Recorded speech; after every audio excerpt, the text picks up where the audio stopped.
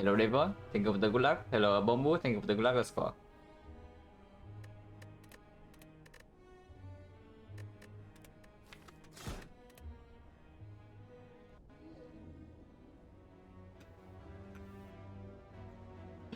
Oh, it's so funny, you know. Because if you if you were here yesterday to hear me talk about the new bonus of Ironclad a little bit, you would actually hear me just talk exactly this option, you know, like lose Ogo for transform 2, and here it is. And Ironclad probably doesn't want this, so it's up against two the candidates. But we'll see whether the path allows me to take this or not. Because transform 2 is still in the long run like pretty powerful, and of course there's some chance to high roll. But if the best path is anyway, if it's like aggressive, so very slightly aggressive, then we just don't touch that. It is actually a pretty good path for the loose Ogo transform 2, like, funnily enough.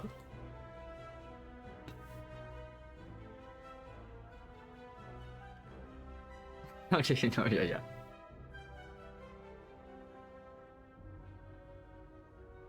It's funny, right? Yesterday I just talked like exactly this option, and now I might click it over a real option here because the path allows me to. Like, look at this. We can do 1, 2, 3, 4, maybe 1, 2, 3, 4 here, maybe 1, 2, 3, 4 here, or 1, 3 question mark into 2 here. And then into the fire. From this fire, this elite is completely optional. If we take the elite and afterwards, and maybe say 1 fire, 2 fire, 3 fire, plenty of upgrades suggest that transform 2 is stronger than usual. We never ending up going to a shop in Act 1, so the loose Ogo is irrelevant. Then we take 2 super late elites. That's a strong path, like 3 fires, 3 elites, transform 2 stat. That is strong. Now, of course, that is if things go well. So if things go badly and we cannot take this elite, then we do this fire into here. Like if we start on the right side, yeah, then this fire into either force elite or a shop. And if we take the elite, then we are forced into a burning elite. Of course, it's still like 3 fires, the floor 7 elite after the fire, and then a burning elite. So the value of this path is not low either, but it's a little bit. It's not flexible, you see. Because like, let's say we start here, we go here, and then we try to commit to this, but something goes really wrong in these floors. Something goes really wrong in these floors. Maybe the card offer suddenly becomes a complete trash because we have already seen one. We have only seen one card at this point. Or we get no potion drops, and suddenly this is looking scary. Like, what other options do we have? Yeah, nothing. Like, we go to the shop in here, we take 0 elite. That's unacceptable. So it's always left side, because the moment we start here, or we start here with the intention to go to right side, we are forcing ourselves into this path. Like, it is the only path. So yeah, like left side. Unfortunately, even with 3 choices, we cannot actually choose to take 3 fights only before the first fire. So we always run into this advanced hallway. Hello to what? Yeah, we always run into the advanced hallways on floor 5. Now the stats speak against the transform 2 a little bit. Because like, if the transform is good, here's the thing, like technically there's an option to take 2 fights, but if the transform 2 is good, we would want to take 4 fights.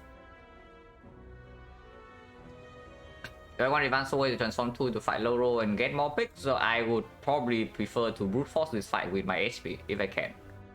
But that's the thing, like this is just a fake choice. Because if your transform 2 is very good, you want to fight advanced hallways, you never go to this 2 fight path. If your transform 2 is complete trash, yeah, better take more fights. Instead of taking 2 fights, because the moment the transform 2 is trash and we only take 2 fights, like how are we going to get past this? And then if we don't take this, then where do we go? I guess that's technically like a path here. We one upgrade here, and then we take the third fight, which is still an easy hallway fight. That's before the chest. If the transform 2 bricks, that's okay. And then the second fire here, and then we can still convert to these 2 late elites. And I guess it is a Hexaghost Act, so if the transform 2 bricks, we can still upgrade, and then we don't have anything to upgrade here, we can still upgrade, spend one of the upgrades on the bash. And then it plays decently well in this, in the Hexaghost. But this is way too many question marks. With loose or gold stat, first of all, cleric cannot show up yet, which I guess is a good thing. Hello, Blackwater Sunset. Yeah, cleric cannot show up, which I guess is a good thing. But then I don't know, like all the life sources are a little bit weird. Shining Light, Grapples, I guess they're okay. We are fighting Hexagons, and if we only take 2 fights in here, no advanced always 2 late elites, then the path is pretty thin.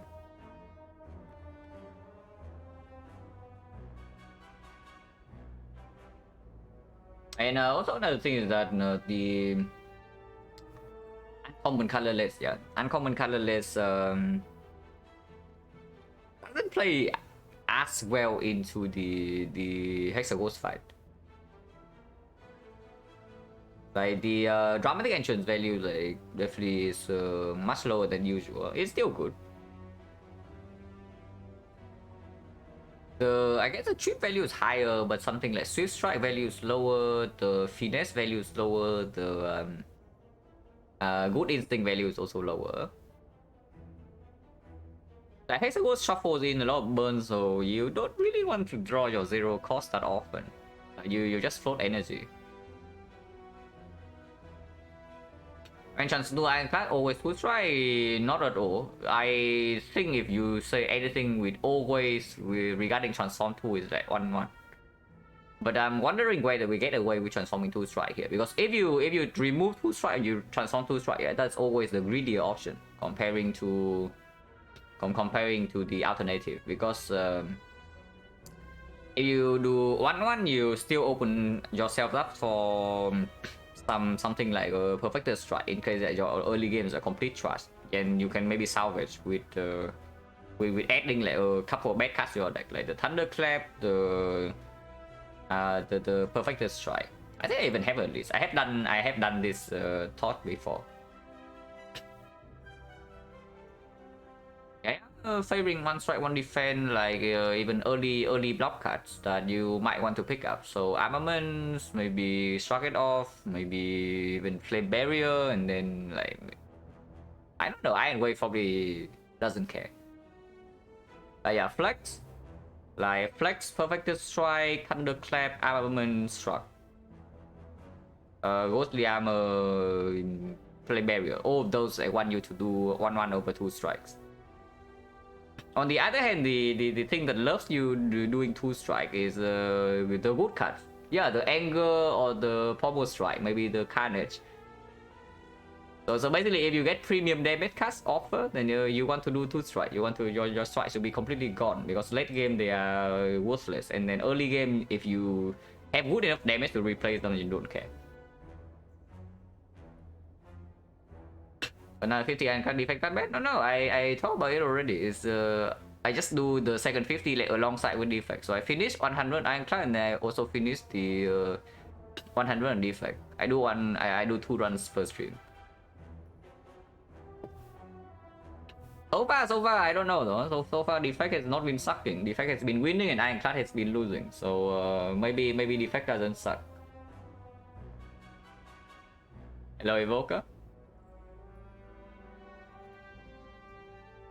Defect win rate, I changed my title whenever I move to the defect run. Like, it's like already too long. Don't need to be more confusing when I'm actually not playing defect at the moment. And recently, cause of 7th death, I died in Act 4 because probably because of some stupid decision, but me and Shield, basically I just like completely hard break first 2 turns and no potion was available to bail out, and I just died from 4 HP. Turn 2. With plenty of things that saved me, by the way, yeah, but actually just died. I haven't seen one of you in a while, but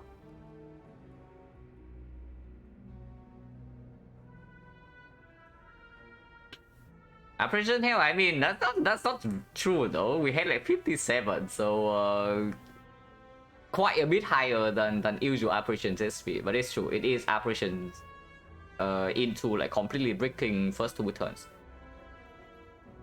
But that was partially my fault still. But that was partially my fault still, because I was trying to. But basically, I was not respecting Spear and Shield that much, you know. Like I was thinking the hard was a more difficult fight, so I spent more resources at preparing for that in Act 4 shot. Because the deck at the time had like 3 apparitions and 2 big ritual daggers with Pen Dip loaded up.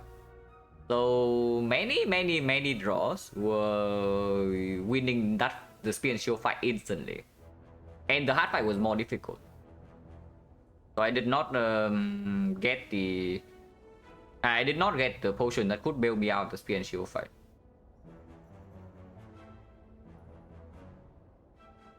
But yeah, here if we do transform 2, it's probably 1-1, and then we choose one of this path. Probably always this, because if we start here with either transform bricks, but the first card from here is premium, but not premium enough for me to take the hallway advanced hallway fight, then I can still see triple question mark. Preserve Insect Late Act 3, would that have helped? No. We would be 7 damage off. On turn 2, we drew the wrong ritual dagger. We get Pen Dip loaded up, and we would have drawn the ritual dagger that dealt 128. So with the Preserve Insect, the elite would have 135. I guess we did deal 6 damage with Bronze Scale. So in fact, we are not 7 damage off. We would be 1 damage off. And that would have been even been sadder, you know, if we are actually 1 damage off from killing the freaking spear on turn 2. That would have been very sad. Like that would be the situation where we die by exactly 1 HP, and then that was okay. Yeah, we die by exactly 1 HP, and we also failed to kill the spear by 1 damage. So at least no Preserve Insect, but the correct play was probably the I don't know. I maybe it's like the Sticker Oil just to give options in case I had brick. The logic is kind of similar to the defect run 2 days ago, you know. That having an option to actually bail you out is very powerful. It doesn't matter if the Sticker Oil is almost worthless in the hard. If we are dying in the hard fight first 2 turns, then of course we use Snake Oil. If we are not using Snake Oil, it means that we are currently not dying. But if I do not take the Snake Oil, then I just have no option if I break. I just lower that. There's no play.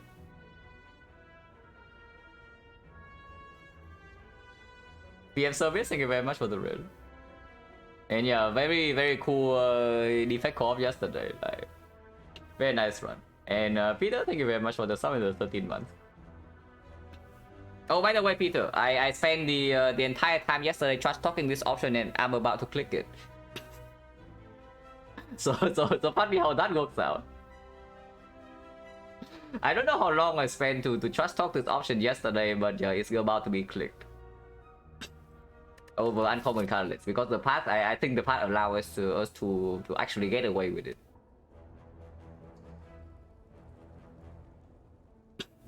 Class lot was even worse. I mean, yeah. Apart from the one throw, like every single one class loss was a series of. It's not even a single low roll. It's always a series of continuous low roll here and there. But that's the thing. Even then, a lot of them can still be prevented. I guess in the more difficult games, you just cannot allow. You just cannot make like the small mistakes. It costs the entire run. Because even with so many low rolls like consecutively in the row, like the death still could have been prevented.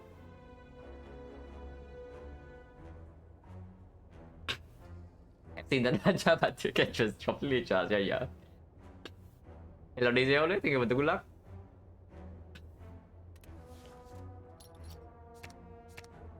Okay, we break, but yeah, good news, guys. This flex is not complete garbage because we have 4 strikes in our deck instead of 3. Juggernaut is complete trash no matter what. Iron Wave waiting room. Not even kidding. Like Iron Wave, like where are you? Like Iron Wave, please. I am asking for maybe 2 Iron Waves. Not 3 though, not too many, but 2 Iron Waves completely fine. But yeah, like upgrade is strong, yeah, with the flex. That's why I'm saying like plenty of fires and the option to completely dodge the shop and no option to go to shop before the elite is favoring this Neo Bonders. The curse now it plays here.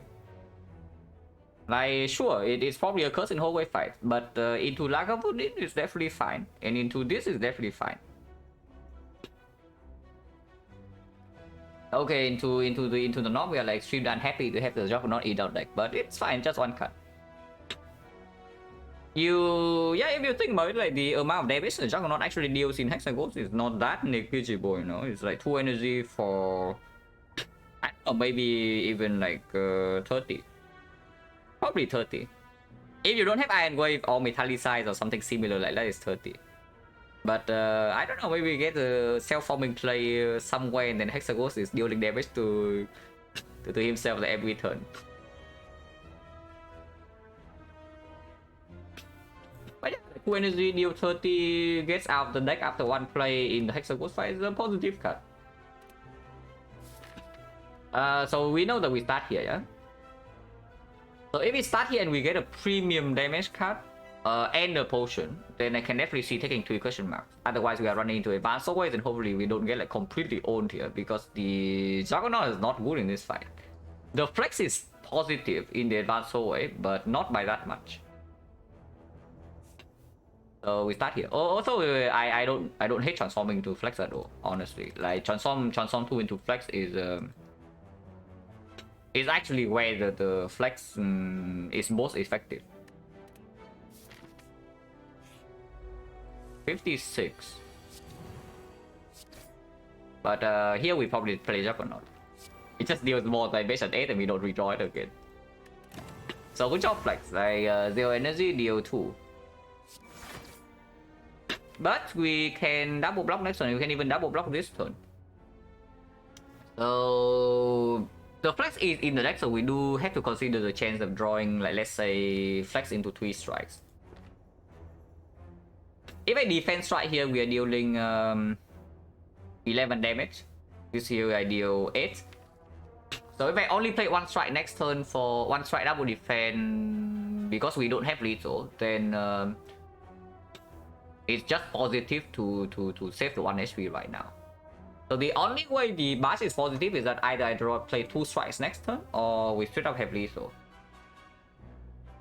If my bash right now is like 35, so flex into 3 strike exactly is lethal if I bash. Every other hand is not killing. Yeah, exactly one chance.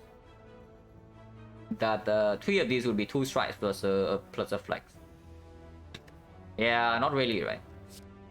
Potentially we are taking 6 next turn. Close, but not quite. But here you see, like double defense. Yeah, Juggernaut trust talkers. And look at this. Look at this. Now we can actually kill while taking only 1. Okay, of course this thing gives us 1 turn to set up.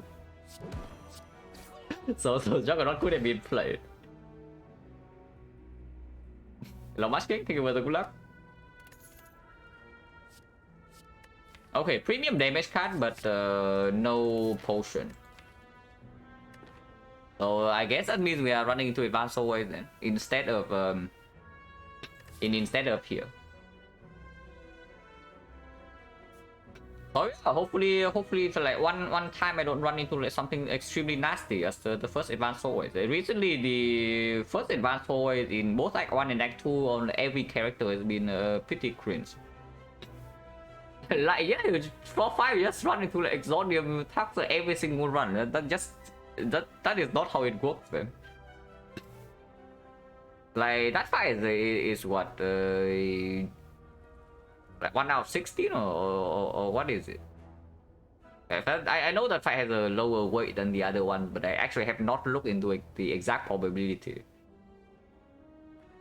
Angle's really good, yeah. It is pretty rare that you are on floor 1 or Ironclad and angle is not good.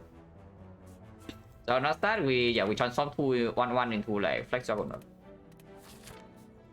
Oh yeah, take the advance away, yeah.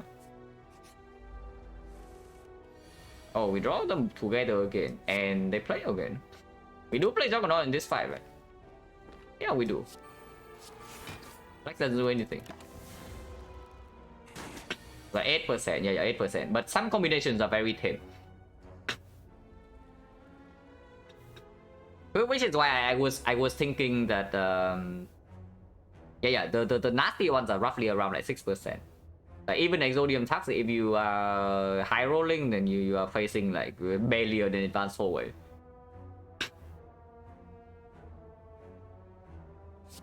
So Anger of course absolutely going in, but that's no surprise. If we draw one more attack here, we kill. And we do. Don't need the flex, but we do draw the flex anyway. No potion. And garbage damage cards. Now yeah, I know what you're thinking, guys. Like dual wheel Juggernaut, like yes.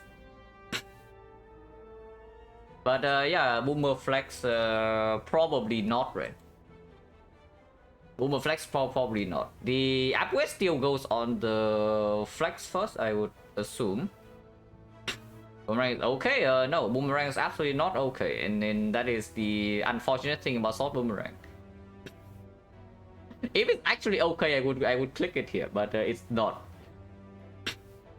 And nothing other than exhaust, yeah, but still, like, exhausting allows us to redraw into the thing, so it's not that bad. I would like to add a block card. Yeah, like an Iron Wave.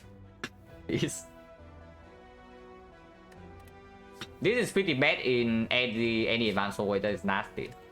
In those fights, you actually just want to single target, like pinpoint the kill with the anger. And Hexaghost also barely plays because we line it up with the flex less often, especially if the deck has no card draw. And not really risk it. Unless you tell me it's like 5 breathing to cover for the sentries, because the Lagavulin, we have the Anger and the Juggernaut. The Knock, we have our 72 HP. And then the sentries, you can solve with 5 breathing and then it's doing something in the Hexagon. Yeah, at the moment, no potion. North is like really bad. That's just half of the cost, like the usual thing. So if this thing drops, let's say like a 5 potion, but it still take the advance away, I guess I'll see what is here first. But potentially we can even go here, take this elite, and then still dodge the shop here, go to this fire instead. And then if we are scared of Hexagon, we can maybe pass to this shop, because now we actually have gold. But let's see. 27, 28. Oh, you are so good at the game, guys. Really though, we actually roll we actually roll like almost maximum HP for these things. By HP I mean like the combined HP, yeah, of the both the actual HP and the shell. They can roll as low as I think 22 or 23. But anything under 26 and under, we can kill one of them right now, and then we take a little bit less. But I guess we take 8. Right, damage is force. So how do I distribute this damage? It's definitely bash one guy and then anger the other. Oh, is that even true? I can do triple attack on one of them. Ah, doesn't make sense. Like bash on one is always opening up one strike lethal next turn anyway. And they both have 16, so I would assume that we just attack the one that is attacking for 7.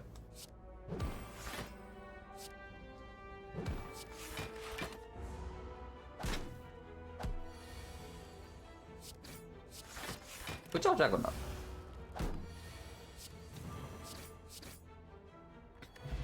Ocean. Not a good one, but ew.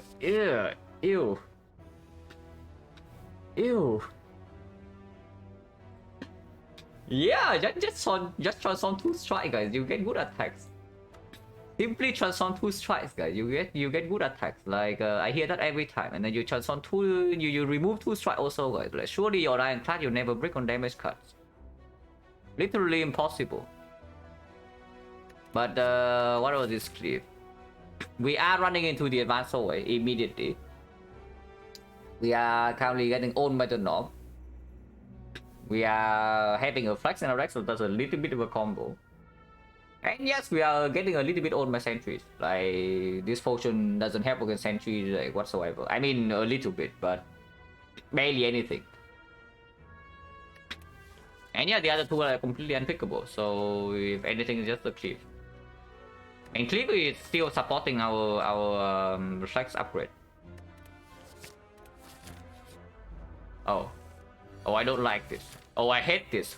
Holy crap! Is we low rolled 10% here. This fight is not bad, yeah. This fight is not bad, yeah. But the next fight, man, haven't been really been stepping into like first question mark fight like so often. More play, more dislike transform. Yeah, don't worry. You are we are the same. At least if the path is like very clearly favoring an early elite. I mean, I say that this fight is fine, but is it really fine? If we don't kill this thing on turn 3, we are in big trouble. Was I going to get screwed today? Yeah, you can check out our epic transform tool in here, and then our damage cards. Anger is good, but after 3 floors, you add 2 cards, and one of them is cliff. Something is wrong. Something is wrong. Next time we probably take the whole 9. We don't even draw the bash.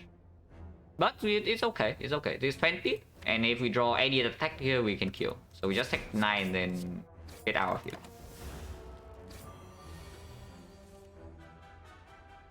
Well, that's rude. I mean, force gambler's rule or what? Otherwise, I take 21 next turn. It's actually a force gambler's rule. This gambler's rule saves 16. So I guess that is what we do. Because we don't even have defense in the drawing defense this turn best both ways, yeah. Like first of all, I don't kill, and secondly, I don't even have defense in the deck next turn for the Juggernaut to kill it. And I am vulnerable, and I'm being netted. So yeah, better gamble right now for 16 HP. And if you gamble with elite, we cannot miss because the entire deck is attacked. For whatever reason, we cannot draw damage cards.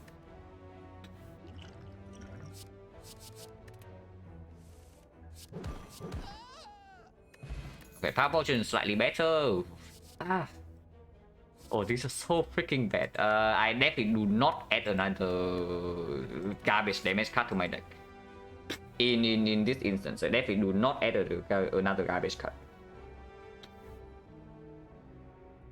Vending potions? Yeah. Just wait until this guy calls a friend, man. Just wait. He's alone right now, but he can call a friend next floor. Go transform? Yeah, go for transform too. Exactly the option I just talked yesterday. And you also see why I just talked the option. But I mean, if we get to the Hexagons, these cards are not that bad. It's just that the actual cards off for this run has been the actual cards off for this run have been terrible. First 4 floors. The only thing that's slightly pickable here is a headbutt, but the problem with adding headbutt is that we actually get like completely destroyed by Lagavulin. I mean, maybe not completely, but kind of. And it doesn't even actually help that much in the other fights. Of course, if you say that you draw like a god, you can do cliff on turn 1 against the sentries and then headbutt the cliff and then do cliff again on turn 2. And then maybe somewhere along the way you flex, get plus 12, and then you are doing killing sentry by turn 2, and then you are taking maybe 15 in the fight.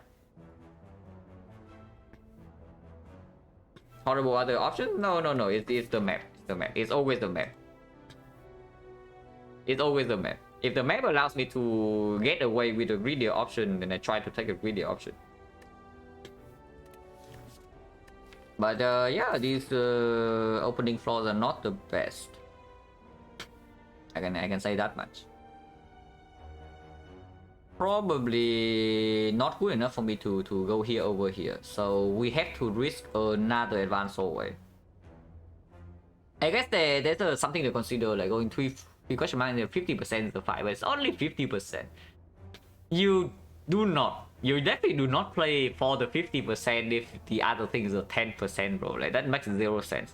The only way you go here because you expect to fight in these 3 question mark, and because you are scared of this fight, this question mark here being a fight, is that if you actually know that this question mark is a fight somehow. Yeah, that makes literally 0 sense.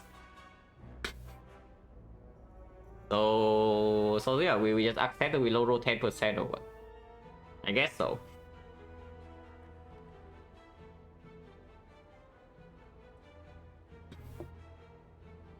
Yeah, I got events are so good, yes. Potion gens right now is what? 4 fights, 2 potions, 40. This potion doesn't help that much in the advanced hallway though, so I hope it's not a nasty one. But yeah, I do not think headbutt is better than skip. Why? Not because I think the headbutt is negative in our deck at the moment, but the actual answer is that I still really want to add another damage card to this deck, an actual good one. Like maybe a Carnage, maybe a Hemokinesis, maybe a Whirlwind, maybe some Pommel Strikes. And if I add this headbutt right now and then I add another attack, this deck is looking awful. I mean, it's already looking awful, but it can look even worse. And Cliff Angle, I honestly would prefer to draw Cliff on turn 1, you know, if we run into like Slam Gang or something. Iron Wave, yeah, absolutely, Iron Wave. I would love to add Iron Wave to this. Yes. Yes, please. Where are they? Okay, the strongest Slam Gang. Okay, at least it's only minus 14. It could have been minus 24 here, but they let us pass. For now. But we can draw Cliff next turn with the Flex, killing all of them. It's probably just propping the O3 instead of trying to do any nonsense with this Juggernaut. Hello, Exit. Innocent hit so hard. Yeah, I always call this fight like the stronger Slam Gang because it's more difficult for you to kill one of them turn 1.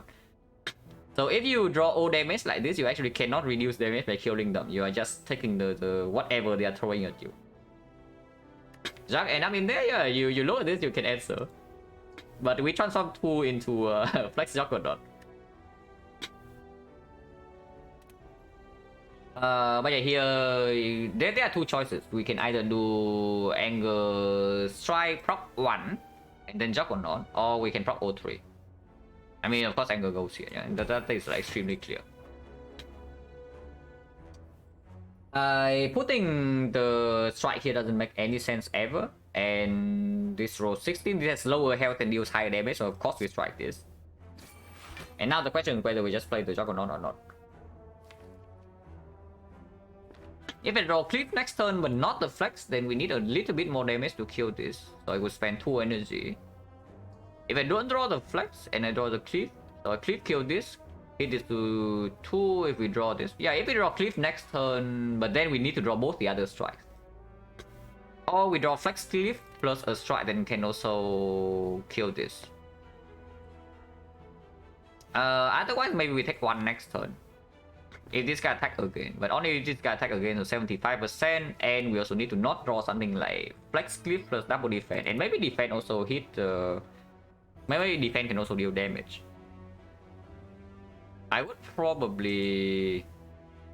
But it doesn't make a lot of sense because the redraw never happens here. Yeah, the redraw actually just never. It's never relevant in this spot. So it's just about like what is exactly better next turn. And if you only want to play 1 defense anyway, then the 6 pin point of damage definitely is better because it opens up more room for lethal. Otherwise, do you want to play defect or what? Like not that we are dying in this Ironclad one, yeah, but I'm saying that we are actually playing defect lightning ops if you are playing the Juggernaut here. Because then we get into a situation where we kill this with 1 energy, this guy attacks for 8, this guy attacks for 6. Like for example, we draw Cliff double defense, and we do Cliff kill this. This guy has 2 HP, so then we have double defense in hand Juggernaut. Like, do you really want to play double defense, risking taking 4 with a 75% chance to kill this? That is literally playing with lightning orbs. And I hate playing with lightning orbs. so let's not do that.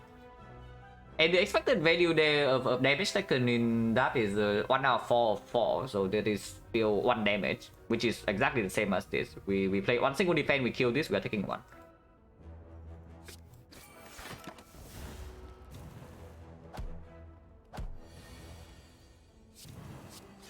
Good job, Flex.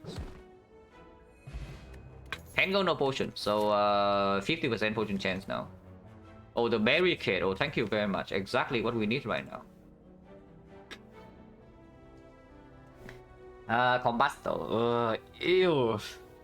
Ew. At least the combust exhaust, yeah, so it doesn't stay in our deck for that long, but it is one of the worst damage cards we can add to the deck right now, because it doesn't work with the flex and it doesn't work with the bash. It's awful. Could have been entrance barricade. Yeah, it's true. We pick entrance on floor 3 and then we pick barricade on this floor, and then when I first when I first got into the game, you know, like maybe first 40-50 hours, that was actually what I do. I pick entrance barricade in Act 1 on like Ascension 18, 19, maybe 20 or like whatever. I kill the Guardian taking 0 damage because I just outblock him even on turn 2. And then I die to the first fight of Act 2. Now those were the days, I tell you. Yeah, Clay would be sick. I talked about it like right at the start. Like the moment we transform to Juggernaut, like if I actually see the Clay, that's like actually quite sick. Most anti-synergistic deck, yeah. Good thing that we did not add the headbutt before though. I mean, headbutt comes back again. We can still add it if we want to. But no, seriously, what about this combust? Against Lagavulin is basically a free deploy. It's definitely positive there. Against the entries, it's also definitely positive. Like with this deck, we want to kill them. Like we cannot block. It's actually impossible to block. And if we save the power potion for Hexagons, there's a chance that there's a rupture in there. So basically we open up like 1 more out. Like there's normally the Inflame, the Demon Form, maybe the Brutality, maybe, yeah, I don't want to second Juggernaut, but maybe. If somehow we save the power potion until the Hexagons, then the combust is probably okay. Even Metallicize. Metallicize there's a little bit of synergy with the combust, because playing combust in the Hexagons fight with a deck that doesn't block is really scary. You just die to chip damage. That's basically like you're accepting a -7 into the 9 times 2. So normally you already need like 20, like maybe 22 HP to feel safe on that turn. With the with the combust, you need to actually play with like something to end up as 29 normally, which is unrealistic. Kanganon 3 turns combust positive if it actually doesn't break me, because you see, like in the north I would prefer to draw every other card here compared to instead the combust. But it's not that negative. It's like trading probably 2 energy for 10 damage in the bad case.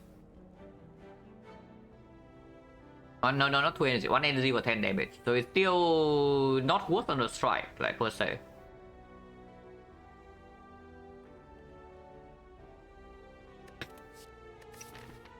Honestly, the evaluation whether I should pick this combust or not just relies on one thing, is that how bad are we into sentries right now? Because realistically speaking, that's the only fight where it really performed. In fact, yeah, if we are upgrading the flex right now, the combust plus adding combust to our deck just make the flex worse, you know. At the moment, this flex can absolutely pop off, but if we add the combust, we add another brick to our deck.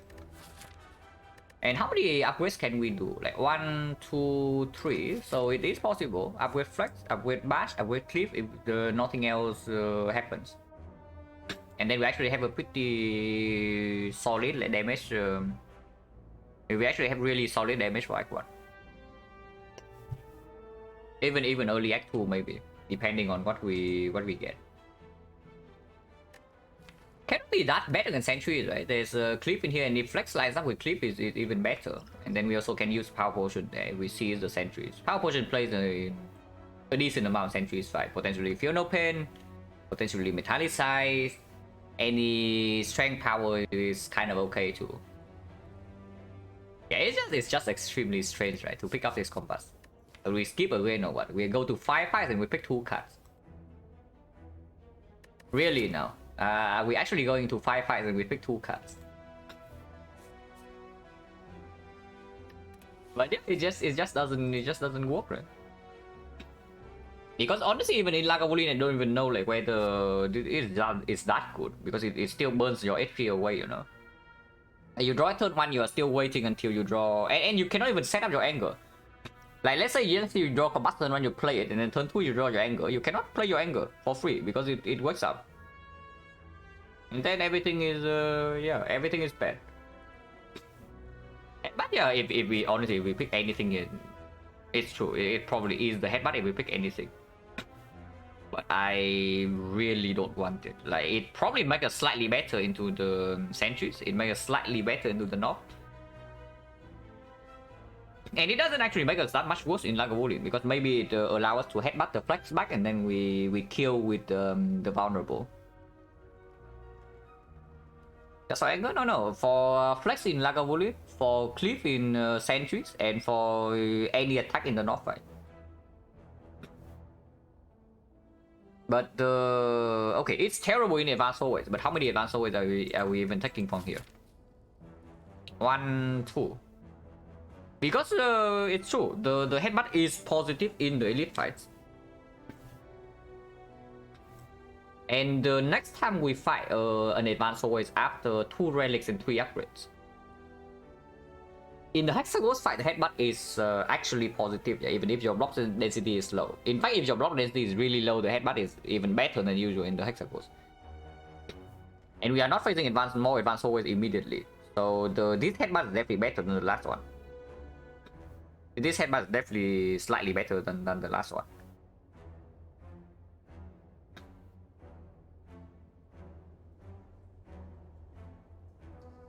And this deck is it is not going to be happy if we ever enter Act 2, you know, unless something drastic happens.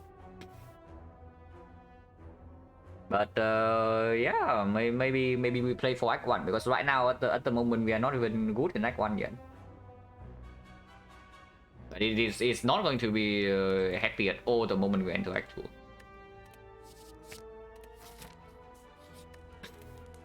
Yeah, flex upgrade. Yeah. Pretty clear with a deck full of attacks and an anger. And of course we take the edit. It is sentries. Yeah, we can headbutt the flex. And that is exactly what we do, guys. This is 15 0. Look at this, 0 energy deal 8. That is on par with the anger, and next turn it deals damage again. Oh, how much is this? 20, 15, 23. 23, 16, flex on cliff is 12, and then 16, so even double attack is already overkilling by 4. If that is the case, then we hit this one. Yeah, that's the case, then we hit this one. And at the moment, not a lot of powers would actually play. I mean, some strength power can play next turn, but not, honestly, not by that much, because we are most likely killing one anyway. So it's only like Metallicize, really. Because even brutality right now might even be negative, because we shuffle our 4 real cards. Yeah, we transform 2 into Flex Juggernaut on 4-0. Yeah, it doesn't make sense, right, to open Power Potion here. And we do attack this guy, yeah. 23, so it goes to 19. 19 with the Flex on top. We know that double strike or strike angle is perfectly killing, overkilling by 1. And even if we hit this guy, Flex Cliff is not killing it next turn, so we need to spend 2 attacks on it anyway. So we hit this guy.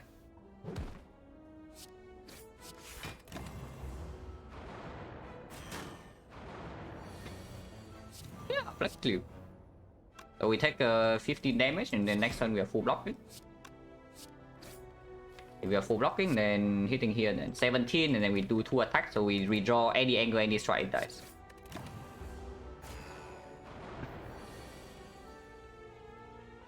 Rich Flag, thank you very much for the sub in the 2 months. Appreciate a lot. Yeah, flex going in, right? Honestly, yeah, even the headbutt. Without the headbutt, we wouldn't have been able to kill.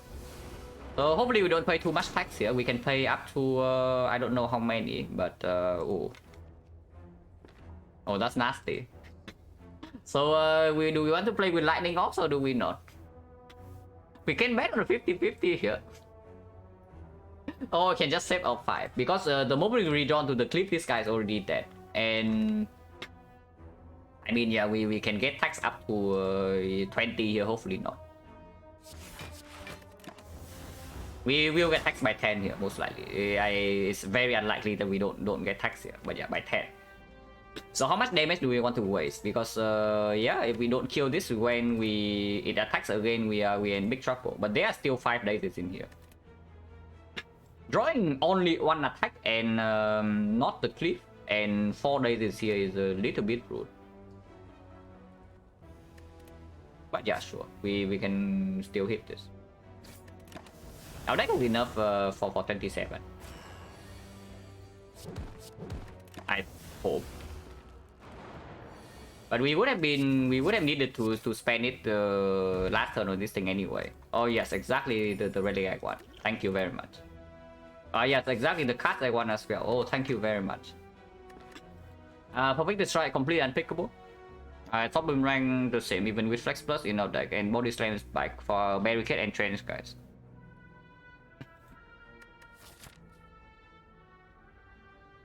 Is it just me or have my icon card rewards recently have been like pretty awful? Yeah, but once again, like unpickable, right? So we leave. Yeah, really on the upswing right now, like no kidding.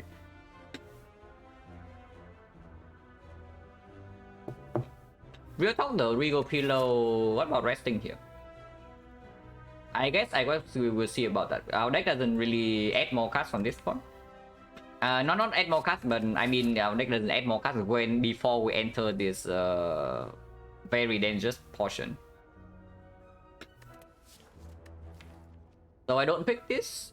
We just fought the sentries, yeah, so it doesn't make a lot of sense to upgrade the cliff, but maybe I can do it anyway. Most likely upgrade the bash though. Next fight either Lagavulin or the Knock, and bash upgrade is already good for the Hexaghost. So I can see upgrading bash here, see what this relic is, and then maybe resting here for 33. And with 69 HP, the perfect amount. Absolutely, we are fine here. Oh yeah, we skip this crap. And 99 go, not interested, not over fire. Yeah, we just get like, I don't know, paper frog or something. Wow. Thank you. This only shows up because we transform 2. Oh, this only shows up because we transform 2, guys. Incredible. Okay. Maybe the Ironclad heard me say that Ironclad is like so insanely strong. Like one is just trying to prove otherwise, or what is going on here. Like maybe the Ironclad is a humble character, you know, like. The Ironclad heard that he got praised to the heavens in Act 1. Like, you are so strong, you have like 100 plus HP, you have like plenty of good cards, you have good damage, and then yada yada. And then he's just trying to prove otherwise. Like, yeah, don't pay attention to me, guys. I'm not watcher. Like, kind of the thing. But yeah, we are resting. I don't know, maybe Ironclad sucks. Wait, we rest to 73 and not 69. I cannot even do math. Oh yeah, Ironclad rest for 21, yeah, 36 and not 33. Ironclad is not silent. Silent rest for 18, Ironclad rest for 21. Yeah, lead is on off the chest. Like, imagine taking this fight and then this actually bottle tornado. How bad would that be, please? Like, we would actually skip the entire relic.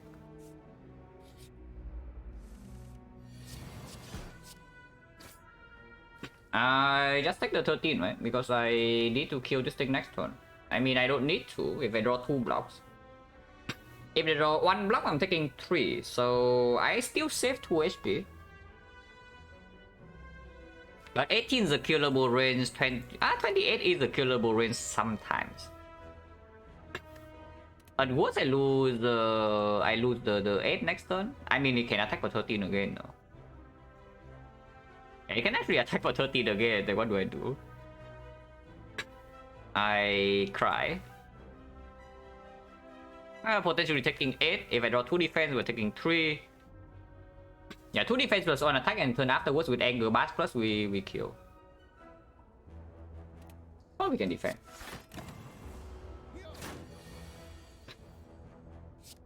Oh, we are 1 off. Oh, how nicely it worked out, guys. But yeah, -3.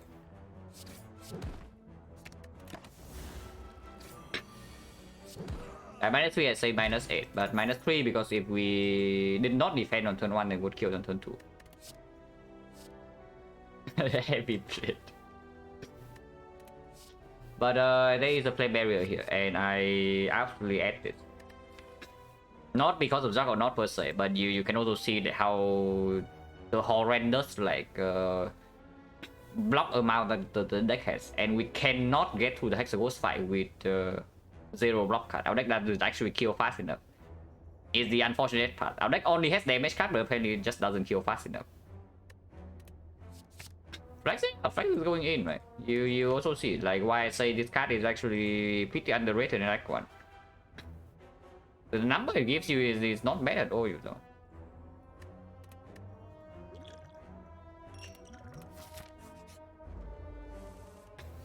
Okay, Bash turn 1 at least. Bash turn 1 is probably means that we always kill turn 3 here. I mean, I say always, but hopefully we don't need to use explosive pot. Origin chance at the moment is what, 40? 1, 2, 3, 4, 5, 6, 7. No, 7, 5. It cannot be 40. Next pot, power pot. We use a pot in the whole way fight. I don't even remember what, but we draw 4 potions, so it's like 30%. Gambler's Brew, Gambler's Brew. Yeah, Gambler.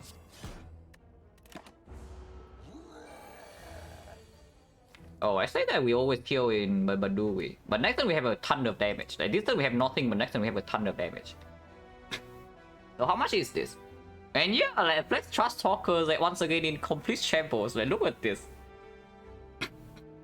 Good thing is Bash Plus though. If it's not Bash Plus, we are really set. So how much damage is this? 10 and 10, 45. 45 plus another 19. Yeah, 45, 19, 64. Oh, it's already dead. Yeah, Playberry also goes in immediately. We take 0 to the north. Oh, that's good. When I take flex, usually my best case to take the flex is that you start with like the remove tool. Something with transform tool is okay too. A real relic, by the way, finally. Not that amazing, but it is fine. The ideal case is you start with like remove tool or transform tool, which is why I also dislike removing 2 strike, because you shut down the early flex pick. And ideally you have some card draw on your deck, like maybe the Pommel Strike, maybe the Offering, maybe the Battle Trance. Then the value this card actually gives you in early game is like quite a decent amount. Think about not being the Watcher, yeah, sure. Oh, 1 energy block 15, guys. Oh, I don't know about you, but I see 1 energy block 15. Yeah, I have to say it every single time I pick power through, guys. It's just so that you realize like how ridiculous this thing is. It says 1 energy block 15. Unupgraded. Compare that to an upgraded block card. For on all classes, yeah. And what would it be? Like Struggle 1 energy block 11. Okay, Ghostly Armor is probably the more slightly fairer comparison. 1 energy block 13. Ironclad actually has pretty good cards. On Silent, you upgrade your block card is like 1 energy block 8. Well, that's pretty sad. On defect is like 1 energy block 12, the leap. Yeah, let's see plus block 14, but that's like not really fair, you know, because it actually blocks way more than 14 with the weakness. Yeah, silent upgrade your block 5, you get energy block 8. So you need to play 2 energy with a block, upgraded block, to be the same as this thing. Oh really?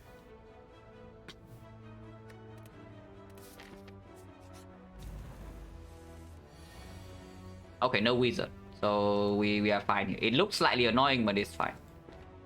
We have cliff minus here. Actually, it deals 4 AoE damage. And Flame Barrier once again like performing very nicely.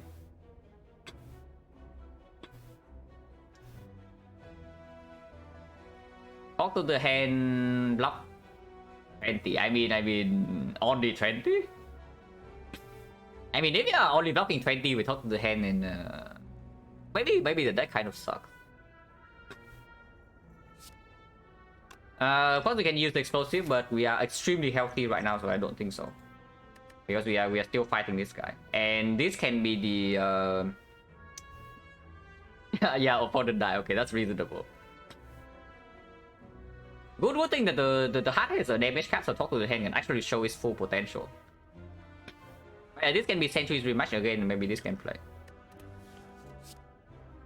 But it's pretty clear we kill this, right? Or are you suggesting that we might take 3 here? To not get frail weakened. But Power 2 is still fully blocking both of these even when we are frail. It blocks 11 when frail. And they only attack for 10. And not really, right? Like, why take damage? Because if we don't block next turn, then we just kill anyway. This guy cannot shield both of them. Okay, maybe Bash a little bit cringe. But next turn is very good. But it worried about Hexa? Yeah, but what can we do, right? There's nothing we can do. Let us hope that the next 2 floors make us slightly better. I did not draw the cliff, but we can headbutt the thing. Yeah, we can headbutt the flex, right? And the next turn flex cliff is dealing 13 weaken to 9. Oh, 9 is the best number. Still okay. We can headbutt the power through us well. Or the flame barrier. Actually, flame barrier is the best.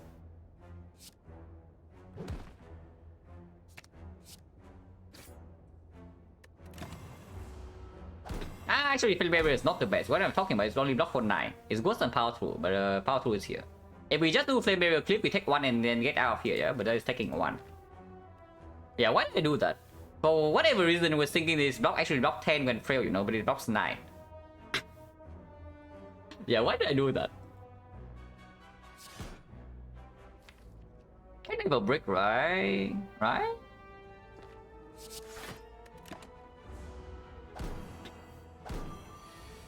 Yeah, I can never break. No potion. So right now is this is 30. Did not roll potion, so it's 40. Did not draw a potion again, so now it's 50.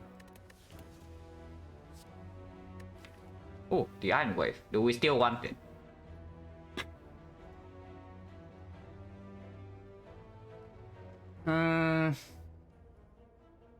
What is the upgrade before Hexa goes?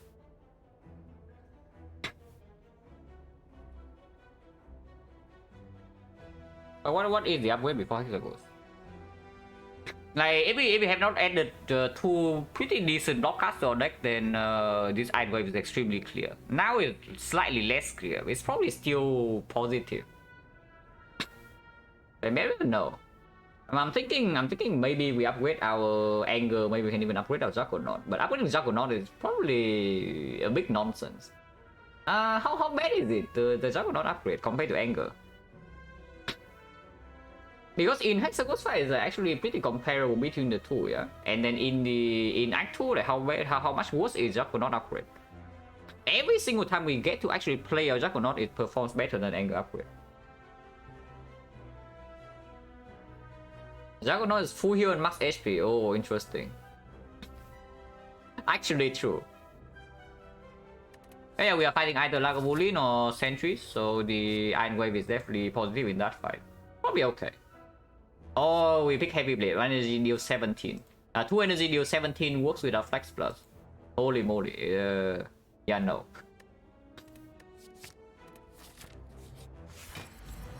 Oh, Juggernaut time to shine, guys.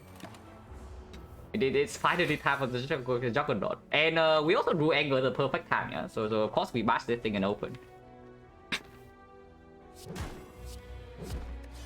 I definitely do not use any potion here. We are extremely healthy. Yeah, Iron Wave Juggernaut, look at that.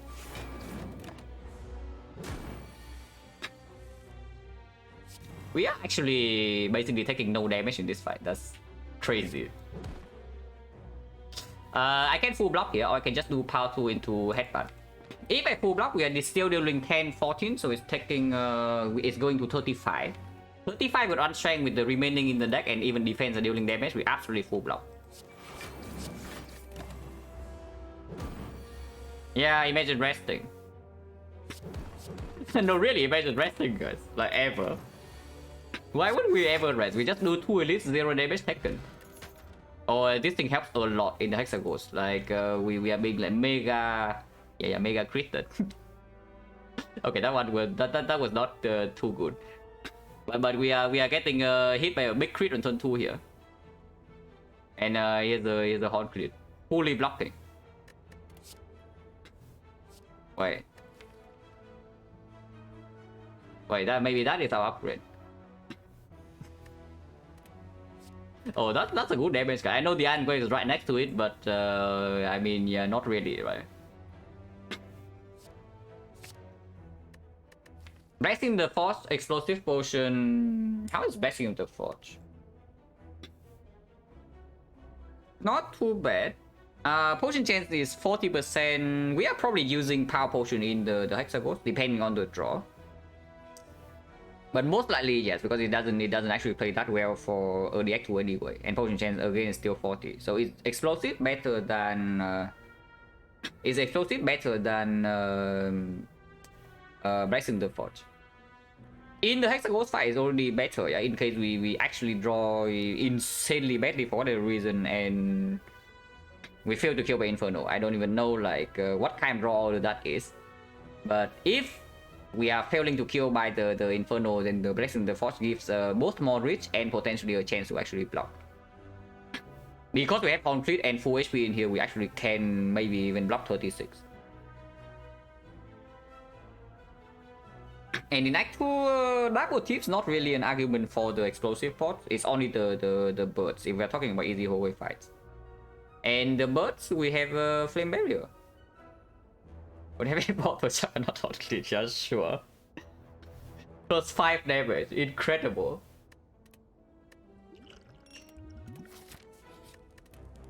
Oh yeah, this is the clear upgrade. Turn 1 is good. Open this. You know, Pain is doing. Okay, how big is it if we pick the Berserk? We are currently being hit for 7, right? So if we pick the Berserk, it's actually 10 times 6. Yeah, let's not. Let's just take the Metallic size. Metallic size Juggernaut, guys. Like, come on. We all know what is good here. Drawing this on turn 2 is slightly annoying, and drawing no block card is also slightly annoying, but I mean, sure. We headbutt the Bash Plus, and then this fight is over. Oh, by the way, we do play this. Oh, look at that, guys. The insane combo.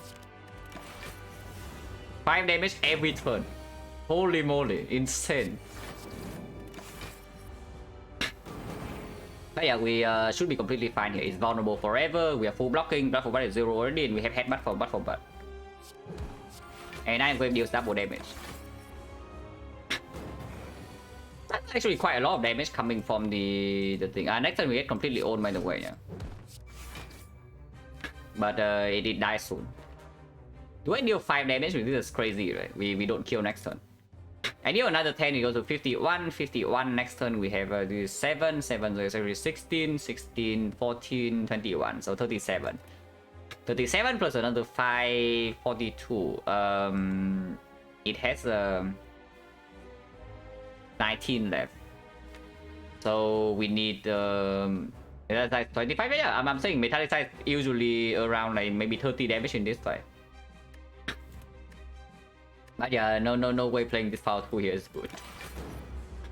Power 2 this turn, no? Like here power 2 is good. Oh. But whatever, we kill next turn. Ow. 19, no, 19 is already counting the block. Without the block, it's only... Wait, it's actually 9, yeah, it's actually 21. It's actually 21. Like, it's 9... It's 12 block plus another 9 damage. It's 21.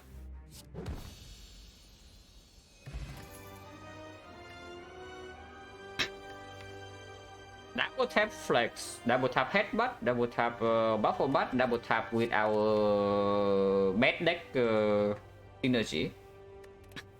Immolate. First AoE card. Yes, I say first. It's actually true. Or grid. It's probably never double tap. Like before I pick double tap, I just take Immolate. But am I allowed to take corruption here? Because we do have a flame barrier, but I also transform away one defense already. It doesn't work with the Iron Wave, it doesn't work with all the attacks, it doesn't work with the flex. So at the moment, maximum value of corruption is 6 energy. Over I don't know how many turns. On turn 2, we don't want to play block with the Horncleave. It is quite bad immediately. It just, once again, as always, right? You pick corruption and the back one is an investment for the future. On kill carry corruption, suddenly we are OP or what?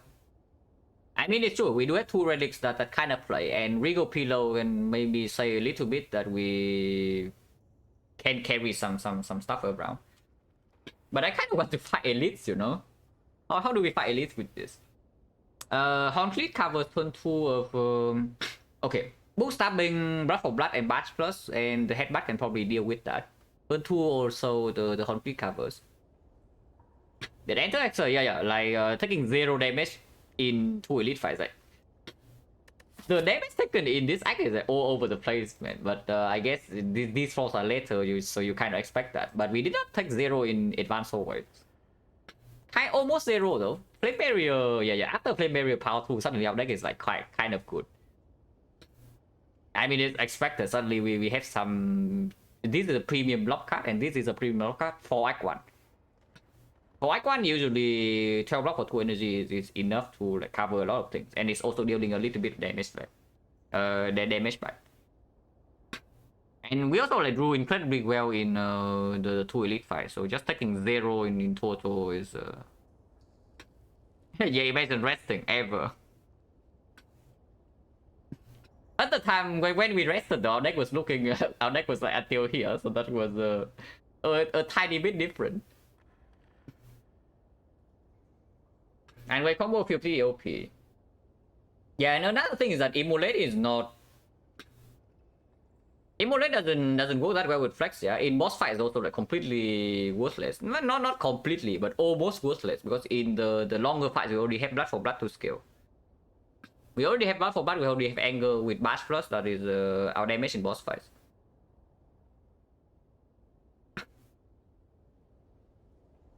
So then, if we take the Immolate and then Act 2 Elites don't really give us the boss solution, we actually might be toast. And then later on this run also like kind of struggles. It's just a corruption... When does it get good? Probably maybe end of Act 2. Because I don't see the corruption playing in like any of the elite fight. Oh, the real thing is that we pick corruption and then we get Snecko here or what? It's good as Snecko. I mean, no, if I know I get Pyramid, I probably don't care about the corruption. If I actually know that I get Pyramid next draw, I don't care about corruption. It's only Snecko.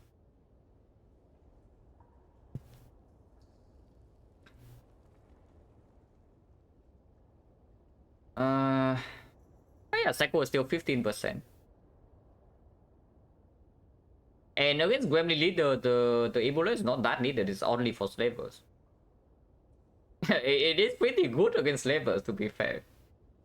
But slavers also turn 2 we have Horncleat. So turn 1 we potentially take, because even with Immolate we also don't really kill them on turn 1. So we still have to take 1 hit. And then turn 2 we never take damage in the first place. And then how much does it actually save afterwards? Honestly, not that much. Yeah, I can see it. Like, we bring this thing with us. Huh. Well, we have a premium energy, or we have the pyramid. I mean, Astrolabe is actually pretty good, but we don't talk about Astrolabe when we see the other 2 relics.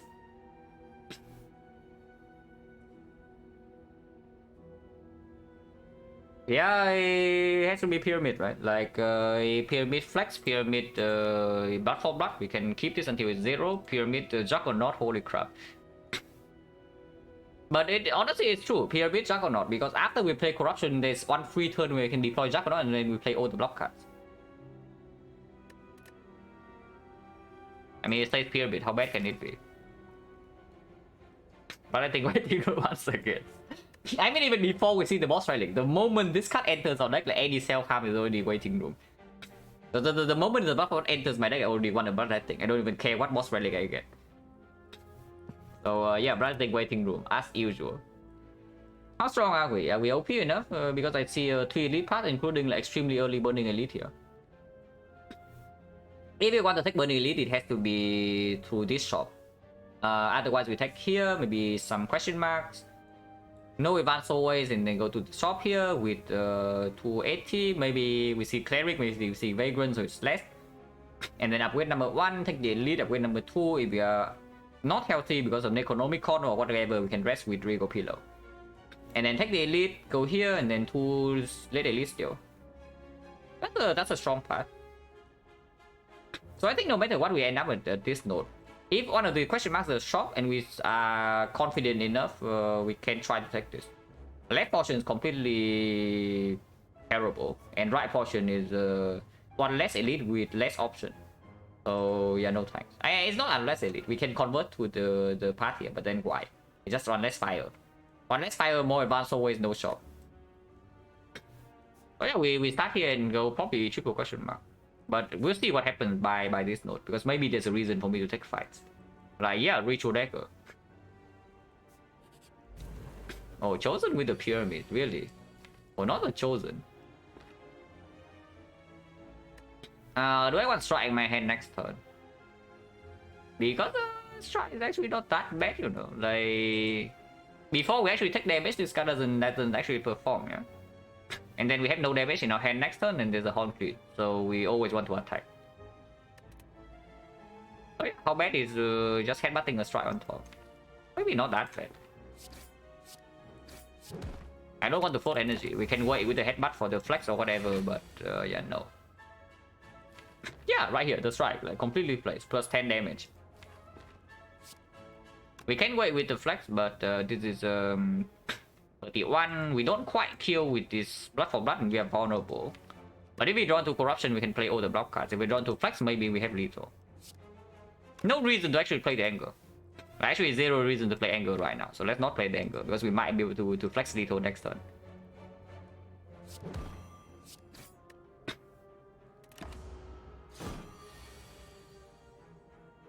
So there is a flex, is a lethal. 5 off. We can take 3 and get out of here, or we can wait. I mean, we can still take 3.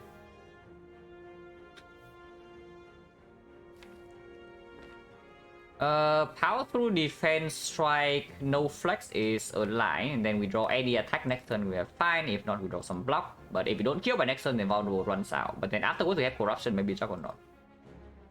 I can see taking a little bit here. Not taking a little bit, but taking waiting one turn. So we just strike power to defend. Yeah. Our hand has what? 1, 2, 3, currently 9 cards. With 9 cards, strike power to defend is 54. Is it? It's 48, no?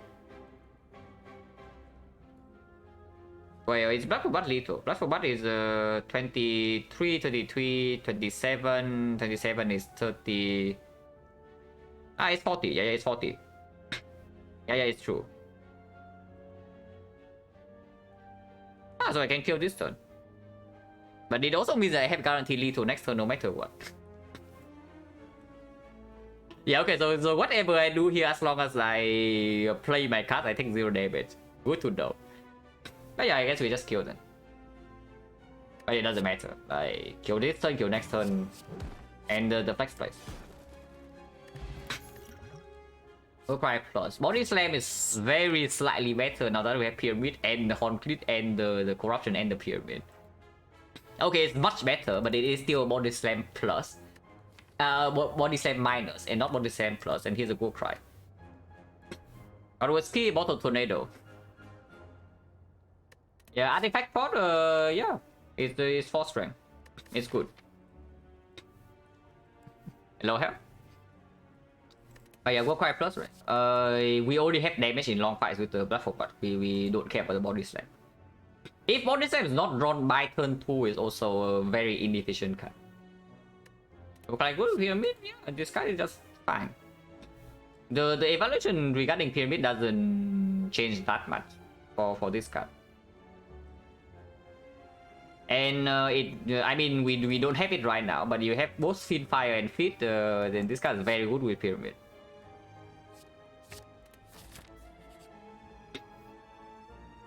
Right, we want more strength, we can get that, but transform 2. Oh, is it time for Juggernaut to say goodbye or what? No, really, is it time for Juggernaut to say goodbye? Because we can transform Juggernaut into a strike right now. Or we can transform 2 strikes.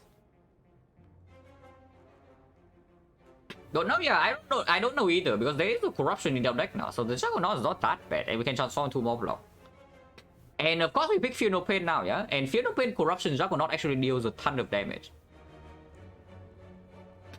I also don't really love transforming 2 strikes though, because the thing is that it makes our flex like quite a bit worse immediately.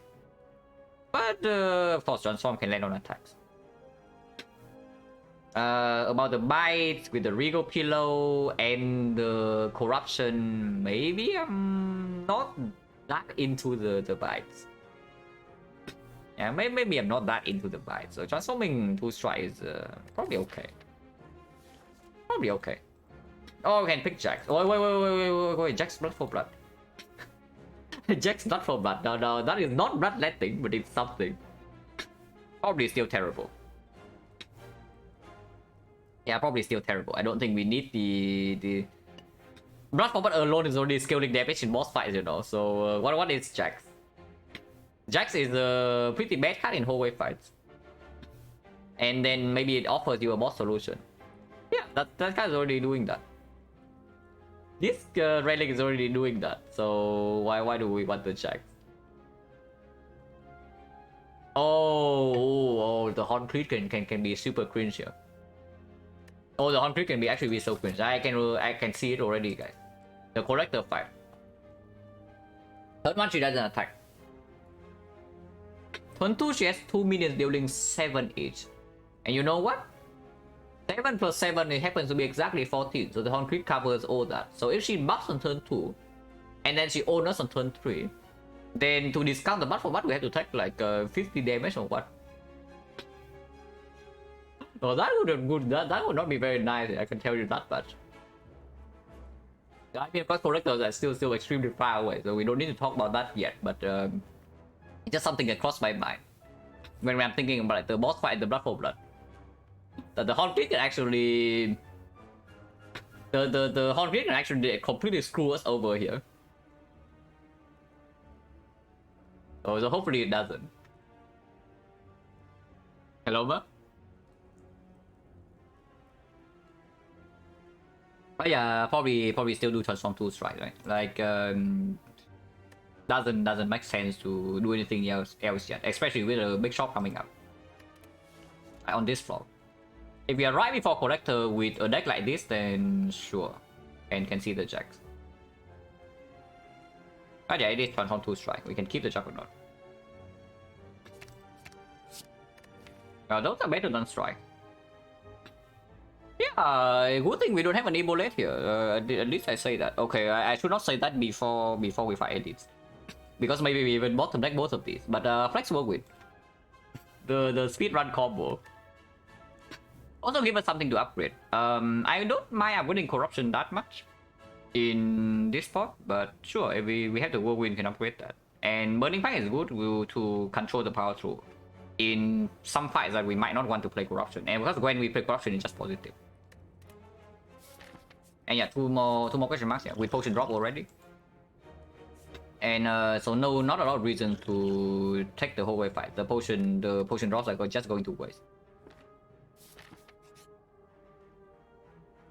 Oh, minus 85 gold before the shop, but of course we take the relic. Even if it give us exactly that branch, we are fine because we have a corruption in the deck. So that branch pyramid is not easily killing us. What is the chance of getting that branch from an event like this? Like, it respects relic rarity, right? So it's like 10% for a rare relic, and then you it's like 1 out of 28, yeah, 27, 28. So around like 0.3% that you get you get a dead branch when you click this button. Okay, life loss, please. Okay, no, forgotten outer, please. But even forgotten outer is okay, yeah. But better event, please. Something that lose life. Necronomicon. Oh, free book, guys. Necronomicon in here is absolutely free because we heal 15 immediately. Oh.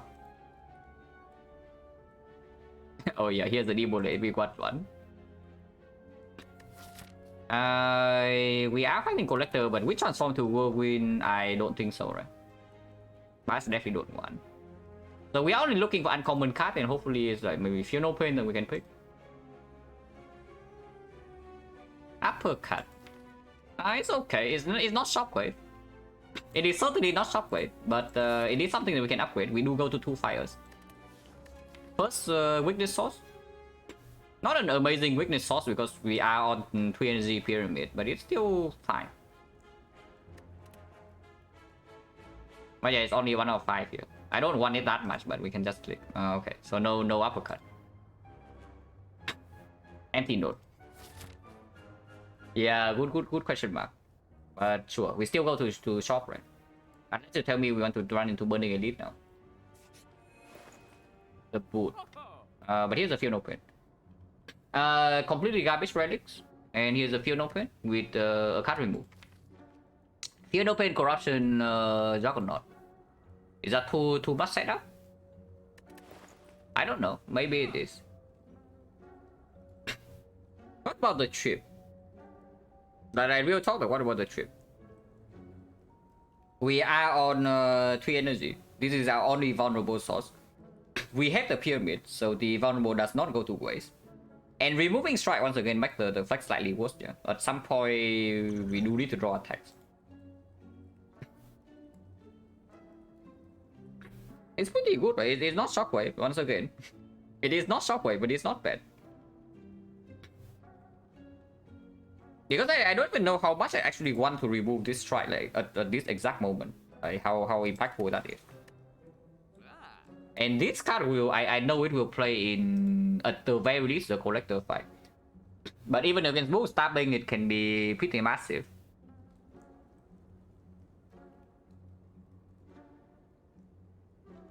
Jaksha is very funny, yeah. If you have Piano Pain in your deck, then this can be like super degen.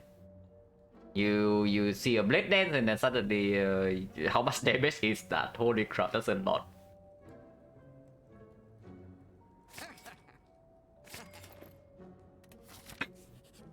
But yeah, upgrade Bowen. Next upgrade is what? I don't know yet, maybe even the rest, depending on how the fight goes, but we'll see. Ancient Potion is pretty important at the moment. I do think we want to save Ancient Potion for the Collector. So if we are not forced to use this potion to survive the Elite, I would like to keep it.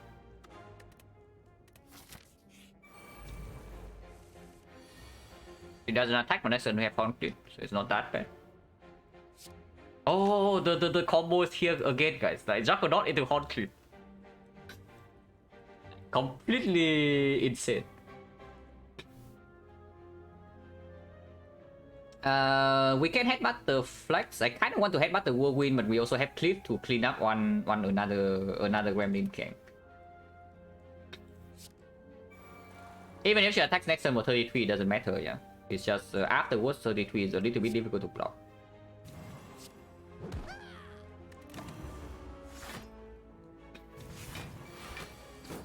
If she attacks for 33 this turn, it's very good for us. So we play Corruption immediately, right? So Corruption, Flame Barrier defend, block 31, we take 2 damage. And also Flame Barrier deals a little bit damage back. But it shields.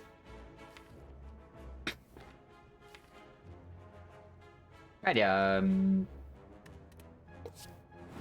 of course we save the flag.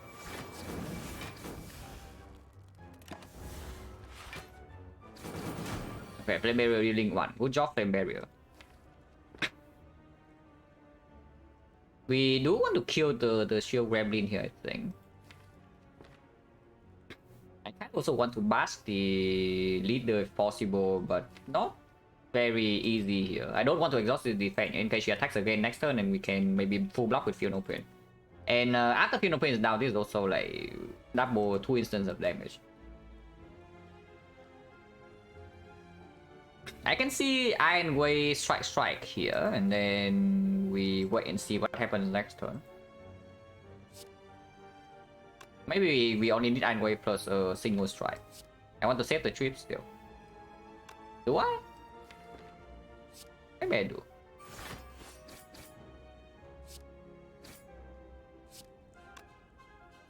Maybe I don't. Actually, I don't. I want to draw full hand. Yeah, she attacks again, but we draw the Fear No Pain.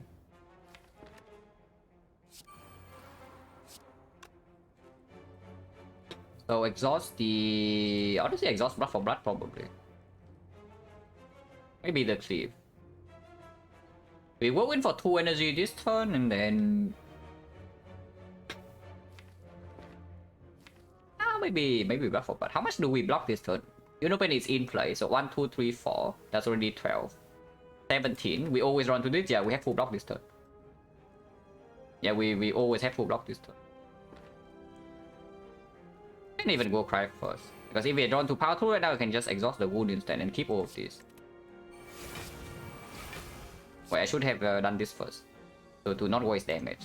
I mean, it's fine.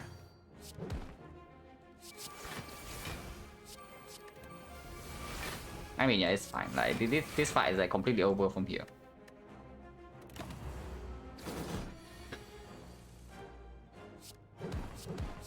Yeah, very easy fight. Yeah, pyramid is good. Like, who would have thought? So with plus, with Blood for Blood minus, with no self harm in the deck, I don't really care about the second Blood for Blood at the moment. Like, also deck has no actual recurring draw. If we play Corruption, then this goes away immediately, and then we can not cycle back immediately into the Blood for Bloods. 2 with plus though, like pretty good, right? Upgraded block cards with the Corruption in the deck cannot be so bad. Energy Potion mainly for the Whirlwind. Upgrade Potion is not that good, especially now that we pick up a Whirlwind. Keep upgrade, actually okay for Collector. Usually I don't value this upgrade super highly, but we are fighting Collector, so maybe I can do something with the Whirlwind. Energy Potion is just better than upgrade, right? The upgrade potion, the best use case for it is just upgrading Corruption to give us 1 energy. So let's take 2 energy. And I do still want to save this for potential Collector. If we don't need to use it in the Collector fight, then we of course can even use it way later, in the heart for example.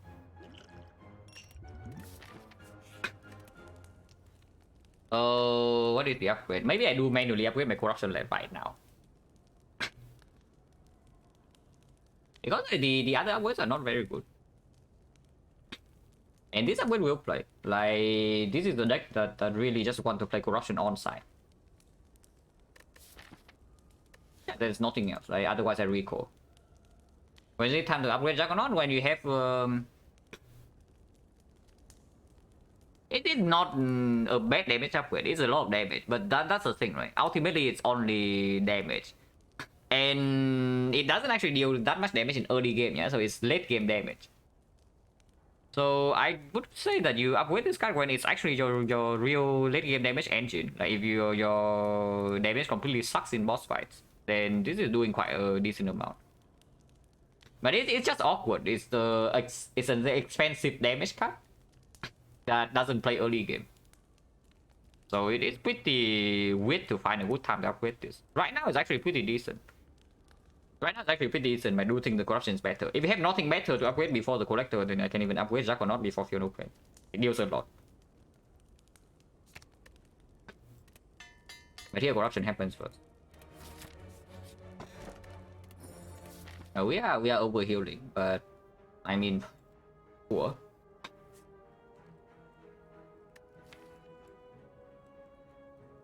Man, no, I just realized something once again, guys. You know what? If we do not have this Juggernaut in the deck, yeah, do you know what happens if we do not actually have this Juggernaut in the deck? Yeah, exactly. We would have Mortal Corruption in this run.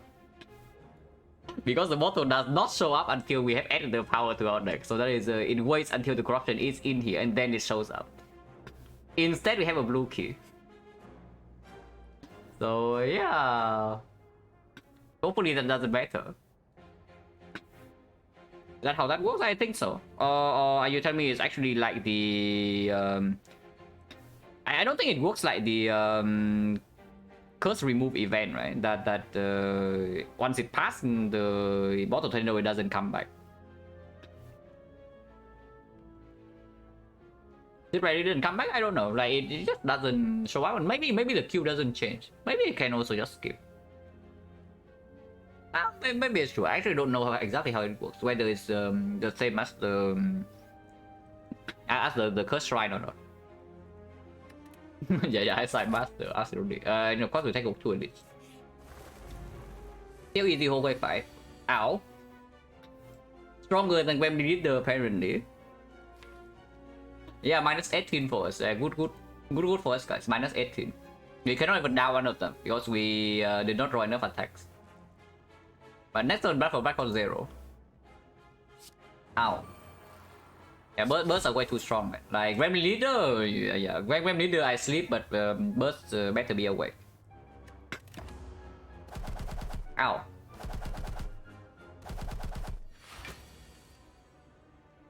Man, bursts are OP, man. Bursts are actually just OP. Yeah, we have a flame barrier for the burst. Yes, absolutely, it's true.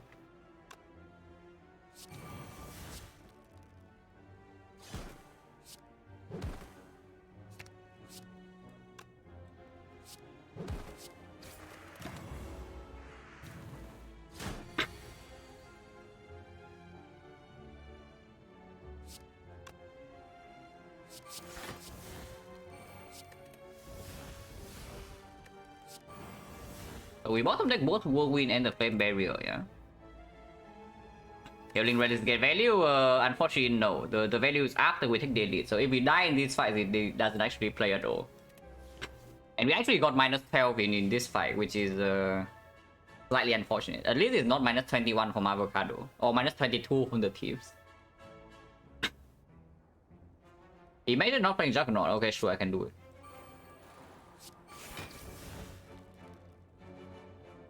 Absolutely can.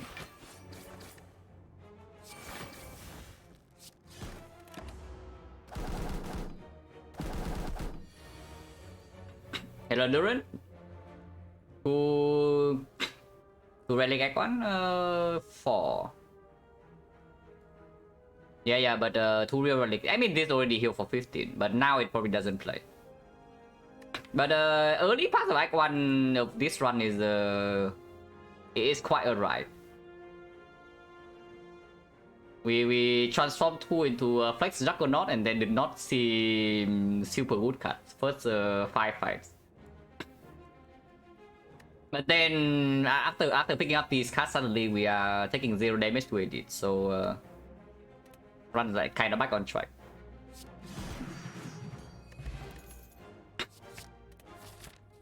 Yeah, it comes upgraded, guys. It is green. So I would like some draw. Now some draw now would be good. Yes, like some kind of card draw. Maybe more burning packs. Maybe Pommel Strike Plus. Now that would be sick. Only picking green cards. Yeah, kind of. I mean, I bought this. I picked this. This was not green. This was not green. We picked up 3 green cards in this eye. I upgraded this one when we're paying hit the other 2. Yeah, big whirlwind incoming. Potentially can mean I don't play corruption that early, but that sounds pretty stupid. Stabbing probably the easier fight because Monori is doing this though. Oh, this is actually the very bad case because our Blood for What doesn't even get discounted. We take more damage, like 10 more immediately this turn, and our Blood for What doesn't get discounted to 0 that quickly. So we are getting a little bit outplayed here. I mean, at least it's not Slavers. Slavers this turn we just take 30 damage. Have any Iron Wave? No. I don't even think I'm playing Headbutt. I think I'm just playing Cliff Defense Iron Wave. Like, why I want to redraw Iron Wave when these are my cuts, you know? Like, I want to draw some of these, please. And Headbutt later for 0 cost Blood for Blood is just much better.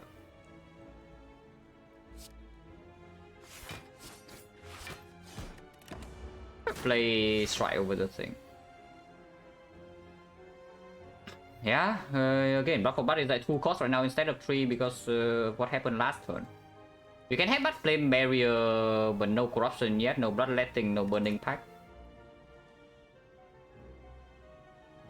Kinda want to play Bash this turn. So we take another 7 over. Or do I Energy Pot now?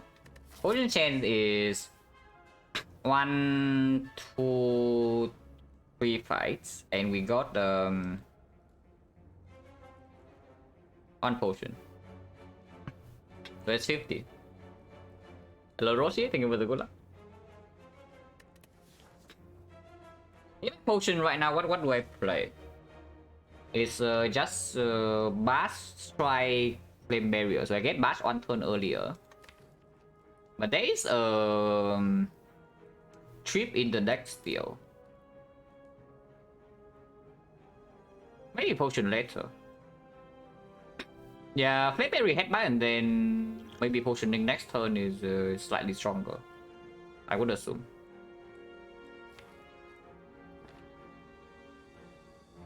But yeah, do we want Flame Barrier on top? Because Flame Barrier is still blocking 12 and next turn it attacks for 28. So it doesn't full block per se, but it mitigates a decent amount. If you draw to Corruption, it's just good. If you draw to Power 2, that's full block. If you draw to Bloodletting, it's a good headbutt.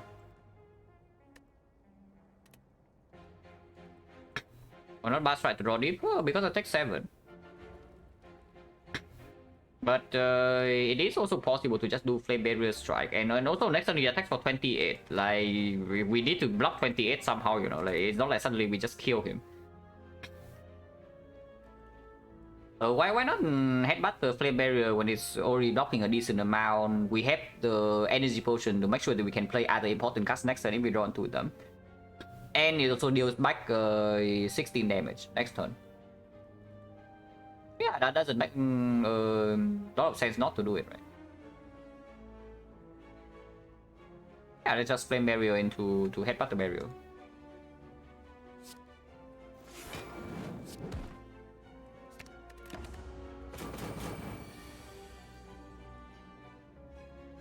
Discount for what? No, we already have Bloodletting in the deck.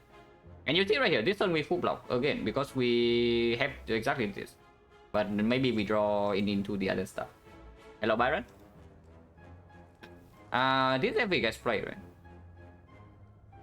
And this definitely gets played this turn. Even if we draw to Corruption, it still gets played. And I want to go cry first before making any other decision. Right? A good thing that we have another block 12, right? Otherwise it's just another minus 12 here, but I bought shares, yeah. We had 50%. This is the fourth fight. We had taken 3, this is the fourth one. So 2, 3, 4. This is 26. So we have 2 energy left. We can do a bash. And Blood for Blood becomes 0 next turn.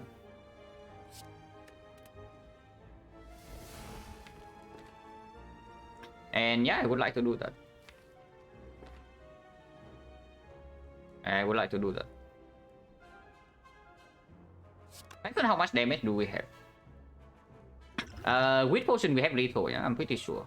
But we have flex plus the flex plus this is 16, 16, 16, 40, 56, 56, 71, 71 plus another 16 here. 71 plus another 16 here is 87. 87 whirlwind for 3 is 57. 87, 57. Yeah, next time we actually have lethal with our energy pot. And energy pot doesn't even save anything here, so yeah, sure. Okay, we just do our thing then. Yeah, just for the tail, right? Because we headbutted exactly the flame barrier. And preserve the potion. That's quite good.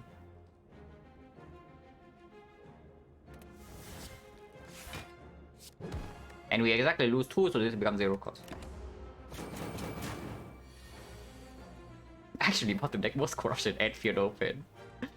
But it's fine. It's already dead. Ceramic fish. Potion chance right now is 60. Metallicized Juggernaut, finally. But yeah, they don't say skills, they don't say good attacks, they don't say self-harm, they don't say card draw. These are complete trash. Is it just me or Pombo Strike is like kind of extinct right now or what? Yeah, like some Pombo Strike, some Struck It Offs, you know, like something that actually says card draw. And this is not even a card that we actually see, yeah? We transform into it. So it was not even a card that we actually picked. Yeah, any kind of card draw would actually be quite good, you know, with the potentially 0 cost Blood for Blood and the Pyramid. Now these are unpickable, like we definitely do not want a second headbutt. Going to change 60. If we are really scared we can artifact port this, I don't think we should be. Burning back defend then see. Yeah, probably.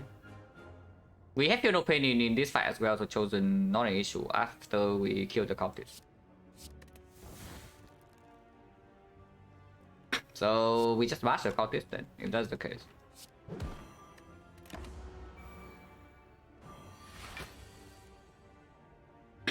Honorable, okay. This thing is so rude. This thing actually is so rude. And again, we bottom deck the Field of Pain Corruption, and here, not even the Whirlwind. I'm kind of looking at like trip into War Cry just to dig for 2. But yeah, sure. Next turn we still have power 2 to block this. And this turn Iron Wave alone is already enough block.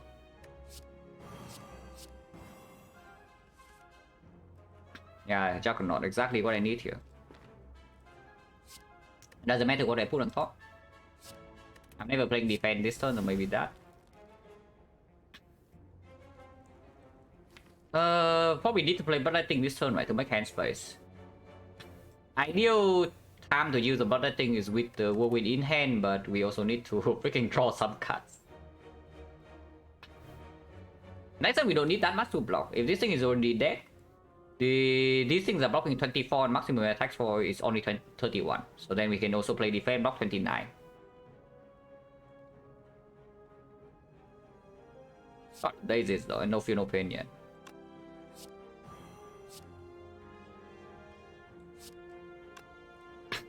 +34 plus 9, it kills this.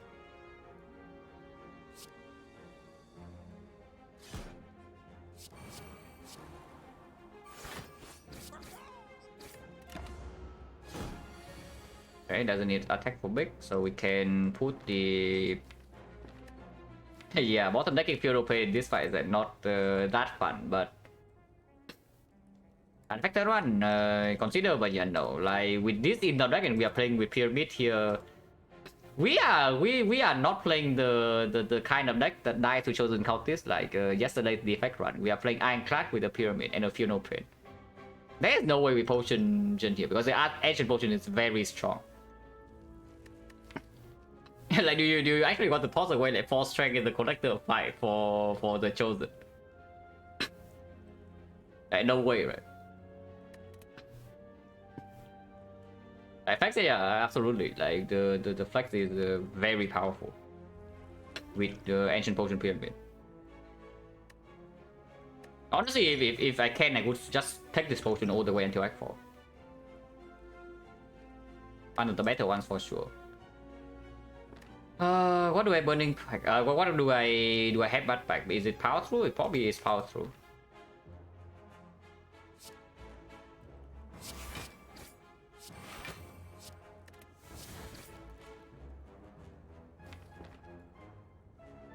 Sure.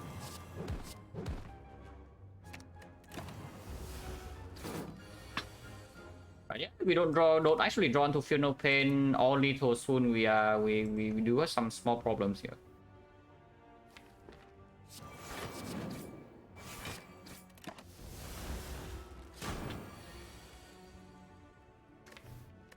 Yeah, very funny, but we have lethal.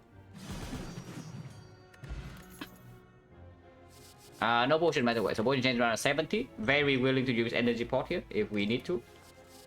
And garbage cuts, yeah. So we skip.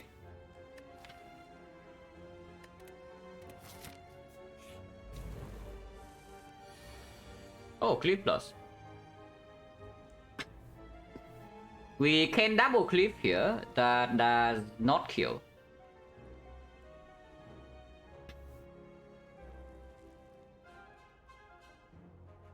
So I guess I just go cry first then, instead of doing the trip cliff headbutt into go cry into the cliff again line. It doesn't accomplish anything. So let's just draw further in the deck. Into the deck.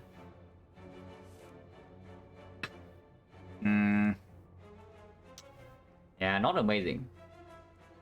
But I think this one doesn't do anything, so it can be put on top. But yeah, absolutely not an amazing turn here.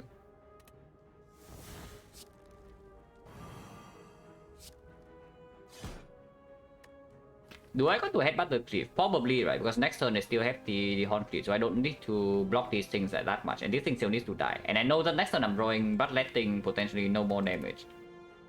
If I don't to go win, they already are all dead. Yeah, just tiny bit off.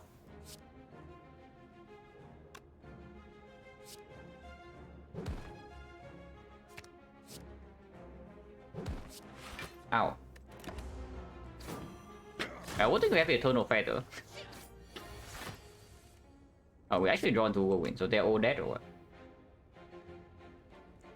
And but I do need to use Bloodletting or I use potion, energy potion here. Potion chance is 70%, but maybe the potion these things drops are also pretty worthless. And energy potion into collector is not so bad. It does give us one turn to wipe the minions off the map with the Whirlwind if we want to. And then we can headbutt the Whirlwind and do it one more time with the Bloodletting, so we can wipe 2 waves a minion like pretty quickly. So I just pay 3 HP to preserve this potion or what? Yeah, probably okay, right? If I don't do it, it's doing 9, so it's 30 AoE, so it's just barely off from killing this, and we take 7 damage. So of course I do play Bloodletting.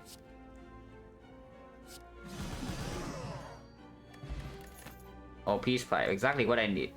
But maybe it's okay. It's probably okay. Well, my target size is black. This time it's green. Not a skill.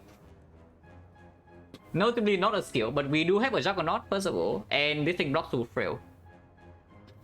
Carnage, yeah, no thanks. But metallic size plus. How bad is that?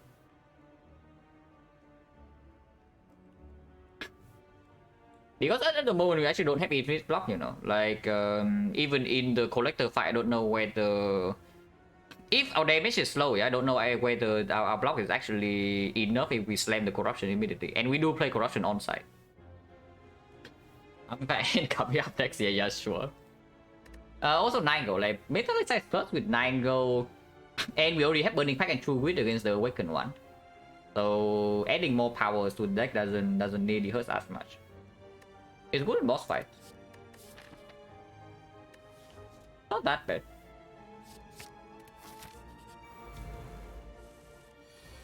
It doesn't attack. They're good for us. Still start with War Cry, right? Because otherwise we are floating 2 energy. Oh, we are floating 2 energy. Oh, good to know. But next time we have Flame Barrier taking 1 damage and dealing damage back to this. I don't play the chip yet, yeah.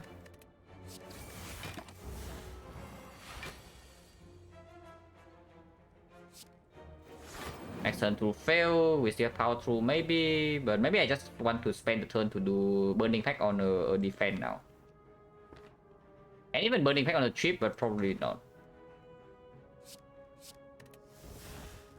Now I can even play the chip and the whirlwind to just make hand space for next turn. I would actually like to draw to my real card.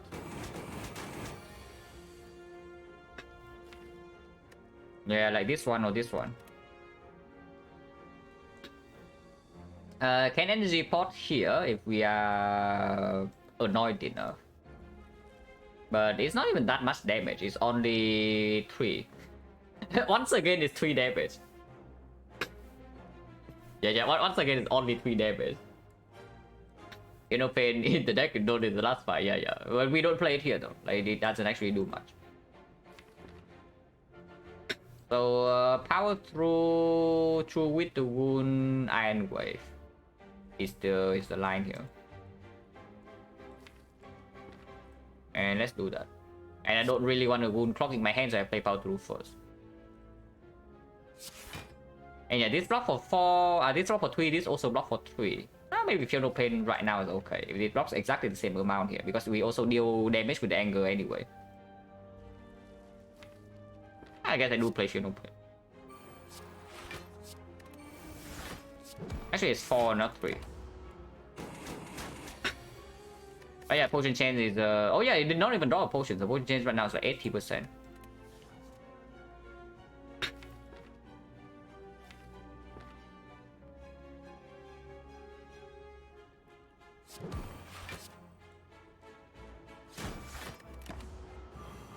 We need to play corruption, we just kill.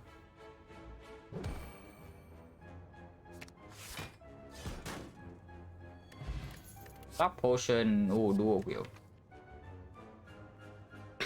Man, I am such a dual wheel monkey. But we do have a pyramid. Oh, pretty good dual wheel targets as well, yeah? Like even the metallic size plus. Like the Feel No Pain is a good dual wheel target. The Blood for Blood is a very good Feel No Pain dual wheel target. The metallic size plus actually is reasonable. Yeah, the Juggernaut to play to Feel No Pain corruption.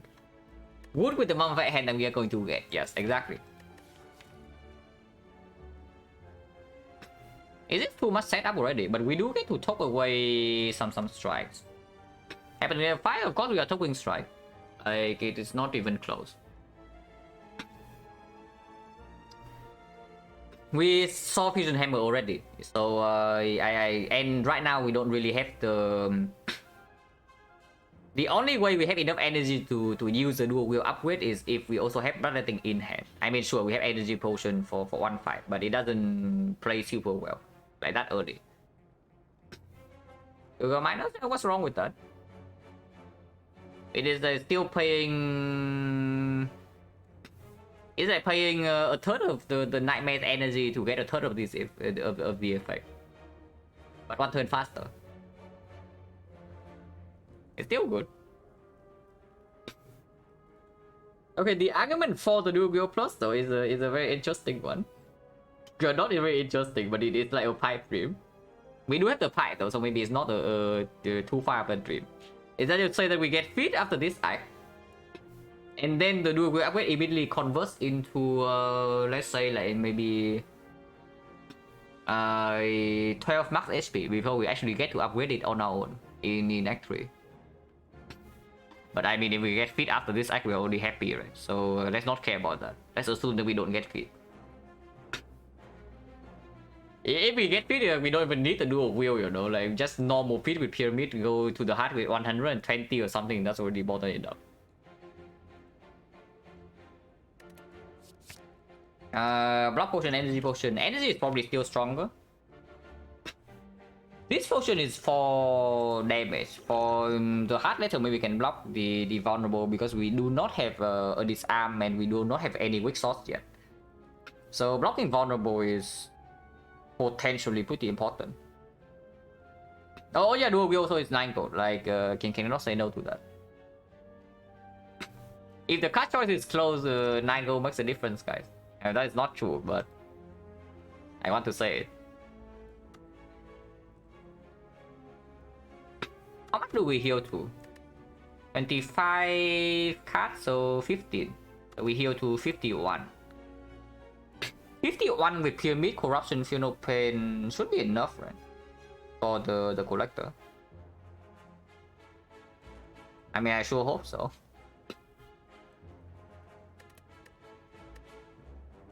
We do not actually need the artifact for the collector at all in this case. Now that we have dual wheel blood for blood, or dual wheel feel no pain, or dual wheel or even Juggernaut, I don't think we need the 4 strength at all for collector, and we don't need to block weakness either. So if we keep the artifact potion, it's actually for way later on this one, probably the heart.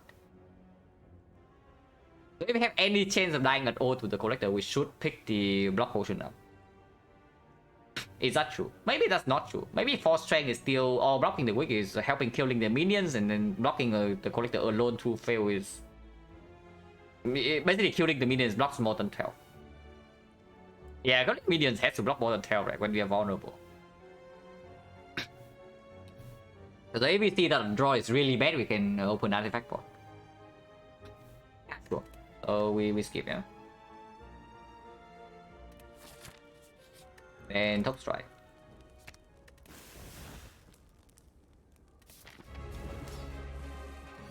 Okay, corruption top deck, that's good. Top deck corruption and the whirlwind is very good.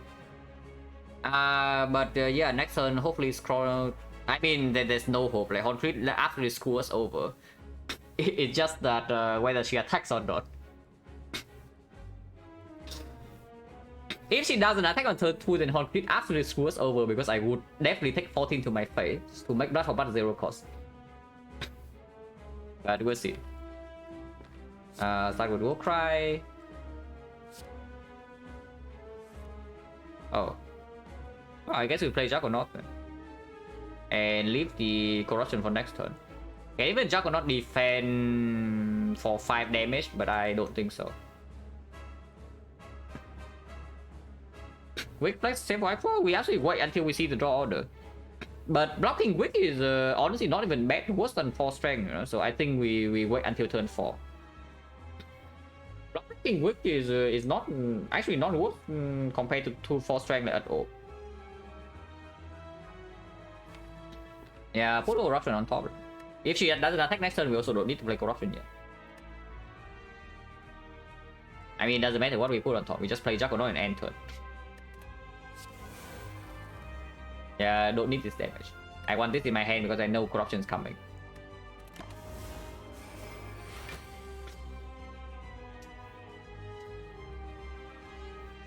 Yeah, -2 energy, guys. For the blood for blood. Yeah, thanks Honfleet. Absolutely insane. Okay, you are a good relic, but just for this fight, you're screwing me over. And yeah, like the scenario I talked about, like I don't know, 10 plots ago is actually here, and it's exactly as bad as expected. But what can you do, guys? Sometimes the Honfleet is trying its best, but it kind of screws you over a little bit. Do we still play corruption?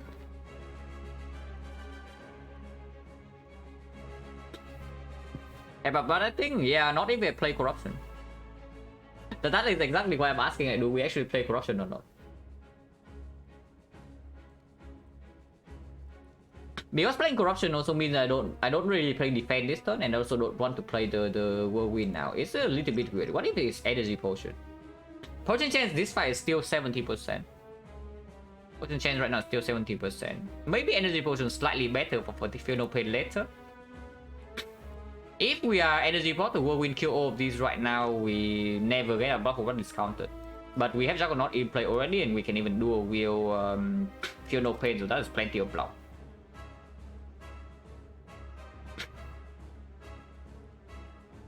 Probably wait one turn, right? I just play 3 attacks this turn, and then we see what we draw next turn before making a decision.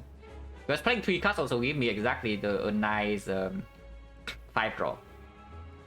Now, unfortunately, I also don't want to play the headbutt yet, so we need to waste a little bit of block by playing the Iron Wave. But Iron Wave also deals a decent amount of damage.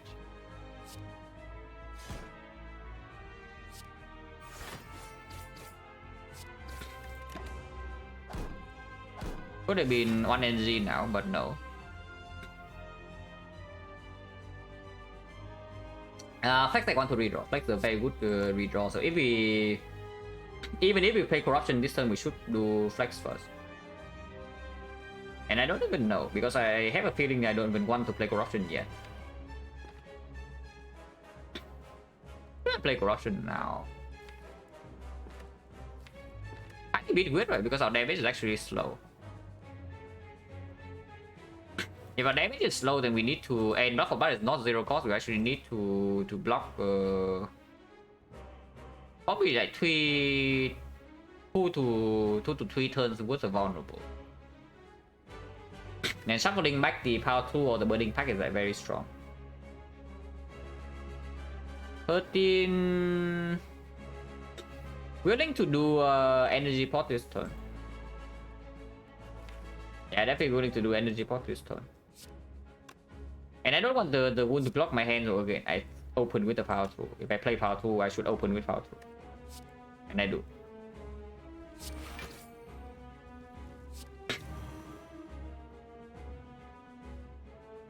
Can go in for 2 and then anger the collector. Or I can do some burning pack. Not a lot of reason to burning pack, because if I burning pack and miss, I need to energy pot after. So I can just take 11 here. And then if she... No, she never resummoned. Next turn is the debuff already.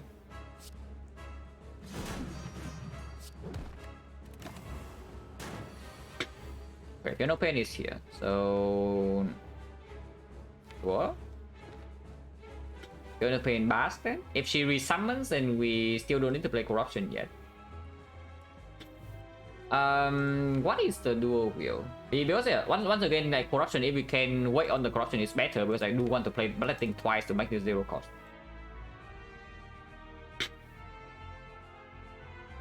Maybe it's Feel No Pain Burning Pack. Yeah, maybe it's actually Feel No Pain into Burning Pack though. I don't care about dual wielding the Feel No Pain from this spot, because we have not played corruption yet and we keep all our block. Maybe it is that.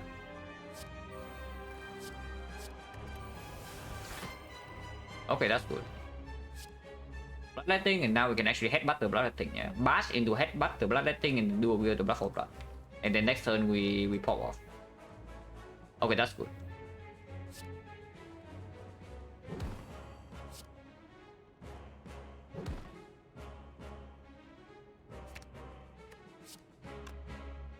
Don't need to play the dual wheel yet, because I think next turn is when the corruption comes down. If she attacks. If she doesn't attack, whatever. Next time we play, but I think we have plenty of energy anyway. Can play defense to make hand space, and also dealing a little bit of damage. Okay, she does attack. Do I want to redraw Bloodletting with the Wound in the deck and the Burning Pack? Sure. Yeah, sure. Then we can steal Bloodletting here and then play Corruption after. We can even do a wheel Metallicize. But I think dual wielding blood for blood is a little bit stronger. It's not even true. Is 8 block through frail? And we don't need to do a Will Feel No Pain, yeah? So this thing is on, it's only like we are getting 6 block per this. And then a little bit more from this. 6, and then this 12, and she attacks for freaking 39. We don't have weakness. Oh, maybe dual wield metallicize is actually stronger. Yeah, maybe that is actually true. Let's do a wield metallicize then. We have energy. That also wastes less energy this turn.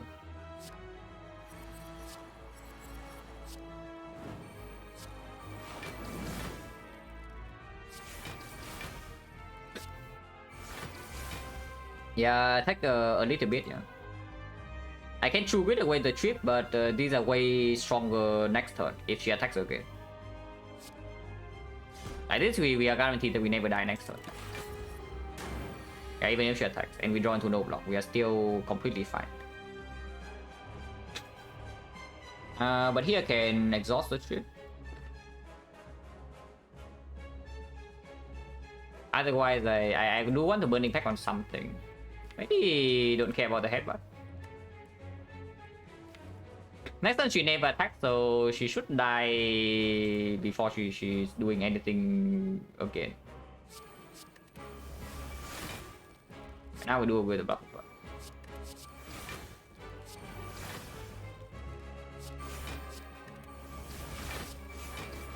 Yeah, block 38. Like we still don't overblock here, so saving the block last turn was absolutely correct.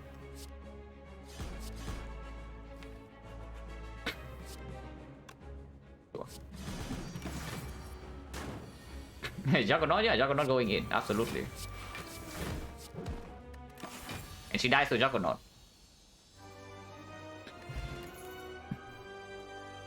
One Juggernaut is so good. If you say one Juggernaut is so good, but this is pretty cringe.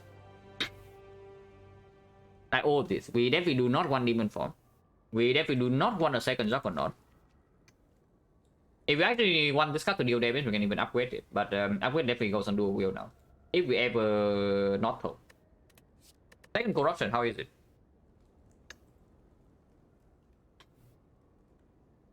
It's not even that crucial to play the very first corruption, as you saw from the last fight, the corrector fight. Like we have corruption on turn 1, but we did not play it until like turn like 5 or something. And the block was like kind of needed, right? I mean, probably not needed everything. We have 26 HP worth of error. But saving the corruption probably saved the most amount of life there. And yeah, deck has no Dark Embrace or anything. No, not enough structs. Like, in fact, we have 0 struct. So I don't even know how important it is to play the first corruption. Yeah, skip is pretty clear. But yeah, at some point, like, cut draw would be good. At some point, cut draw would be good here. Oh, Snecko. Absolutely. Thank you very much. Snecko Pyramid with corruption. Ah, really now? So this is the boss screen I see, yeah? Is that perfect? Why do we want energy? Not really, like why do you want energy? Like for what? Like don't forget, we are playing Pyramid with Bloodletting Plus and the Corruption. After we deploy Corruption, we are never short on energy. And even if we don't deploy Corruption ever, we're still not short on energy, you know. Only in the initial turn, but we also have Energy Potion. If we break for like 1 or 2 fights. Black Star, yeah, it's a forced Black Star. It's a forced Black Star because the other 2 are just worse than Skip. Of course, we pick something that's slightly better than Skip, but this is a complete brick on the boss ready. But yeah, deck has no weakness, no draw, no disarm. Boss Gauntlet is not going to be very cool. The boss Gauntlet at the moment is not very cool. 2 elites only, so -1 because of force parting, but we can still do the early shock. 2 fires for 2 tops, 2 elites, including early shock. That's not so bad. But it could be way worse. I mean, yeah, that's basically a boss relic. So I mean, Black Star at the end of the run is like going to be 3 relics, so it's almost a coding bell. I say almost because it's not guaranteed to give us a rare relic. But it's still okay. Yeah, I would like some card draw, I would like some structure. Yeah, why do we want energy? Like, look at this. What do we need energy for? Yeah, exactly. What do we need energy for? And then meanwhile, our deck is freaking dying to the bosses, man. In fact, we might even die to the hallway fight. And in fact, we might even die to the hallway fights because yeah, deck has no card draw. So if we hat trick, we hat trick.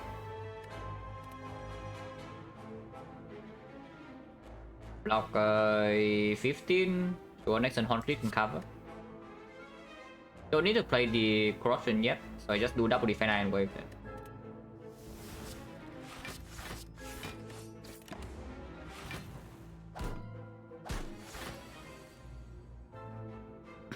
But yeah, Ironclad is actually so rough when you see 0 card draw in the entire run. Like, actually 0.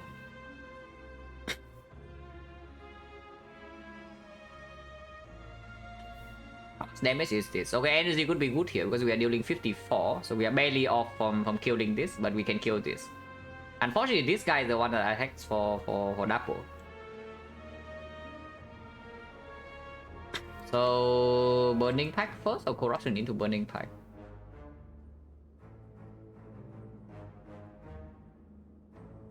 Push Shockwave is also fine, is it? Push Shockwave doesn't solve our problems, you know. I mean, it's good for sure. It is very good, but we are still breaking our turn 1s or turn 2s pretty hard here.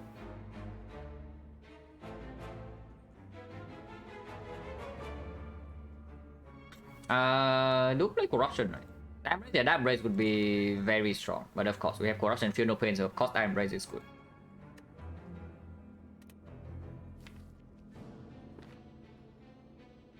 It's not that easy to decide what to do on this turn. Is a Bash Bloodletting Whirlwind here a kill or what? Actually, it has to be, right? Because what is 1 energy. Yeah, then I don't bet on the blind Bloodletting. On the blind Burning Pack. Unless I can still do it first. If I can steal Burning Pack, then I have 2 energy, I have 5 energy, so 3, so I can go in for 2. Would be 34, 45, 45 plus 26 is 71. So yes, we still comfortably kill this. And I don't kill it anyway without the Bloodletting, so I can always start with Burning Pack on the Ascender Spade. And see what I draw. But if I do that, I might as well start with Corruption first, because if I draw into Feel No Pain plus some block, maybe that is what I do. Finally get the win over defect, I don't know. This run is like good and bad at the same time. It's the bad thing is that our deck is the good thing is that our deck is having like some of the core key cards already, but the bad thing is that it also lacking some very important stuff. Good thing we have Pyramid, bad thing we have 0 card draw, and we also break the second boss relic.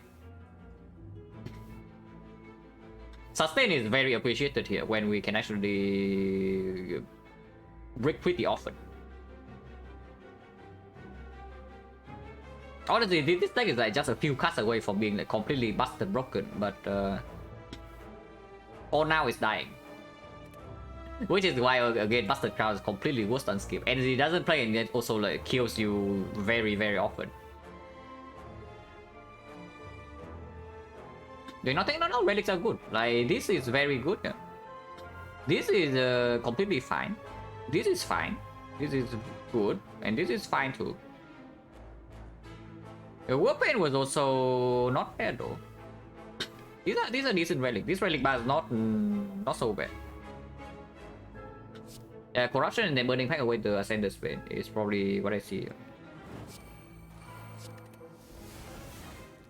We didn't draw into Feel No Pain. We still need to play the thing. Can I play Feel No Pain here now?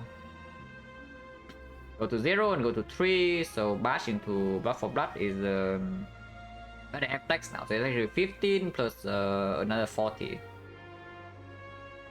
No. Cannot actually play Feel No Pain here.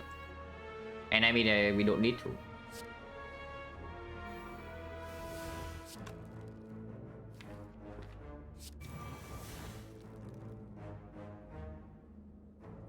Can even just go in for 3, right? Because I have flex now. So 39 plus, yeah, 27 after enough.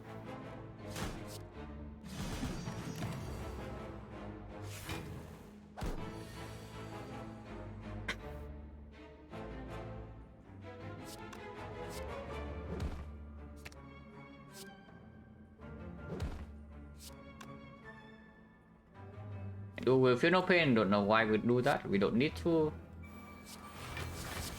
We can, but whatever, it doesn't matter. We take 0 from here.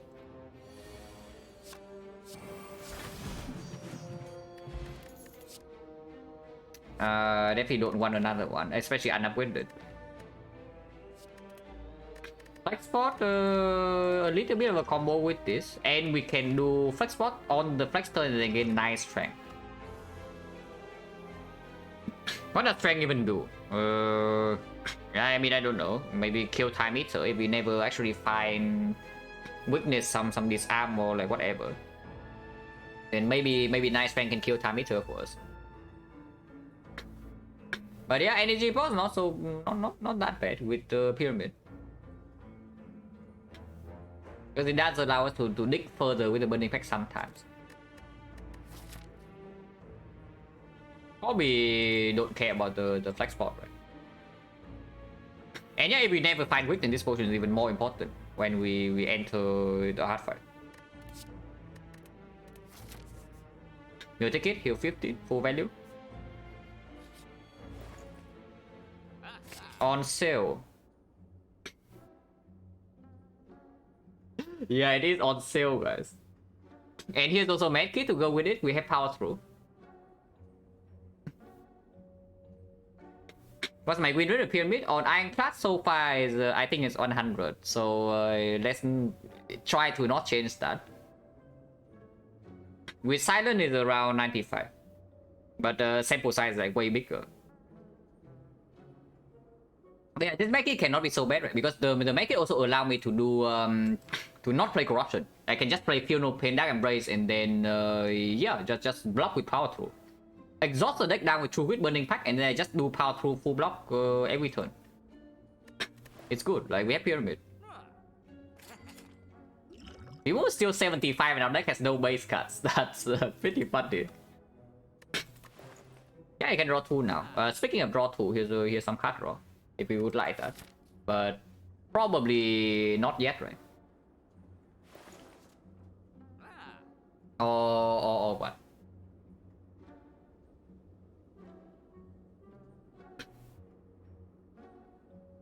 Are we scared of a potential like Cringe Retromancer fight? Can it happen?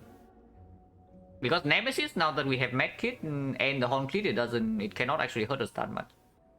And Giant Head is a probably totally free. Because we get Corruption, Feel No Pain, Dark Embrace in play, we play the entire deck on turn, the slow counter goes to like, I don't know, 20 or something, and it dies.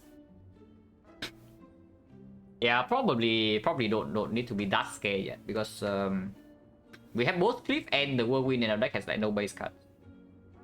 And now that we actually have Dark Embrace, we have two BOR cards to draw into, and Warcry also draws +1. So this is +1, this is +2. No, this is +3. Yeah, this is +1, this is +3, and this is I don't even know plus how many. Getting Mount on turn 2, common Retro, Spear and Shield. Yeah, definitely Spear and Shield. It's not even close. Because Retromancer, even a Fire Pot, even something as cheap as a Fire Pot can already prevent you from getting a completely owned by Retromancer on turn 2. But Spear and Shield, in order to kill them, is way more difficult. So, and you also get -2 draws compared to Retromancer in the first place. But yeah, no need to get the potion. It will be good here. Ow. Draw pot will be good here. Yeah, ow. But that's all I can say. Shadow Apotheosis could be not too bad, yes. It would actually be pretty nice in this deck. but absolutely not over the other thing. Deck, we have like just Pyramid, Corruption, Funeral Queen, Dark Embrace, so pretty standard. I call it, people call it Exodia, but we are not winning this run yet, unfortunately. Okay, so damage taken, yeah, because we can probably kill them all right now for 28. That seems quite bad, because we can also just kill one of them right now to block 11 and then take like 20 or 22. Barricade? No. No barricade, and I would not even pick one up. Like, absolutely not. It's extremely unnecessary with the Pyramid, and we have no energy to play it anyway. So yeah, in order to kill this, I need to take... yeah, it's 13 each hit, so I actually need to take 28. So I guess we just kill one then. But why not? You think about like what the barricade is doing, and then compare to the Pyramid. Like what does the... No, 3 energy, even if I'm at 5 energy, it would still not pick Pyramid here. No, not Pyramid, the barricade, because you see. The function of the barricade, yeah? If you don't actually have an entrench, or that is the only way you can win the run. The main function of the barricade is that you smooth out the draws a little bit.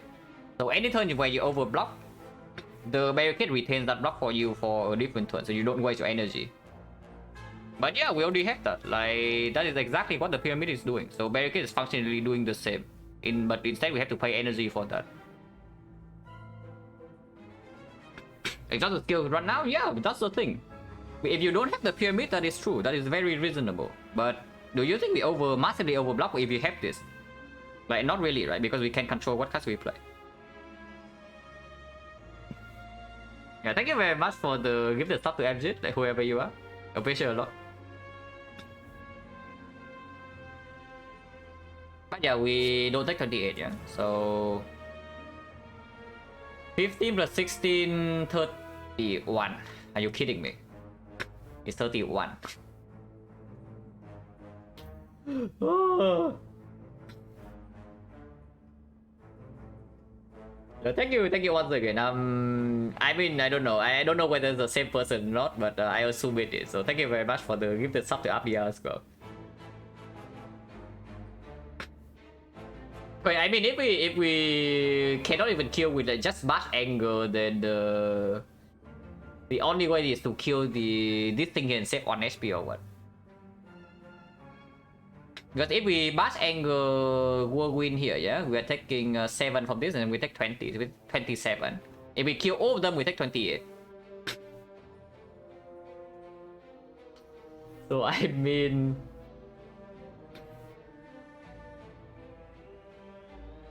And the 27 is probably less than 28 if we say that we take 0 afterwards, and I sure hope that is the case.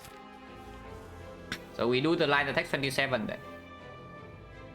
And yeah, that's what I'm talking about. Like we are just breaking every fight here on turn 1. So sustain definitely very appreciated here. So bash into Whirlwind, unfortunately it's 1 off. Bash into Anger.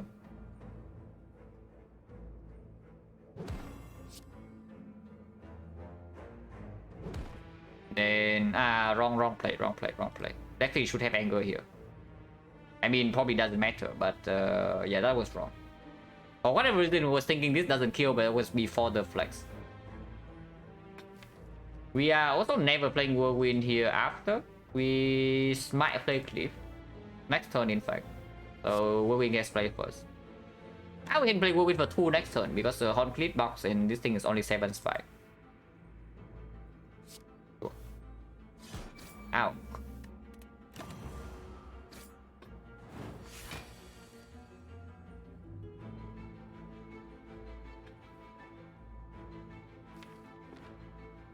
Okay, Dark Embrace into Whirlwind for 1, or just defend Whirlwind for 2.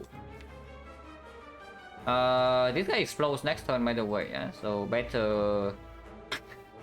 better do something about it.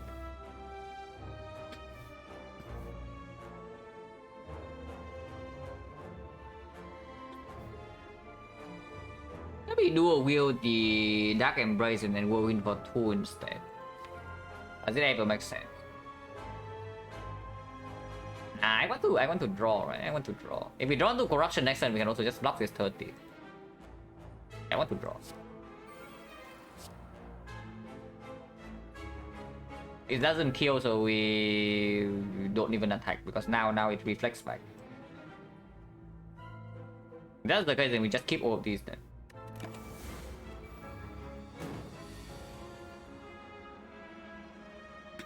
Okay.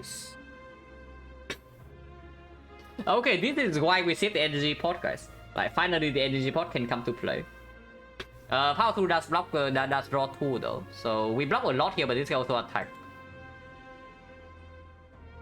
Feel no pain true with power 2 is not blocking enough, right? It's blocking for, this is 12. This is 21. So we are still 6 block short. It's only for 6 though. And power 2 draws 2 immediately. If we draw into the block of blood, we also kill. Yeah, just open with Feel No Pain, power 2, draw 2, and then see.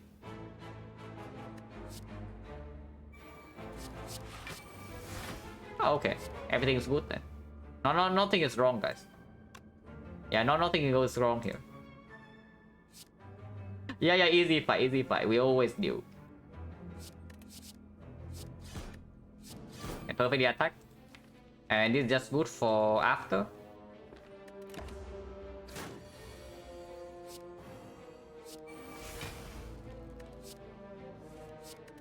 Yeah, make it play already. It's only one form we already played.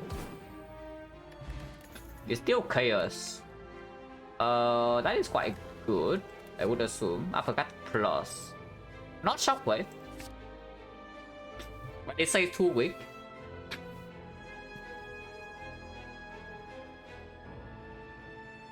Yeah, it's not shockwave, it's not card draw, but it does say 2 weak. So sure, we click it. Yeah, it's green. The steel case versus the energy potion. Now that we have Dark Embrace in the deck, I would actually like to and Medkit, I would actually like to upgrade this Dark Embrace. So that cost me 1 top, but we only need to top 1 more card anyway. I mean, sure, we can top Cliff in Act 4 or Anger or like whatever, but removes in the shop is still 75 only. I don't know though. Yeah, if we replace the energy with the steel curse, and upgrading Dark Embrace is slightly more important as well. I mean, we take the BOR potion, right?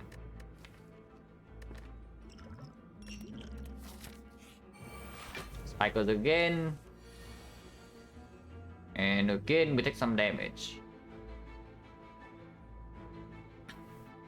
Yeah, apparently it's impossible to block on turn 1 here with this deck. But I mean, it's also like kind of expected. You see this deck and you don't actually expect it to block on turn 1. Because we only block after these powers are down, and yeah, mainly that. We only block after these powers are down.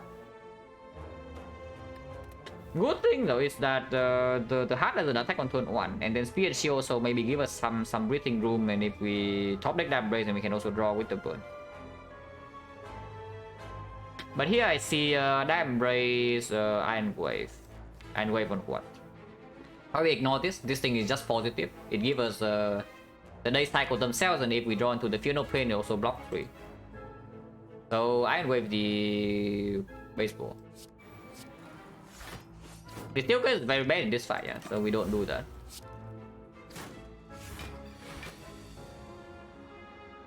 Yeah, Feel No Pain is here, Metallicize is here. And what else can we play? Don't need to play the Metallicize yet, but playing Juggernaut in here also doesn't make any sense.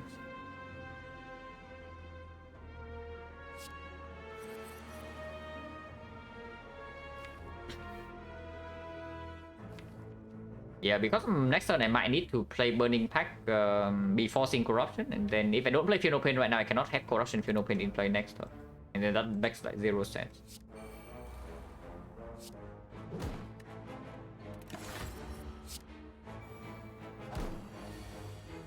Yeah, make it plays again.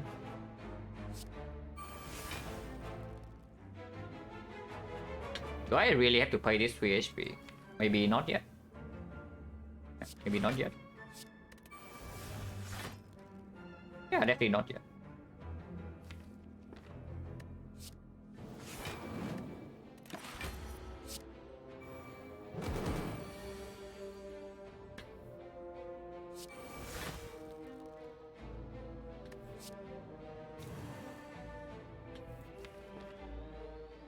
Maybe I should play Juggernaut at some point, but this thing also attacking this turn is not what I want to see.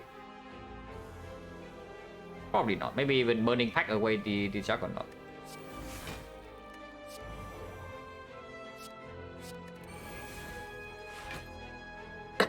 But yeah, Power 2 is in here, so we are safe. Yeah, Corruption in here, so we are absolutely safe.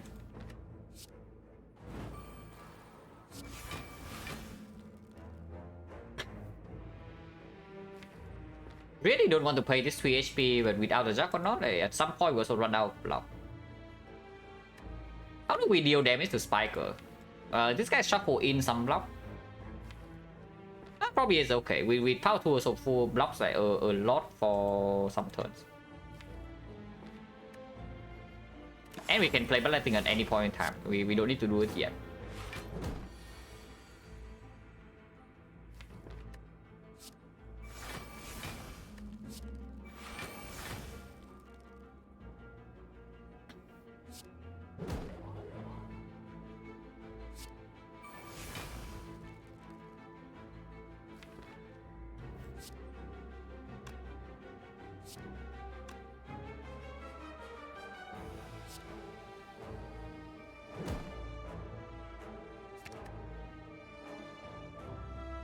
Stepping up is still very slow. It's stronger than a few floors ago by quite a lot because of just because of Dark Embrace. But it's still fairly slow.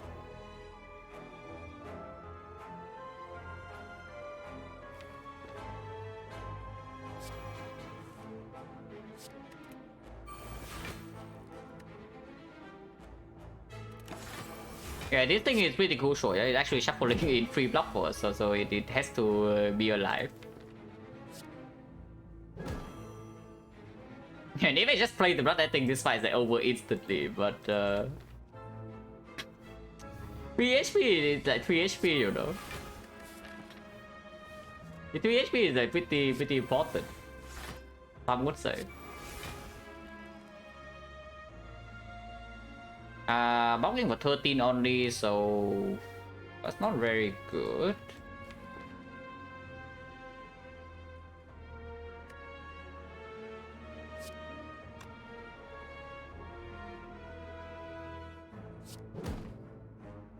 Only block for 3, so I take another 1. Taking 1 is better than taking 3 though. Block for blood becomes 0 cost is already good enough. This doesn't deal damage to me, so I can play it. I guess do we'll block for 1 and take 1 or what? Maybe draw into something else as well. Yeah, I cannot play that. So I will take 1 here over playing the power 2 because we still might need power 2 to actually kill Spiker afterwards. Taking 1 is not too bad. And now I can kill this, finally.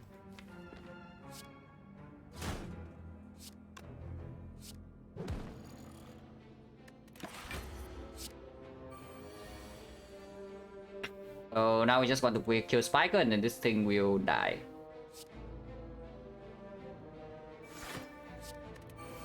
Apparently it should have exhausted the Juggernaut. Apparently so. It has 15 spikes, so it's not easy to deal damage here, but we can. Because we preserve this power through. And this is already full block, yeah? Next time we can power through and kill, or we can kill it right now. We just kill it right now then.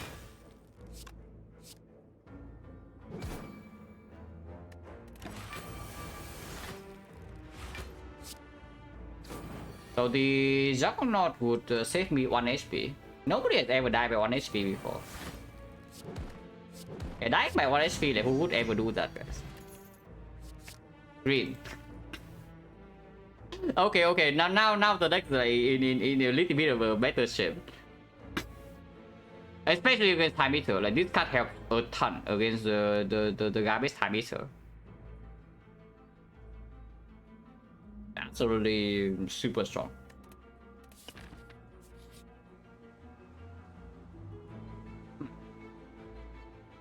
How is that? Too slow, right? Like in theory, there are some pretty degen things you can do with these things.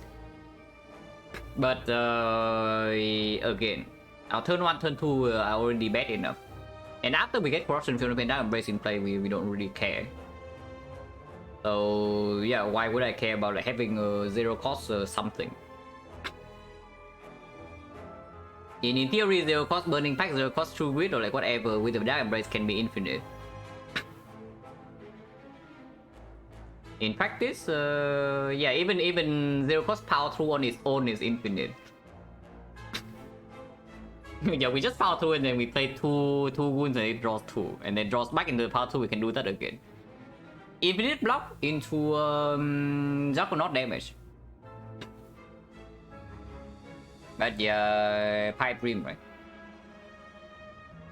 No, I mean if you're desperate enough, we cannot win by another way, then that is good. The method actually is good because they give us a chance to win here. But after these cards, I'm feeling a little bit better about our chances. So let's not add more turn 1, turn 2 bricks.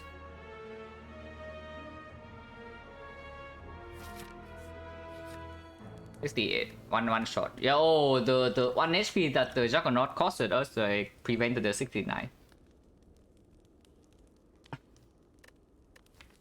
Do we upgrade? Probably at some point, yes. We do have we only have one more Tok target, basically. I mean, that's not true, but the main Tok target is still only the strike.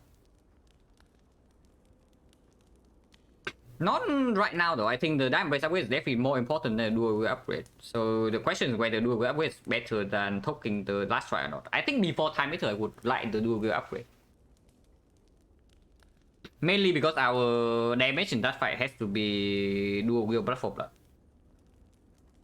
So dual wheel definitely plays there. But now, yeah, Diamond Base upgrade is pretty important. So let's do that. Especially now that I no longer have the energy potion. We need to be able to play Dark Embrace and Corruption on the same turn.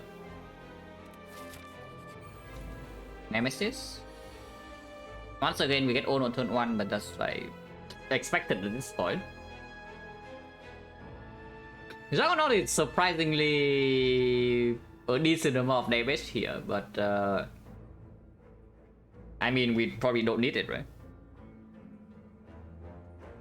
I can also choose away the flex, but we cannot play the Juggernaut in the first place on this turn. So what is the reason to keep it in the deck?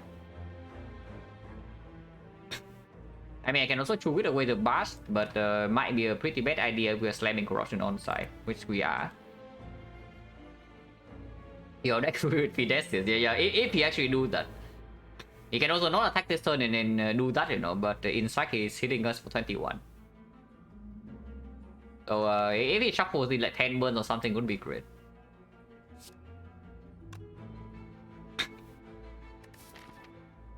Yeah, next healing is like here. Do we go to question mark? Probably yes, right? Because we have seen one of the 2 bad events in the act. The only other one is like the polling can be really annoying, but it can also be a free remove. So polling once again is probably like 50-50. This power we can give, this power we can give, the other 3 cannot. So power wise it's already 40% that we get a hit.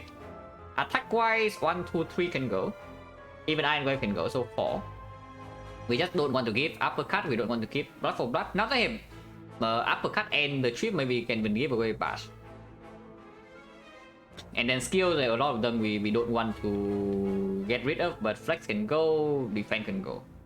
The polling is usually pretty positive, so it's only Red Mask that's bad. And Sensory Stones excellent, and the others are rare relics. I'll probably do question mark.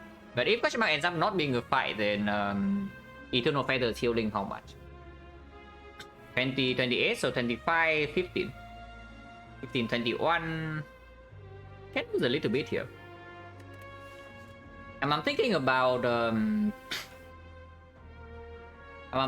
not playing the Iron Wave and just playing let's say the Juggernaut into Chew with the Bash, or Chew with away the Juggernaut and then play the Bash. Because if it 45 next turn, then keeping Iron Wave in hand is blocking for the Saber Mount. And taking 2 hits from this guy, it immediately means that the moment I draw into Blood for Blood, it is already 1 cost and I can play Bloodletting to make it 0. And we say that we are healing to full with the Feather anyway, so why not do that? Also get a chance to deploy a 2 cost card. Yeah, with Uppercut and Chip, I don't think the Bash is that important. Next turn, the Vulnerable doesn't play anyway. So we can even play Juggernaut. Juggernaut and then Chew with Bash seems to be fine here.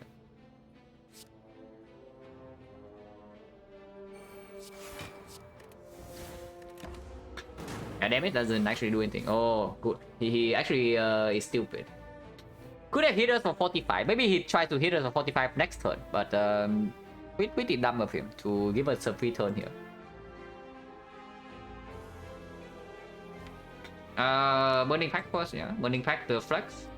Yeah, now that we have Juggernaut in play, we no longer need the flex for damage at all, because after we do Hero Pain and Embrace Corruption, the burns are also dealing damage to him. This is a very good card in our hand, so I don't really want to play it. Now can War Cry, maybe draw into Dual Wield to do with the Xeno Pain. Oh. Okay, we choose then. We probably play Funeral Pain Dark Embrace and not the Corruption yet. I mean, we can also play the other two, but playing this first. But we playing the other two first give us more draw next turn. So this fight should be over from here.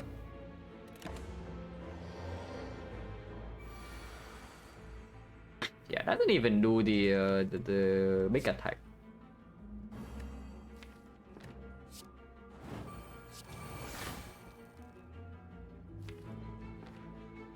Cool.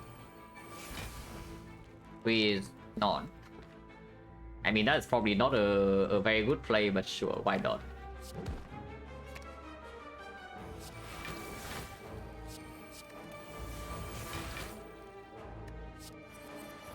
No Dual Wield. We can force a Dual Wield this turn. It's fine. We have enough block afterwards.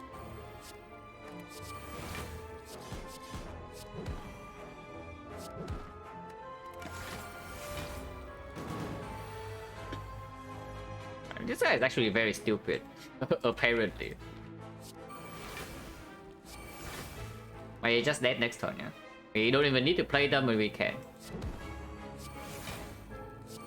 Otherwise, they just get discarded anyway, so might as well just play them to deal 1 damage. And this guy is actually so bad in the game. Oh, Okoi. That's a lot of gold. Cannot use though. Chaku is Wait, this says 3 week. It says 2 week, but the other card says 3 week. Not a Shockwave. Shockwave minus would be a lot better. Berserk, yeah, no. Like, why would we do that? No, really, why would we need Berserk? Like, for what? To continue breaking on turn 1 or what? Because you also see, after we draw into our stuff, we never need energy. So like, why the Berserk? Like, for what? Yeah, we don't even have a freaking Pommel Strike, man, to use our energy.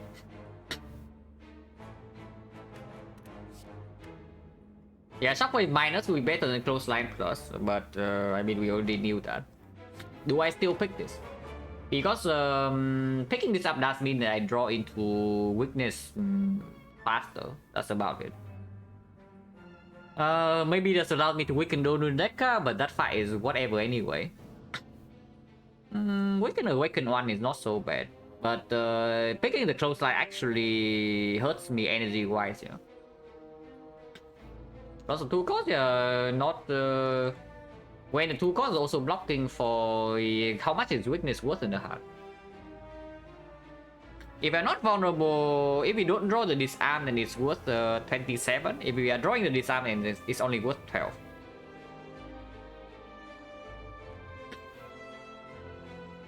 And not play corruption exhaust down. Yeah, if we top deck damn raise, we can do that. If we bottom deck damn raise, yeah, good luck blocking without corruption. That's the thing. If we bottom deck a damn raise, then how do we block? Yeah, we need corruption feel no pain, right? Then it just doesn't happen. And if we do top deck damn raise, we are probably already winning the fight. And yeah, like, what do we need energy for? Like, Blood for Blood is 0 cost. We have 0 actual card draw in the deck. And if we don't play Corruption, even this costing 1 energy, we play pure power through 3 times per turn. Like, is that not sufficient? It blocks 45 plus whatever Feel No Pain is blocking. How big is this deck? Like, after exhaust? Things gone. So 1, 2, 3. We're probably removing this at some point. So 1, 2, 3, 4. We do a wheel this. 5. So 6, 7, 8, 9, 10, 11, but minus 2. So like 9 or 10 cuts. That's after dual wielding the buffalo blood. Even if I add the close line here. But it's okay. Removing the shop is still 75, yeah? And if we don't see a question mark shop, then we're actually removing in the X4 shop because we have way too much gold. Oh, 9 gold, 9 gold, 9 gold. Right, we go to question mark.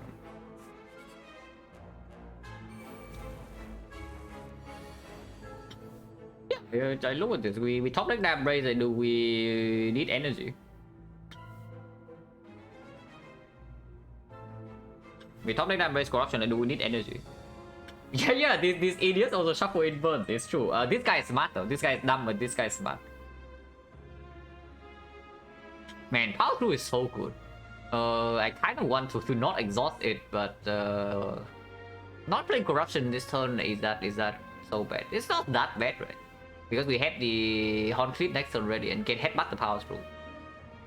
I know though that I always start with that embrace and then we just do War Cry, draw 2 and then see.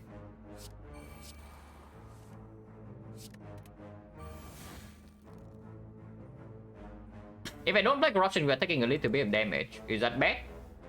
Not really, right? There are 2 ways we are dealing. I guess there are 3 ways technically, but the 2 main ways we are dealing damage in this fight. We still need to kill them. Yeah? Even with top deck corruption damage, one of them still needs to die pretty soon.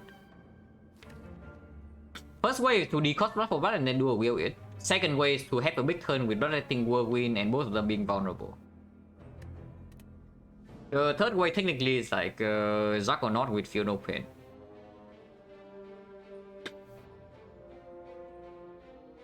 I guess corruption now is okay.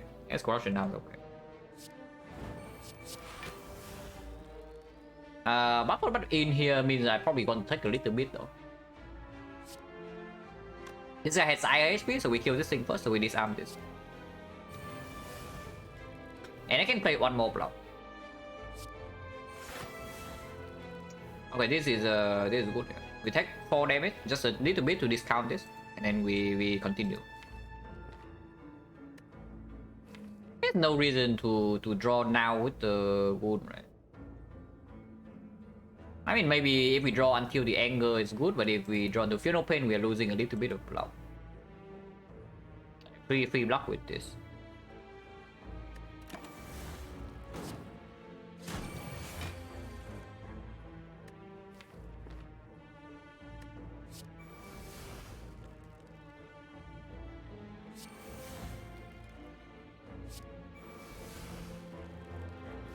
Is that or not? What? Not sure. I guess they are not very smart. They both shuffle and burn this turn.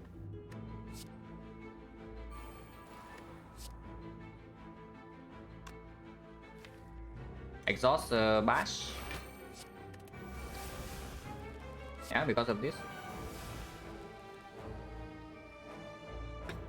Defense, they take 1 is perfect. I play Feel No Pain now, can also just play Cliff Anger. No Pain's fine. We want to still want to do a wheel block for butt probably.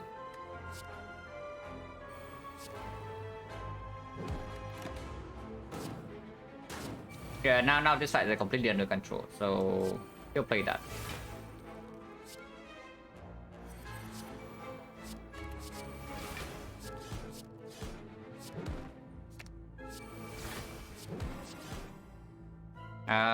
Want to set up pen nip should be pretty easy.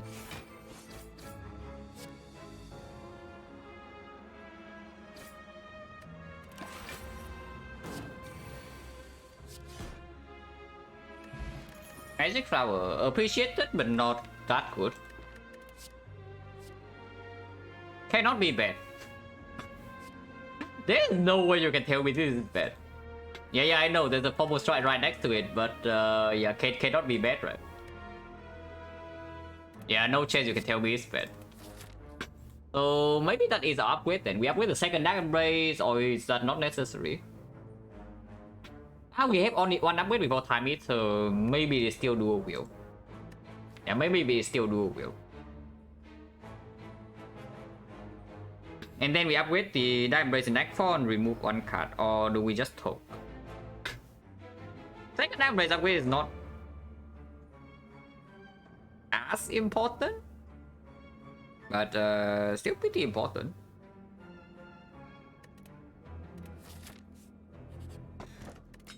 That's whatever. Recalling now makes 0 sense because the dual wheel upgrade or the Dark Embrace upgrade play immediately here.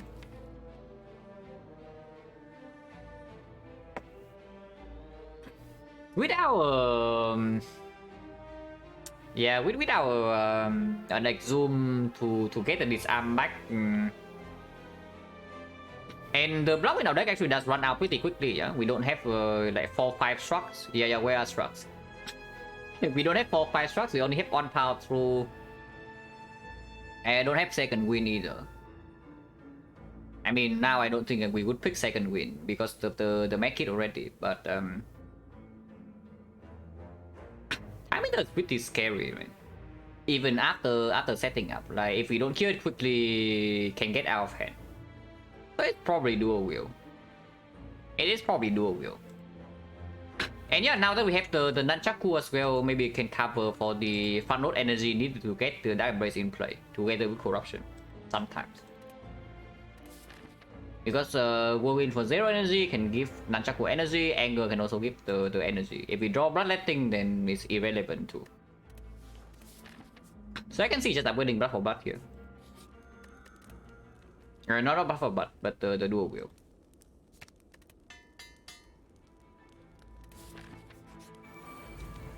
Dark Lens, last time we fought this fight we took quite a bit of damage.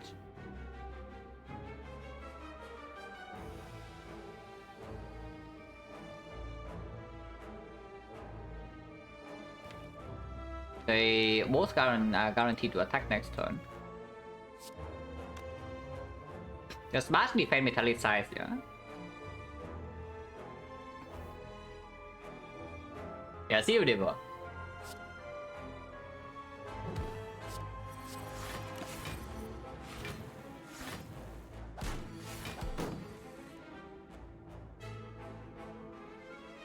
Like Whirlwind is killing this and we're attacking still quite a lot.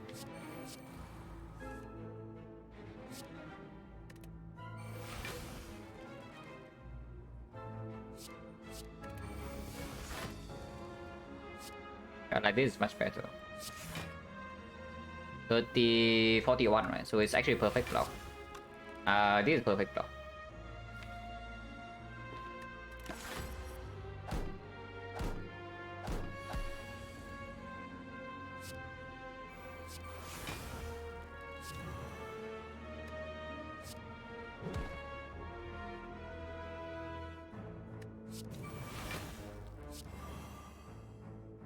This, however, is not perfect block. There's not much I can do about it. Ow. Yeah, literally stronger than all walkers, the Darklings. The Darklings actually just stronger than the double walkers here. I cannot even kill this. So apparently if we bottom deck Blood for Blood or Corruption, our damage sucks and also our block sucks. And yeah, this is exactly what I was talking about, right? That if we... Actually, I guess we did both Dark Embrace and Corruption, or at least a headbutt on the thing. Now, unfortunately, the headbutt here doesn't get me back to power 2 immediately. There's no exhaust in my hand. There's nothing I can do about this turn, right? So it's just Flame Barrier and then take 10. It's take 7, but it's still pretty annoying. But yeah, nothing to do.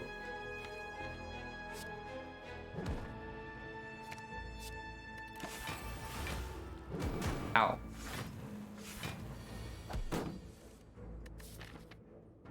But yeah, sustain definitely appreciated. Like we are just bleeding every fight here. Still bottom deck, you have not drawn Corruption yet, but now it should be fine. Don't need the 2 die embrace.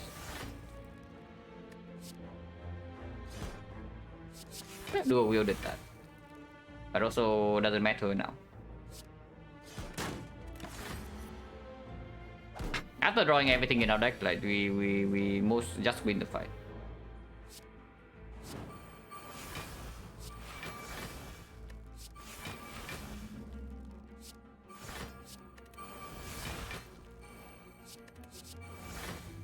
And to kill with 4 attacks. Do that.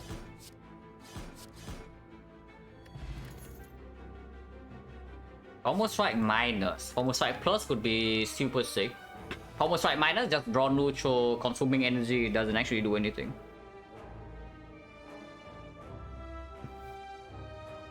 Trigger Ironclad is 0, defect is 2. If the basically if the comment is not updated, it means that the streak is like nothing to nothing notable.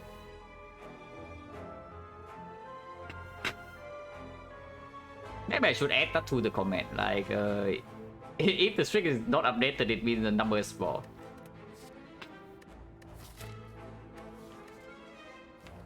Yeah, Pommel Strike minus is not it. Evo is complete garbage, and then I mean not complete garbage. Sometimes I can play against Spear and Shield, but that is only if you draw turn 1 and then it is +1 draw.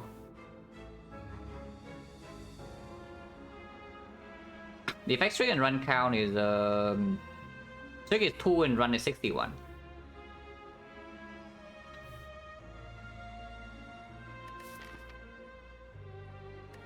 But yeah, twins, yeah, let's skip, yeah. We have no upgrades for that.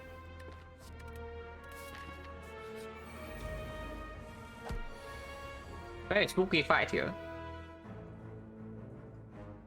Embrace in play belly, yeah, the only turn where the Evo is doing anything is exactly turn 1 the Spear and Shield. So there is no way we add it to the deck.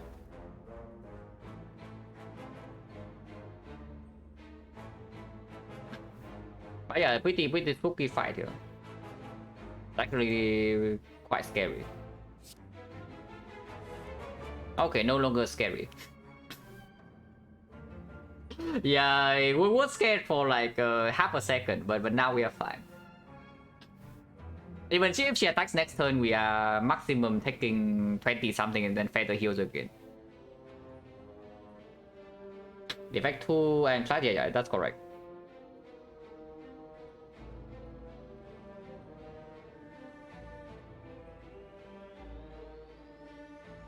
Doesn't matter what we put on top, right? Like, what do we play this turn?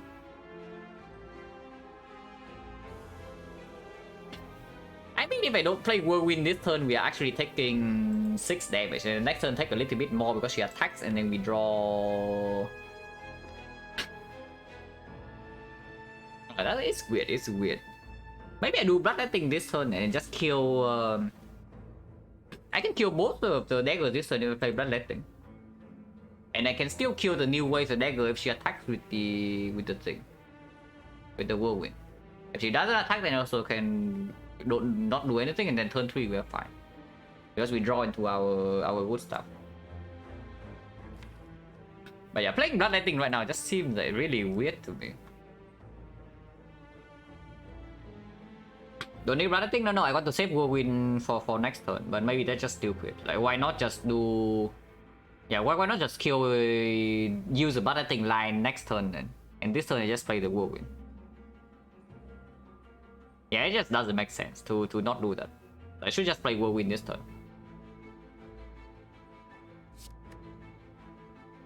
And then we, I guess, what about the cleave?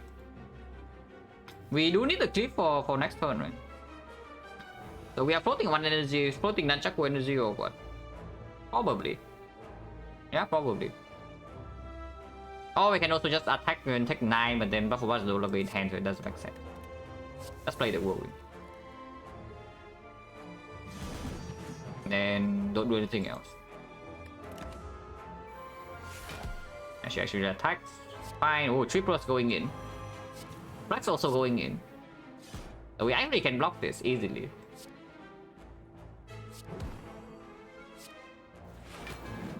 And Iron Wave as well. If she attacks again next turn, I would like this in my hand. And damage is not that important. Yeah, she does attack and we get on. I can try to do maximum block this turn by doing Metallicize, Iron Wave, Disarm. That takes quite a bit. Or I can try to draw some cards, but only worth if it's exactly the out. Probably just take the hit, right? Once again, we have Magic Flower, and this is healing now. It's like 18. Metallicize, Disarm, Iron Wave. Or Feel No Pain, Disarm block for 2 less, but it gets Feel No Pain in play. So if she so if she attacks again next turn, we block easier. Oh yeah, Close Eye Weakness also plays fully here. It played fully last time and played fully now.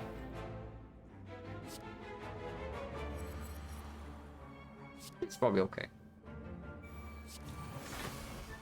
Ow. But okay, fight is most likely over.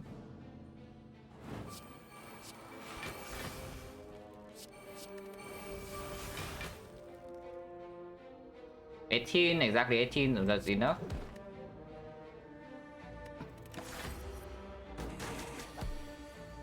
Summon doesn't matter.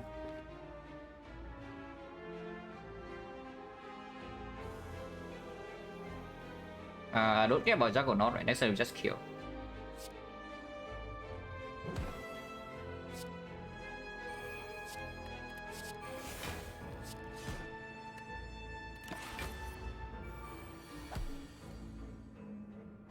And with that Feel No Pain, in case she attacks again and it did not draw Corruption. But I draw Power Through and then I can actually still full block. Because we still need to block for 20 something depending. And it's only like -1 or 2 block at most. The thing that you can say that maybe I don't play over the Feel No Pain is the... I can play Iron Wave over the Metallicize. But once again, it's like just trading 1 or 2 HP immediately to hedge for the case where she attacks again the turn after.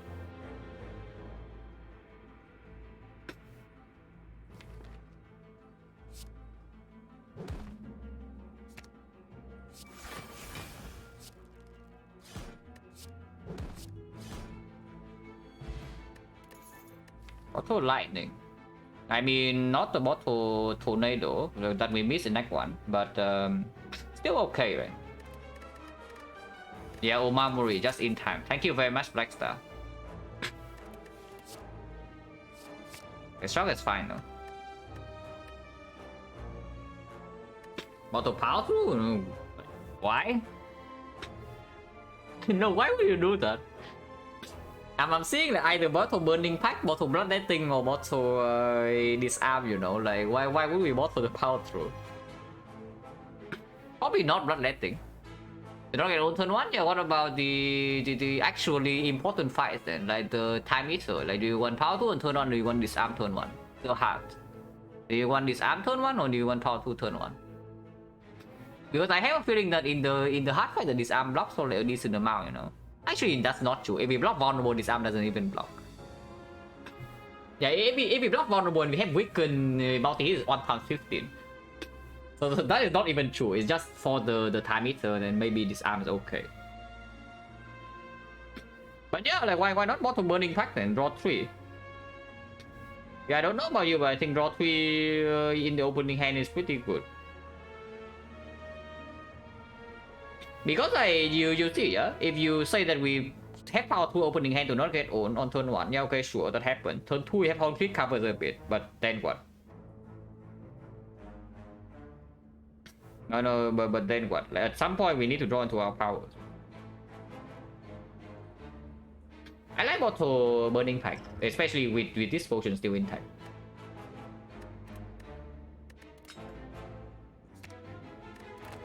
Block potion definitely not, right? This potion we are still saving for the heart. And this potion is for bailout, maybe Spire Elite, maybe something else, anything. And we know that we get 18 heal from this, we get another 9 heal from this, so we might not enter this with full HP, but it's close enough. Unless we get completely destroyed here, but then we can get Distill Chaos.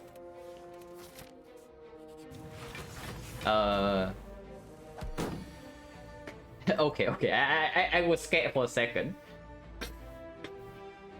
I was scared for a second, you know, when I actually see this crap, but we are probably okay. Maybe take a little bit of damage here. Yeah, power 2 would be good here, but we know that in hallway fight it's probably okay. But in more important fights, I want the cut roll. Burning Pact Flex. Yeah, just Burning Pact Flex.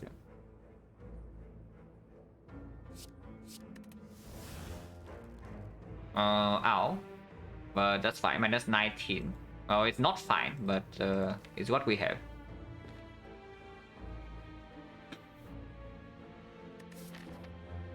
Not what to do, use the Silkers, right? Go to 29, 29 is 38, 38 plus another 18 is 56. If this is My Bloom, we also get another plus 9. Even Hexaghost doesn't harm us because we have this Arm Plus and there's a Horn Clip. And we already fought our Walker, so maybe Sensory Stones minus 10, but that's still okay. I suppose you want to distill chaos in this fight.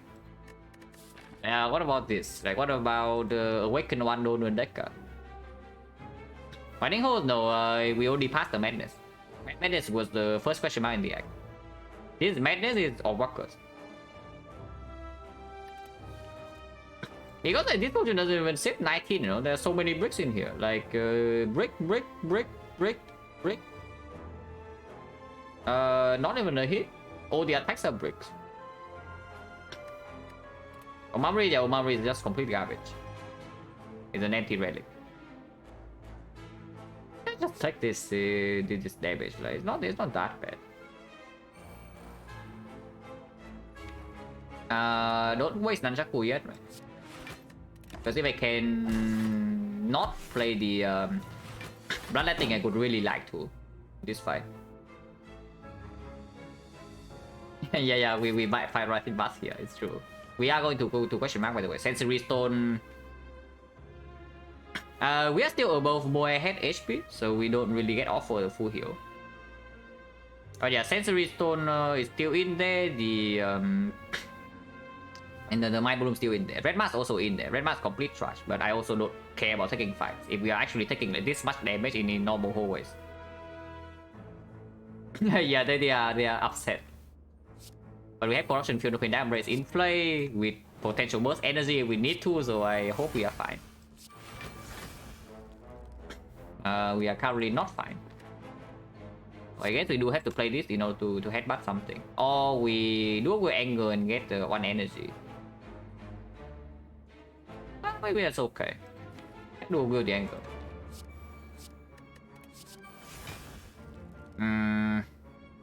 Not quite enough block. So yeah, I guess we have to play another 3 then. But now we can at least kill one of them, yeah. Absolutely can kill. And then we can weaken another one.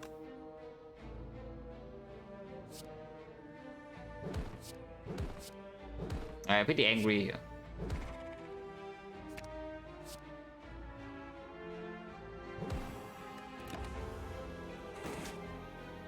Yeah, we are angry, they are angry. Everybody is angry. Like, why not make peace then?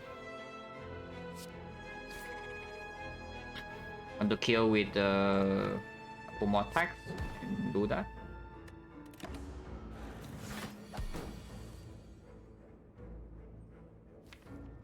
Do that pretty cleanly, right? With this.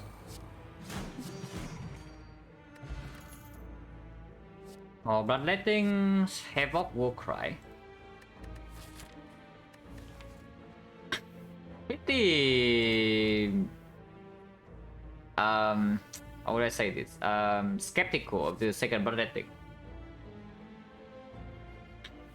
It's only good because of the bottle burning pack, but it is kind of weird because just because our deck has like so little draw before that embrace is in play, and even after that embrace is in play, it's not drawing that much. We need both that embrace and corruption in play for the draw to actually pop off. And if you have both of those, and we don't need the energy, it's just weird.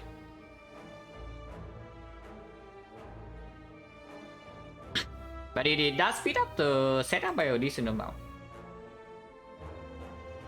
Okay, kind of positive. Powers running. What about before the powers? Which is the point where we are at our worst. So in either fire, usually you want to, if your maximum power is already like good enough, you want to play to cover for when you're actually weak, you know. And Warcry is at its worst when we are still setting up. And that's exactly the kind of card that we don't want. But yeah, I'm just thinking about the Bloodletting here because it does speed up the setup a decent amount. We have the Pyramid. It does allow some potential headbutt on Burning Pack play. Cannot be that bad, right?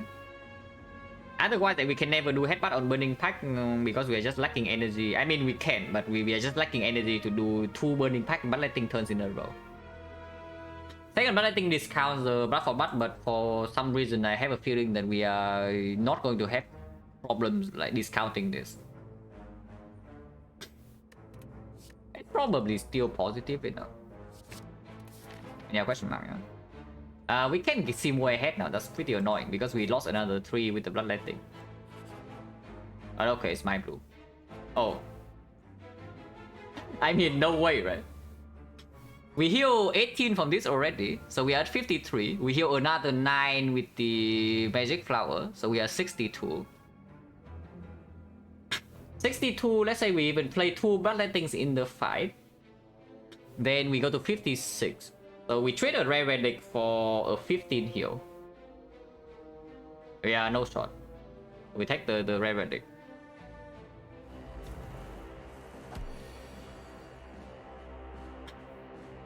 Yeah, this fight we should hopefully take 0. Omar, we left unused. Yeah, it's fine.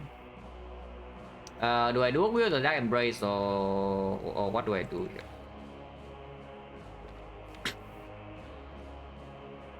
Not using Bloodletting to win this fight is actually not that easy, yeah. But we do have the Hourglass. And the Chip Plus. Maybe you can start the turn with... Yeah, but if doesn't get discounted, then how do I win this fight?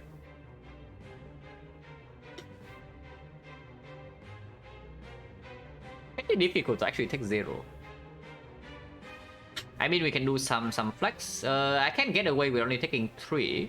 Like flex into 1 Bloodletting into the Whirlwind is winning, but yeah, it's pretty weird still. Juggernaut, yeah, Juggernaut only goes if we actually block enough though. So for that to happen, the Feel No Pain also needs to be like green or something, or they need to be at a very good split. Otherwise, Juggernaut doesn't kill them post split because our split is not that strong. If Blood for Blood cannot be used. You will metallicize block out. I mean, I have done that before, but in this fight, I have a feeling that it's not going to work. I have actually gained 38 passive block in 36 passive block in this fight before. As Ironclad, but this is not the time for that.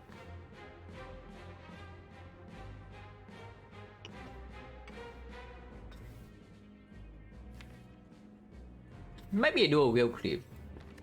Or do a whirlwind, we play whirlwind on turn to split, and then we whirlwind turn afterwards to split again, and then we whirlwind turn afterwards to kill. Actually, that sounds pretty good. Yeah, that sounds pretty good. Let's do that.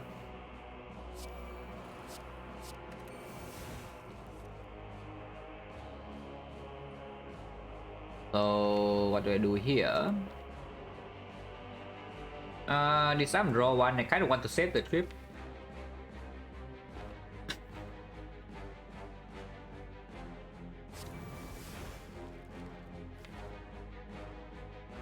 Yeah, I kind of want to save the trip. It's probably worth one draw.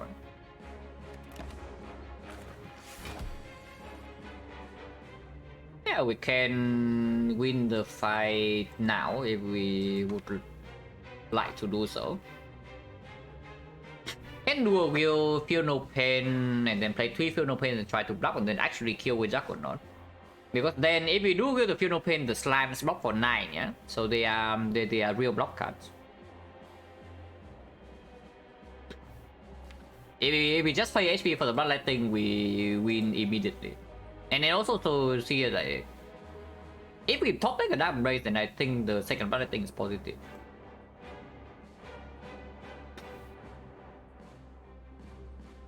Yeah, let's do Will Feel No Pain then. Actually do Will Feel No Pain. Next time we can easily block 38. Yeah, good Ironclad damage by the way. Actually Ironclad, over 2 turns we have dealt 6 damage to slime boss with the Hourglass.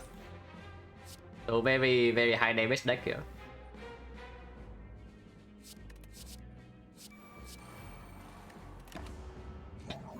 And that's only because I'm stingy with this. Don't need to play corruption yet, right? This is blocking for yeah, this is blocking for 9, this is blocking 27. Yeah, power 2 into 2 wounds full block easily. Don't even need to 2 read yet. We can, but I don't need to. Yeah, 2 read alone is not enough, so I need to play the power 2 anyway.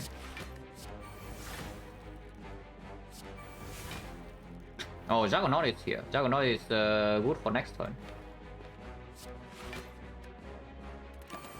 Still don't want to play the thing, and then yeah, shuffle in more slime speed. Like see if I can. We can headbutt the dual wheel and then dual wheel the Juggernaut.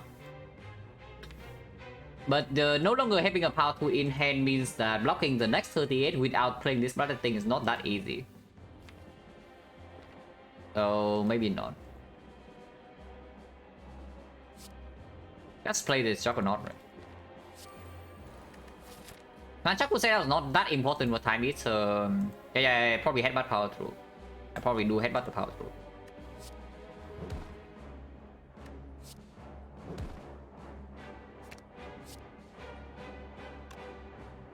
This is better later, just play defense. yeah, if we actually play this bloodletting, the fight's over instantly. Yeah, hard counter my red kid, absolutely yes. When is it time to play corruption? Not yet. Probably not yet. Close line weakness play.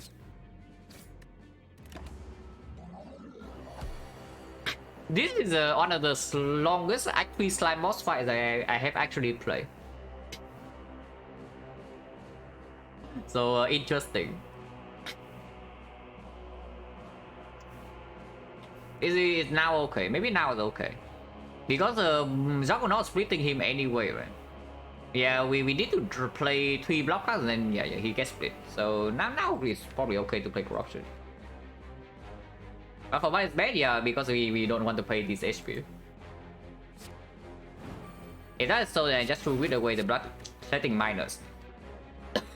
If we need to kill with the blood thing first, we can always use it.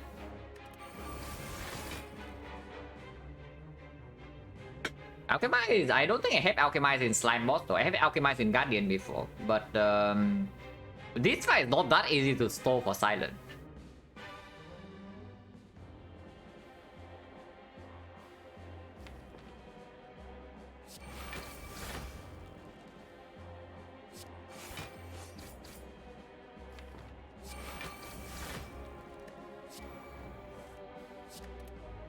Fight is better next turn.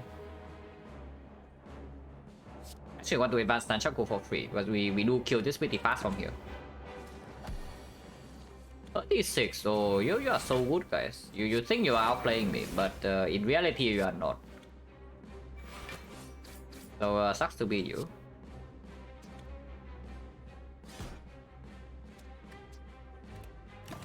I think splits and then we kill with 2 attacks is perfect.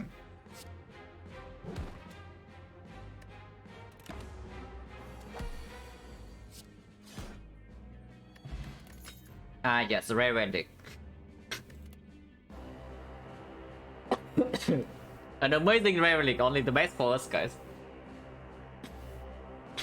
So absolutely amazing stuff. Real talk though, it's actually not that bad. Now I wish I bottled something else.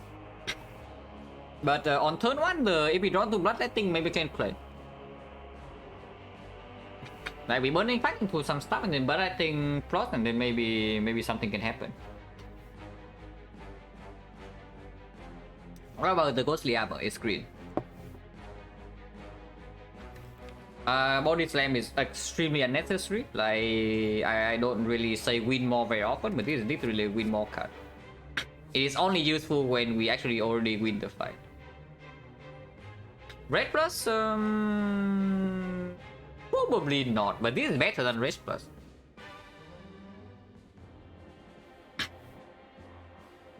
It blocks so more when our hand is bad, and it's also more flexible, you know. We can also let it exhaust on its own to draw a Dragon Brace if we value the draw over the 13 block.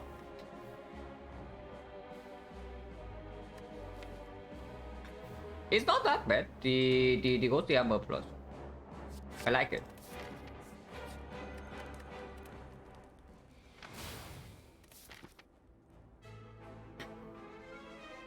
The win more? No, win more is used in a different sense. It basically just means that you are already winning, and then you win more with this card. So the card is completely worthless. At least that's how I understand. Like win more is used in the Spire. Not many cards actually fit that description, and you don't see a lot of situations for that. But Body Slam is exactly the best example of that here.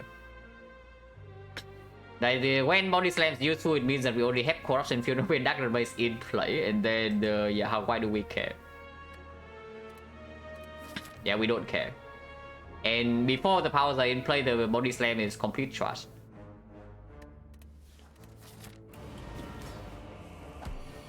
Very annoying fight. But draw down turn 1, but we do have some plus draw. Single Wicked is bad for a lot of reasons. Number 1 is that it doesn't discount blood for blood, but we have 2 blood things for that. Number 2 is that it shuffle into the -1 draw. Shuffling into slime, not the worst, but we still need to spend energy to play them. So pretty annoying. But yeah, play barrier attack 20, like not a lot of options here.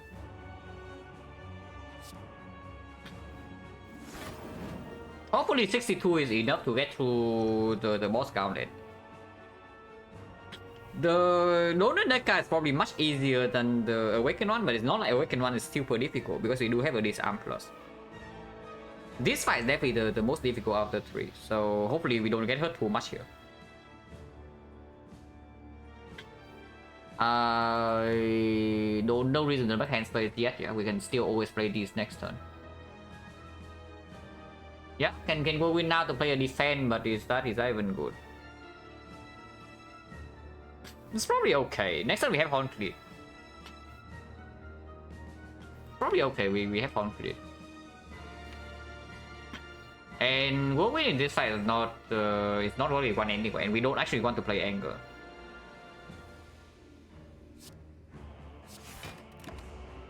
Ow. Oh, you are so smart, man. You are actually so freaking good. So we get completely outplayed again. Okay, real talk here. Funeral Pain is not in play. He is not weakened. We don't have Disarm Plus. Dark Embrace is not in play. Corruption is not in play. Next turn we have no idea whether we can block this hit or not.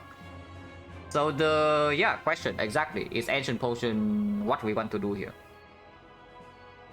Because if we draw top deck Disarm in the hard deck, the Ancient Potion is not even worth that much, and there's also potential for less potential for Colorless Souvenir. We have seen 3 shots in this run, so now it's actually 2 of 14 that we see some form of artifact relic in the Act 4 shop. 1 out of 7. And we can of course buy new potion with 600 gold. And I am actually scared of the ridiculous damage potential coming next turn. Because we are still only drawing 4. And then nothing is in play yet. So yeah, I do think I just blocked this vulnerable. Like, this garbage fight should not take this garbage fight lightly, is what I'm trying to say. And the Steel Curse doesn't actually bail us out of this crap because of also the clock. I just play Bash to make hand space.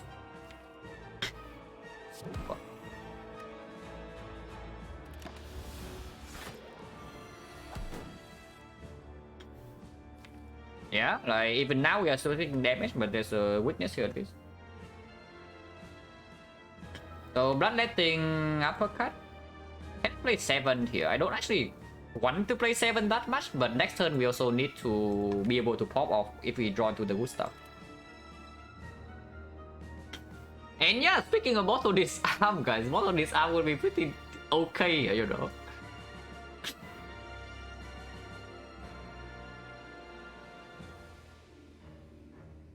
How many cards can we play this turn? 1, 2, 5 energy, yeah? So 1, 2, 3... Still need to buff a little bit, so 4, 5... 1 more energy, so 6, 7. So we do need to play Anger or play a Wound. But sure. That's fine with me. So if we play 10 it goes to 21, I'm still taking another 4, but then Black Combat is 0 cost. So the moment I draw into the dual wheel, we can deal heavy damage. But we have no block in our hand next turn. But he's weakened and we are not vulnerable. So if we get hurt, it's not too bad.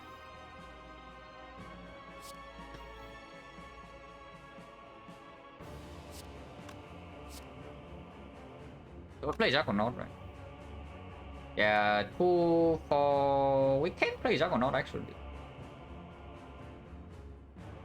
So like power through width, we don't play the defense and just take a little bit and then get the Juggernaut out. And the moment we draw into Funeral Pain, Juggernaut is also dealing like a decent amount. You don't get why I take Fusion Hammer over Black Star. Yeah, sure.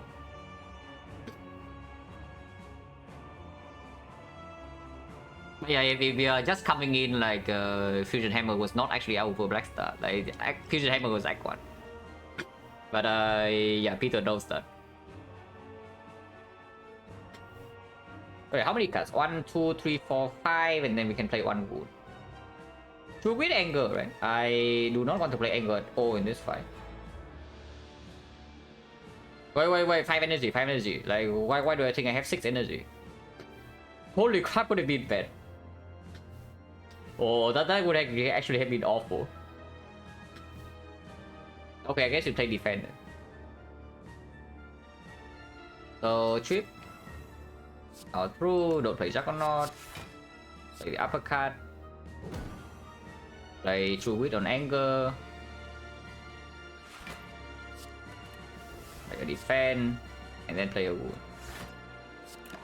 Like 1. So Black Combat is 0 cost. Debuffs again. Oh, close line plus the weakness. Now we are vulnerable and we still have not drawn into any of the powers. Like what? Oh, this is not one of the fights that we want to draw badly in, yeah, but this is not very cool. I mean, if he multi hits again next turn is not that bad because we do have this arm plus and he's weakened. Yeah, we did draw Juggernaut. Yes. I kind of want to make hand space now, yeah. This I want to be play, close I want to be play, and then play one wound and have 5 cards. It's okay.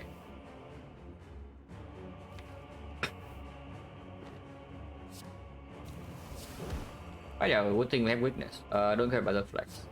Maybe we could have played flex into the thing. Because if I draw to feel no pain or damage raise this, just draw next turn. Okay, so just minus a little bit of damage then. Oh, you are so good, man.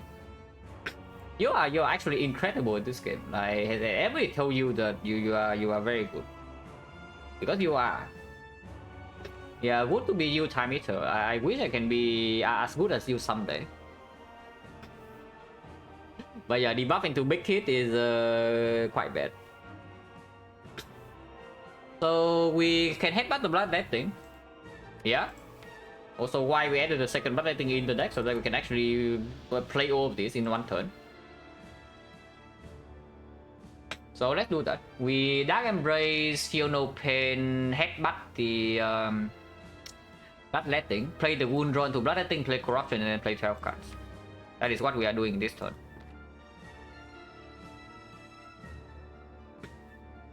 We can play 12 cards because the moment we draw into the bloodletting second here, we can also play way more.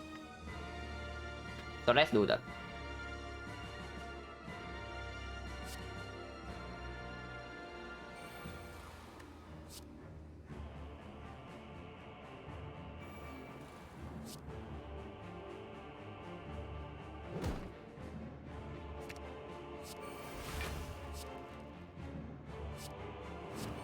Three more cards only, yeah, but that's completely fine.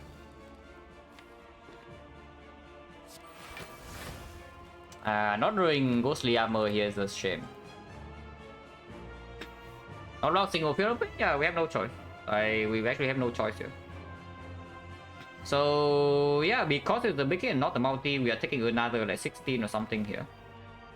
If we go cry into Ghostly Armor, we gain another 3 block. But at least Dual Wheel Blood for Blood comes in next turn and we can deal 99 damage.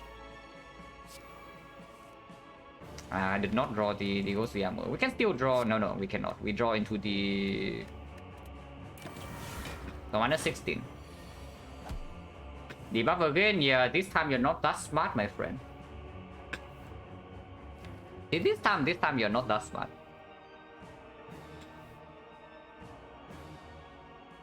So Juggernaut into Dual Wheel the Blood for Blood and we just go in, right? We deal 200, we try to push him down to 240 this turn if we can. I am willing to use the Bloodletting Plus, unfortunately. I don't think we get away with not playing the Bloodletting.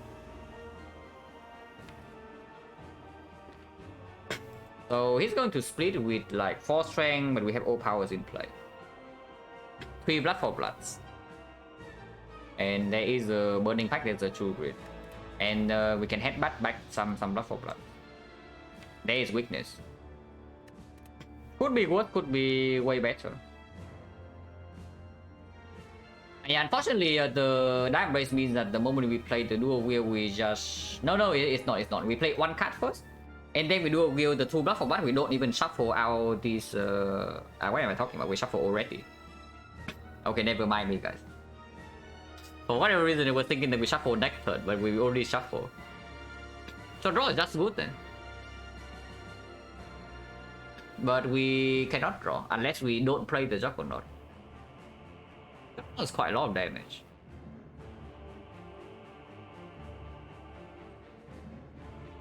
Yeah, Juggernaut's quite a lot of damage. So probably play that. Dual Wield Jugger is just way worse than Dual Wielding Blood for Blood, but you are probably not serious.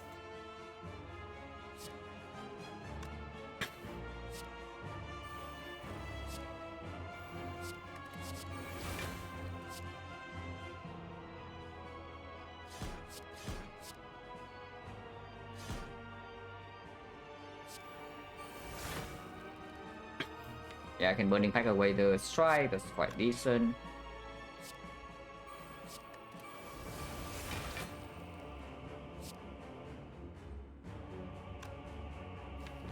If I can split without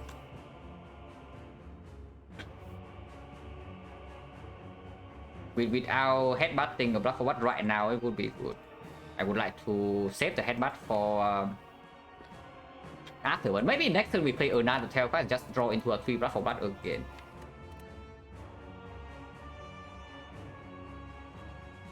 Because I also kind of want to play some of these powers too.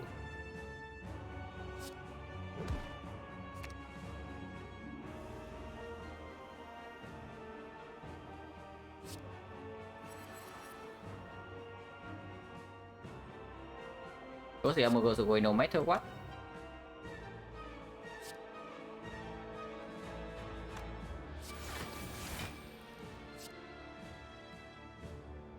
Unfortunately, we break out Nunchaku, but it's fine.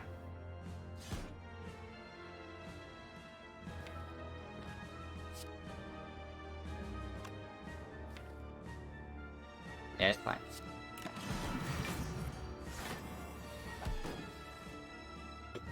So this time we just do that, embrace and nothing. Trip, yeah, it's whatever. We just save the skills for after.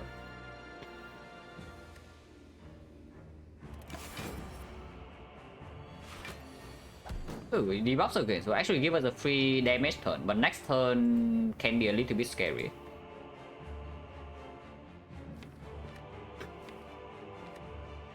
We can deal a lot of damage this turn, no? But definitely need to make sure that we don't run out of block, yeah. So how much do we need to block next turn then? Let's say it's 5 strength and next time we play another tail card, it has 7 strength. How much would that be? 7 strength multi-hit is 15 weakness vulnerable.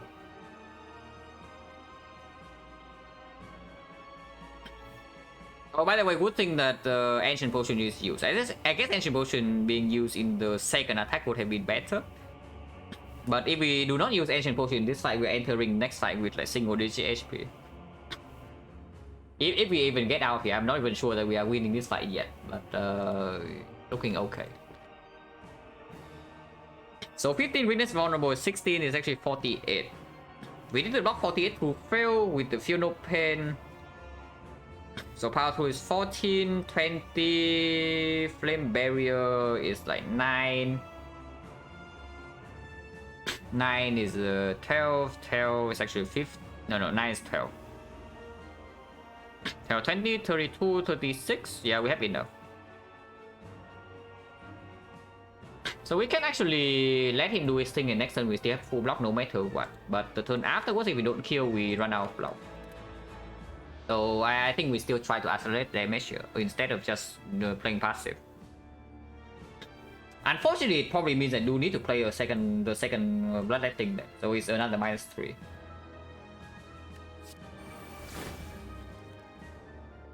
Oh yeah, it draws 2 now. It draws 2 now. And we're entering crazy. It's not crazy, but only if we actually kill it over 2. I guess with Feel No Pain Juggernaut, we actually can kill decently fast. It's okay. It's not an insane idea that we try to play this over 3 turns. Because we cannot shuffle back into the Blood for Blood this turn anyway. So might as well just go in next turn then. I can see that. 8 cards.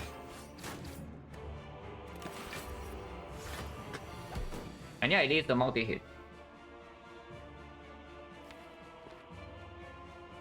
So close line can be played, or we can play the slime. Bash can go. I do want to make maximum hand space possible, so it's probably close line first and then into 2 with the bash.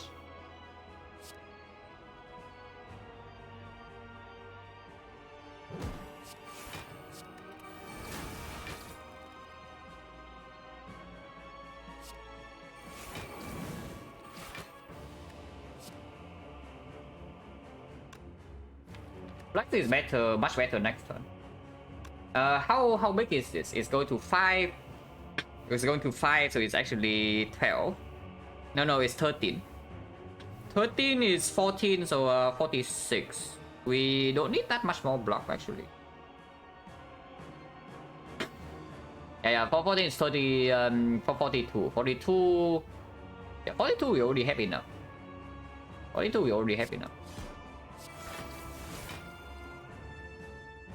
Double check that it's actually 42, yeah, because if it's not, then we taking any damage from here is like really bad.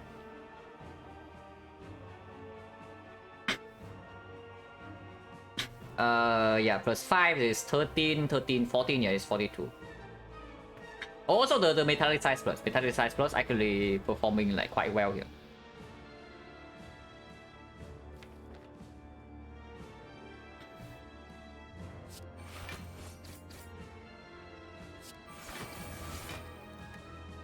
Yeah, perfect. Yeah, we block 43, have flex of 42, and then next time we just flex and then kill.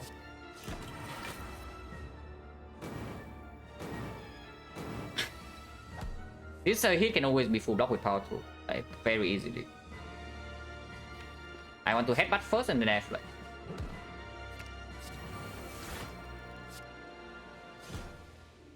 And yeah, it's dead, yeah.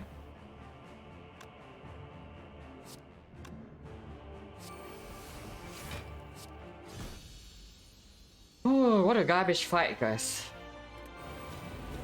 Awakened one is the more annoying fight for sure. Yeah, Awakened one is definitely the more annoying fight. This fight, if we can get away with not playing corruption, I would like to, but it seems very stupid.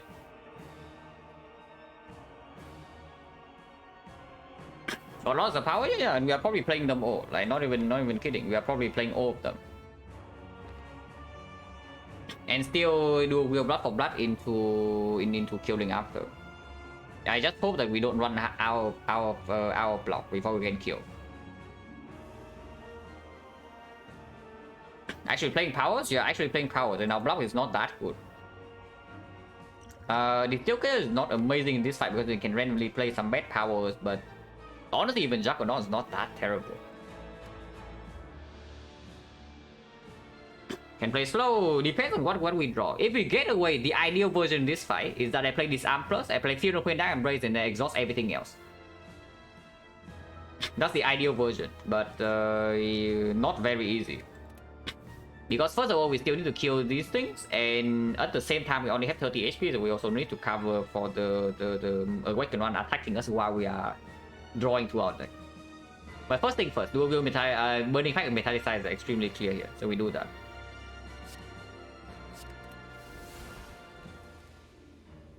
Disarm first is something, I guess. We don't play Disarm. Here it goes to like 17, and then we block for 5, so we take 12. Or I can play Disarm. Playing Disarm just saves 1 energy later at the cost of... how much is this? It goes to 19, 19 is actually 14. So it actually blocks off the full 3. No, weakness is 16, so it actually blocks 2. So I pay 3 HP right now to gain 1 energy. Seems weird. Also playing 3 plus right now makes absolutely 0 sense. And we definitely uppercut the Awakened one. Good thing Nunchuck was set up.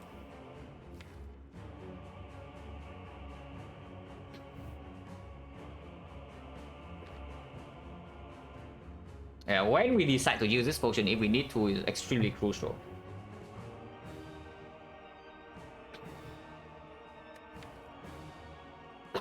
Maybe the ghostly armor we pick up can be clutch here. 13 is a lot, and close blind plus can also keep this permanently weakened. Yeah, 3 HP is so much though. Like it blocks for 19, 14, and we go to 16 immediately. With double blood thing is already 10. 10, otherwise it's like 13. Next turn, how much are we being attacked for next turn? 6 here, 6 here, 16 here maybe. Until to 28. Yeah, so it blocks 2 this turn and it blocks 2 next turn. If it's multi-hitting next turn, then disarm first is definitely also way better. So that's covering for 25%, I think. Yeah, I guess this fight is like scary no matter what. So we just do what we have to do. Yeah, we just do what we have to do then and play the disarm. So uppercut in here, disarm, and then just take the full 14 to our face. And hopefully we don't die. Because this thing can absolutely kill us. And yeah, good thing that Nunchaku set up for this.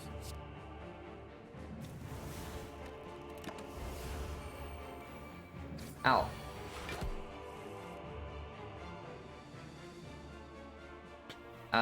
Yeah, not a fan of this hand. At least next turn is not that bad because it's weakened. It's -1 strength and weakened. So yeah, we're using the pot, yeah, but when? It's the thing. I really don't want it to accidentally play something I don't want it to play, you know, like the dual wield at the wrong time is terrible. Corruption, if we don't want to play, is terrible. But maybe now I would not mind the... No, corruption this turn doesn't even do anything. The annoying part is that the clothesline still needs to go here. Yeah? So next turn, how much are we being hit for? Next turn, the awakened one is -1 strength, this 5 is actually only 12 damage. So awakened one is all no problem. It's just that the other two are freaking annoying. And this turn we are also taking some damage. We are being hit for 26 and we are only blocking for... If we want to block for extra, we also need to bloodletting. So it's -3 to block for another 5. And we block for in total only 24. So we take 2 and we take another 3. So we take 5, we go to 11. And next turn somehow this cultist need to die.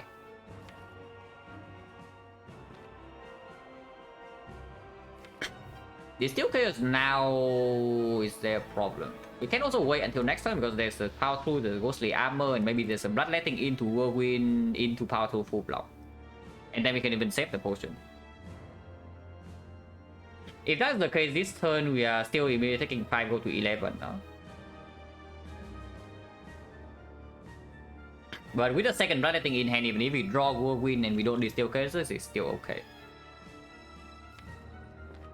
Is it okay? Like Hourglass? So we clothesline the awakened one and then we Iron Wave on some of these, yeah? So we deal 9 damage. 9 damage and then plus this is in the 12. So this is 36 and this is 42. Yeah, number we care about is the 42. And this is dealing 9. 9 with the bloodletting. 9 is actually 13, right? 13, 42, so we need 4 energy to kill this. We have 6 with this. So we can spend 2 energy to block with Awakened 1, it only attacks for 12. So if we have Whirlwind in hand next turn, potentially maybe with Flex, and then we can full block while killing. And then maybe we can try to slow slow fight. I really don't want to use it until I have to. Because first of all, it's a really strong potion deck for, and secondly, I don't know whether this fight I want to play Corruption or not. Because if we can get into the loop that does not play Corruption, we are having a free fight here. If we can store the opening turns. Because once we exhaust down to like a power 2 loop, blood for blood, it can never deal damage. Even when we avoid it, like, it cannot deal damage to us. But yeah, so I guess we do the first line then. Trip. Trip doesn't need to... actually, no. Trip does deal a little bit of damage right now. Next turn, this thing needs to die anyway. Is that true? Next turn, how much are we facing? Like 11 here? So 22, 34. Is it impossible to drop 34? No. Actually true, right? And maybe we can even kill one of them only, and not 2. Because bloodletting is already... blood for blood is already 0 cost. So maybe we can kill one of them next turn and then block on 23. Or potentially play yeah, the powers though, like these freaking powers. And we are limited by our HP here. We cannot bloodletting into Unceasing Top. It just doesn't work.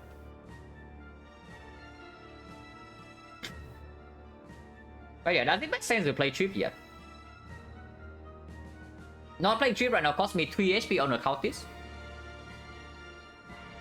Are we in trouble? Yeah, we are 16 HP after the first boss fight and 1 potion use. You tell me, are we in trouble? If we are not in trouble, we are 4 HP right now with 2 potions. So of course we are in trouble, like what are you talking about?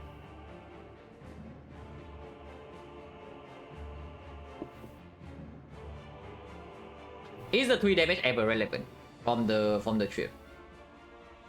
Because I'm still playing enough cards to make hand space.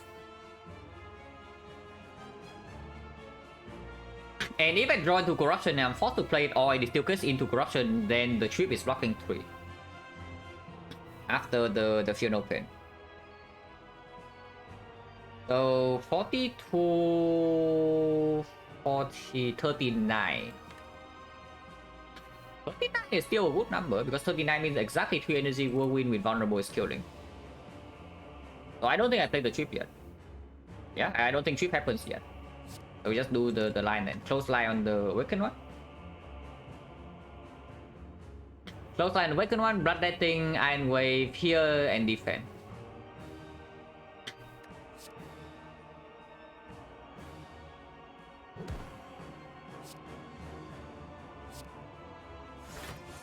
On energy float, but I don't play Fear No Pain.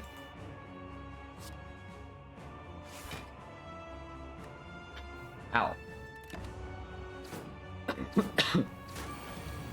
It's only 3 times 4. Well, if we play the Dark Embrace, which seems like we might have to, then how is it? If we play 1 power, he goes to 7? 7 is actually 5. So first power actually cost me 8 block. The second power only costs 4 block, right? If he's weakened, because he goes to 5 into 7.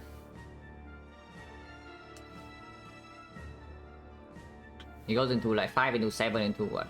Yeah, 5, 7 into 9, so 9 is 6. Yeah, 9 is only 6. So if I play 2 powers, I only need to block for 12 more.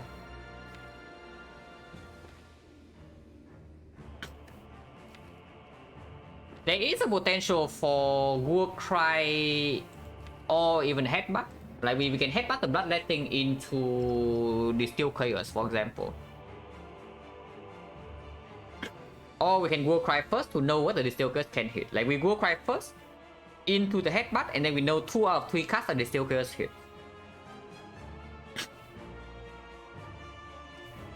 And it still looks pretty fine in the deck because we have blood. We have because we have the burning tide. I don't hate that actually. I think the version of this fight we really want to play is the version that plays exhausted powers. Especially when I draw the wrong Light Embrace here. If I draw the correct Light Embrace, I can maybe play it. But here I don't actually want to play this one.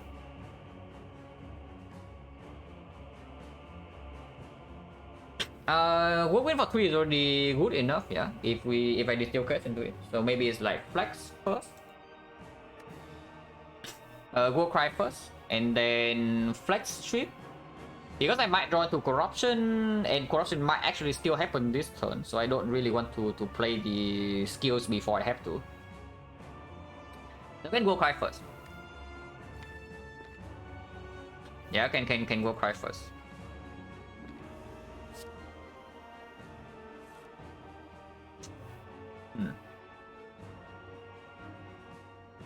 Okay, I really need to to take a short thought right back. So and it's a good time because this decision is important. I don't want to mess it up. So I'll be right back in like 3 minutes. But yeah, like cliffhanger. We'll go cliffhanger screen here.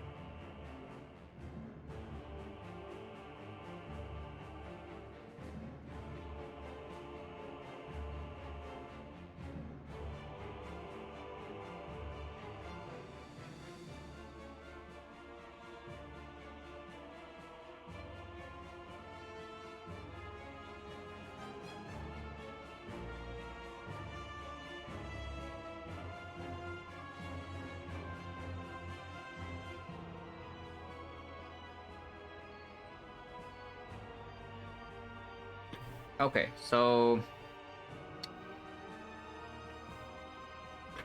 how bad is it to...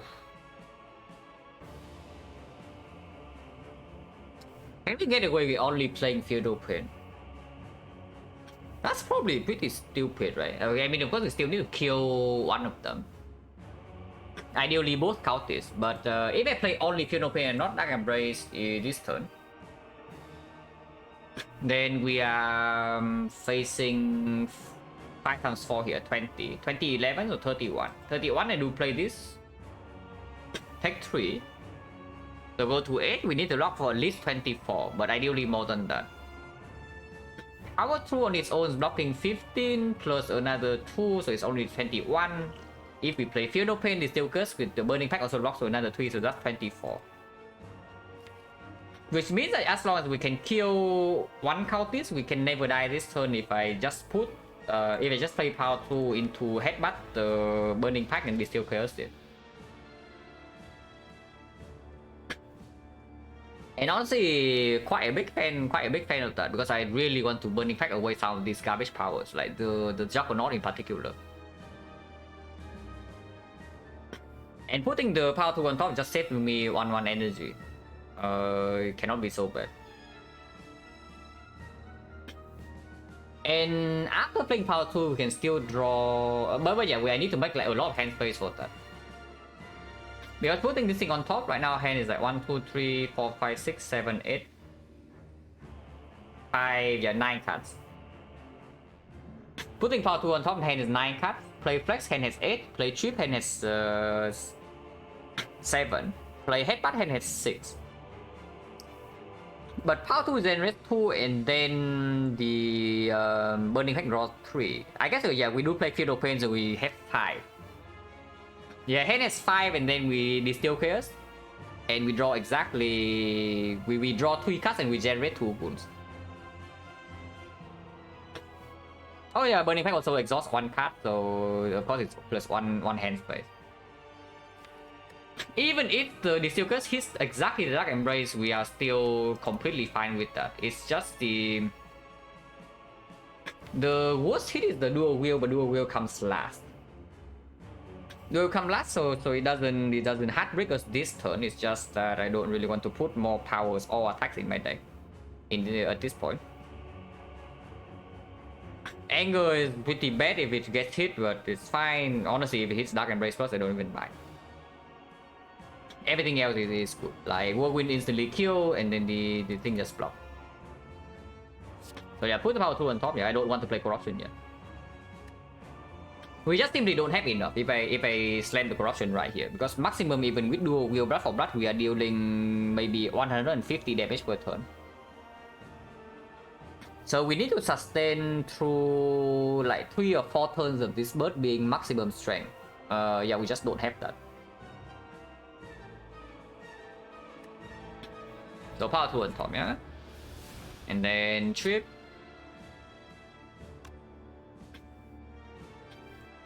Should I play Bloodletting? Because if I play Bloodletting and... If I play Bloodletting first, and the Steel Curse visits Whirlwind is much better. Of course, the trade-off is that I pay 3 HP immediately, but...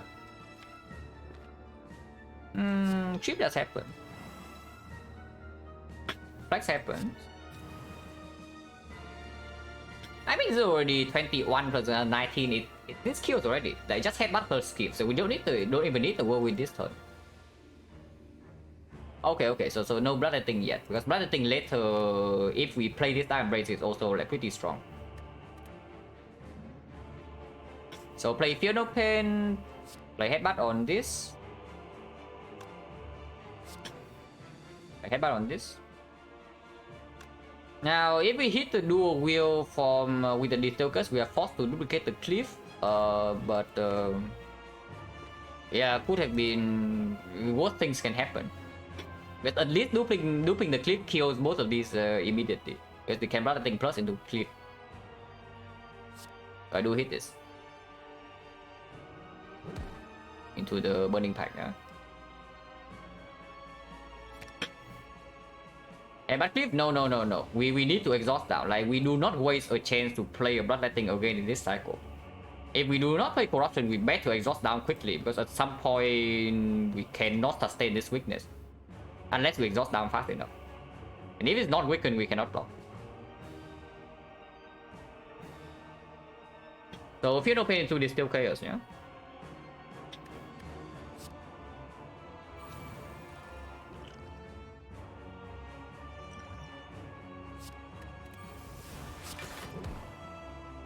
That's fine. Unfortunately, we are 1 damage off. So does Bloodletting also need to be played or what? Or we can wait 1 turn.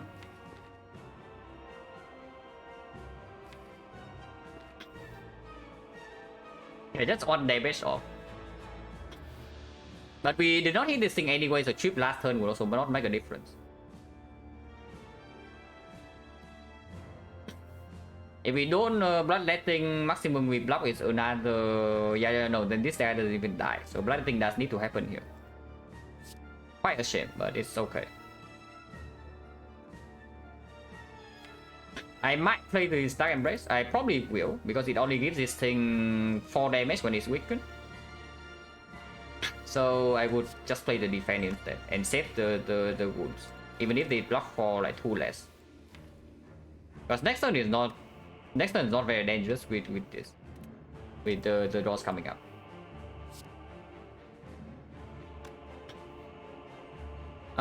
Creep into a whirlwind, right, to make maximum hand space here. We definitely want to draw a full 5. Eventually we'll bluff for what happens. I don't know when. Maybe it doesn't even happen at all. Maybe it doesn't actually happen at all. If we are trying to exhaust down like this. Because redrawing into block for blood is not even good when we are trying to scale our thing, and we need to redraw into the weakness. Oh yeah, the close line plus, by the way. Like we are the close line plus. Like, where are we now? Probably playing corruption and then hoping for the best, and then die. That's probably where we are if we don't have close line in the deck. Even in time, I played full day, so yeah, very happy about the weakness.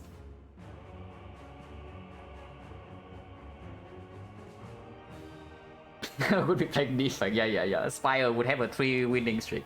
I'm really trying to deny Spire the 3 winning streak here. It's trying pretty hard. But I'm also trying pretty hard. Next turn is how much? Its base is 20.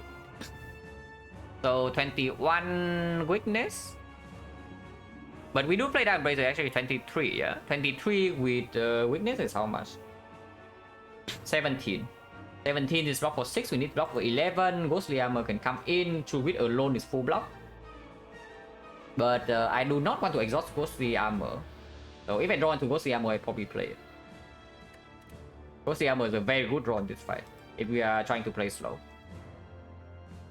Okay.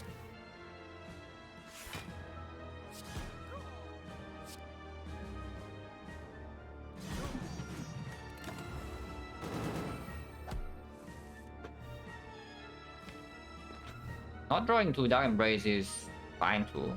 Can True Wit an anger or can True Wit the power?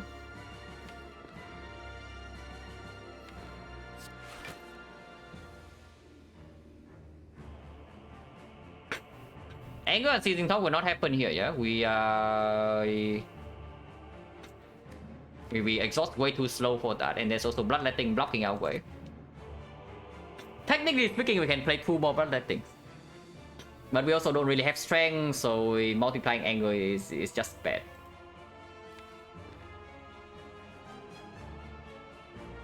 True is over blocking.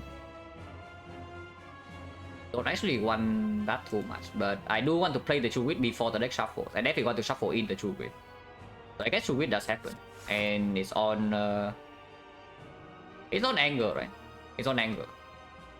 Because this is still an emergency play, yeah? If we run out of options, we just play Corruption immediately.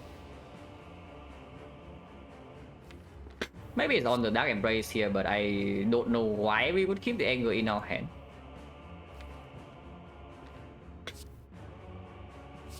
I'm never playing this to make hand space. So it's just gone. This can be played to make hand space. The anger cannot. Yeah, right here I can just play the strike, and I am playing the strike. Need to play on wound now.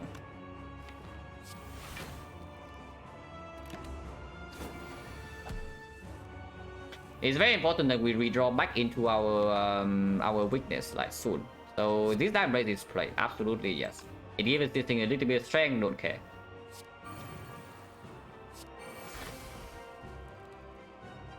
Yeah, Ghostly Armor is enough block. Just play this to make hand space. Can Ghostly Armor and take 1 to preserve some more block in hand? I don't know why we would do that, but it is something we can do.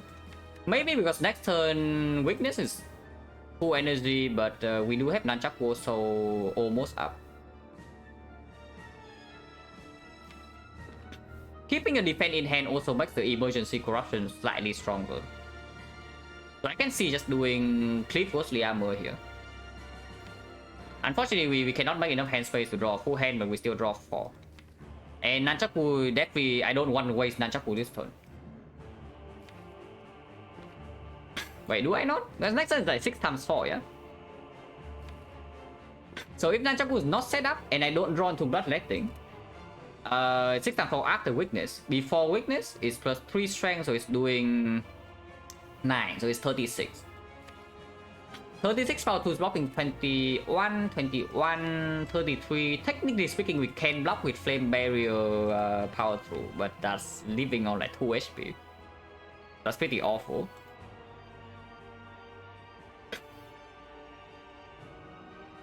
I'm really wondering, like, is it better to save Nunchaku for next turn? Because it is also true that we might not even draw into close line or uppercut. And then playing 2 attacks right now just give me hand space immediately next turn. Like double attack into Ghostly Armor and draw full 5. And I do have 2 Bloodletting in the deck. Taking 1 in here, we go to 7. 7 Bloodletting can still be played 2 times. 6 is bad, but 7 is perfectly fine. Yeah, let's actually use Nunchaku, right? Because if I have weakness plus the power 2, that's already 21. 21 block in here in weakness, we only need 24, so we can take another 3. 3 is fine. I think 3 is fine. Like if I just underdraw, the chance that I'm forced to corruption next turn also increase, and I don't feel like corruption right now is winning.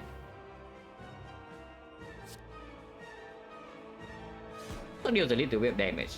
Makes the dealing damage also makes the emergency corruption plan a little bit better. Oh yeah, Ghostly Armor plus.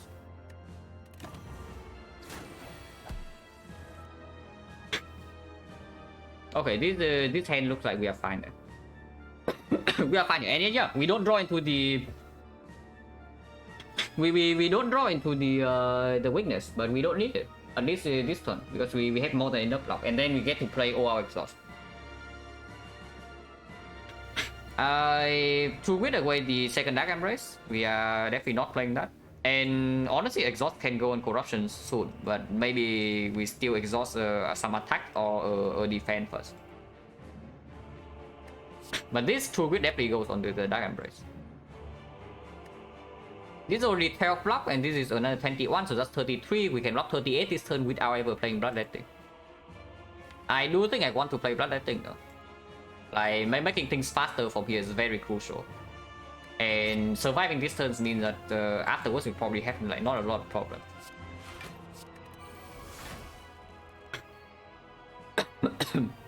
I mean, I can also just power 2 and draw 2 first and then see. Probably wise.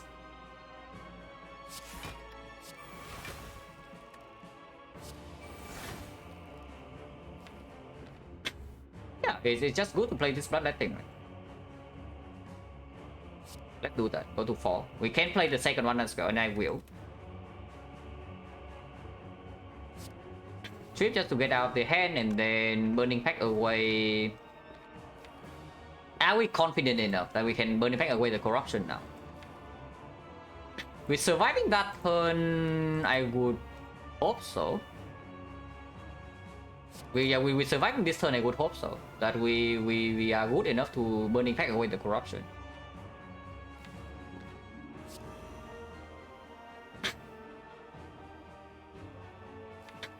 Yeah, let's do that.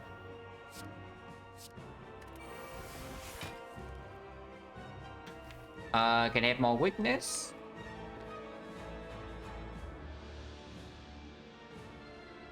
Second bloodletting can wait, but again, I want to shuffle, I want to draw into headbutt right now. So shuck first. Shuffle in weakness is not too bad. We go to 1. If we go to 1, it means that we can never play bloodletting again, yeah? And maybe that is bad. Yeah, maybe that is a little bit bad. Probably is. Maybe we should have saved 1 wound. Yeah, definitely should have saved 1 wound here. But we are probably still okay. It's just that I do want to play headbutt next turn, but I also want to play some weakness. But maybe weakness can wait for 1 turn. Yeah, we just bloodletting next turn, right? We just bloodletting next turn and we headbutt back the power through probably. Or burning pack or true grid. Maybe true grid. But yeah, what card do I play in this spot?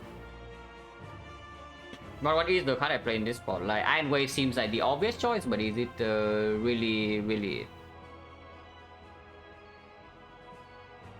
Probably fine. Yeah, probably fine to play the thing. Iron Wave.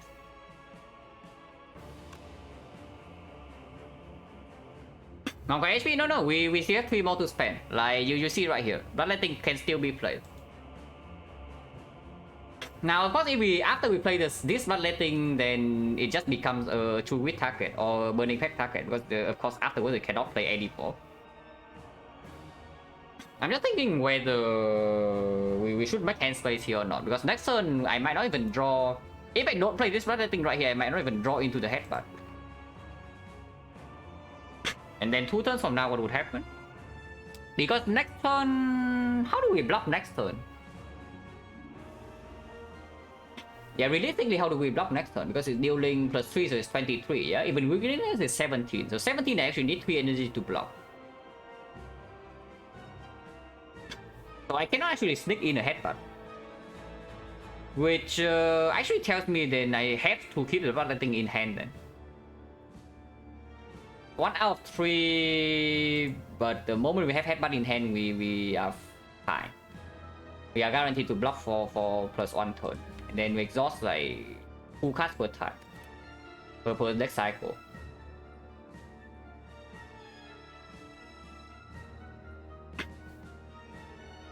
Energy could be good here, yeah, sure. I'm guessing that shock. I really want to draw into headbutt this turn if we can, but maybe so.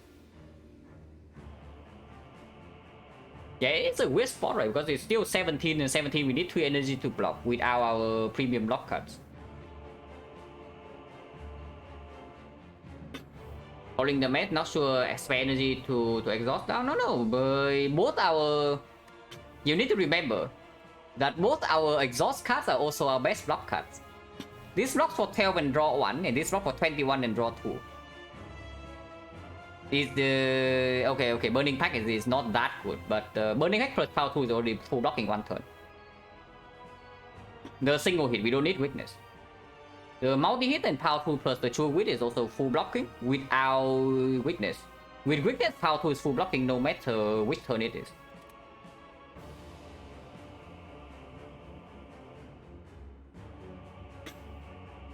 Yeah, playing Bloodletting right now is not it. Like, then it's just Iron Wave then, I guess. Maybe Exhausting Corruption is stupid. Over the Dual Wheel. Oh, the Dual Wheel. What if we... Man, Iron Wave is not good enough, but it does give us an emergency out that we do Bloodletting into Dual Wheel the Iron Wave, and then we play some 3 Iron Waves. 3 Iron Waves play defense block 20. So that is barely enough to survive a single hit with weakness.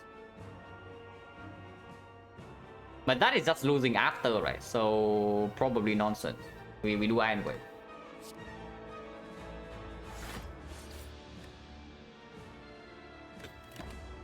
Yeah. We just die with 3 iron waves. Yeah, not the headbutt. So Blood Thing needs to be played this turn. If we don't play Blood Thing, we die. So better do that.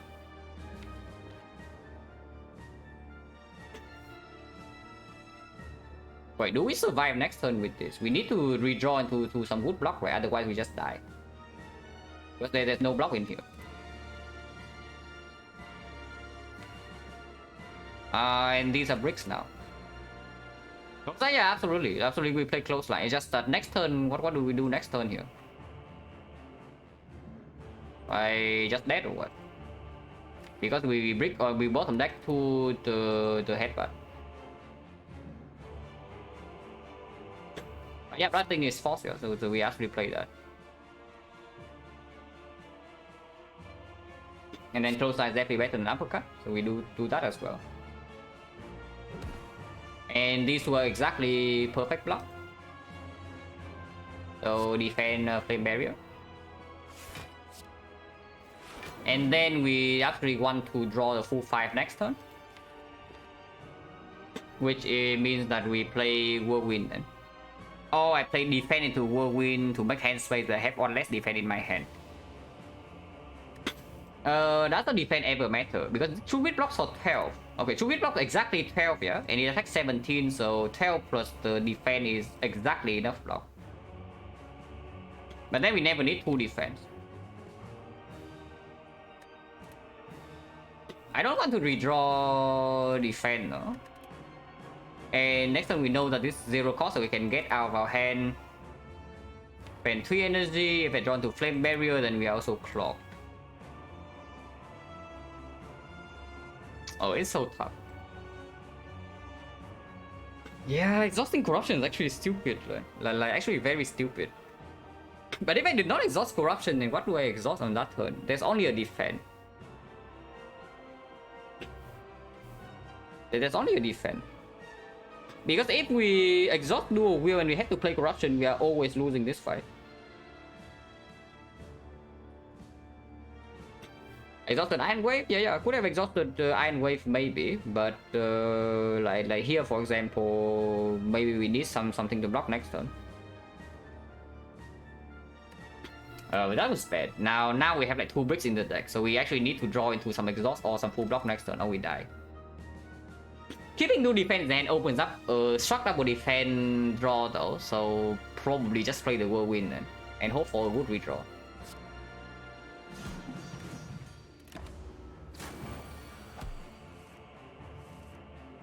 The Ghostly Armor is here. Thank God we have a Ghostly Armor, guys. I really don't want to headbutt the Ghostly Armor, but next turn is attacking for 24, yeah? So Ghostly Armor plus Iron Wave is... no, not Iron Wave. Ghostly Armor plus the Flame Barrier is enough block. Ghostly Armor plus True Wit is enough block. If we draw into Power 2, we are good regardless, so we don't care about that case.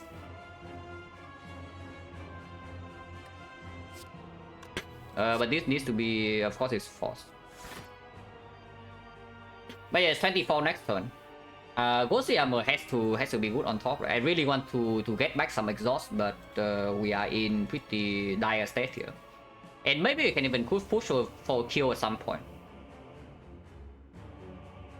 Yeah, maybe we can even push for a kill at some point from this state.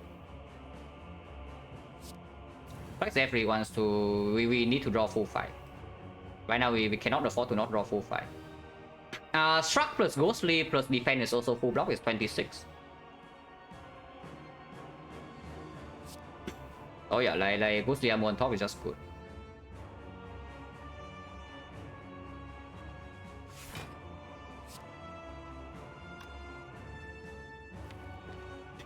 Oh, we can also do Wheel Blood for Blood.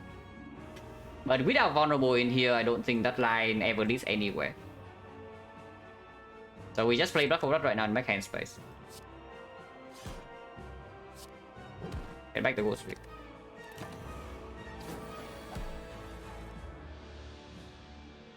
Currently dying, but we draw Burning Pact, so we get to see more cards. Yeah, currently only blocking 21, so we are 3 short.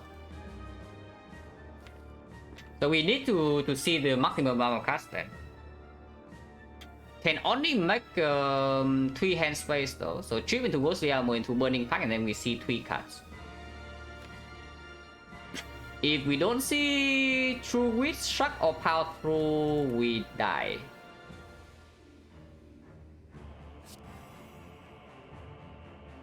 But there's no other line, right? Not playing Ghostly Armor in here is also just a complete nonsense.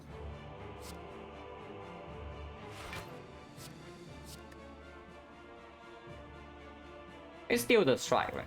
It's still the strike. We live. Exact full block 24.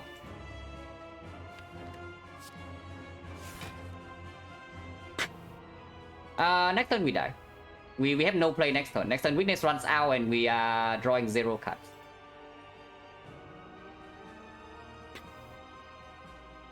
Slightly easier? No, it doesn't matter. Next turn we are dead no matter what. Like there's no play here. We just die next turn because we did not draw Whirlwind, Power Through or True Wit. If we draw one of these 3, then we are okay. If we draw one of these 3, then we actually fine next turn. But here we cannot make hand sway, we cannot play Bloodletting, we are just dead. Awakened one? No, it's not Awakened one. This fight is actually way easier than the first one. It's just the Time Eater kill us once again. We got like completely destroyed by Time Eater. And I enter this fight with like 30 HP.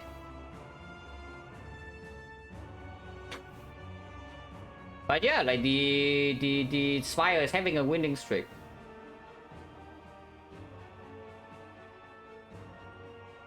So now I'm thinking... Bit more like, yeah, 3 more HP here. 3 more HP here, we play Bloodletting, we are like completely easy. Like it's super easy. But like this is no play. And even with Corruption in hand right now, there's also no way we win the fight from here, unfortunately.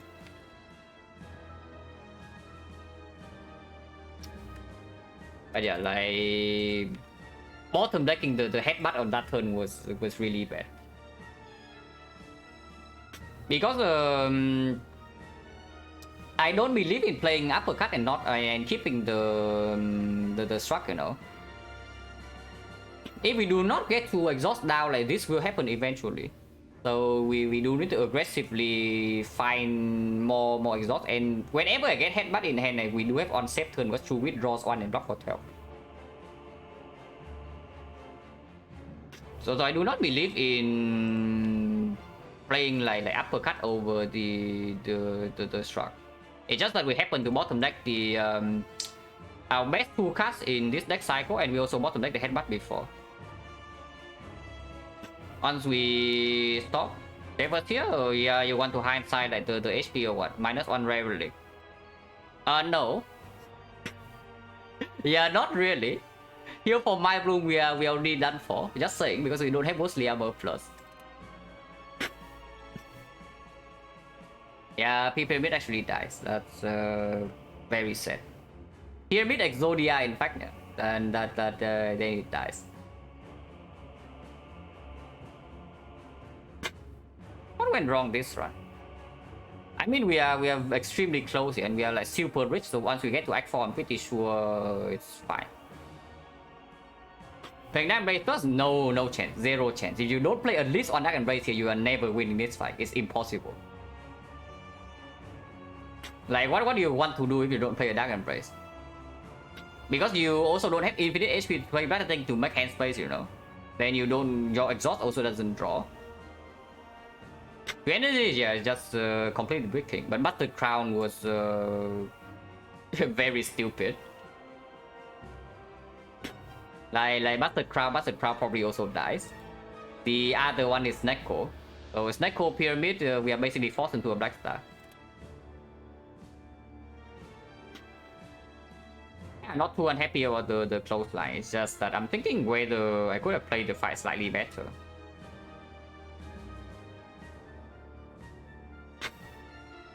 Like the Distillator's turn was reasonable. Getting back the Burning Pack was absolutely crucial if we want to play the fight slow. And the fight could have been played slow.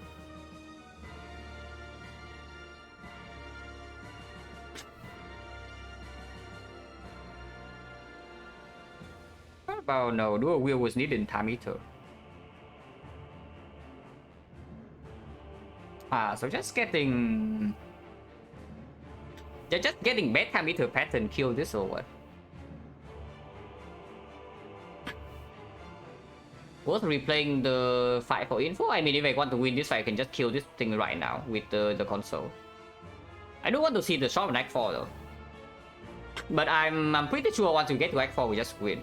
Like with this deck with the pyramid and with 600 go into the Act 4 shop, I'm pretty sure we just win this run.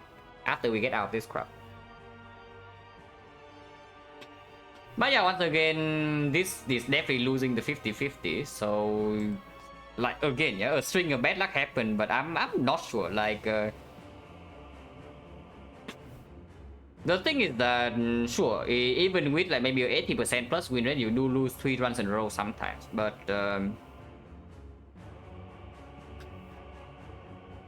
out of 300 silent runs on stream, I think I have only lost 3 runs in a row exactly once. And never more than that. So like maybe I'm doing something wrong, or maybe I'm just getting some complete garbage. But this run by all means should win. So fight like this server, so yeah, but you want to play fast in this fight or what? I don't think playing fast is possible here, you see, because our damage is just not enough. Like we do a real blood for butt, we have the 3 cuts and deal 66 damage and then what? Like with the bash, they're sure 99. Now what do we do? What do we do with 150 damage per turn? Agree, just thinking, yeah. But I mean that's a moot point, right? Saying that if we get this card, if we get that card, yeah, sure. You replace the close line with the shockwave, then we are also probably okay. Can Grim? No, it's not Grim. We are already dead. Like next turn we have no play. It attacks for 24 and we cannot block. No, not 24, but Witness runs out. Witness runs out, so next turn is attack 23 and maximum we can block with 17. So we are already dead. Blocking energy seems good, yeah. I may be playing with one less boss relic than usual is also sucking a little bit, but the other cards should cover for a lot of things, you know. Every fight, yeah, basically we skip on boss relic, so of course if you skip on boss relic, bad things happen. But this deck should be good enough to cover for that. It's just weird. Also the second blood I think absolutely play, yeah. So also very happy about this one.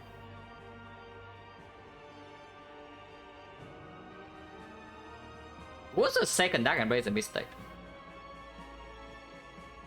Now I'm really thinking about it. Of course we draw one faster, but if we don't even upgrade, then the first one's difficult to play. And in Time Eater we did not play 2. In this fight also don't play 2. In Dodo deck is the easier fight, so I don't even think we need to play 2 either, and we don't even need to draw into Dark Embrace that early. Maybe the second Dark Embrace is just wrong. Because it's like, sure, we want Dark Embrace in play early. We want Dark Embrace in play early, but now that we have multiple burning pack as well, yeah. When does this Dark Embrace actually draw? Through which draws 1. Power through draws 2. And then of course if we draw into corruption it's good. But otherwise it doesn't actually draw. It's probably just stupid if I know that if I think beforehand that I would upgrade the dual wheel instead. If the second Dark Embrace. It just cannot be played. And even after being played, it's not high impact until we have already won the fight. And yeah, if we have -1 Dark Embrace in this fight, yeah, we draw 2 cards extra already, and then we just win this. And maybe we don't break as hard in Time Eater, I don't know. Probably not. Time Eater, it's just that the first 2 or 3 turns was like really bad. And not because we completely break our draws or something, it's just because the pattern was awful. But in this fight, the second Dark Embrace definitely hurt us. Like, quite a lot. Oh, that is sad. If it's actually true. Because yeah, monkey brain, right? Like just see, make it power through like corruption with like true grit, maybe war cry, and like burning pack. How can that embrace be bad? But yeah, monkey brain maybe kill a run this time. Oh, that's actually pretty annoying. Yeah. Now that I think more about it, the second brain actually makes 0 sense. Especially after the bottle burning pack, but maybe we get bottle after the thing. Bottle's on 46, it's pretty late. If we get bottle after that amazing, it's slightly more forgivable. It's run don't understand fire, yeah. I mean, it's also extremely low percentage that these things happen. I'm not saying that it's only misplays. Yeah? We are also getting extremely unlucky here, but yeah, that's not really. We can prevent it if I play better. That's the saddest part. Of course, with like 80% plus, if we are, or even just 80%, if you say like I high roll 10% plus 50 maybe, then it's like even just sure 78. Even if you go as low as 75, I don't even know whether 75 is actually possible with 44.6, but maybe it is. But even then, yeah, it's a run like this should be good. Or do you think that a player with 75% win rate does not win a run with like Apparition, Ritual Dagger, or Pyramid Exodia? So of course we are getting unlucky, but the fact that maybe even 1 or 2 card pickers, just with the way I play 1 or 2 fights, maybe even 1 potion use, is costing the entire run. It's actually making me upset. That's like a small misplay, a very minor thing. It just like kills the entire run. But yeah, I want to see X for sure, so we do kill this thing. Kill.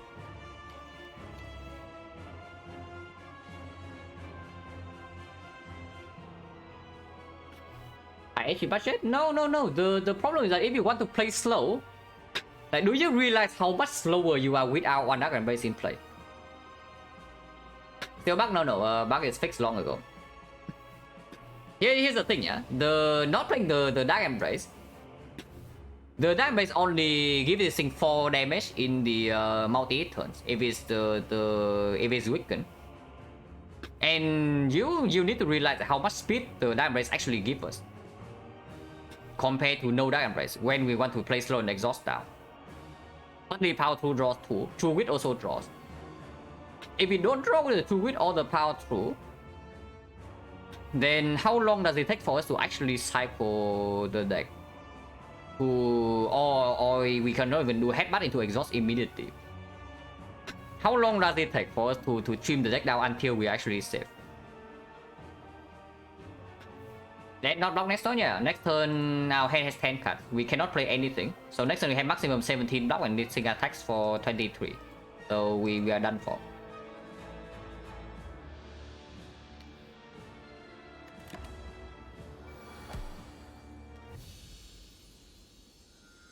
Wait, I change the score first before I forget. So conclusion is just play better. But I guess once the play corruption, no, I'm very sure the corruption is losing. I'm very positive the corruption is losing. At least when we have corruption in hand.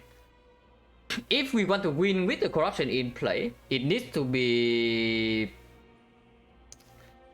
There are two ways we can win with the corruption. Number 1 is that we dual wield the blood for blood first, and then we play corruption, and then we do wield blood for blood again for 5 blood for bloods, and then we just try to kill it over 2 turns. Otherwise, we need to put the Awakened One's HP down to close to lethal range of the first phase. Because the entire deck is only... We cannot kill Awakened in one turn. So we need to block at least one attack, but I would assume that we need to block 2. Because you also don't cycle back into a Blood for Blood that quickly. So the time the corruption comes down is utter split, or we need to have 5 Blood for Blood in the deck. Otherwise, it's just not enough damage. But here, Talk Anger, Talk Cliff, upgrade Dark Embrace. Probably just Talk. Talk, maybe it's Strike. Anger can still be played for Nunchaku. I mean, doesn't matter. I just want to see the shot. Okay, with these potions, maybe we die anyway. Yeah, with these potions, maybe we die anyway. But 2 box can help a lot. Yeah, sure, other world will be good here. We have other poor. And we just remove like the cliff or something. Yeah, now we just leave the shop, and then if we draw badly in the act 4, at least we die. But I'm not interested. Just want to see the shop. Oh yeah, take away from this run, just play better. Especially if the especially if the run doesn't feel unlosable. If it doesn't feel unlosable, like really have to consider everything. Like I let one small thing out of my crafts and then we just die instantly. That's pretty sad.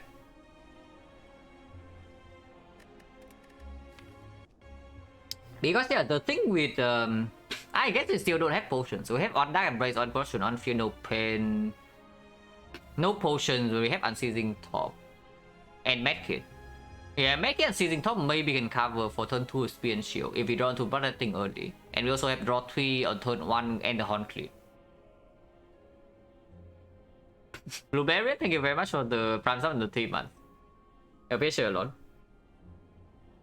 But yeah, for now, Spire is having a big winning streak. Hopefully the biggest one it can have. I have never lost 4 runs in a row on stream with Silence, so I should hope that Ironclad is not losing 4 in a row.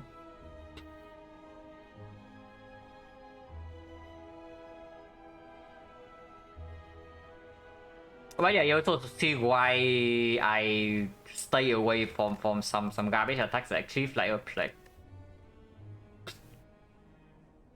Like here, the final Moscow lane, like we actually just one draw short from being fine.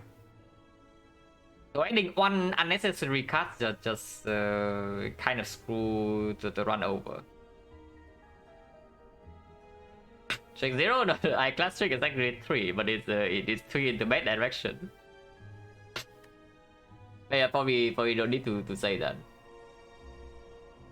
Not too unhappy though. Flex was fine. Flex was okay. Juggernaut was not too bad in time eater either, but of course in every other fight was a brick. Okay, maybe not. No, maybe not here. It was okay here.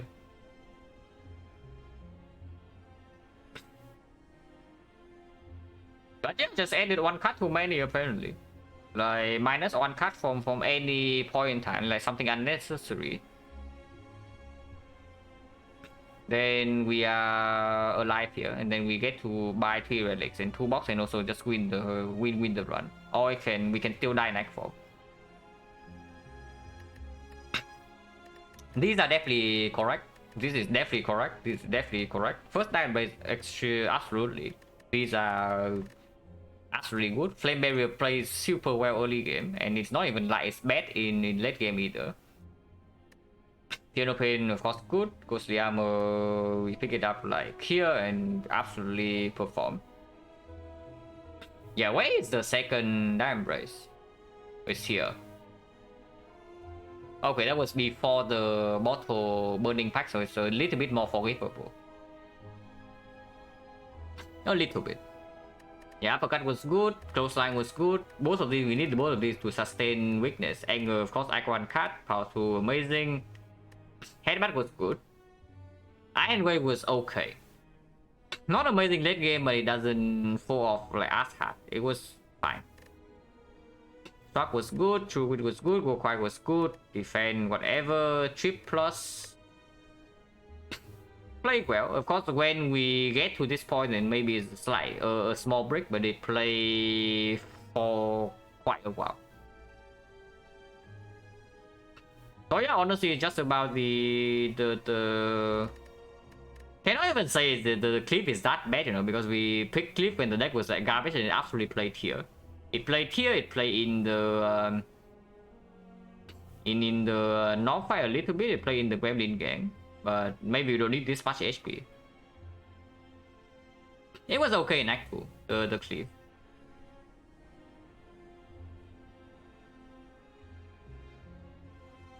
So honestly, it's just about the second Dark Embrace, and yeah, the more I think about it, the more it feels like it's just completely stupid.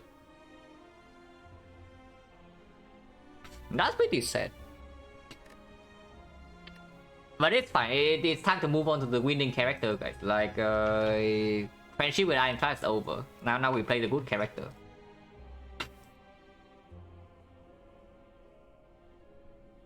It's time for a character that can actually win runs.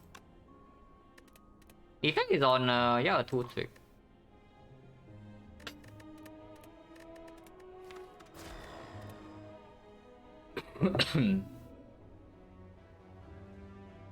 Yeah, this character wins runs, guys. Yeah, right from Neomons, we can already see why defect is better than the Ironclad. And we take that, of course. There's a short here, we take that, we take 2 fights. We know whether we need to buy potions. And yeah, Guardian at the end, very cool. This is the only early shot, so of course we go here. Ideally, the path is to 4-6 into 4-8 elite, but if we take 2 fights into 1 elite, it's not so bad. It's still force burning elite, but hopefully by this point we are strong enough. Robot? Yeah, robot is good. Okay, maybe robot's not that good, -7.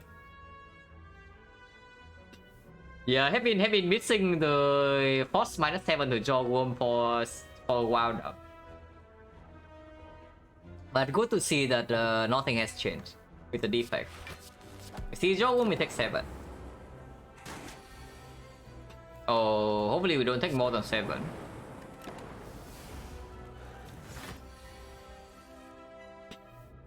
Oh, defect is so good, guys. Ironclad cannot do this. What? What's the problem here? Like, do not forget, we are actually playing a wood character. Instead of the Ironclad taking another 7 there.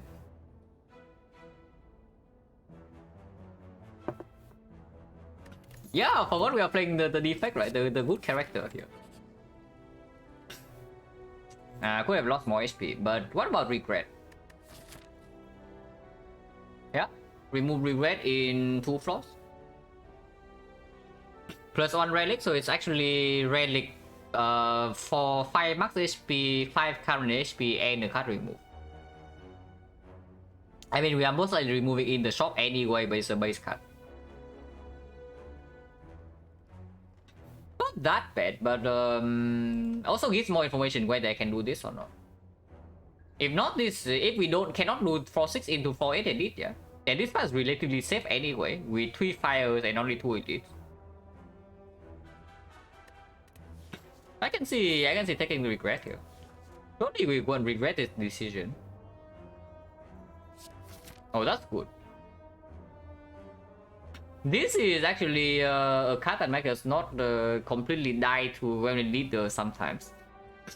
The wedding. Makes hologram way better. For now, it doesn't play that much, but it does open up like a lot of things. Like, of course, whenever you just doing your skim, your aggregate, your holograms, or whatever, it can play.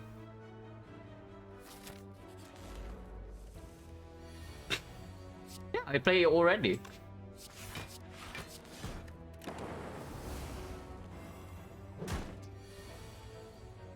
So -2 from the regret, but sure, I take that.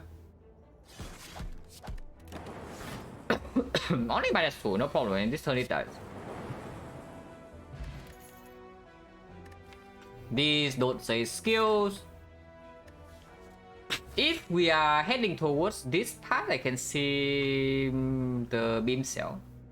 Because at the moment there's no good upgrade target. Like, I mean, Zap is fine. Zap is better than usual with the letter opener, but if we get away with not upgrading Zap, I would like to. And letter opener into Zap is not actually a very good way to kill Nob, yeah? But at the very least. So remove 75, we have 300, so cannot buy rare relic, but with short relic we have 130.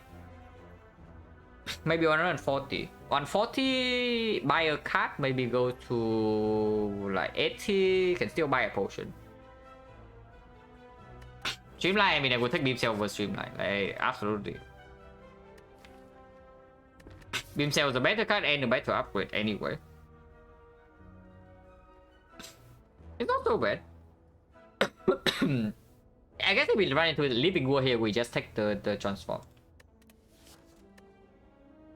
Now, Beam Cell, however, has some anti-synergy with the letter opener, of course. Because on the turn where we play Beam Cell, we want to play attacks. Also, yeah, Beam Cell in the deck is a good upgrade target, but also it's kind of demanding an upgrade.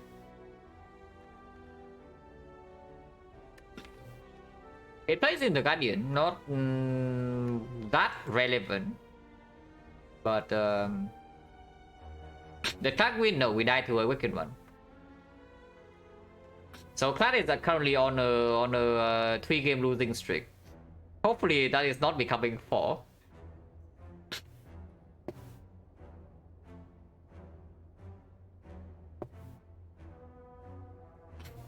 Yeah, I'm really torn about this Beam Cell. Like, I don't even know, because Cold Snap with the Focus Potion we can get through this fight with just this potion, and the shot can also make us strong over the second it did. And if I'm going on this way anyway, then I don't want the Beam Cell in my deck, because that upgrade is okay with Letter Opener too,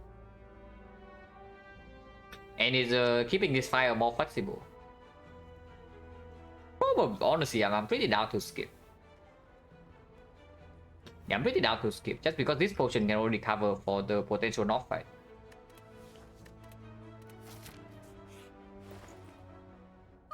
The shaft.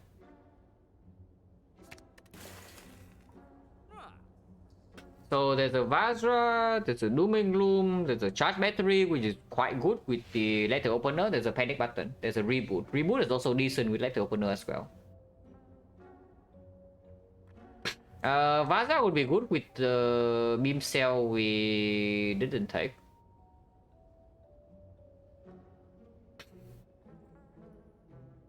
But I kind of like doing that. Optimizes fun. I don't know your definition of fun, but my fun is the highest when I actually win the run after playing well. If I win the run and I'm playing badly, I don't have fun. So the shot is just a lose situation for me, at least with the current thing I'm trying to do.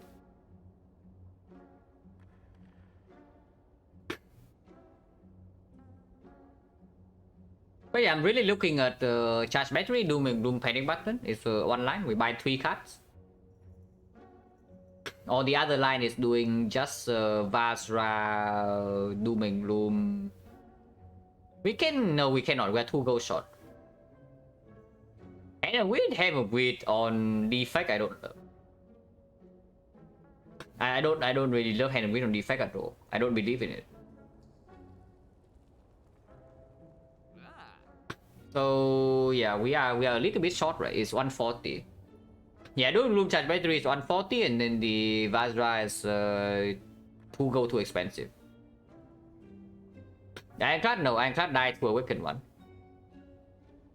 So another pretty long run that ended up dying in late game, which is slightly annoying.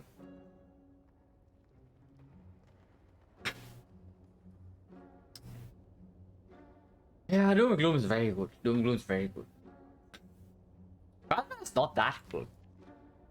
And better play into the relics, right? We let open this card becomes way better, this card becomes way better, and it's already good enough. The panic button. Let's just buy 3 cards. We kind of start the run with like an O'Reilly or something. Oh really? Reboot, yeah, reboot, okay. Reboot is fine. With the letter opener. I hate this event, yeah, don't worry, me too. If we click this event, we are probably going here though, depending on how many clicks. So how bad is the knock fight? I'm willing to take this event, go here, upgrade, take the elite, and then rest here. Or we skip this event and go this way. But the knob is still potentially a problem, yeah. There are a lot of hands that potentially kill the knob on turn 3, or we can also draw panic button on turn 3, and then if that is the case, the knob is like no problem. Against sentries, we have let the opener a little bit, we have cold snap and the charge battery. So sentries, if we also use the focus potion, sentries after we kill one of them and we have 3 frost off, we don't even take damage. And we never get 3 frost off, but maybe we can get 2, and then they die before then. So sentries, I would expect the amount of damage we take is if we draw panic button turn 2 as well, we also take 0 there. With focus pot, the sentries I expect to take maybe... We do play charge battery once, and we do play cold snap. Blocking 30, we block 7, we block another 4, and then maybe we block another... So it's like 9, maybe afterwards like 10 HP tax. Probably something like 15 to 20. So definitely not as bad as potentially the knob. The worst possible knob fight is that we need to play Zap on turn 2 or something similar.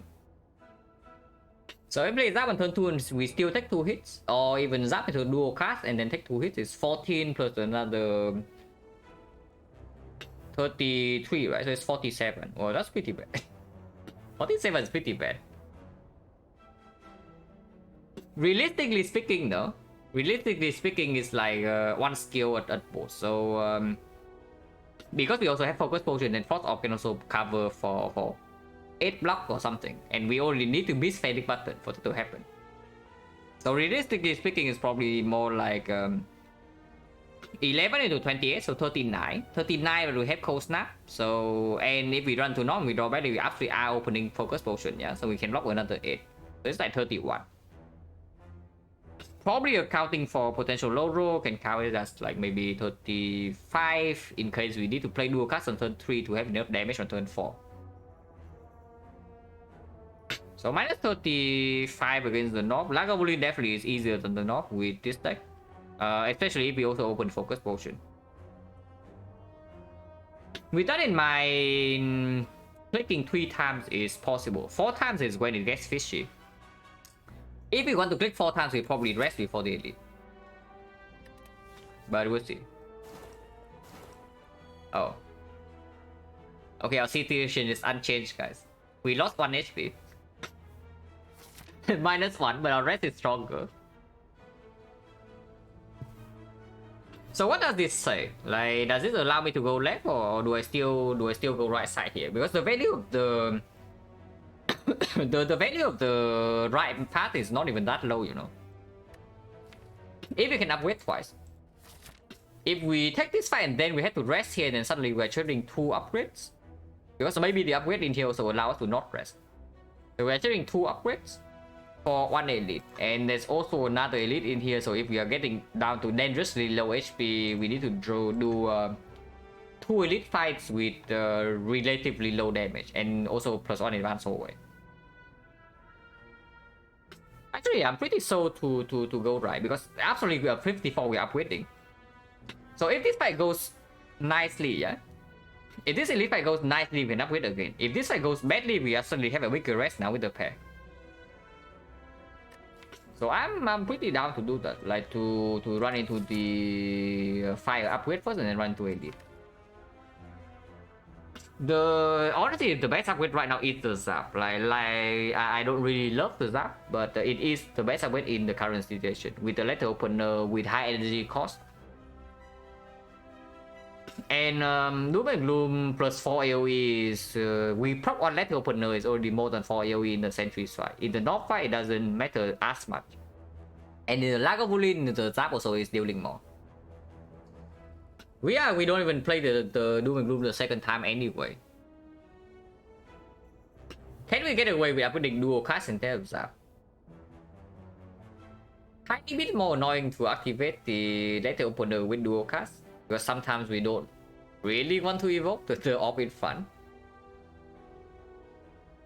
But upgrading dual cast right now allows us to maybe remove Zap after. Dual cast stays in the deck, but Zap is one of the... I guess if we have letter opener, the Zap doesn't fall off that hard, even in deck 2. It's okay, I can upgrade Zap first. Especially with the focus potion that can be used in the north.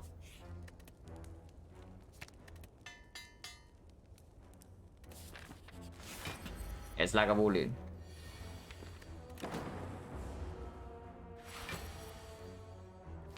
Yeah, next turn we have panic button next turn is a little bit strange. Not really, right? Like we charge battery defend and that only takes 6. Yeah, that only takes 6 damage and also allow the letter opener goes in regardless. But Dark in front or Frost in front. And do we need focus spot here or not? I have a feeling that we don't actually need the focus spot in this fight. So focus can be saved for the Guardian if we find no other answers, or can be saved for this elite. At the moment, potion chance is so Scrap Ooze and Donut. So this is still an easy hallway fight. And potion chance is 40%. Yeah, if we can save potion, we save potion. And I don't think we need the potion. Frost first, right? Yeah, Frost first, right? Because let's say we do Dark first, yeah. Dark first do Lightning here, Dark first do Frost here. Next time we play the Zap, so Dark is in front. And it's 6 into 12 into 18. So if we redraw the dual cast, we dual cast the 18 damage Dark off. It's 36. 36 with another, we are dealing what? 16 here, so it's 8, it's 11. 11, it goes to 103. 103, another 8 next turn, so 100, 95. 95, another 3. 92, 87, 87, 81. 81 minus 36, 45. 45, 40... It's actually enough if we redraw to dual cast immediately. But I'm thinking about the case where we draw into, like, let's say the Cold Snap redraw, and we cannot play Cold Snap because the Dark is in front. In fact, if the Frost is in front and we draw to dual cast immediately, then dual casting the Frost is not even that bad. We still have this thing building up, and we have 2 other orbs to push the Dark out, so we don't get to dual cast it. But we have letter opener, we still have panic button to block. And honestly, we can even replay the Doom and Gloom again because the turn after we have 4 energy. Yeah, Frost has to be correct over the Dark. I don't think we play focus pot at all in this fight though.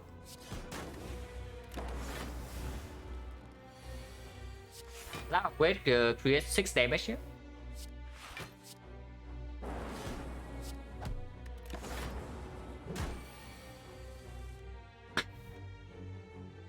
Yeah, exactly right. Now we can play Cold Snap but double defense. And now we have the Dark in front ready to be dual casted. Well, good for us.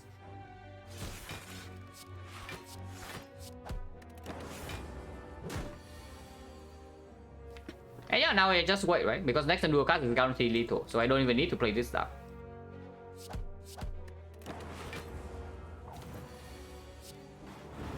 Yeah, good fight.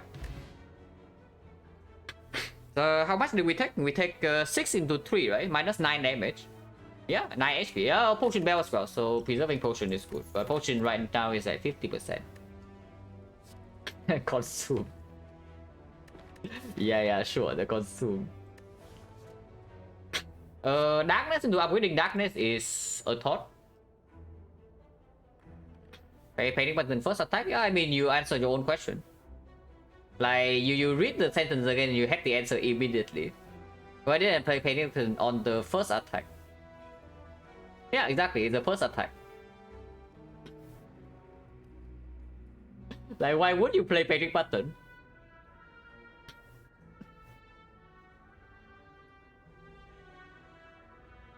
Yeah, darkness can be upgraded immediately. We already have Doom and Gloom in the deck, and it performs slightly better than usual with the letter opener as well. Immediately solves damage for the Guardian. I don't know whether that needs to be solved or not, but it does solve it. Consume with only one force in the deck, not yet. But yeah, we take the darkness to upgrade the darkness. One turn, yeah, that would be a card. It's just 0 cost impervious then. You play it at the end of your turn and it just blocks 30. So do you want advance away or not? But now potion chance 50, but we have potion bell, so potions do not get wasted. But there's still freaking burning elite in here. If we take question marks, can still be. I mean, we already saw healing events, so the only other healing is the cleric. But we also avoid the advance away. How bad is the advance away now? It's not that bad, right? Like, we have AoE with letter opener zap, we have fat load block, we charge battery panic button, we have some more AoE with this. If it's a big single slime, we can also have some darkness. Oh, am I talking myself into some nonsense here? That we roll a bad advance away fight into the burning knob and then we are dead.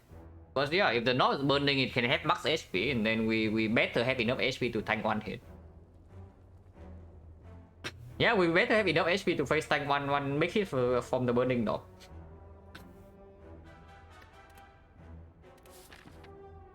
We still do get one more fight here. I can see just dodging the advance away. Even if this is an antidote. Rod is good.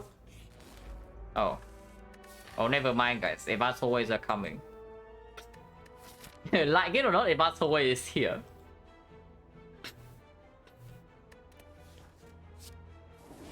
Light opener going in.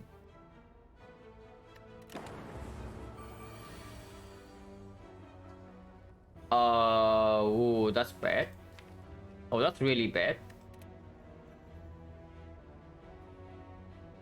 -5 to the cultist is really bad. Especially when there's the freaking advanced forward coming up into a burning elite. There's no line to kill here, yeah, unfortunately. I mean, we can kill with no, we cannot. Even with the focus potion, we are still 5 damage shot. But yeah, there's no line here, so I guess we just accept that we get owned by the cultist.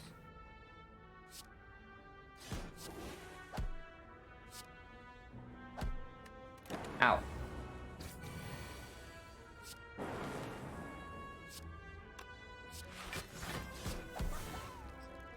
No potion. So 1, 2, 3, 4, 60%. Thunder. Very good in advanced forward. Not amazing in the knock fight if it's 3 energy deal 24, but reasonable in the sentries. Not an amazing unupgraded, but it's still performing on average.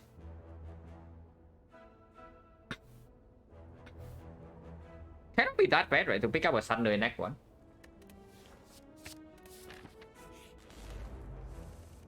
But this fight maybe we can do, but it's another minus damage because we don't have block on turn 1.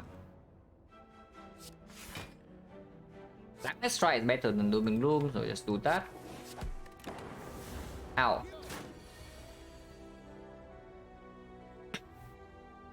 Taking another 2. 31. 31 is still enough to face tank 2 hits on the knock, because now that we have the rod, we can also open some frost orbs and we have the focus pot. And the panic button. At least this guy did not call a friend.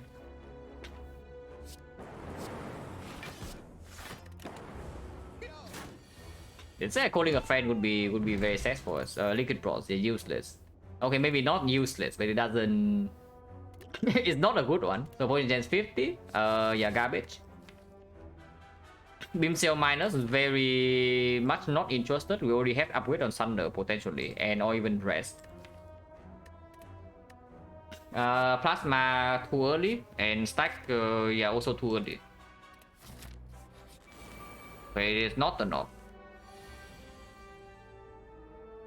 This panic button, however, is being slightly cringe here. By slightly, I mean very.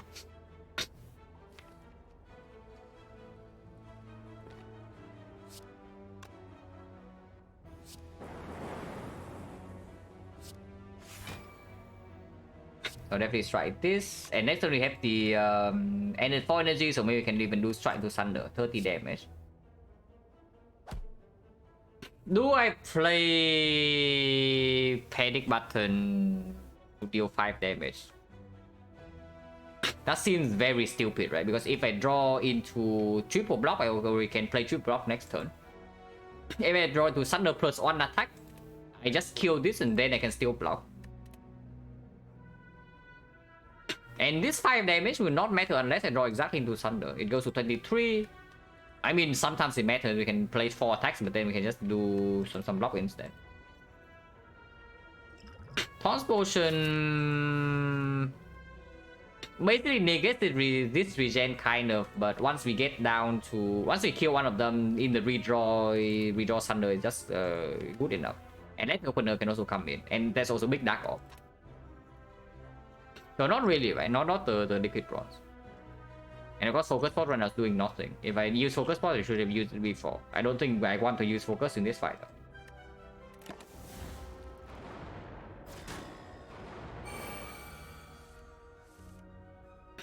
I let the opener going in.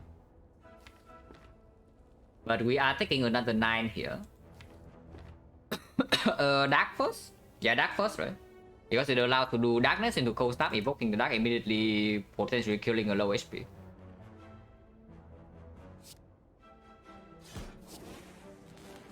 And yes, our weight place here is like 5 AoE, exactly as we said. Exactly 24, so Thunder perfect kill.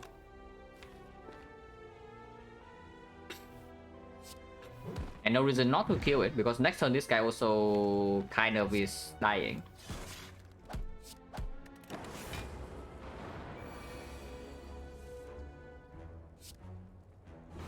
Yeah, dead. So not too bad. Blood Bio, yeah, sure. Buy straight potential. Snecko Oil surprisingly decent. We do Gloom and Thunder. Not in boss fight though, but in other fights okay. So we have some block cards here on offer. Auto Shield, Cold Snap, Steam Barrier. I would probably take Auto Shields over Steam Barrier. Because this deck right now is easily interested in Snecko. And we have no and then we have no boat relic yet, no loop. Yeah, welcome back, MJ. Yeah, somebody, an anonymous, gifted you a sub.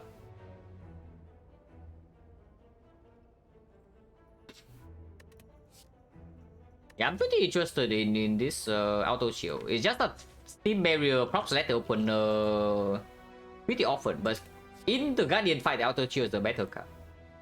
And at the moment, we actually don't block the Guardian that well. I mean, sure, we can take a second Cold Snap, but without focus, it's not even that good.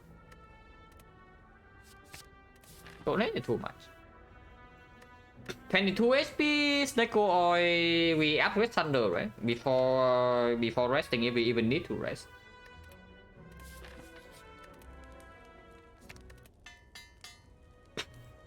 But yeah, if we finish this portion with 20 HP left, then I'm honestly pretty happy that we don't go for this way. Definitely would have traded at least on rest if we are still alive.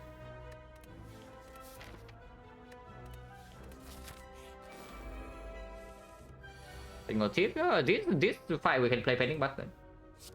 We actually can play panic button. So finally panic button performs in A5. Yeah, it took a while, but it finally performed. Smoke bomb. Yes, exactly what we need here. Chill with Hector. Chill is very good. Of course, it makes the snake go slightly worse, but the value of this thing is way too high, even when we have letter opener. How much damage? 49. 8 per fight, like very strong. The chill card, yeah, like are we scared of the Guardian? If we open focus potion, the Guardian cannot damage us after we split him on turn 2. The ugly situation is that we need to Snake Oil. The ugliest situation is that we need to Snake Oil on turn 2 to split it, and then the rest of the deck is ruined. So what does it cost me if I rest? Like Doom and Gloom upgrade, right? It's not that important, the Doom and Gloom upgrade. We already have AoE from Thunder, we have AoE from the letter opener. And our deck can very consistently block letter opener here. The 4 damage into slavers is not even that important. The Wembley lead the one letter opener prop and the Doom and Gloom is already killing the minions. And I don't think I want to keep the focus spot as long as I can. And yeah, then I rest into the Guardian and then we take 0 damage. I can already see it, guys. It is very possible to take close to 0 damage in this Guardian fight, but it's also possible to die from 24. Just because of turn 2. So I do respect the Guardian. Let's respect the Guardian here. Because the potions are also not potions to bail us out.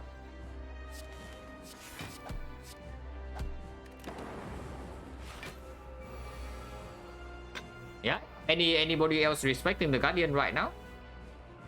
Because from what I see in this hand, we are taking how much are we taking this turn? Like 11, 21, 23, right? So we are taking 12.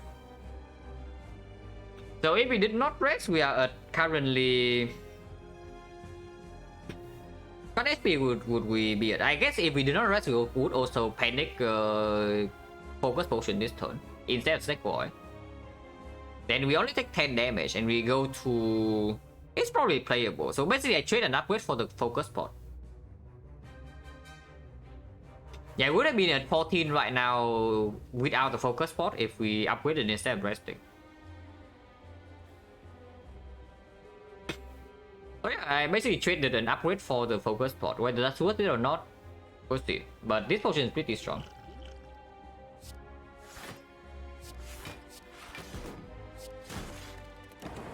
Ow.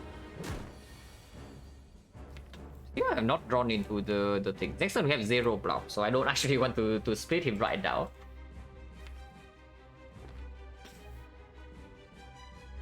Cannot even play Darkness because next if I want to wait for the next turn split, it's actually just Thunder. Now there's a potential line that we do just split now, like chill into Doom and Gloom split.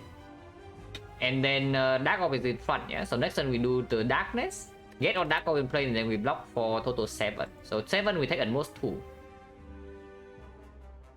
Ironclad? Yes. The Ironclad run lasted quite long. It died like late Act 3. And the run was also not like super easy. So it's like 4 hours into a death. Pretty sad story. Garbo is not very cool, right? Not getting any Dark Orb in play is also not that cool. So maybe I do that. Maybe just do chill Doom and Gloom then. Yeah, maybe just do chill Doom and Gloom. And next turn at most I take 2 damage. But this way I get like two big Dark Orbs like cooking. Cold Snap first or Darkness first? Probably Cold Snap. Yeah, probably Cold Snap actually over Darkness.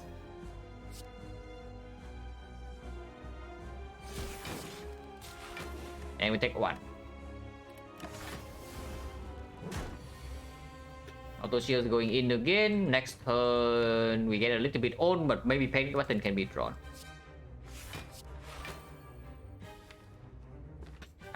It's doing... It's 60. So 30 with Zap. We don't really have enough to split no matter what, right? So we do need to block next turn.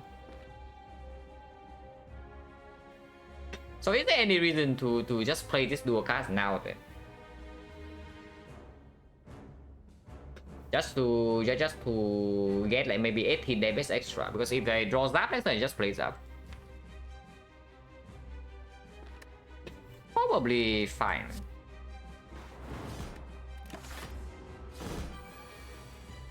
Panic button. And panic button absolutely is playable here. In fact, there's only 1 turn to play panic button, which is this turn. And the opener coming in hot again. Actually dealing damage every single turn here.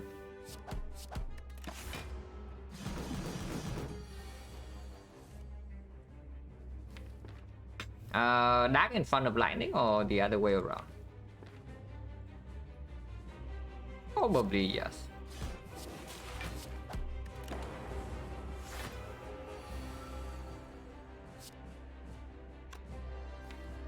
Oh, block this turn is not what I want to see, by the way. But it probably means like we are taking another big hit. But maybe we can kill next turn with 4 energy and the Thunder Plus. So we just take like maybe 8. I could have boosted up the thing from this. But yeah, we kill now. We take 8 damage and then we kill now. But I would definitely need the focus spot to get through this if we take turn 2 hit. So I'm not too unhappy about this. Would we? I mean, maybe we would not. But we also drew pretty well up until this turn. There's no way to take only 4 here, right? We have to take 8. Oh, I take 8.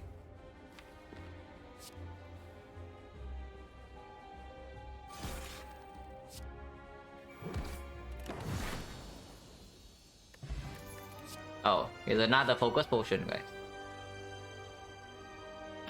For letter opener. Wait, for energy. Or are you saying that letter opener goes before the dual cast? It goes after, right? If it goes after the dual cast, then we don't deal extra damage no matter what. Electro with AoE number 1, AoE number 2, AoE number 3. Electro? Really? By the way, what about this smoke bomb? Is XecnaR better than smoke bomb?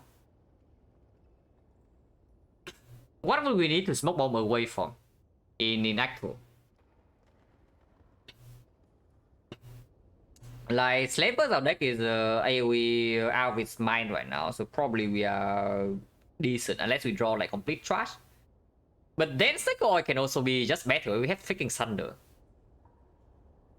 Yeah, we have freaking Thunder already in the deck, and if we get XecnaR, the XecnaR right now, then the XecnaR becomes an insane potion. Yeah. Screw the smoke bomb. Get out of here, please. And we take the bioscope. Okay, no XecnaR, but also no energy. How we can smoke? We have the taunt potion a little bit, and single target damage is not even that bad. We have the darkness plus. Left with the spell. Probably left with these things in the deck. We are very much we are very much leaning towards Orb Monkey. Exactly. Rest in peace to the bites, because we are probably leaving away 3 strikes here with the letter opener. Maybe 2 strike and 1 defense I can also see a little bit, but defense are not very good, but they are not that bad. Just because of the letter opener. And then it's not like suddenly we remove 2 strikes and then we take bites with 2 strikes. It just doesn't happen. Yeah, so it's just leaving 3 strikes.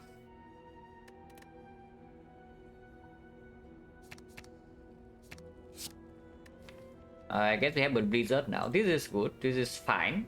And this is in our deck. Champs already dead, so we don't need to care about that. Who elites maximum can go to early shop. We definitely do want to go to 3 elites maximum actually, but no fire in that case. We probably want to see more shops if we can, right? Because with the bias cop already here, any souvenir, any pellets instantly become like way stronger. But that's plus 8 Blizzard. I mean, we do have a chill though, so maybe we can play a little bit. And we will definitely pick more force from here. At least on more force card, probably 2. Probably this way is still always, right? Unless you tell me to skip the first shop entirely because the second shop is here. That sounds weird. And even if we want to skip the shop, we can still go this way into 2 question mark and to here, no advance forward yet, and then we take this edit and then re-evaluate. It just makes sense to start middle. Chosen. Hopefully this chosen fight is slightly better than the last one. Darkness buffer? Yeah, darkness buffer is pretty clear, right? Over playing Doom and Gloom.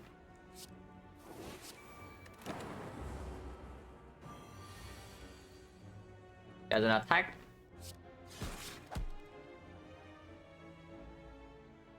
How many bludgeons, too many Snecko? Honestly depends on how good your damage is. And what else you have in the deck really? Like, if your damage is really slow, I can see a third one. But otherwise, it's not, honestly not even good. And damage, I'm just talking about the hard damage really, because it's usually the only fight where Snecko might struggle with damage. It's just a hard fight. I do play that, right? Yeah.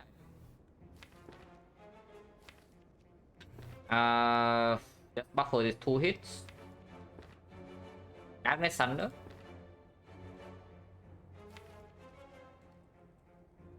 Bias Cock. Bias Cock Darkness defense shuffle in 3 days, but we always have dual cast on this dark. Which is plus 10 is 34, 34, 44. Okay, it always dies if that's the case. And we protect on buffer, so we can never take damage next turn, even if we break. So this is definitely correct. And yeah, we shuffle in only 4 days in the deck, so we always draw into dual cards. Cannot miss.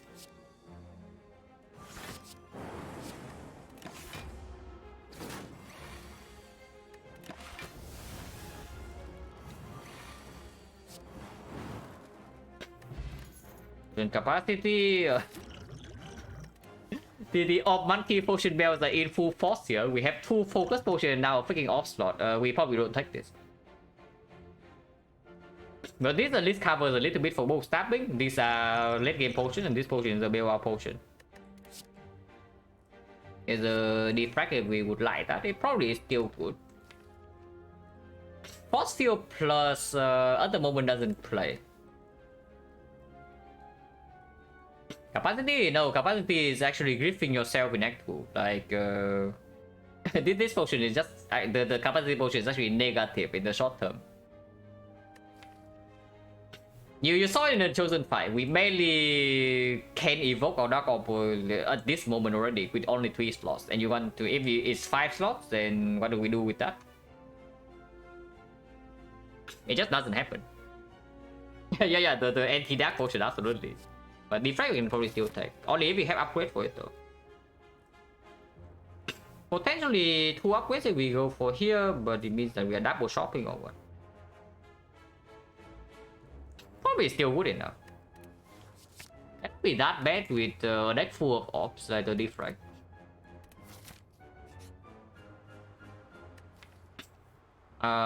Sure. Anybody down to add a right to the deck? I am.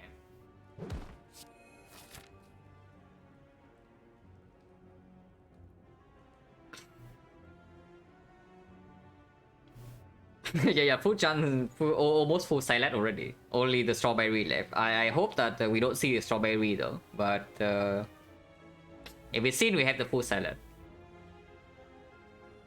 Mango is fine. Mango is fine. With tungsten rod, mango, it can even be some weird stuff like static discharge, but probably not. With 2 darkness plus already. So shop. No, this thing is fine. Like hitting this thing is only in maybe in early Act 1. Now it is already performing. It's not so bad. 14 current HP into Act 2. Like, yeah, sign me up. So shop, we removes 100. Yeah, removes actually 100 because we removed the regret in Act 1 already. Oh yeah, we took a regret into the pen. Now we get mausoleum into mango. So the fruits in this run are quite cursed. Apparently we always need to take a curse before we get a fruit. But if we remove the right in here, we cannot buy palace something. Basically, if we see a strong shop relic, we are playing with the right here. So how bad is that? I mean, the other alternative is that we don't even go to the shop, so we're stuck with the right anyway, unless it's cleric. So we just go to shop. If we don't see a good shop relic, then maybe the second shop has something super nice. Increase the chance. If we see a good shop relic, we are happy. Not this one. Could have been Tori Tungsten Rod, but yeah, no.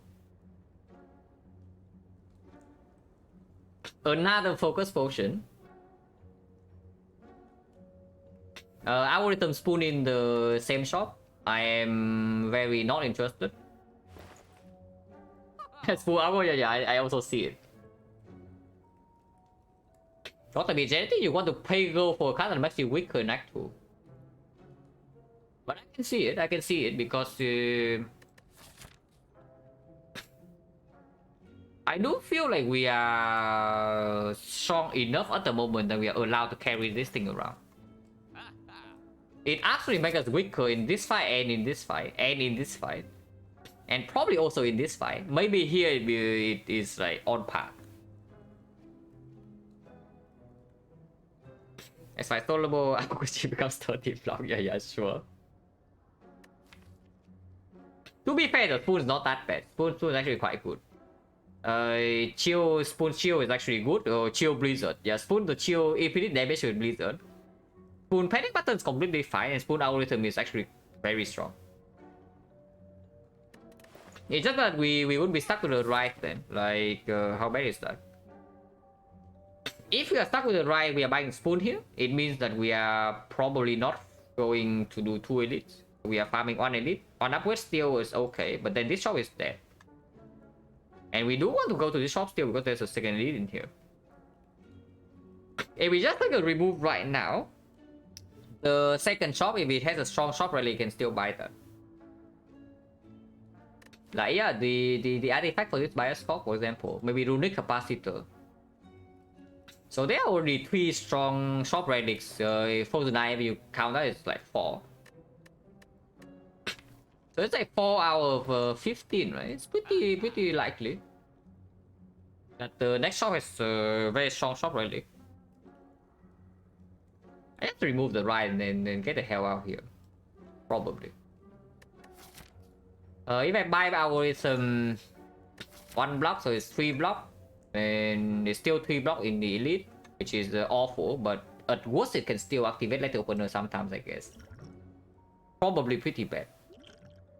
But we say that if we take the safe path, we have 80 here, and then going into here we have maybe 82, depending on how this fight goes.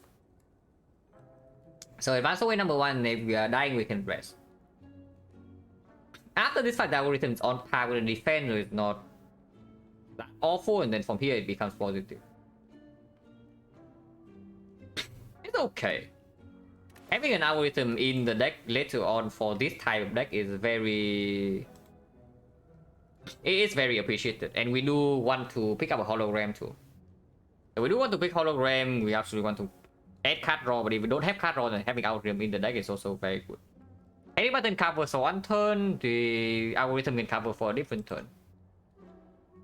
The buffer can cover for a different turn. So we just have like some 1 card solution per turn here in case we brick with low card draw. How much more difficult? Ascension 21, rest level is always on the left and start to round attack. Level right doesn't actually make any difference, right? Or does it? I guess no, yeah, I guess it's just that turn 1 will take damage, more damage immediately. So how much would that be? It's actually -5 on turn 1, but it's plus 3. And then depending on the other one, it might be +6. So +3 +6 -5, you are receiving 4 more damage. Yeah, you're getting 4 more damage on turn 1, and then turn 2 you get own. That's pretty harsh. Or you can also never roll levels in Act 2. That's also a strategy, you know. How did Ironclad run end? Awakened 1, we die in that fight. Like, we die to the Awakened 1. And Team Act 1, vulnerable turn 1 in Act 1 probably is not too bad though, because then you just go all in on damage then. If you cannot kill rest level in 2 turns, going all in on damage, then the knob will... Yeah, the knob is really smiling. Remove the right and get the hell out of here. Wait. 112. 172, so yes, we can still buy shop relic here if we don't massively low roll go, or if this thing is not extremely expensive. And we also need to not miss we need to miss the gold here as well. It's okay. It does make us weaker temporarily, but if we are not even going into the aggressive part, then we can be a little bit greedier. Especially when the boss doesn't punish the algorithm. And it's on sale. Oh, these fools. Oh, okay, they are smart. I was thinking that they are dumb, but they are actually pretty smart. They see our tungsten rod and react accordingly. Oh, they're actually quite smart. This one is dumb, but the other two are good. I mean, we have the liquid bronze, but I really don't want to use the potion here. We did drop 1 potion, so chance right now is like only 30%. Which, so ideally we only use potions in these fights, and these potions are going to be kept as long as possible. Double Darkness auto shield is extremely clear here, so we just do that. I mean, you don't need to play auto shield, you can play defense instead, doesn't make a difference.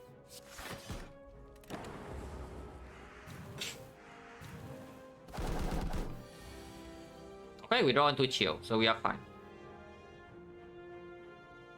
I do want to know where the thing hit first though.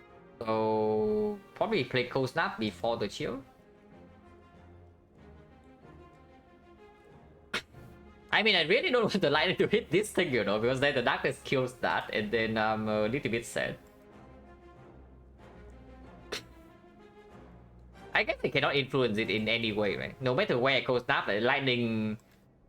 This dark will hit whatever the lightning hits, but the second dark I can control. Then chill kill too? Yeah, it does. It does, right? With letter opener. But I'm just thinking whether cold snap makes a difference or not, but it doesn't. It just doesn't make a difference.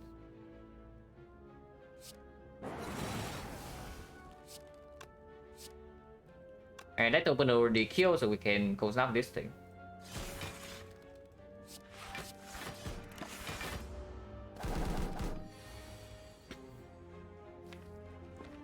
Yeah, don't forget. If we bought the thing, we better make damn sure that it's stacked. Thunder already instantly killed, yeah, so I don't even want to play the zap here.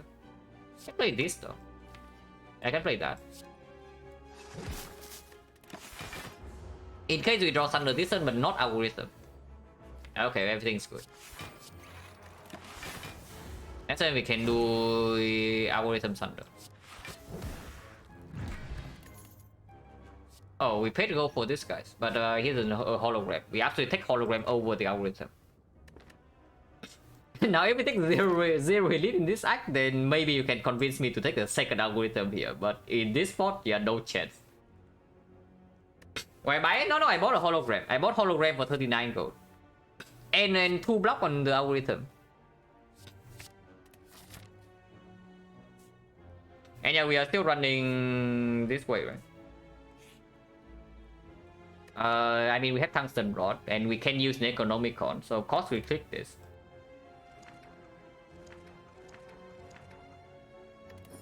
Oh. Oh no, guys. Oh no. I mean, you know what is coming. You know what is coming, but yeah, it's coming, guys. It is coming. Like we need to do it. And yeah, we absolutely need to do it. When it's coming, we wait for Nere's code next to give us echo form, and then we echo form our algorithm every fight. Upgrade on what? Defect? Yeah, upgrade on defect makes farming easier, and eventually want to upgrade anyway. Maybe we need to rest here. Not that confident of two elites back to back. We probably can.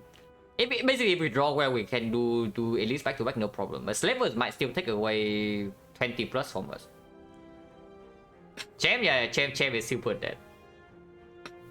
So much just see him up there. I mean, if we die instantly, then we don't get to do it. But I hope not. Yeah, defect upgrade. So Nightmare Potion, way faster. It's not even close. It's way faster than farming Nightmare, because you only need to wait for 1 card. And Defect already has built-in stalling tools, like with Force and Focus. I mean, if you have probably watched the Silent Alchemist farming before, you know, then you just know like how slow it actually is. That thing is the slowest in the Spire, really. Unless you are talking about like Nightmare Wish for infinite gold. You don't really have a slower store than Alchemist. The book, yeah, good thing. We have the bronze scale still. And probably use it.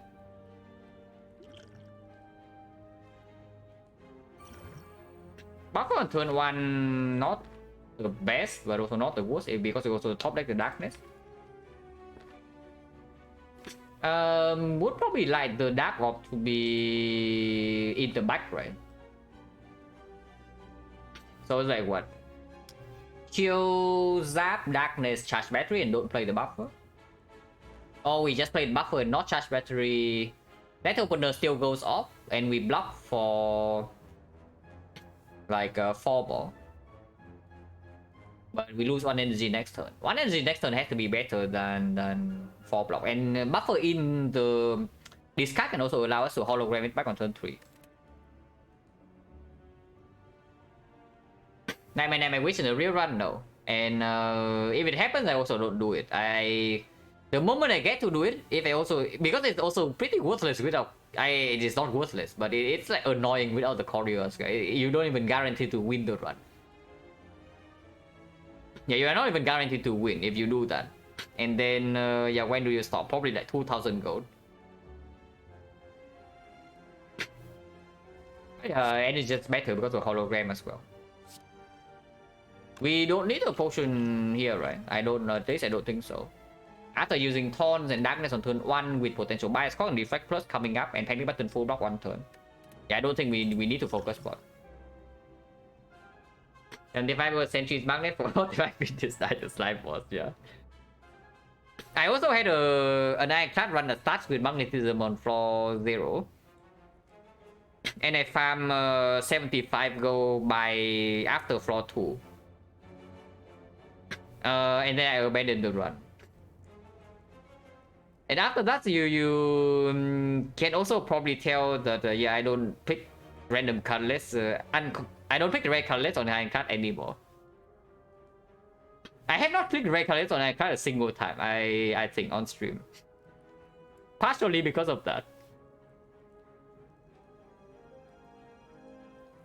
But yeah, Darkness goes last. So do I want Frost first or do I want Lightning first?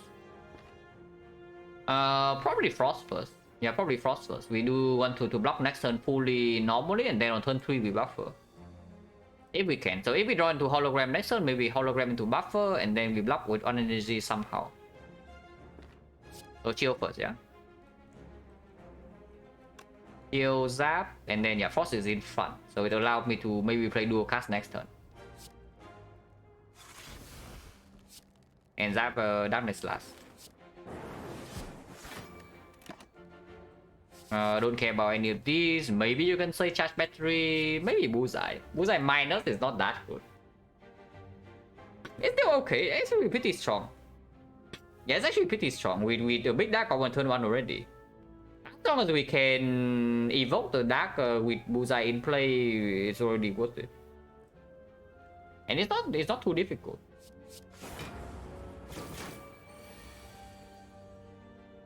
Yeah, my score gets play. Darkness in here. Rhythm. I mean, we lose out on 2 HP here, but it's probably worth. If we say that we are not scared of this.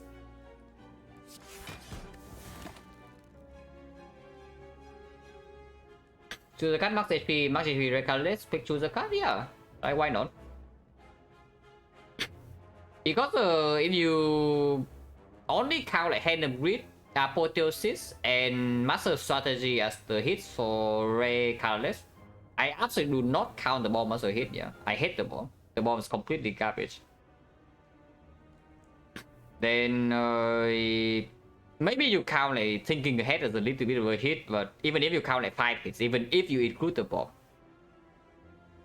you have like only around 75% chance to get one of those. And 25% of the time you are extremely unhappy in basically every floor.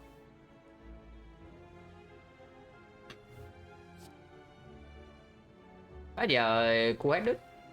Not that good. It's okay with the... But it's got in play already. Kind of want to draw into this. But ops to... Yeah, right now we only have the Cold Snap, the Dual Cast, or the Doom and Gloom to push this Dark Op... to push this Lightning Op out and evoke this Dark. So this is okay. Yeah, hologram the buffer. Exactly. It's why we save it, and Glacier is good.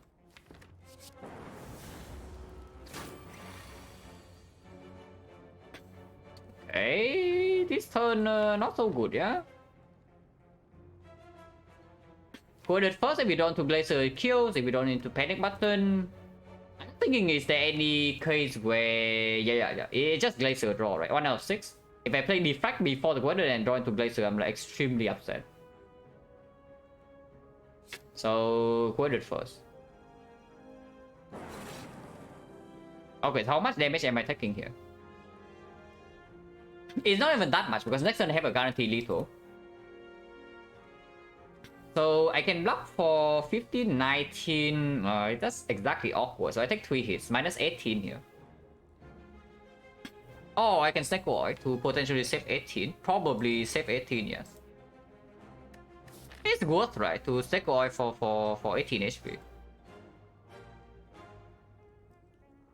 Well, actually, no, it's only 12. It's only 12. Yeah, it only attacks for 5 times.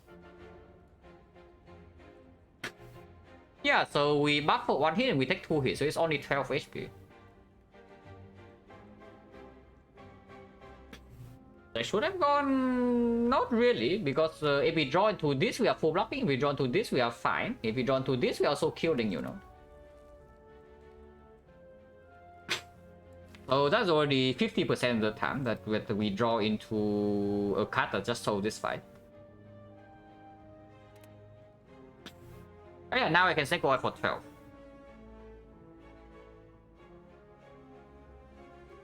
Honestly, I don't hate XecnaR in potential slavers fight. XecnaR Thunder is very strong, and then we also have Hologram. Yeah, it's a block card basically. Potion chance right now is 40 though, it's only 40. And I really don't want to buy a potion here, so we are not going to have a full build into this fight. It's okay. Health is still a decent amount. We don't have cell repair.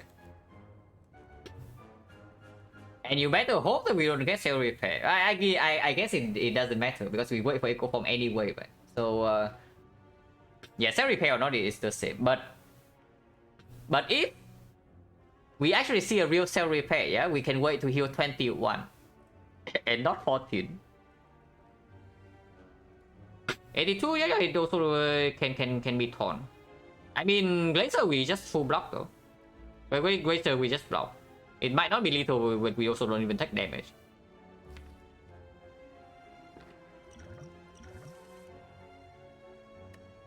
Yeah, cringe, but we are fine.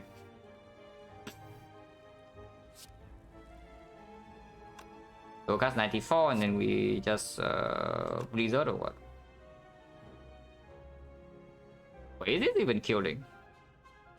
Because we can only play 1 card. This is one of the worst XecnaR I have seen, yeah? But I mean, it's XecnaR, so you don't expect much in the first place. But is it even killing?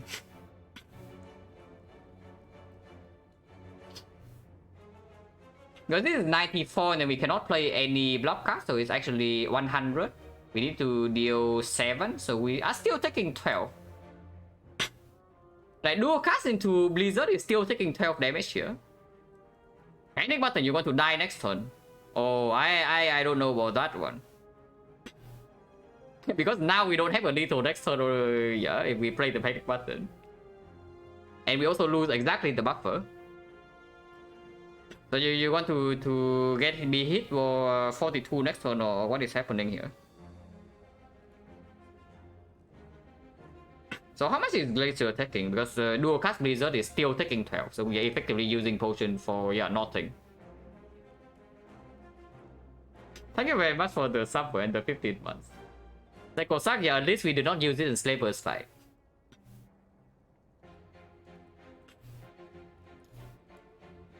But yeah, how much damage is Glacier? We deal 82, so we don't kill this turn, but we are blocking for 19. So once again, we are taking 12. Huh, no matter what, we are taking 12 here. So I guess XecnaR is basically a 0 HP save potion.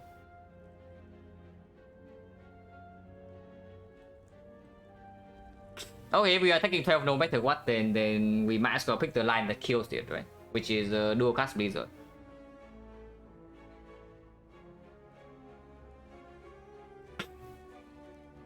Man, XecnaR, why you like this? But seriously, like, why is XecnaR just like this? But yeah, we just dual cast the Blizzard, accept a 12, and then move on. Why not panic button? Yeah, you can answer your own question like pretty easily. Because this thing has 107 HP. You panic button, what do you do next turn? It's pretty. It's not that difficult to understand inside combat decision. You just need to usually just need to ask like what happens next turn. Maybe sometimes you need to think like 3 or 4 turns ahead, but here it's like pretty easy. Yeah, what would happen next turn if you play Painting Button here? You lose your buffer. Next turn you lose 1 focus. You have 2 Dark Orbs you cannot evoke because now you shuffle blindly. It has 107 minus 15. And what do you do? Yeah, redraw dual cards, exactly. Like very skillful. But yeah, just dual cast Blizzard, yeah. So double check that actually kills. Blizzard's dealing 6. With the dual cast is 94, so 100. So it dies to 3 taunts hit. Unfortunately, it's 3. So first hit is buffer, and then we lose 2 hits, which is minus 12.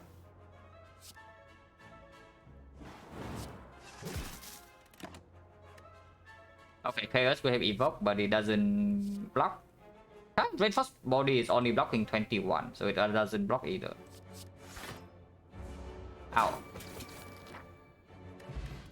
Bravo, yeah, exactly what we need here. Caused by us, now that is what we did.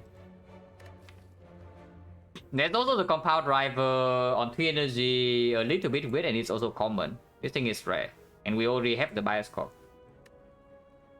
This combo is honestly, I would say, overrated. Because it requires a lot of resources to actually land consistently.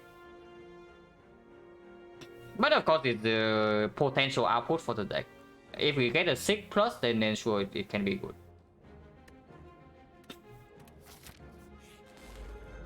This fight is stallable. We are also getting own on turn 1. So good to know. Minus 9. No, minus 1, yeah, minus 1 here into minus 8, so minus 9. Yeah, stallable fight after we kill this. Darkness in this fight is like really weird, so I don't know how we are actually going to do this fight, but we hope for the best. But yeah, Darkness is really weird in this fight.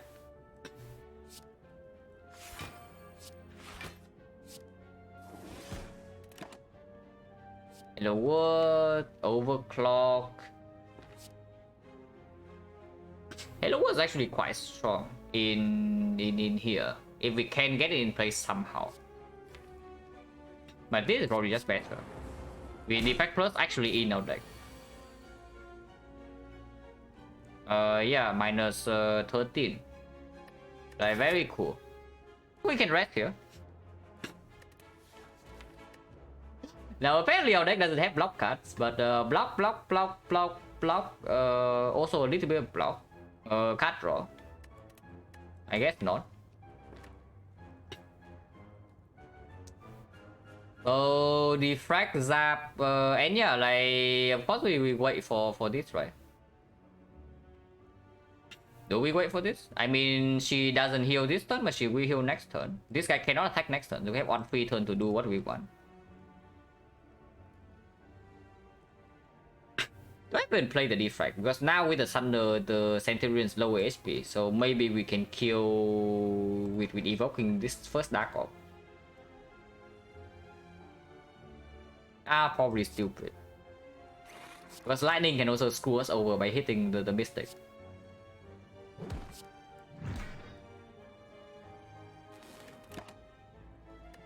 Vision is not that good. All for 1 is also not that good.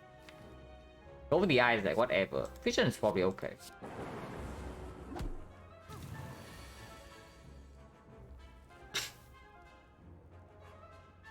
And so we can be screwed over here, but if the lightning hits the Centurion 50-50, then the Doom Room will kill, and then we can store.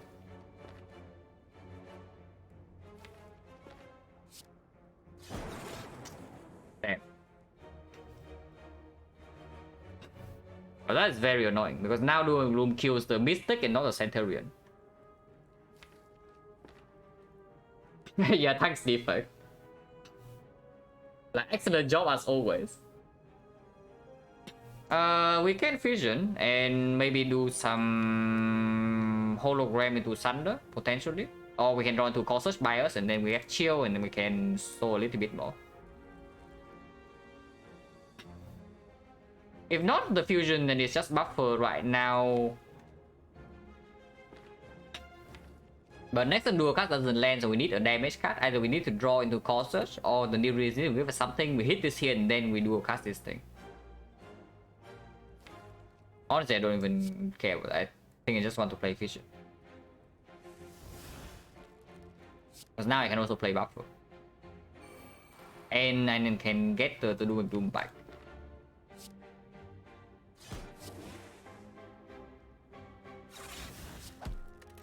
And now the Centurion is actually lower HP, yeah. Yeah, stick.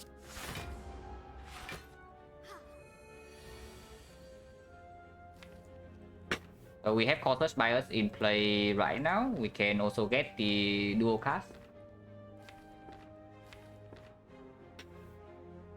Yeah, dual cast kills immediately. So let's do that.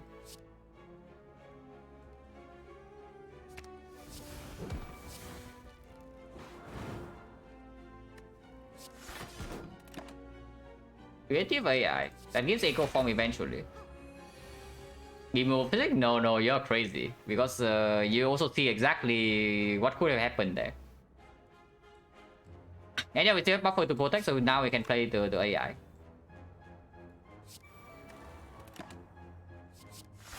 Okay, now we wait for Echo Form to Echo Form the algorithm. Unfortunately, we have lost the artifact just now, so we cannot play this bias core. But we still have one buffer start. Or one buffer charge. I don't want the Dark Orb. Fine. Loop is fine. We will buff strength, but we are also scaling our defense. I don't think I want to play the Zap.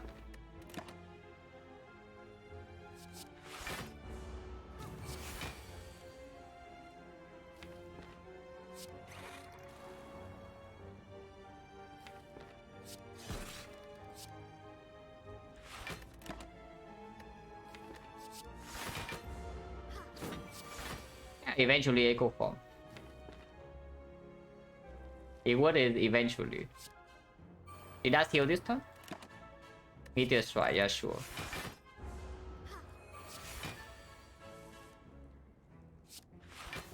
Full block, so we force her to heal again.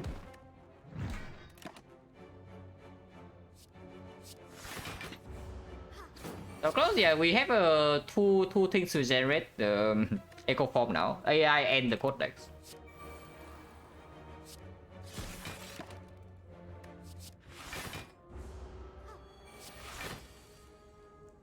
Just need to make sure that I don't play this by mistake. Hello world. Don't really think I like that.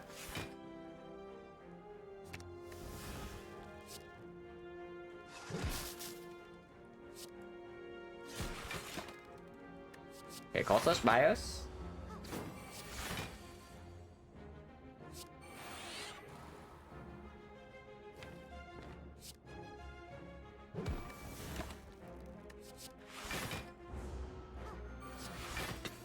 That gives me Storm.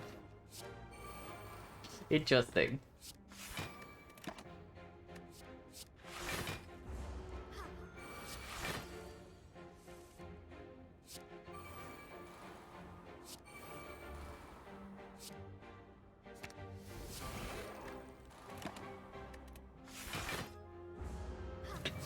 Yeah, of course we scale block way faster than she scales damage.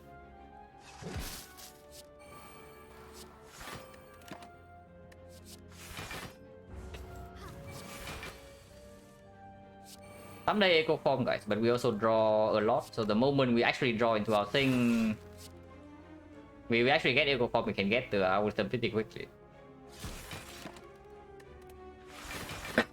Someday. For now, you can see for yourself how terrible Creative AI actually is as a card.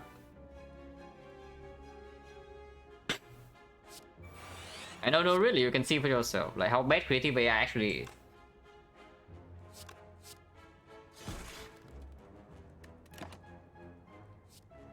Consume was defect, it's exhaust, so probably better. Give out is desperation. Like if you have anything else to do, then you probably don't want to do creative AI things. Okay, but one of them fails, but what about two? Surely two of them will work.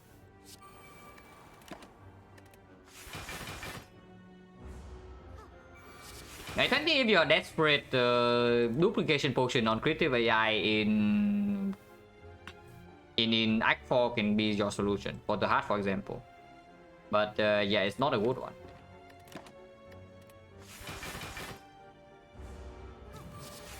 How long it takes? No, I'm not surprised. I mean, if you remember the last time we picked creative AI to quote-unquote solve time eater, and what happened in there, then you know that I do not trust the creative AI like, at all.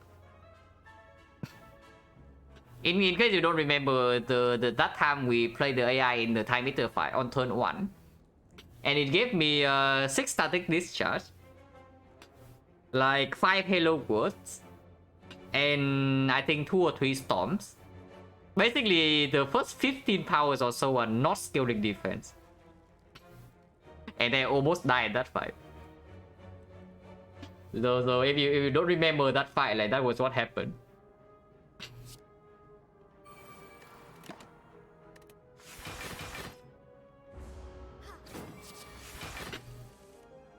Yeah, someday eco form, guys. Someday. Really, someday.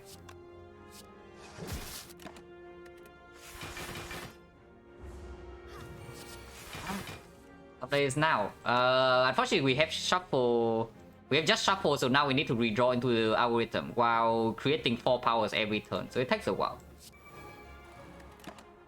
It will take a while. After you see more eco form, and then we can hologram and into the algorithm.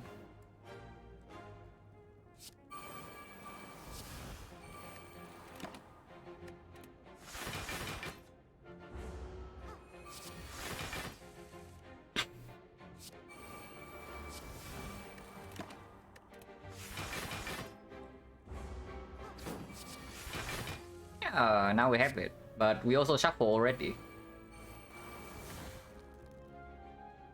Okay, I did not expect that. It's fine. We have 3 eco forms now, so we can actually hologram into the eco form.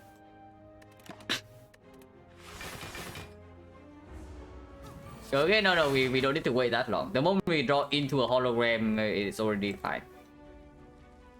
So now I should just not play any power or what? Yeah, probably. Maybe we can still play this. But 1 power only and not 2. If I play 2 powers and draw into the hologram, I cannot even do that anymore. yeah, plot twist. Okay, now hologram can be played, yeah? Into the algorithm. And now I can loop this algorithm. Okay, now we can get the hell out of here. Yay, plus 2 block. Everything was worth it, guys.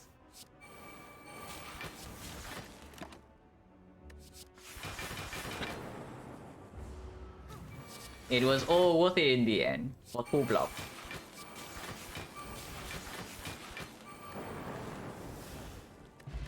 Regen potion. So now you're betting me to not rest. Interesting. Why it's green. It's kind of good. We have an insane lack of energy, but yeah, we pick any energy from here, and it's already good. With the new reach, it's even better. Even without new reach, it's already good. Oh, let me hold me absolutely tight. Oh, am I getting better into not resting, or what is going on here? Because I have a feeling I should rest. Hello, Isley. What do you join to? It's a new risk codex and generic algorithm, so bad things are happening. 78 for people. 78 is it average? No, it's slightly high roll. It's 75 plus minus 10%, so maximum roll is 82. Never rest, I mean technically we do have 28. If we only run into elite, then I would also not rest, because turn 1 we also never die to slavers with the tungsten rod and the regen pod. It's just that if we lose any life to this fight, then suddenly maybe we need to dodge this now, and that will be bad. Upgrades we have plenty, like hologram, for example, maybe even genetic algorithm. Now that we are farming eco form, like this upgrade is pretty impactful. Even I guess not doom and gloom. It's not that important in this thing. So it's only these two really. It's not even that good. Because new reads make the hologram upgrade not nearly as strong as usual. And we can dig, of course.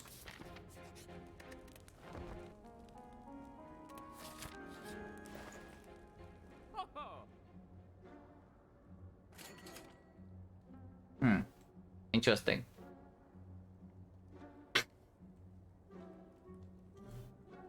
I mean, we already have 4 focus in our belt. Spy Gamer offended by Rancid? No, you have not seen the actual spots I read in Blur, if you say that. The quote-unquote worst rest I have ever done is I rested at 18 HP before Guardian fight as Silent with a Chemex Malaise Plus and Phantasmal Killer and 1 potion. I rested there and I took 0 damage in the fight. But yeah, I stayed by the rest because there was like 2% chance to die on turn 2.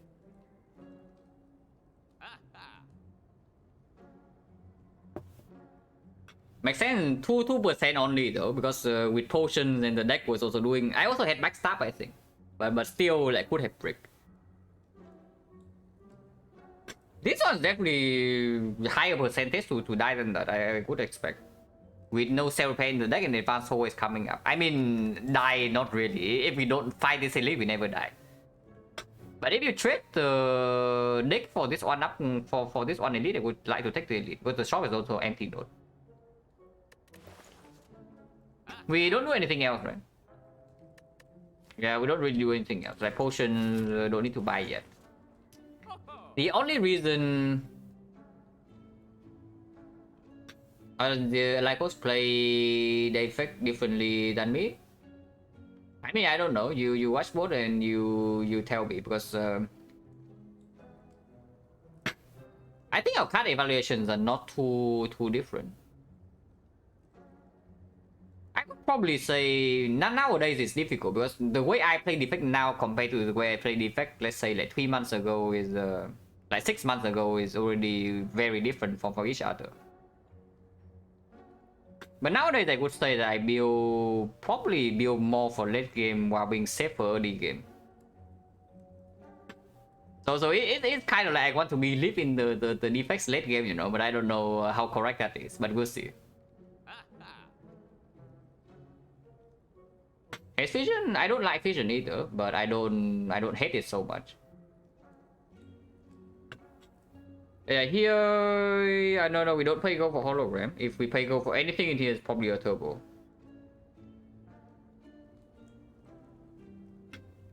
That's pretty annoying, but the void redraws will happen matters a lot less once we get set up, because we have like 3 slots now. With Bias Cock, Core Search potentially, with Defect Plus. So in the second next cycle, the void hurting us is not a huge problem, and we also have freaking Hissings Plus. Blind, I don't really like buying blind that much though. I have a feeling that once we get to the fight is where the blind is relevant. We are way stronger than we are right now. Overrated? The card I don't think is overrated. Like the upgrade definitely is. Personally, like, how different is Fission Minus and Fission Plus? Honestly, not that much. But for whatever reason, Fission Minus trash to the trash, and Fission Plus is at the best card in the game or what? Like, I actually just don't get that. Like, yeah, why? Yeah, Fission is particularly useful when you are playing of monkey heavy setup, but you also have a ton of orb generation. If you're playing heavy setup but you don't have a massive amount of generation, yeah, you kill your orbs, you play your powers, and then what? Yeah, your orb slots are empty. You cannot refill them, and then you die with like 6 orb slots, 5 focus, but no frost, and that is sad.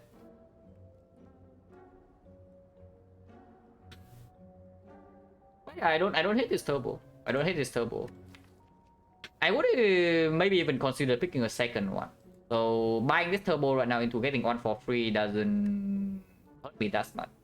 Hurt me as much. It's fine. It's on sale. And we just get out of here. There's nothing else I care about. If it's this is later in this run, maybe late Act 3 or something, would even buy the raw pot. But we still have plenty of time to buy 5 battle to find the same potions. These are actually the best potions we can ask for. But we can find them later for free.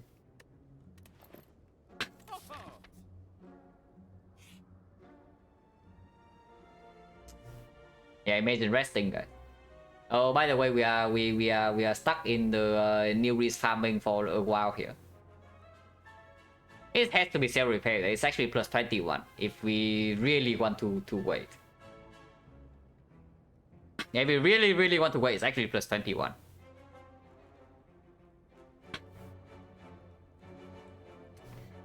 Equilibrium, it's fine.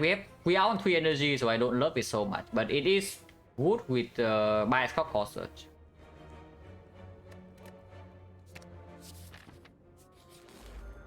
Technically stallable. Realistically, I don't know, but technically this fight is stallable. If we kill the cultists, yeah, if we kill the cultists, you can actually outscale Chosen like pretty quickly, depending the new risk. Generate unlimited? No. But 21 is because you can echo form your amplify.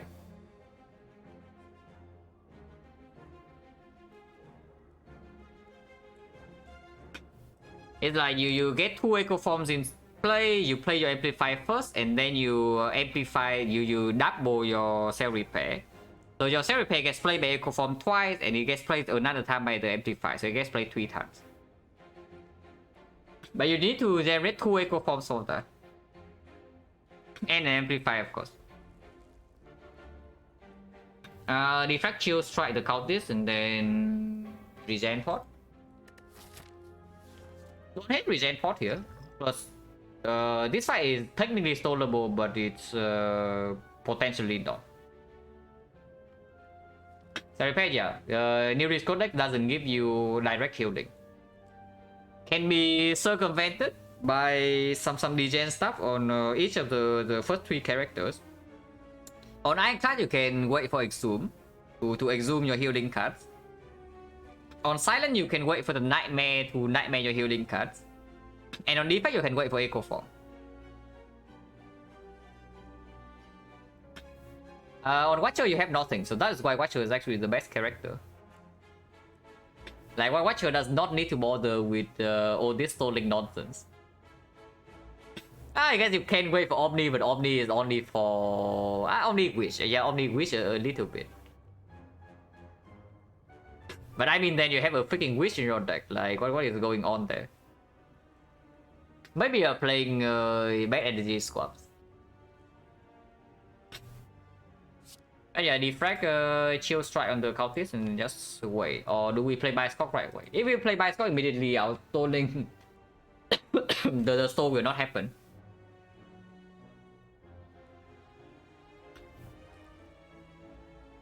We can always hologram back the bias cock, right? In case we draw cautious hologram. Yeah, I can see waiting. Who use this though?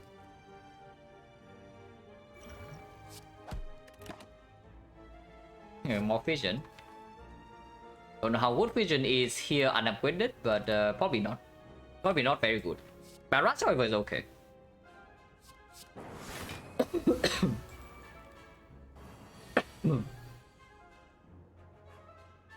Degen healing codex heavily whatever, yeah.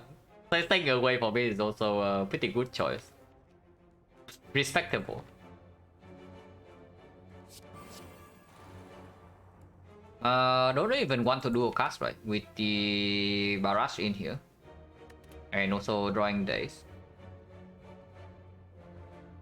And yeah, playing Cell Repair right now gives 1 days and then also kills the stalling potential.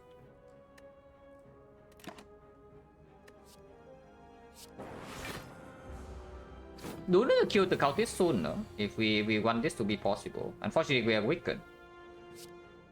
So just slightly off here from killing.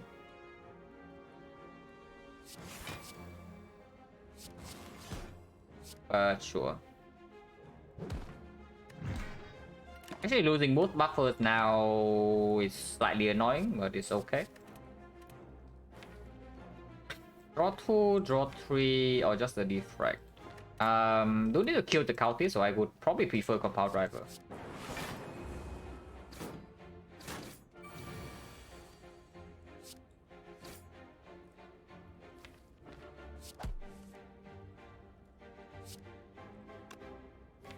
Unfortunately, not run into core search yet, so we cannot hollow the bias core. It is fine. We fill our slots with frost.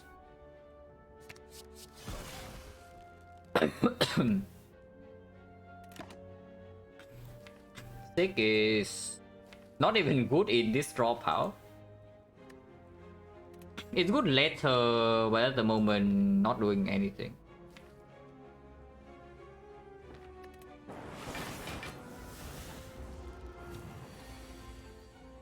And 7, yeah, now we're actually taking damage.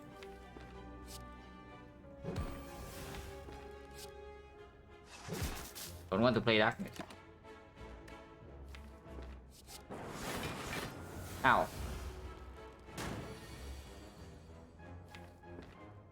Oh, that is bad. Oh, this is really bad.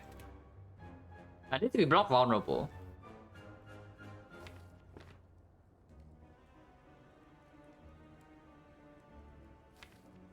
Probably should take 1 here. Waiting 21, I mean, if we can wait, we wait. But I don't care about looping Cell Repair that much for 21. 14 is fine with me. The bigger thing is just algorithm.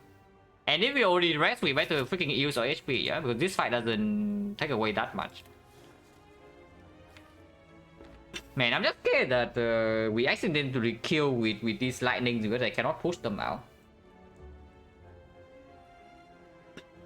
Of course, we can get a little bit old next turn, but probably not that bad. Can play Hissing Plus. It's not that good.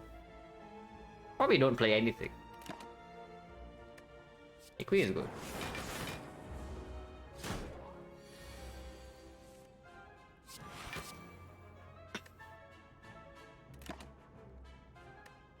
Yeah, recycle. Exactly what we need in this fight. Still pick it though.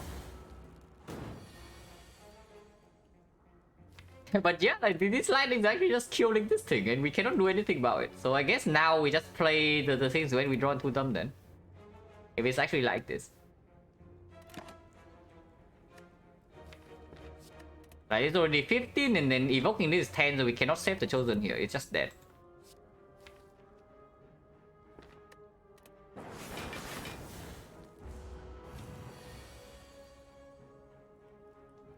If a Compound Driver dies immediately, so I don't like to do that. It always dies next turn, so Panic Button right now is free to be played. Man, if I actually don't get either of them, that would be so sad. Because not playing the Cell Repair is like by choice, you know, but not playing, skipping the algorithm was reasonable, but skipping the Cell Repair was by choice. Maybe not shuffling in the Sig is like kind of stupid. Yeah, hard punish. Actually, hard punish. We skip. 58, no potion into elite. Cannot die from 50, 60, right? Surely.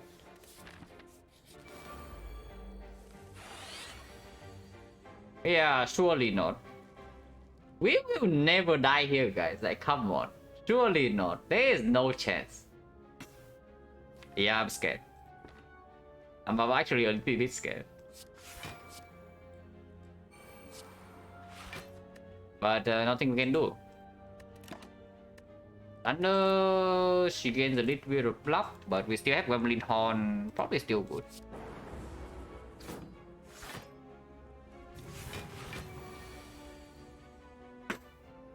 Okay, causes bias on turn 1, or we can hologram the panic button, or both. So let's do that. We get back the panic button then. Okay, I'm getting buff.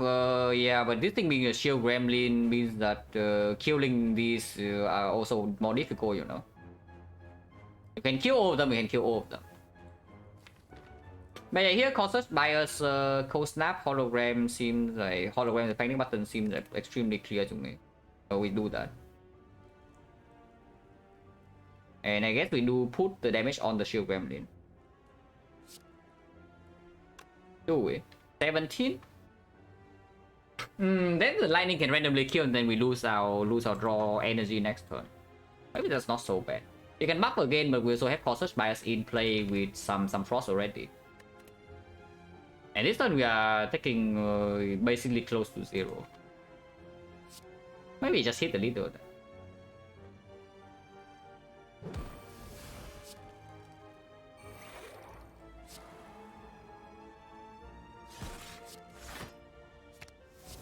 Yeah, panic button going in. Consume not interested. Force field actually is quite good, but I don't want to draw into it yet. Probably don't take any of these.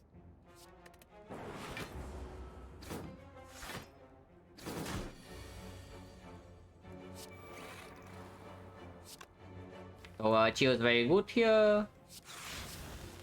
And we still cannot kill them unless the lightning hits the shield, so she attacks again next turn. For 48. Yeah, bottom decking Thunder and Doom and Gloom.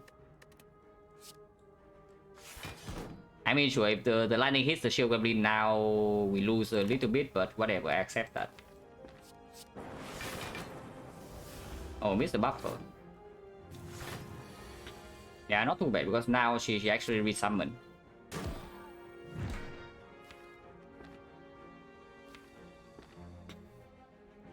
Cell Repair right now draws 2 and then we miss the Thunder for next turn. That seems pretty bad.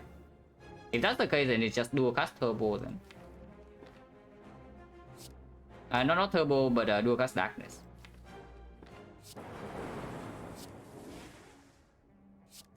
Let's open up.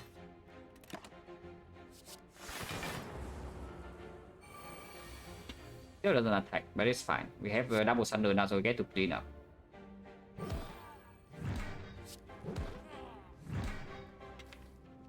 But yeah, now I really want to play these. Now I really want to play the algorithm and the cell repair here.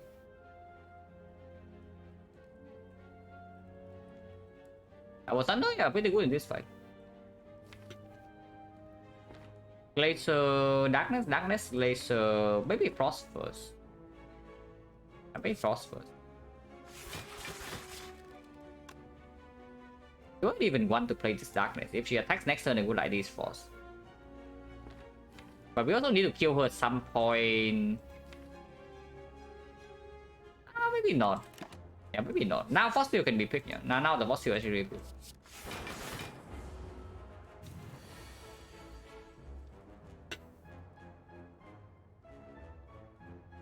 Buffer completely blocked this, so we can sell repair buffer.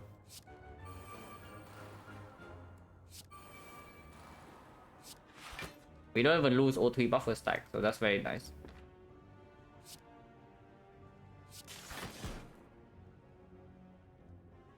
This is 47, 61. That's barely off. And so I guess I play Bizot then.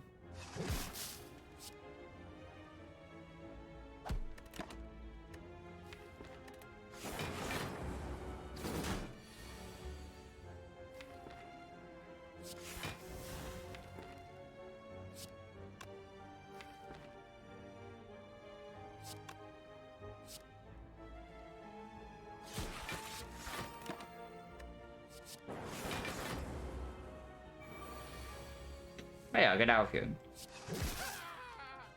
Okay, good rest. As always. Bottle Flame... We don't have a compound driver. We don't have a compound driver.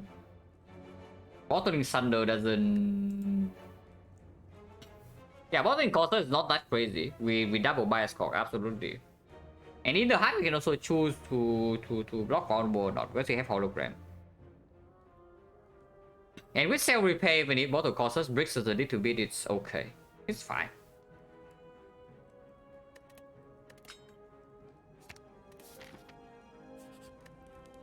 Dig. And up with hologram we can dig. I just dig.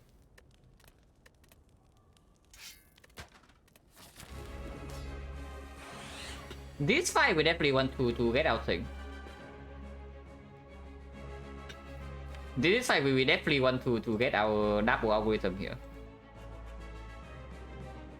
Now the problem with playing darkness right now is that we might run into a situation where we cannot evoke the dark orb until it's too big. So maybe I don't even want to touch any dark orb at all. Playing Colossus right now, and next turn if he attacks debuff us and we don't draw into one of our 2 bias cock, we actually lose the thing. But a single defect plus full frost and the new read is enough. We don't need the bias cock to store here. I don't mind playing it. After reboots, it's fine. It doesn't even do the debuff attack. Good job, auto shield. Oh, that's pretty fast. The creative AI. Have to choose though. I guess we secure the store first and then we play the AI, yeah? So I just play the bias cock.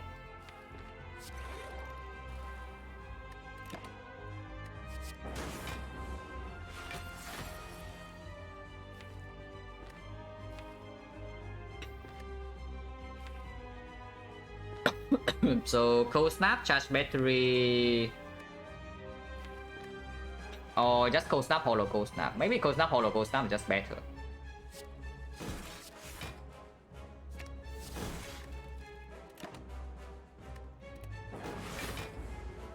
James clueless, yeah, kind of. He is buffing very aggressively though. Right, just look at this. It's turn 5, and he already has 14 metallicize and buffing strength. So we are scaling and he is scaling. But I have a feeling that we are scaling probably slightly faster.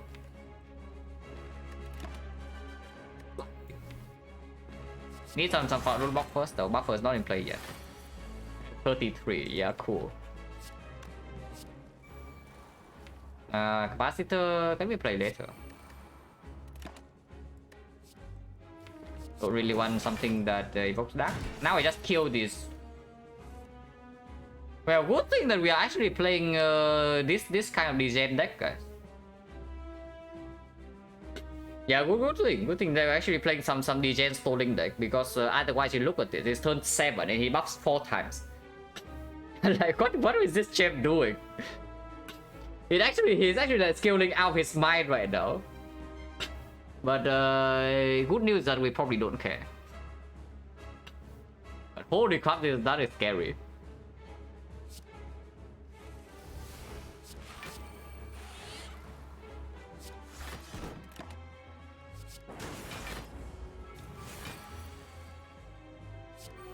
Now we get to play AI for free, and now we outscale. Consume. Yeah, sure. Nah. 39. This guy is really, this guy is really going in, guys. It actually is going in. Yeah, pretty hard here. Finally get rid of the lightning off, so now we can do whatever we want.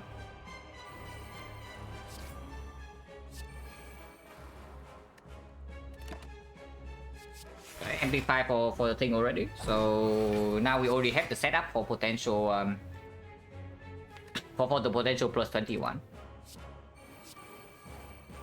Oh yeah, we also completely outscale his damage already, so he can buff strength, I don't know, 3 or 5 more times, we don't care.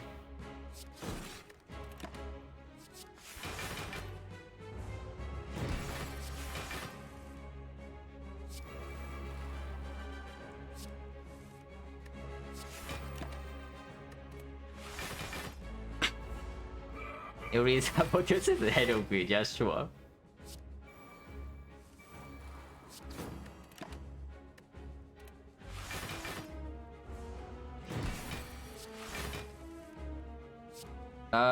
No way to upgrade this, so we just play it right away.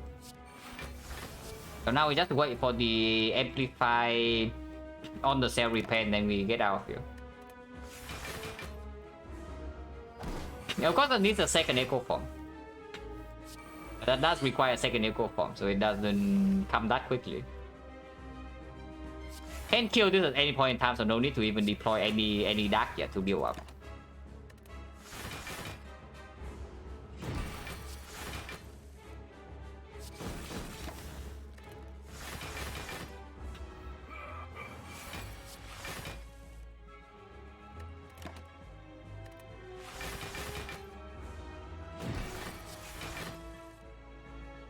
Well, if we have a second echo form, this would be a perfect turn.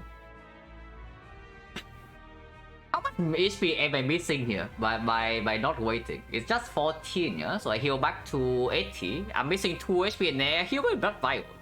Yeah, okay. Just play double cell repair and I'm full HP next act. So I'm not losing anything.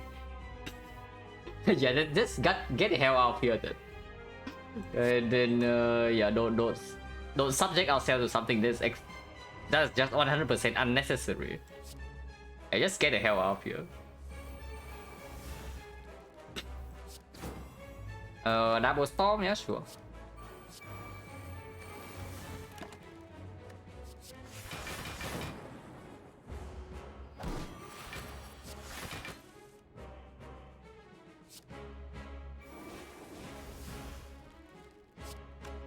And it's also already.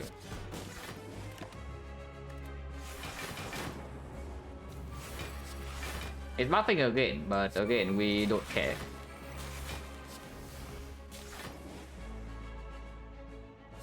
We have no more... I guess I still want to loop this force in case he attacks.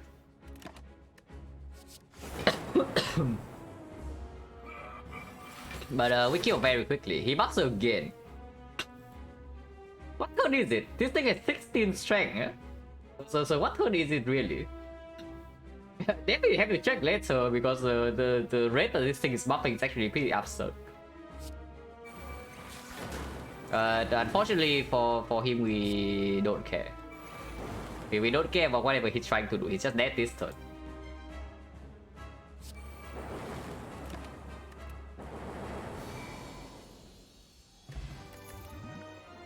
Yeah, real creative AI. No. Reboot versus skip.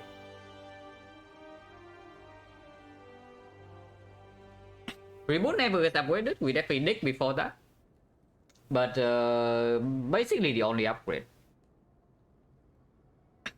It's not that good. It's not that bad. It makes the new reason a little bit awkward, and it makes the turbo slightly worse.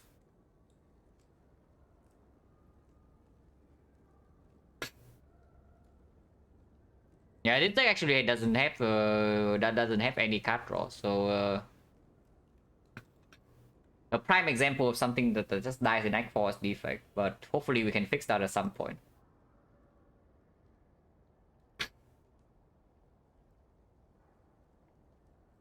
It's just it's just about the heatsink. Heatsinks and the turbo.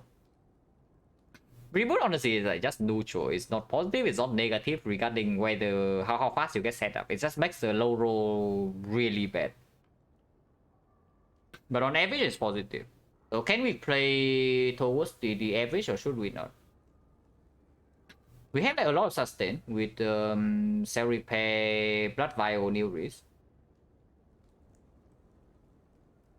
probably fine. It's probably fine.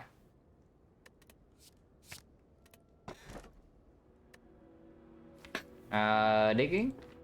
Yeah, I'm digging. Or you take the secret back and you start the hard fight with edge focus. Secret back is effectively +4 focus for Act 4.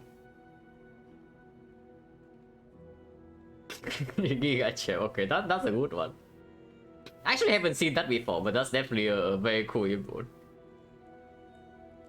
Oh, we just take energy. Fusion Hammer is kind of free energy for our deck. We no longer care about any upgrades, and we have the shovel.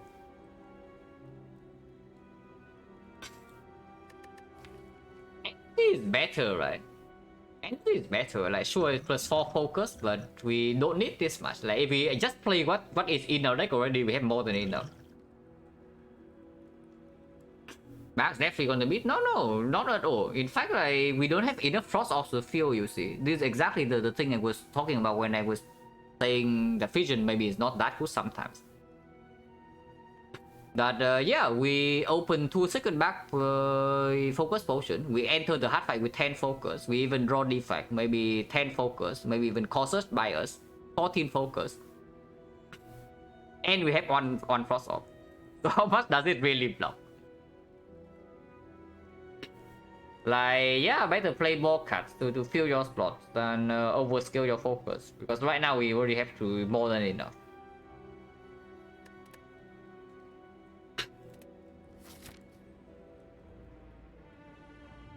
Now, even inside the hard fight itself, I don't even know where the bar is actually stronger, you know, if these are potions. Of course, we can also see a draw potion of some sort. For elites. Now, if Gremlin lead the thing is that if Gremlin lead the fight can last so long before we kill the first minion, are we actually fine against the Rectomancer? Because the Gremlin lead the fight, we barely took any damage, yeah, but we took very long to kill the first wave of Gremlin, and that is with the Gremlin Horn with the letter opener. We don't have that time in Rectomancer. We run to Rectomancer and that happens, we die.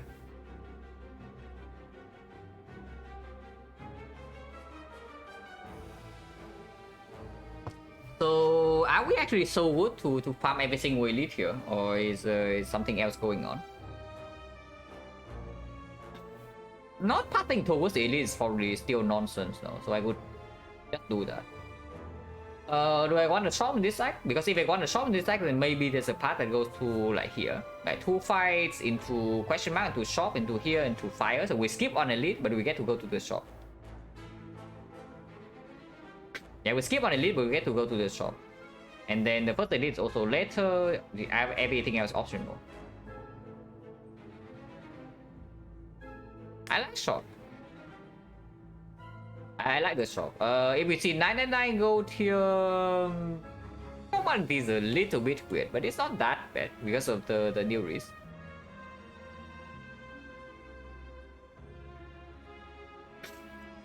First elite in 2 shop. Then why though? Then suddenly you go to an early elite before you spend your gold. Like this elite suddenly is more difficult, and then why would we not choose the shop? The only way we don't choose the shop is that you say the question mark is the shop, but then we know immediately here. If this question mark is the shop, we just pass this way for 4 elites. If this question mark is not a shop, this cannot be a shop.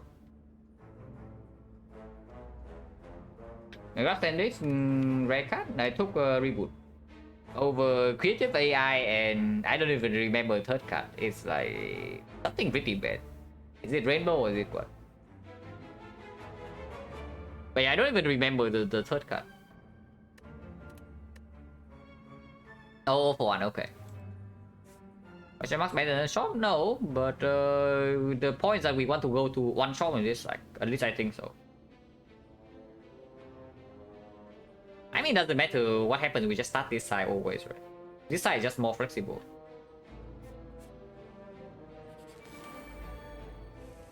Yeah, we are full HP, so good thing that we just stole our hearts out in the champ fight because it was very unnecessary. This fight is stallable, but we also need to be a little bit mindful.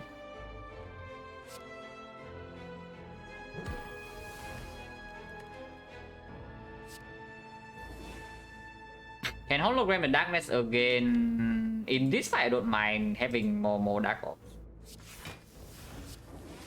And also proc letter opener. Because these things respawn, so even if the dark orb gets really big, we can just wait for the dark orb to kill one of them, then it comes back. So I just guess it's the fight easier to control in the first place.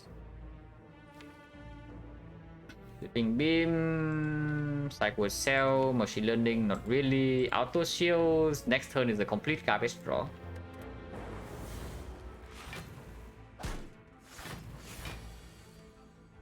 Sanjo Kahara, thank you very much for the prime sub. Appreciate a lot. And yeah, Monogatari good series.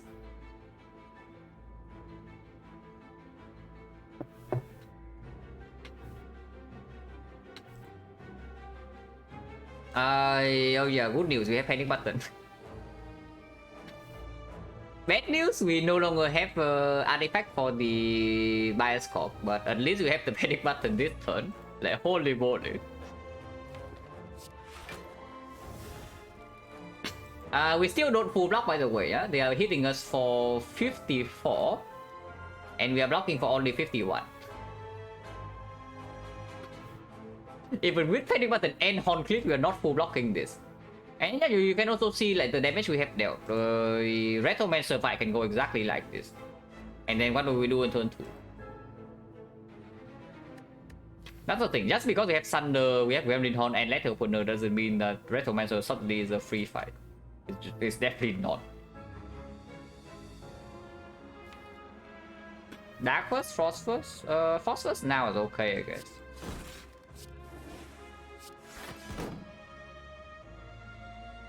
So cell repair right now, or do we try to stall? This fight can get into a stallable state pretty quickly. Now that we don't have Cautious Bias, now that we don't have Cautious Bias, it takes a little bit longer. But once you can kill one of them, maybe two of them, then controlling is not that difficult. Especially when we fill out the slots. Electro? What Electro? Is the Electro we pass the next one over?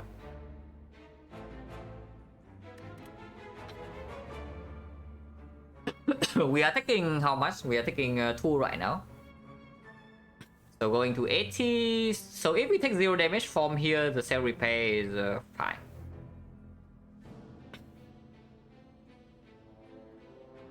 So playing the cell repair gives us the option to maybe kill them all and get out of here. We really need more force. Like with this much focus, but the only force we have in the deck is the chill and the cold snap that just doesn't feel this fast enough.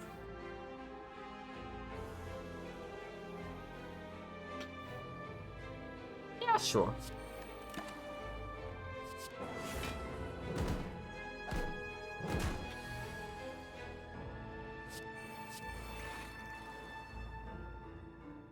Yeah, we're just taking damage every turn over. Apparently so. Yeah, Blizzard, 3 damage. Thank you. Cautious Bias again. And we have Hissing Plus now.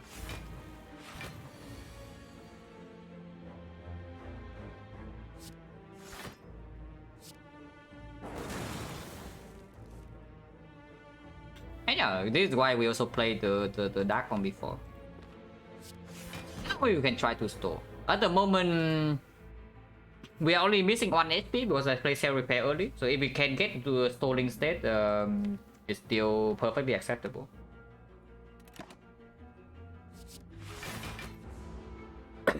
And we have Cautious Bias coming up now.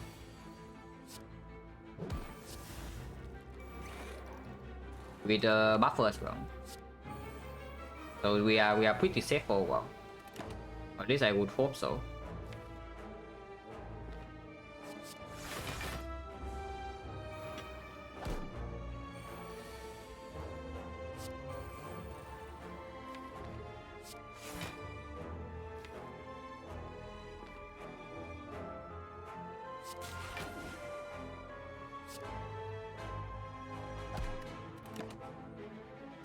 Persian...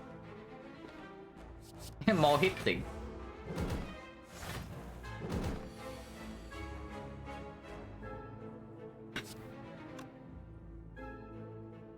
Dual cast kill this and this one. Okay.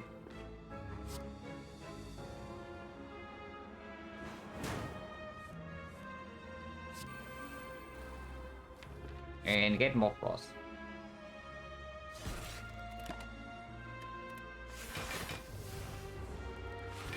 Yeah, no creative AI, no machine learning yet, but the strength they get also get reset every time we kill them. So which is why I'm saying like once we get this fight under control, it's not too difficult. We'll just stay here. Yeah, more hitsing. I mean, hitsing right now is basically a scheme that exhausts, and it just gets better. So sure.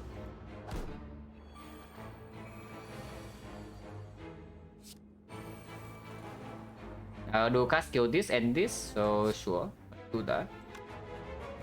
And we probably want to prepare the next Dark Orb, but these are also coming up.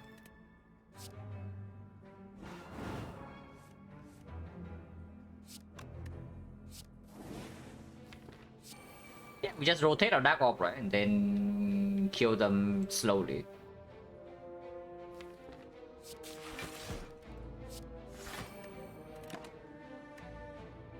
The wood draw problem. So far, I mean, it costs nothing. And at the moment, Caliper's potential is still here. If we run into Recromancer and we need to block turn 2, this thing being bigger is also appreciated. Because right now it's like 15, so it's 19, 23. Maybe one fight in the question mark, so 27. 31 in here is already slightly dangerous. Still slightly dangerous even if it's drawn on turn 2, right? Because 31 plus this, we block for 40 something Recromancer, hits 102. So yeah, it does pay off to build up the algorithm here.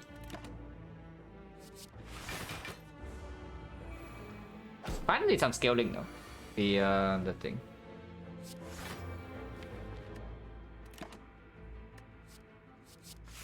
That draw is good. And yeah, of course it's still 2 buffer stack, so it's not so dangerous.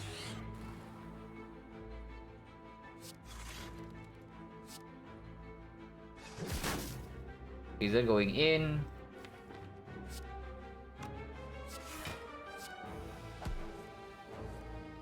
And this is full block, yeah? If we play Blizzard again, they all die. So don't do that. Comfortable 40 block? No, 100. If it's 100, you know it blocks every single attack. Because the hurt first cycle when you're frail and you need to block for 60 something is also pretty annoying, you know. So if it can full block the 67 while we are frail, it's good.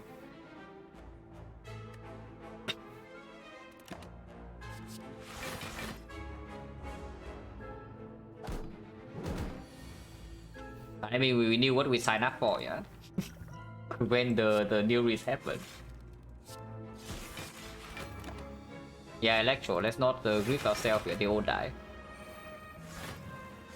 Not gonna be wrong, probably. It depends on whether I draw something like, let's say, buffer or not.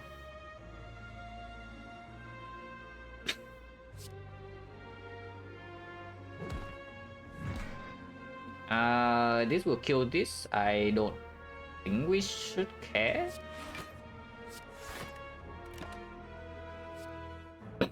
More hit things, that is very unnecessary. But yeah, we need the new release to give us either AI or the Echo form, so this will take a while. Long story short. Long story short, it takes a while.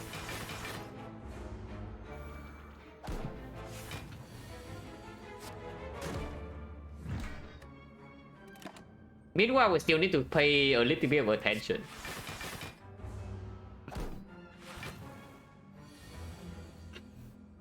maybe we still need to pay attention because these are not always full blocking these things yet.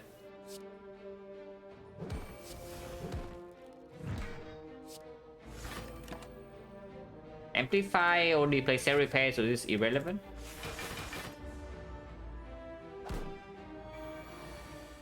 RSP, no, we are farming 2 block here. And 2 block also snowballs to do something else. Or steel or whatever. Breather is probably already too strong, so don't really like that.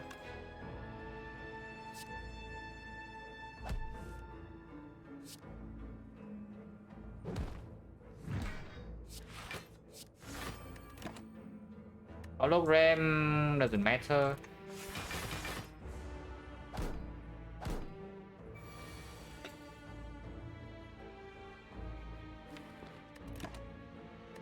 And machine learning is good. Machine learning actually I really like. Of course it's not a major hit, but it's good enough. It kills one of them. And yeah, you see, like we are being attacked for a lot here. This is 22, 42, 54. So I guess I can chill and kill the middle.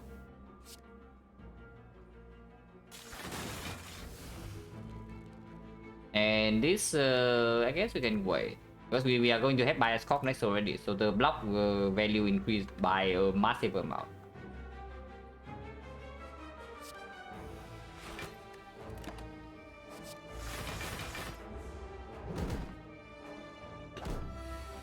Oh yeah, Fusion Hammer also makes Fusion Hammer also makes doing this like way easier, you know, because you can get your echo form from the Nereus in play faster. And now of course we want to wait to redraw until this, which is where reboot comes in. Yeah, now we just draw, we don't have to wait. Okay, that is what the reboot is for.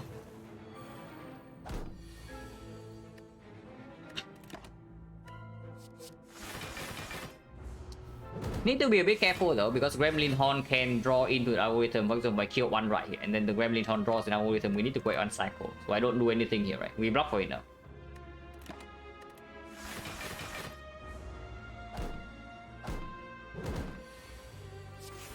Okay, can get out here now. Pretty easily. Yeah, Blizzard, let's kill some more. Plus. Oh yeah, no. Not with this potion already in now, Bell, and we actually cannot feel Frost like super fast. Yeah, good bet, but no thanks. If it's not consumed, then there's nothing. Yeah? Admit, like really need more Frost ops here. Some cool-headed, even cold snap is okay. If not, it's like of course Glacier is preferred.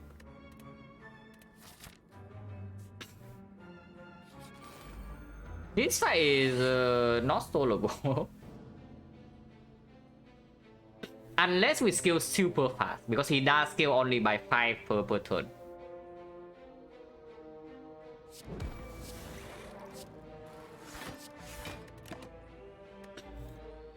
So some Frost with the thing is pretty good, or we can Sick. Or we just take the Weathered. Now, trying to stall this fight, I don't know whether that's stupid or not. I have a feeling that it's actually pretty stupid. So let's just play the algorithm and get the hell out of here. With the moment we can. Not that we say that we want to get out here, we can immediately, you know, but we try to. Dual cards right now, max potential compound driver from this slightly worse. It's not even more damage, right? So, but maybe get the hologram and then we can get back the dual cast to dual cast the dark.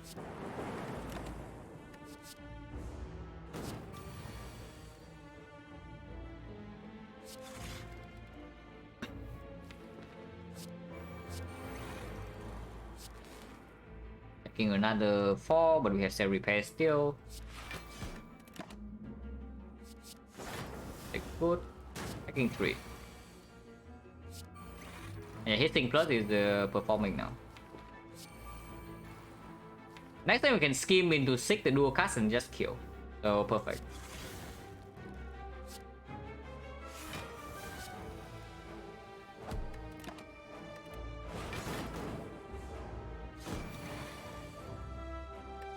I've already played both Cell Repair and Algorithm, so we just kill here then.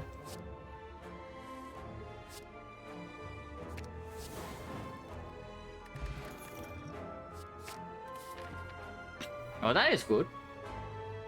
Yeah, there's also double energy there. I don't care. I mean, of course, we click the skim plots over double energy binders. When the deck is already like kind of slow, it doesn't actually have any draw until we draw into the hit sinks. Yeah, so it draws 4 cards. Reusable. Isn't that nice? Oh, right before the shop. Remove right now is how much?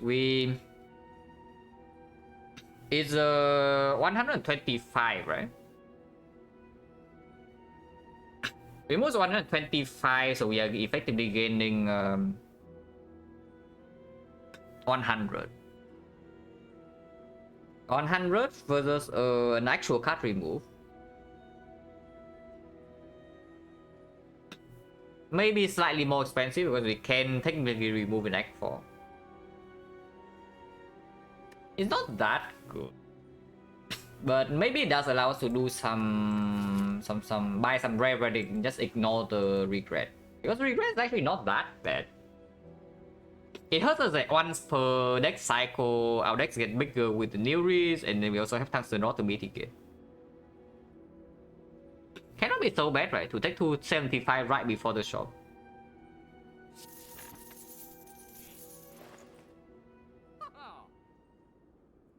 What about draw pot now? But I guess we do remove over White Beast. White Beast here is only giving like maybe a 1, 2, 3, 4, 5, 6, 7. This might not even be a fight. So like 7, 8 potions completely random.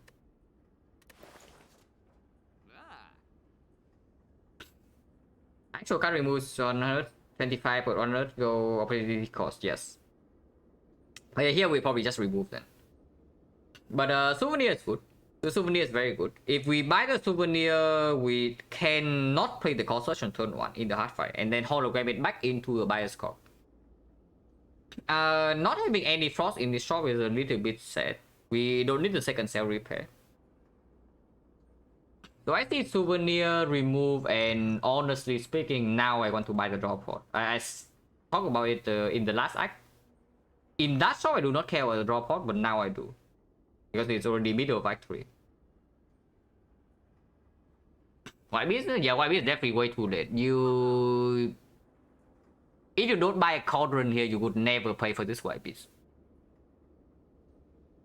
That's basically it. If you don't pay for a cauldron here, you should never buy this White Beast. And yeah, we already have 2 slots. I mean, focus slots are very replaceable, but for now, nothing is better. Tier plot, not that good, right? We don't have any other artifact strip like Over the Eyes that we care about, or maybe Bullseye. Energy plot can still play, especially now that we have the Scheme Plus. So we just ignore, get rid of the Fear Pot and take the Draw Pot. I definitely would like to have one of the Draw Potions for entering Act 4 with this deck. Save Act 4? Yeah, exactly. We saved this potion to Act 4. You got it correctly. Exactly. Yeah, I know. Maybe you are saying to save the goal, but the fact of the matter is that we saved this potion for Act 4. That's the plan.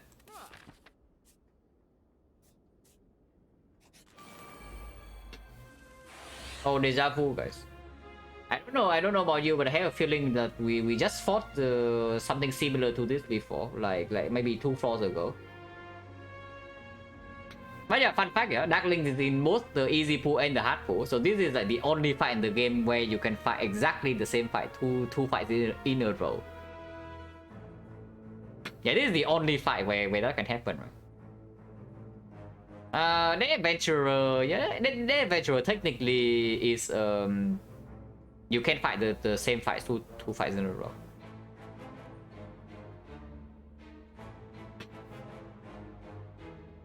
But yeah, Dark Links once again. This time we are taking a little bit more damage. Hopefully turn 2 we don't get completely owned here.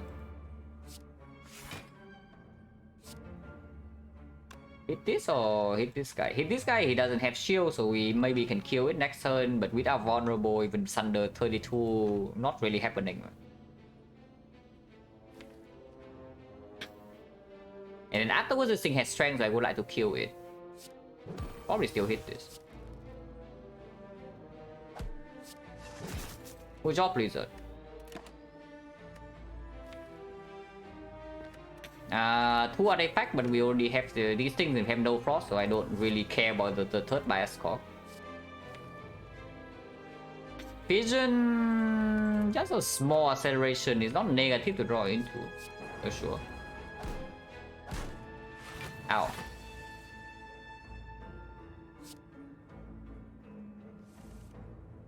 Yeah, vision here is okay. It's not so good though. I would love some energy, like this turbo. This turn would be good. We can use energy pot here, but I really don't want to.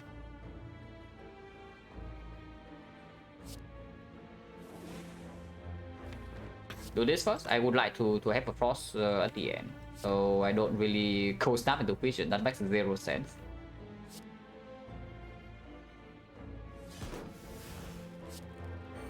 Maybe the order was already wrong. Okay, chill is very strong. Like chill is excellent. Suddenly we gain 40 block. Yeah, I did the fusion line was to draw into the chill in the first place, so to actually restart is good. Any button was also acceptable. Okay, so now we are in stoling shape basically. But again, we need to kill some of these first. Exactly like this. And then we wait for Echo Form. This time Echo Cell Repair actually matters, but we don't need to wait for 21. 14 is fine.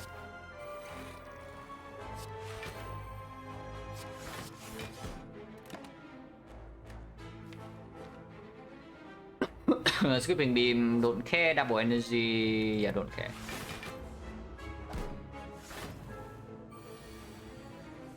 But man, really need more frost off.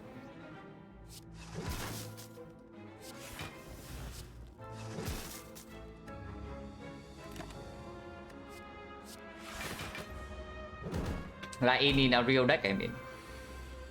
This fight is already past the point of that we need to worry.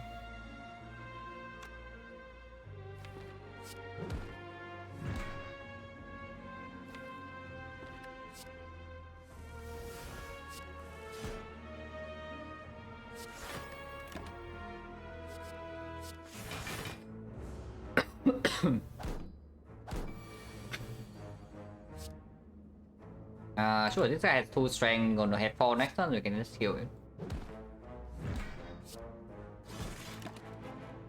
Yeah, Electro.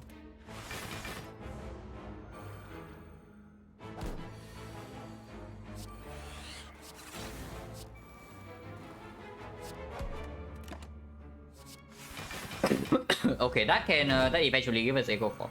Eventually.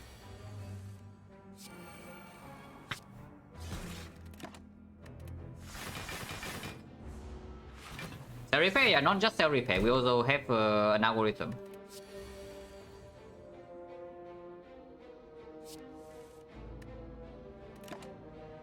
Yeah, get an actual algorithm here. That doesn't do anything.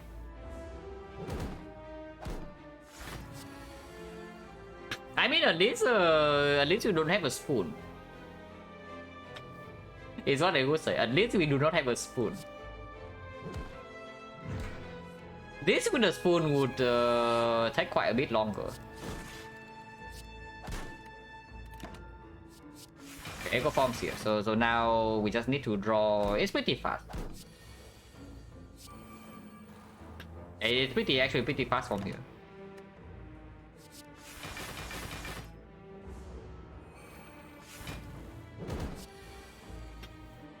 And by every pair no need. Like we already have full HP. So why bother?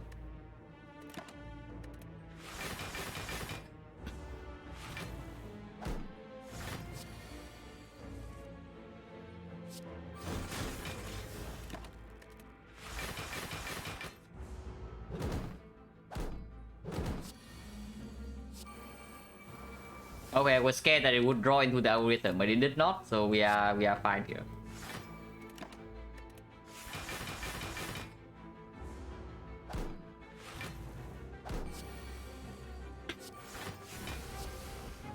Yeah, now we just kill all of them.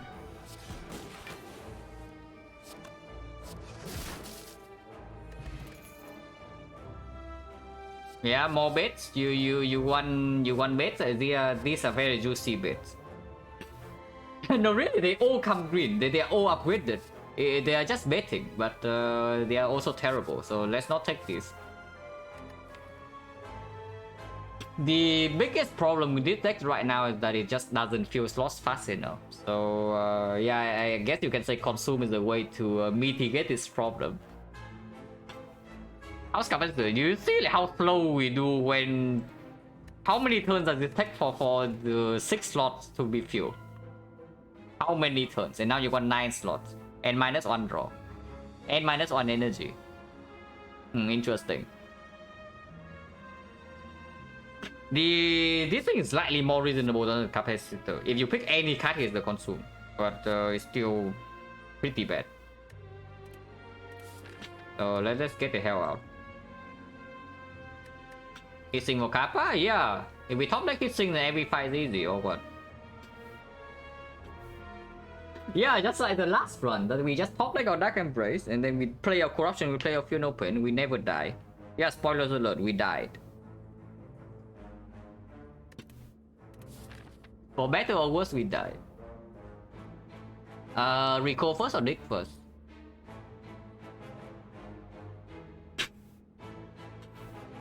Draw neutral, yeah, it's draw neutral on average though. Like, do we really want to play on average if it's not even if it's not even positive? Honestly, playing the capacitor itself is just negative. And it's not actually draw neutral. It's not a full -1, yes, but it's definitely not draw neutral because sometimes you don't have the energy to play his things into capacitor.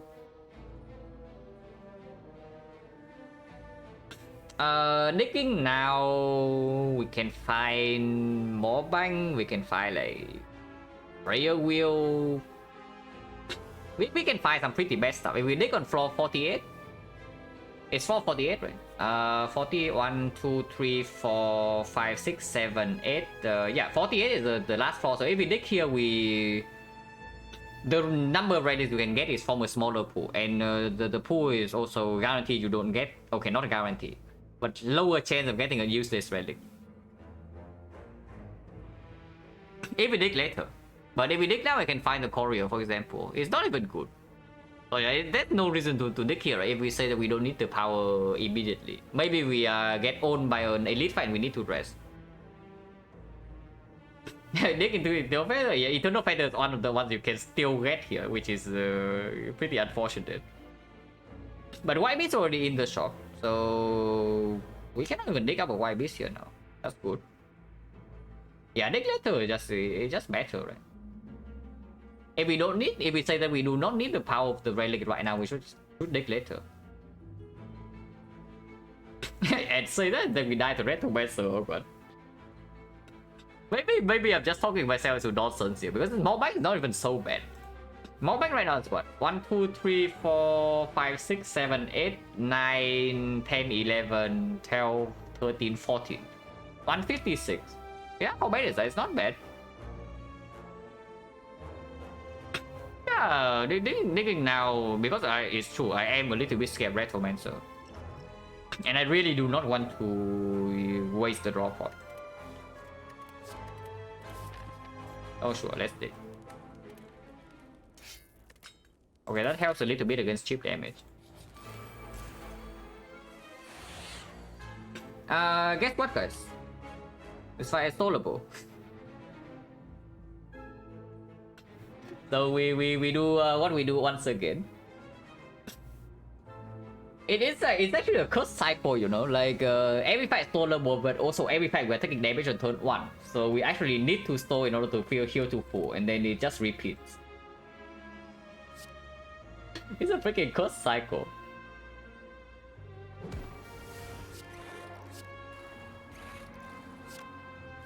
Do I play this deck or not? Doom and Gloom is not exactly playable here, and so is Blizzard. What's going on? Yeah, you can probably tell immediately by this hand. New risk codex genetic algorithm. That is what is going on here. And we also have a cell repair for wood measures.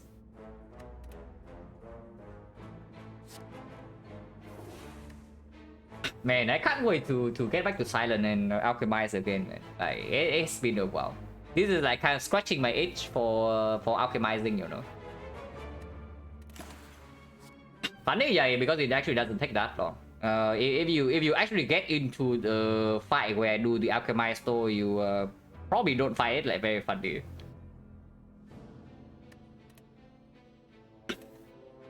Lightning doing too much damage. Evoke Dark? No, the Dark here mainly is just for compound rival and vision. I don't care about the actual Dark dealing damage.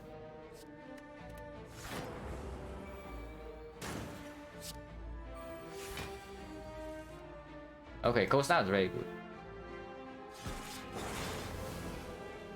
Oh yeah, we rotate this in front now, so maybe we can kill this next turn. Even if it's slow, it's fine, yeah? We have 44 block.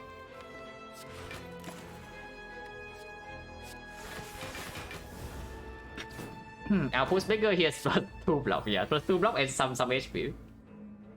We never lose HP from here, so we don't need to wait for Echo Form and Cell Repair. So we can just play Cell Repair. These things can never damage us. Or also in 2 turns, yeah. When chill actually gets you 4 force, you feel decently fast. Maybe Heartwood comes with some minions, you know, so that the chill actually gets stronger there. Right now you draw chill in the hard fight, you get 1 off, so you get 1 force off. Like, what is that? No, really, what is that? It'd be way better. Recursion just kill this and we don't draw in 2 days. It's probably fine. It just makes the fight less annoying. Or we can also just play this. Yeah, we never take damage from here, so now it's the end turn simulator until we see AI or Echo Form.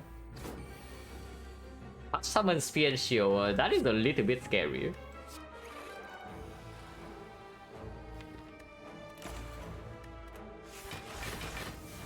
Yeah, so now we just end turn until we see the card. They can never damage us. And then maximum spike we don't care because we can always kill with orbs. Man, the defect, like an amazing experience here.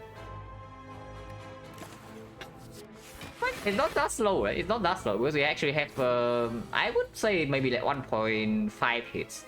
I don't really want to count Creative AI as a full hit, but it's like half a hit.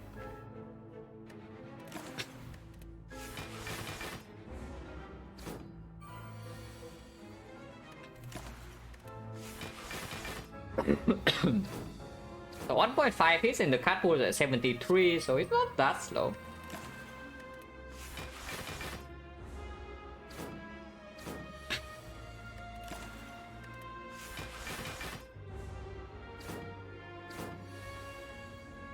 But it's still new risk give cardless card. Does it make it faster or slower? I mean, you have even more reason to store, right? Because then you can handle with every single fight. Yeah, please don't do that. Thank God that is not the case, guys.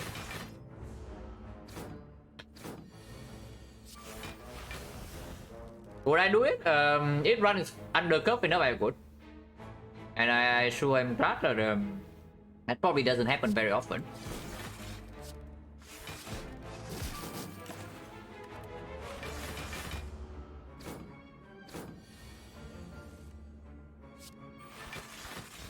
We already play the thing, man. Yeah, we already played the thing. Let's get the hell out of here.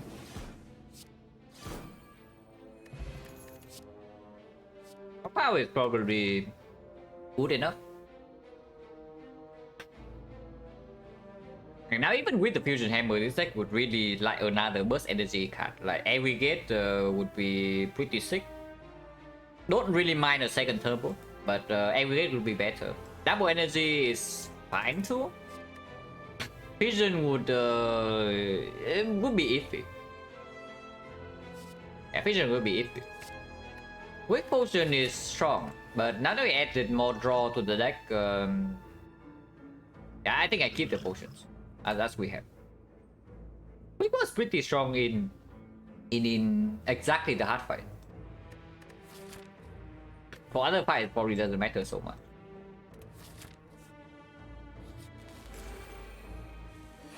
Nemesis. Oh, spoilers alert. This fight is stoleable. Oh, every single fight, man. It's actually every single fight. We see a fight. Oh, it's stoleable. And once again, yeah, it's true. That you see, we immediately take some damage to our face, so now we make to double cell repair. It's pretty easy. You just, because you all draw only 5 burns maximum, so you just scale block until you have 55, and it can never hurt you. It's pretty easy. Yeah, only with defect. I mean, not only with defect, but defect has the easiest time with doing that.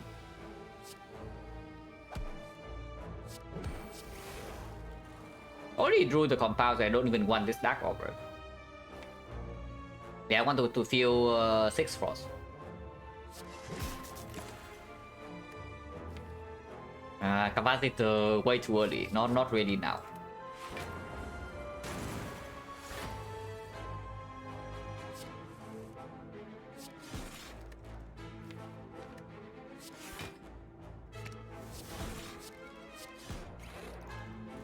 Okay, like almost there already. We just need to fill these slots and then we are invincible.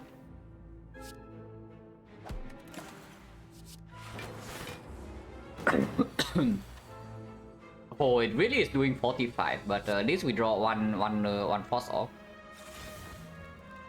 So this one we're taking like 9 damage. Good news though, we can heal 21 here. Now healing 21 in this, trying to heal 21 in this fight is an absolute nightmare, yeah? So I don't know whether we would like to do that or not, because we redraw to burns. So in order to have both the cell repair and the amplify in hand, I don't even know how many turns that would take after getting 2 echo forms. But if we have to, we have to. So we'll see. Oh, that was suck. Hollow, yeah, if we have enough echo forms and also hologram in the loop is fine.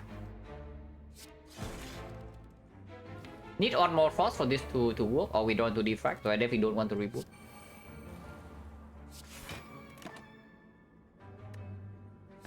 Don't need the glacier anymore. We already, I guess it's still good. It's still good to push the lightning out so that we don't accidentally kill it.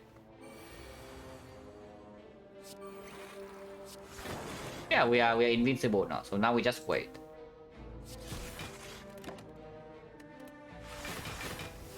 Console heal? No. Consoling doesn't happen yet. I mean, defect is probably the character I would console the most, but I haven't stole for a while, you know. So I'm enjoying my time here.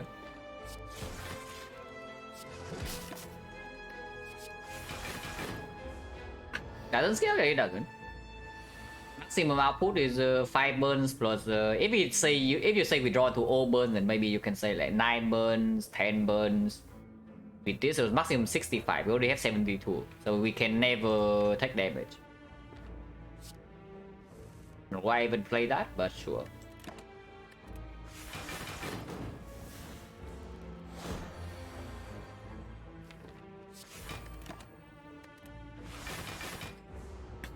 I guess I should just press enter until I see Echo Form.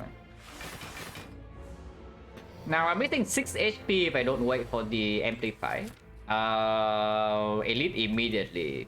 6 HP might actually matter. That is annoying. Oh, white noise. Yeah. Okay, we did the white noise. The bad play.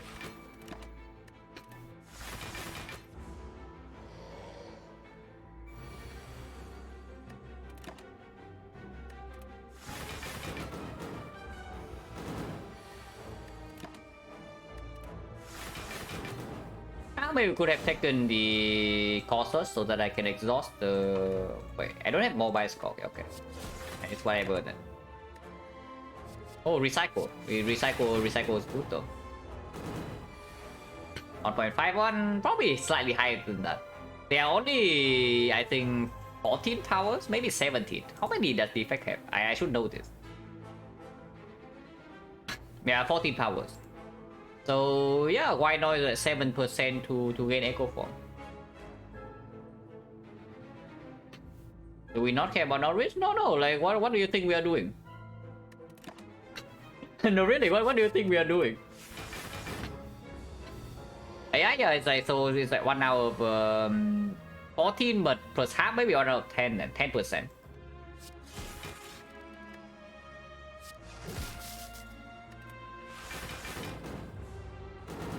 So it's probably like 1.6. Yeah, probably like 1.6, yeah.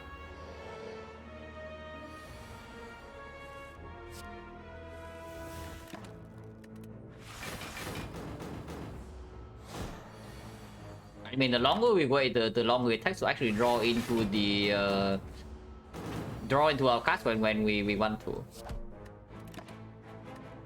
But what can you do, guys? This is the fight the Newry decides to make us wait. And the longer we wait, the bigger our deck gets. With burns. It's fine, we can stay here. Like it is chill. Nothing can go wrong here. And yeah, hopefully we are still not here 2 hours later saying that.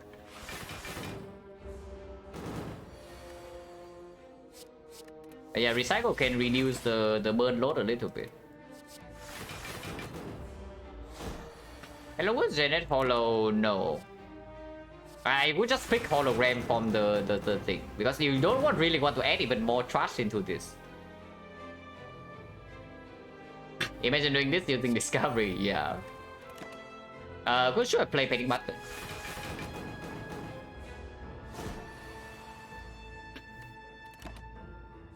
More recycle. Now maybe we can recycle. It's definitely not as fast, but we can do it. Do I play hologram and recycle to kill the burn or what?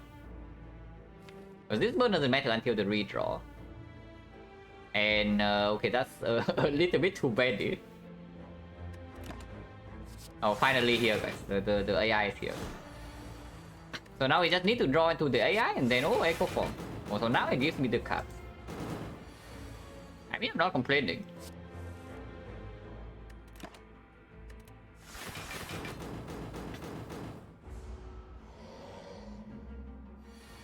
The echo form? Yeah, probably yes. It's probably true. Oh, that's a mistake. That's definitely a mistake. The second AI. We still play the first one though, but the second one's definitely wrong.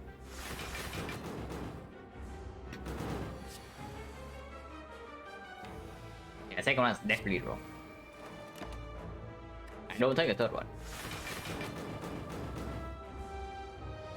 Because honestly, with Echo Form in play, we can recycle burn pretty fast too. Yeah, play this and it draws into this Echo Form. I'm very sad, so let's not. What I enjoy into Newry's Codex, genetic algorithm self-repair, like the defect. This is what the defect is, guys. But yeah, this is why some people hate Newry's. I can respect that. I don't know why I play those, but sure. Why not? Yeah, sure. Oh, that's good. So 3 echo forms here already. Unfortunately, we don't have enough energy to do hologram, but the next time we need amplify still. Apogee? Yeah. Yeah, we need an amplify and then we need to draw them two together. It's fine, guys. We are recycling all these first. And this guy thinks his shooting burns faster than we can recycle, but maybe we can prove him wrong. Okay, this can be played. We don't have anything else to do with this except just duping it. So just play that. Just play that to exhaust. We no longer need the white noise, so I don't play that. Maybe I can play that anyway, because it exhausts.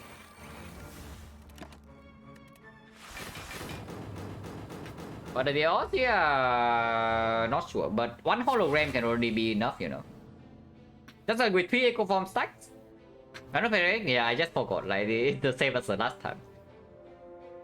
But we just need to the hologram to come after the amplify and the cell repair, and then we can amplify. We can echo form the hologram to pull back the amplify and the cell repair, and then we echo form the amplify, and then we echo form the cell repair.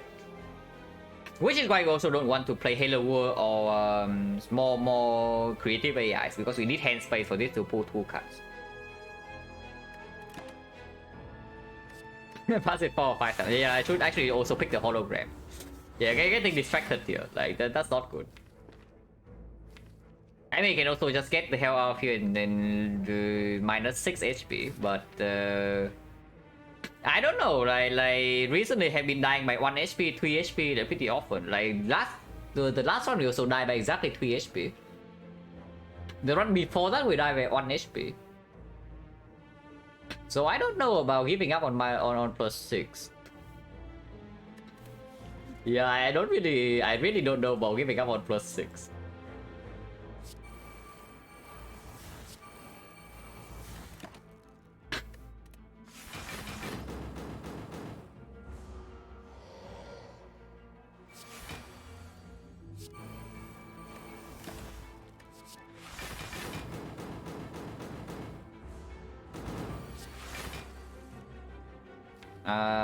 Yeah.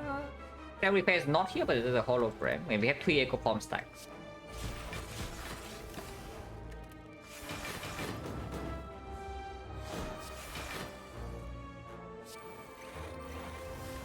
Oh, that is pretty dangerous then. If we want to play any power, I need 4 echo form stacks, maybe 5. Actually, we have 5. Yeah, we have 5. Haven't drawn into the amplify though, so unlucky. Maybe the second hologram in here is later than this amplify. No, don't worry, it has 29. 29 is not that frail, and we don't really have 3. But basically, we just need to not put it to 5. Then we are okay. Capacitor could draw it? Yeah, it could. It didn't. Machine learning was probably good, right? Yeah, machine learning was good. Machine learning was good.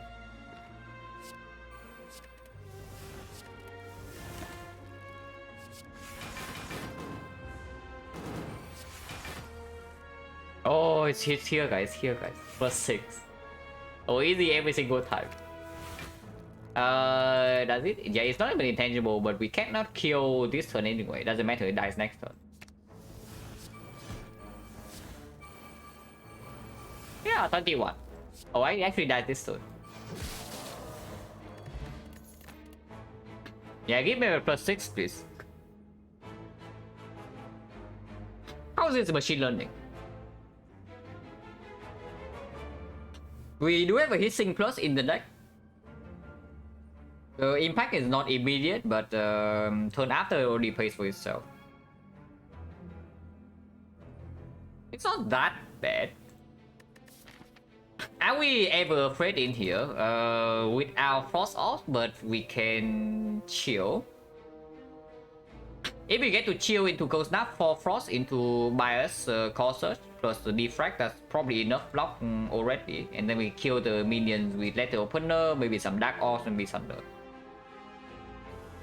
I'm scared. Yeah, I'm not scared of like being outscaled by the bird. I'm scared of the fact that maybe our block first 3 turns are not fast enough. That's the biggest problem. Yeah, simply put, with our deck, the deck doesn't actually have frost. Which is why we're also stalling every fight, by the way, because this card actually needs to full block 1 turn when it actually matters. Don't love it so much because of the some final card on, we don't actually have that much energy. The Inactor is only good if we draw the hard fight is not. The thing about the hard fight is that only the setup phase is slow, right? The moment we draw into hit sinks, after we deploy our powers, our deck is actually not that big. Then is it that important to draw 6 per turn? The fight needs to be really long, and we also need different things to draw into in order for machine learning to be positive.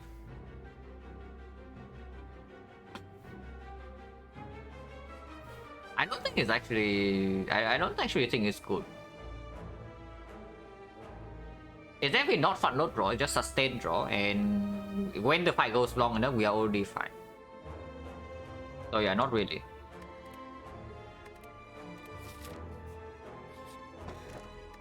Frozen egg, exactly, just on time. So Mega Marbles going in, so we can kill one of them immediately. That's very good. So yeah, 16 plus 9 exactly to on the 25 HP. So we do that. Dark first or Frost first? Probably Dark in front. Oh, by the way, this fight is tolerable. we just need to generate 102 passive block, and then she can never damage us. Correct, right? It's 25, 25, and then 9, 9, so 58. No, 68. 68, and then she attacks for 34. Yeah, 102. If we can get the 102 passive block, she cannot damage us whatsoever. And then we draw some wounds. And 1 darkness first, yeah. Go like this. Then sure, buy score is very good. I don't play buffer, but that's fine. Discarding when it works, are we working or are we not? Because I have a feeling that we are... I wouldn't say we are weak per se, but I wouldn't say that we are strong either.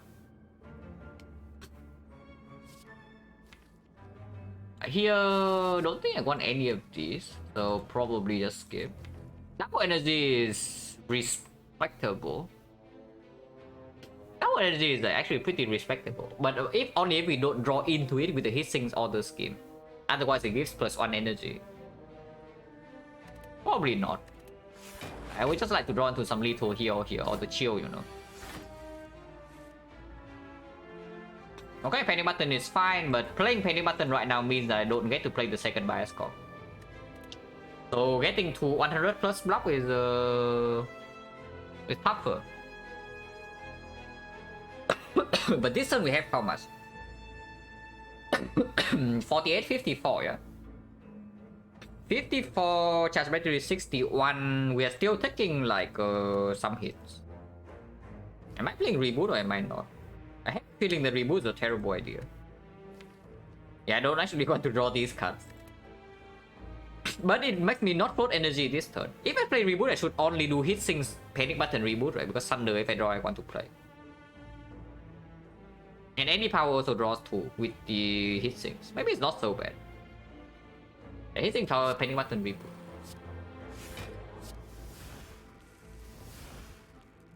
Yeah, let's open now, maybe. Or we can cold snap, hologram cold snap. That blocks for another 15. So we are blocking 69. Oh, perfect. 69 still taking 7 damage, unfortunately. Man, Retometer attacks you for a lot. Retometer really attacks you for like a lot. 25% of the time we kill this with the lightning now. Or we can start with dual cast first, but then we don't fill these slots. I think I just do cold snap, hologram cold snap. And then if lightning hit this, then sure. If not, whatever. Minus unplated, minus a little bit of HP, we still have the cell repair.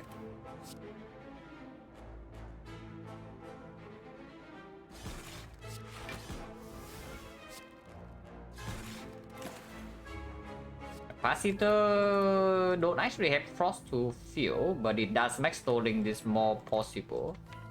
I don't know whether this fight is under control yet though. And then next turn, once again, we can already face another 50 from these things. So I don't think we are allowed to pick this yet. Hello Pijospo, I chat run, we died to awaken one floor 51 by like 3 HP or something. Pretty rough run, but I probably also made a misplay. But yeah, it is draw 2. It is draw 2. I'm just scared of the case that we change some draws into a Thunder that I cannot play, and then it's and then everything goes like kind of badly. But I guess you also have Blizzard to kill and let it open up. Not that bad. And yeah, we missed the percent. We missed the 25%. We get owned. 50.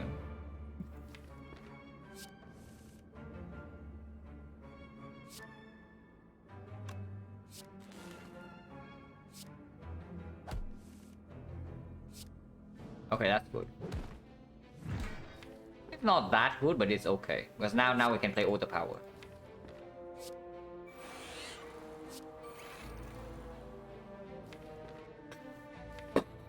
Chill is better next turn. Into potential Blizzard. Cell Repair being played right now is a thing, or we can play Double Darkness. Double Darkness makes it a lot more difficult to ever get into a state to store, because you need to kill all of these to fill at least the 2 lightnings in order to get 100 and then 2. I can just play buffer. Drawing exactly into chill here is not what I want to see. I guess I still play it, but that's pretty bad. Rainbow is good. Now, picking Rainbow here means that we probably are not stalling, but we are not safe yet, so I would also like to win this fight first before doing anything stupid.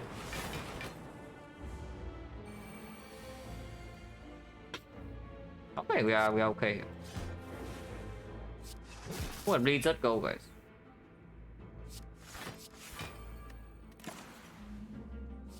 Defect, keep scaling.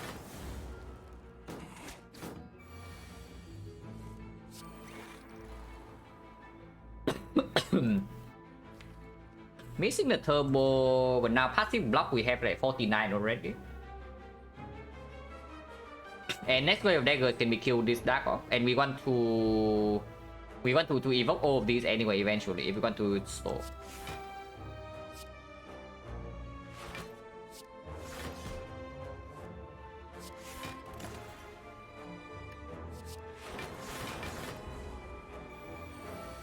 As long as she doesn't summon the second wave dagger, we are safe.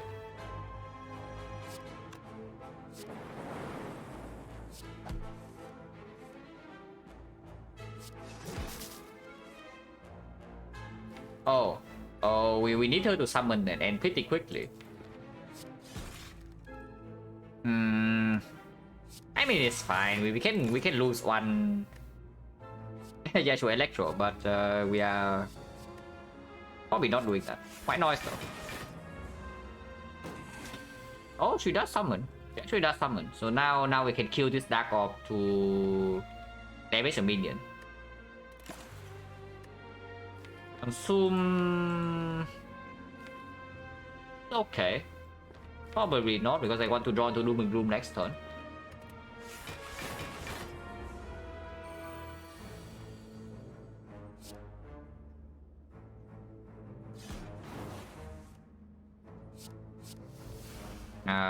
That's not it.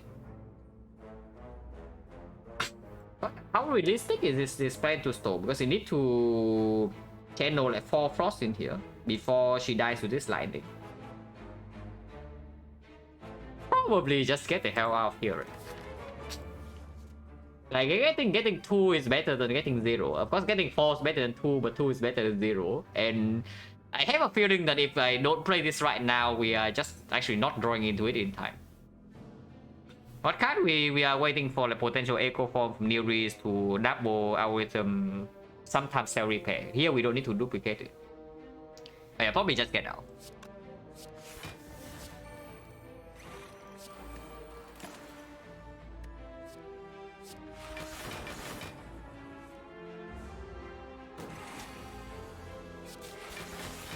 Oh, it's so liberating, right? To actually get to kill our enemies.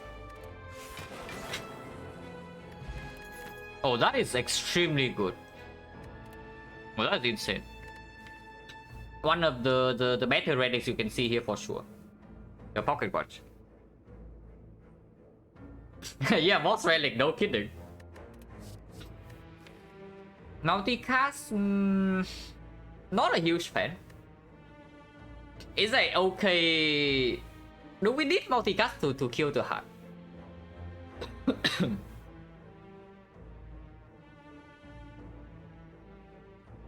Because right now I have a feeling that our damage is actually also pretty slow. Probably now that we have pocket watch we are faster, yeah, but we are probably still needing maybe 3 turns to set up our block.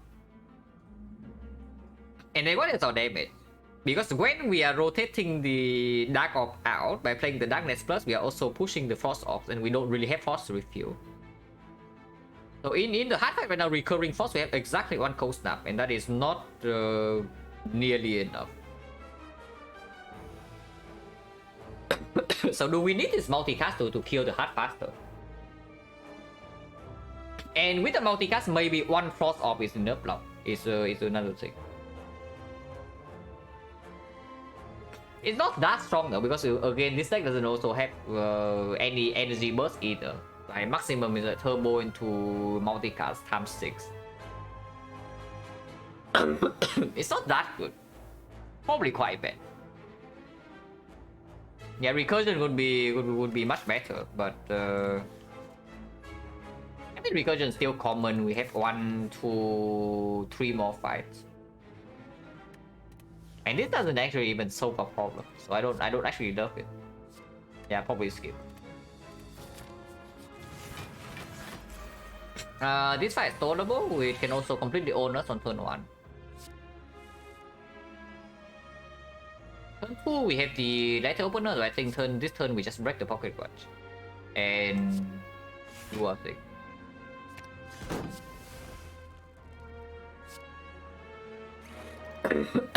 Yeah, Chilton run is very good here.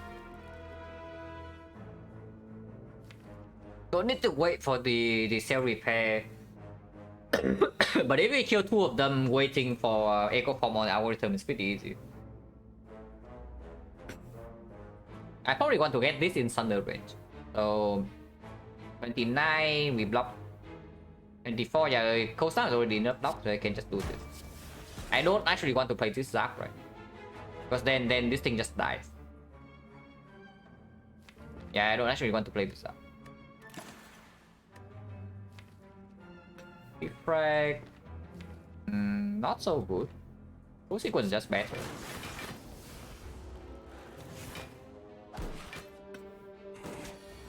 But this one we also have our complete. 40 already is not too difficult to solve this fight. At least after we kill some of them, but we do have Thunder. But yeah, here is easy. Under this. And we have Pocket Watch, so bricking is not really a thing. Wait, I need to dual cast this Lightning Orb. Yeah, I definitely need to dual cast the Lightning Orb. Before it's too late. This deals way too much damage.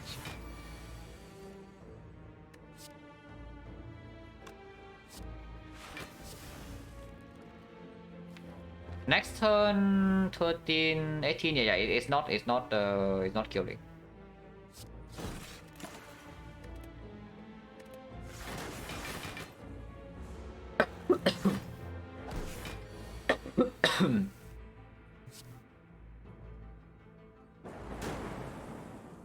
Okay, then we just kill this one, and this one has less spread. We just kill this. And now we wait for our echo form. This thing skills would be probably scale faster anyway. Stand repair can just replay. Like we are never losing HP from here. It's gonna replay too. Should I play painting button? Yeah, I should not forget that. I should just play painting button.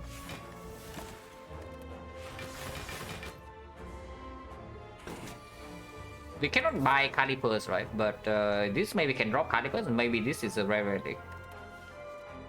Yeah, stacking algorithm is definitely still good. It's slightly less necessary than before because we have the pocket watch now, but spear and shield can still be pretty annoying.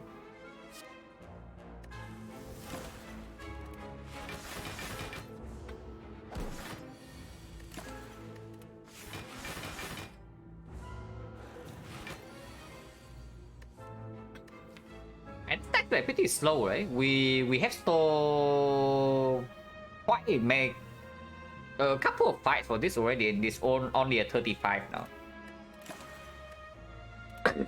So there was definitely some merit to upgrade algorithm late act 2.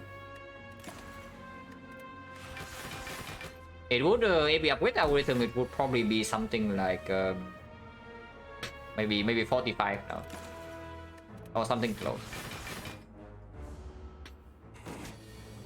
So it's like minus 20 block or something because we did not upgrade or what. But yeah, this guy will take quite a while before he reach our 76, and of course we can still scale more.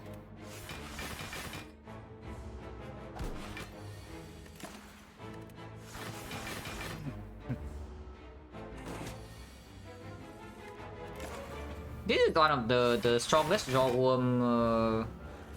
Yeah, one of the strongest jawworms I have seen. Not that it matters.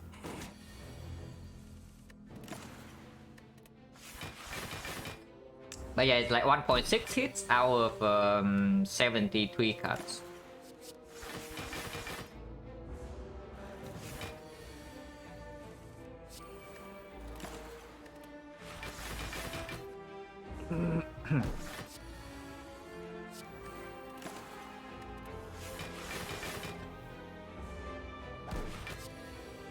Definitely don't play that.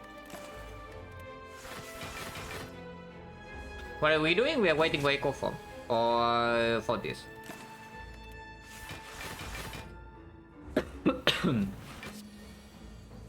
57 already. It's actually getting close. We only have 76. We buff 4 more time and we can take damage. We have 3 buffer stacks.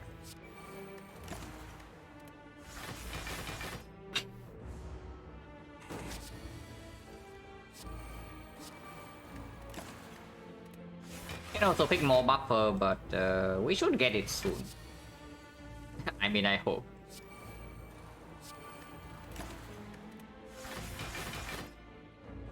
Yeah, 50 strength jawworm already. Okay, scaling up more, but you also need to find the correct time to play the to play the cold snap. We only have on cold snap. Okay, chill is good. Loop is probably better. Whatever, doesn't matter. It doesn't die, right? It doesn't die.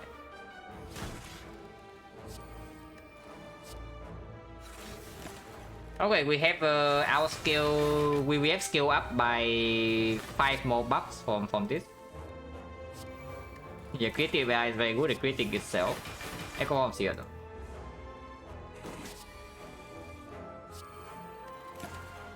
Yeah, now we are very easily outscaling, but we also don't need to, because Echo Form is actually here.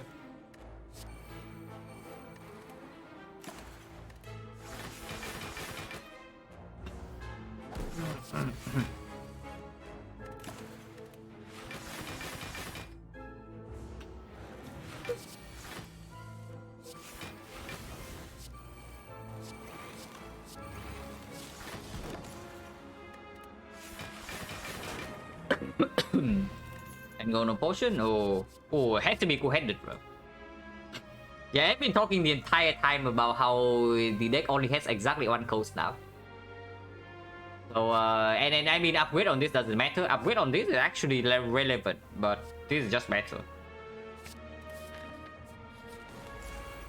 I only need to scale to 70, so pretty easy fight.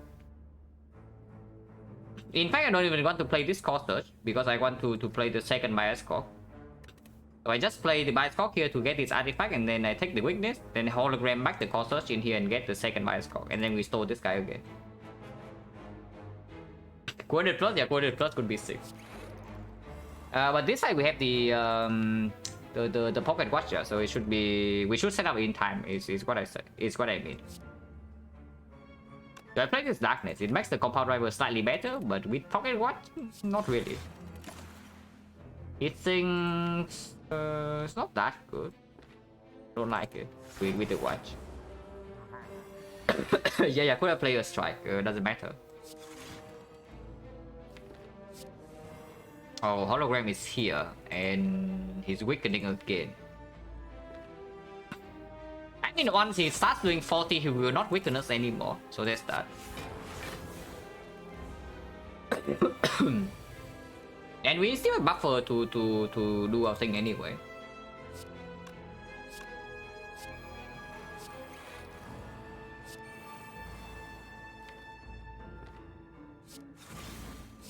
Can break the watch now. Next turn we do a cast away this and then we lose frost.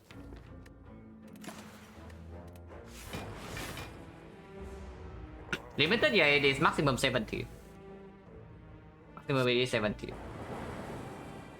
But it's attacking for 40 already. Wait, why is it so fast? Slow down, man. Please. Please? But the 2 buffer stack, yeah. I don't know whether I should reboot this turn or not. Reboot, I can still play a frost and then we don't block enough. But saving buffer is better than, yeah, saving buffer is better than the pocket watch. Oh, cringe. Oh, that's really bad. I mean, not really bad, but it's pretty bad. At least we protect buffer. No, we don't. Wait, it's actually 39. We lose buffer because of the interaction here. Oh, that's cringe. So one more buffer stack. We have 2 frost, so we can fill up to 40. But now hopefully we draw forces before hologram, no, otherwise it gets weird. Taking some damage in here is fine.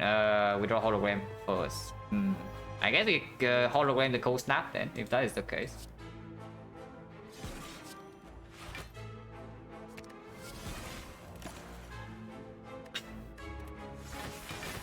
Still have 1 buffer stack.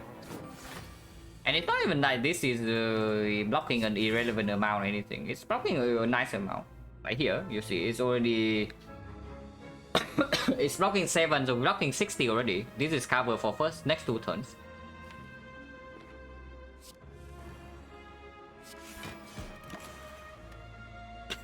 It is actually fine. It's fine. It is easy. But here we're still full blocking. And we are full blocking next turn as well. Now we only need to draw into bias call and then fight over.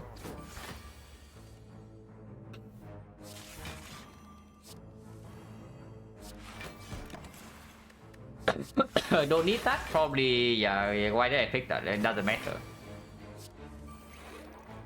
But again, we are full HP, so self repair can just be played. And now we just wait for eco form.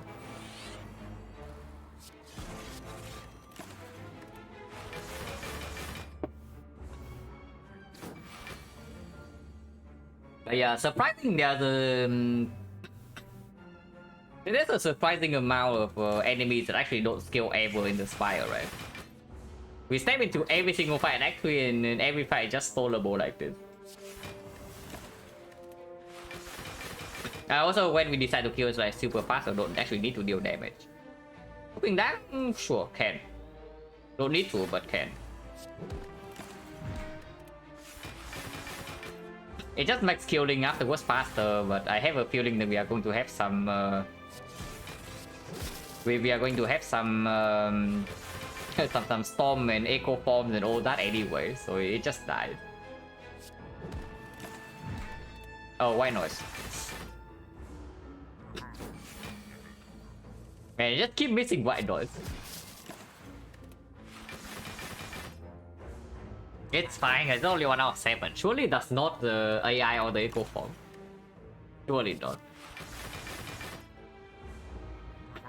On then, I think chat would. I mean, if anybody thinks it's like cheating or anything, I don't care, you know. But I kind of want to play this out.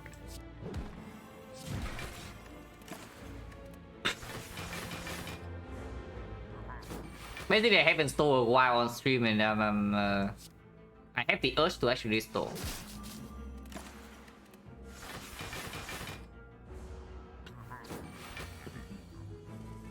Once in a while, some stalling is also healthy. Ah, this time I don't miss the white noise. The 1 out of 7. Yeah, thanks.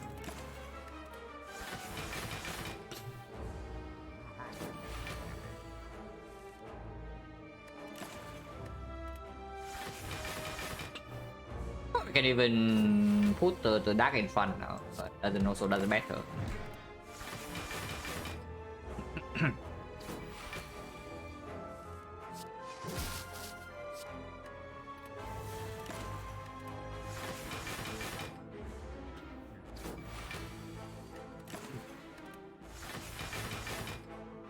But yeah, some intriguing gameplay here. Just imagine we do all this, yeah, and then we die turn 2 of the hard fight. Like, how sad would that be?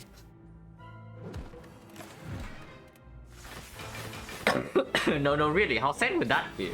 That we do all this and then die turn 2. Hopefully it's not the case. Goodbye, yeah. Maybe the correct question is like, why are you still here, you know? But he asked the wrong one. Could have recycled, doesn't matter.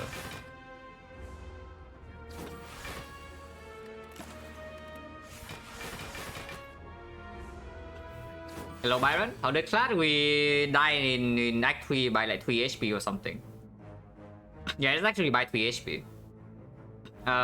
Floor 51, but I also did probably made a mistake by picking up a second Dark Embrace. Pretty sad run, but I'm actually pretty annoyed that that is probably actually my mistake. Yeah, we died by 3 HP mainly because I went to 1 HP and then I have no HP to play Bloodletting.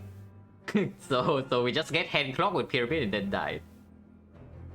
Not that Pyramid was harmful in any way, shape or form, but did not have enough HP. Because bricking time meter our players completely, first of all. And then the Awaken 1 fight was also not super good draw. But it is still my mistake, so it is annoying.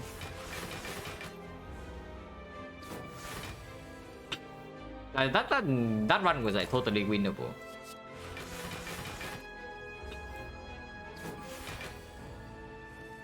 Echo from Gigantic? Yeah, we have done this for I don't know how many fights next week now, and it's only 39, so better fit it a little bit more. It's pretty funny, like every time we play AI, the new immediately gives an echo form. It's like it's trying to one up the other thing or something. Not that it's bad or anything. 20%. Okay, don't draw into that, that's good.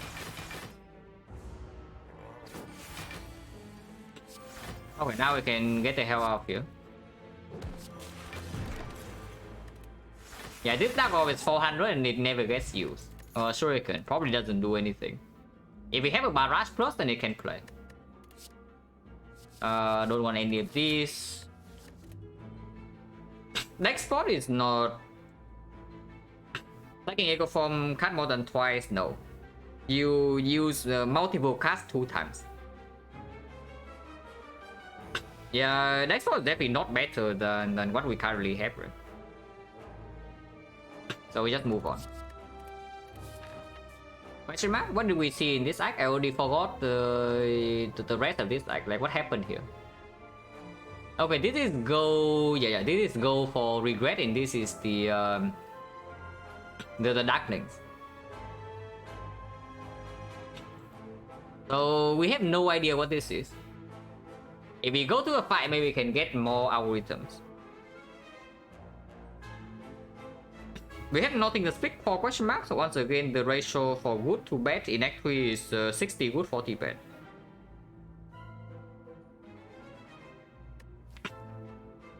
And card rewards are pretty good, right? Revenants are also pretty good. Like, we roll two freaking calipers right now, and maybe we are fine, even if the draw is slightly cringe, because the algorithm can cover for us. Origin is only 43, like crazy, right? That we already do echo form every fight, and it's only like this. Burst and echo form, I would imagine it plays the same with amplify cell repair. Then if you have enough echo form stack, then it would stack 3 times. Yes, 8 in Act process? Probably yes. If we don't have to use the algorithm on a turn to do front node block or something.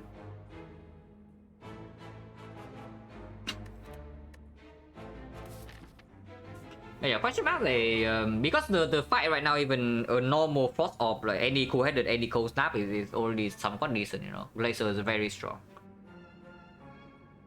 We are limited by our ability to generate frost, not our focus.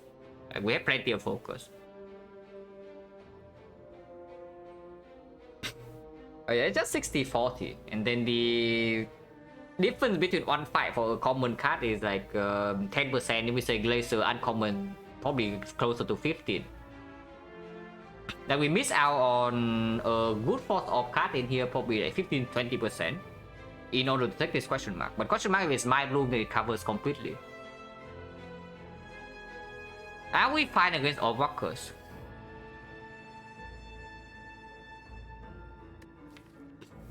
Are we actually fine against all workers?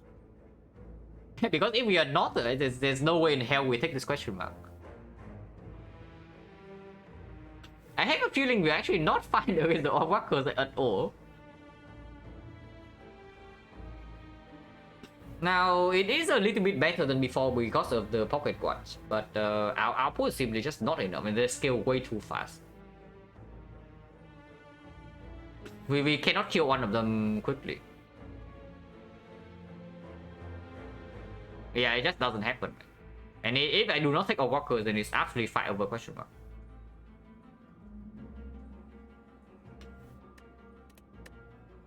Mainly because this deck actually doesn't have an energy card. Yeah, an aggregate here. You give me an aggregate or a turbo, then maybe I can see taking on workers. Because turn 1 with deck marbles, maybe can deal some front load damage. Immediately cost is already 16. And if we draw into, like, let's say Thunder, I can even take like 30 to my face to get one of them almost dead. And then on the next turn we have the Pocket Quest, draw 8 into some energy generation, into some cut draw to later opener, and they die. Here, with our energy generation, our turns can be very ugly. But we do have a horn clear. Now, I really do not want to use my draw pot if I can help it. And the same goes for energy pot. I actually want to keep both draw and energy into Act 4. I'm going to spend one focus pot in the workers fight. Maybe. Maybe it's okay. And then sure, it can be My Bloom, can be Sensory Stone. Falling can be extremely cringe, but I guess technically speaking we can give up any attack. Because the attack we don't want to give up is Mortal, the Coster. Don't really love giving up Compound Driver, but it's possible. Strike is of course good. Cold Snap, giving up Cold Snap would be quite sad, but it's still somewhat okay because at least we have the Cool-Headed now. Giving up Doom and Gloom is completely acceptable. Giving up Thunder a little bit dangerous because of the Awakened one, but maybe not that bad. What's Potion Chance? I have no idea. Actually have no idea because we have stole Act 3 for so long. Every single fight is like waiting for Echo Form. So I don't even pay attention to the potion drop. But yeah, Blizzard can go. It's just that the worst possible things I can ask for is like something like Bias Cock, Algorithm, and an attack, which is why I'm just looking at the attack. Like how bad can it be if it asks for the best one? It's probably fine. So it's just that Madness is potentially empty. Yeah, the usual thing, 60-40.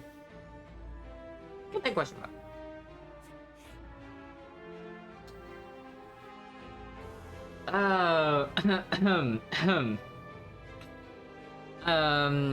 Nothing can go wrong here, right? Surely not.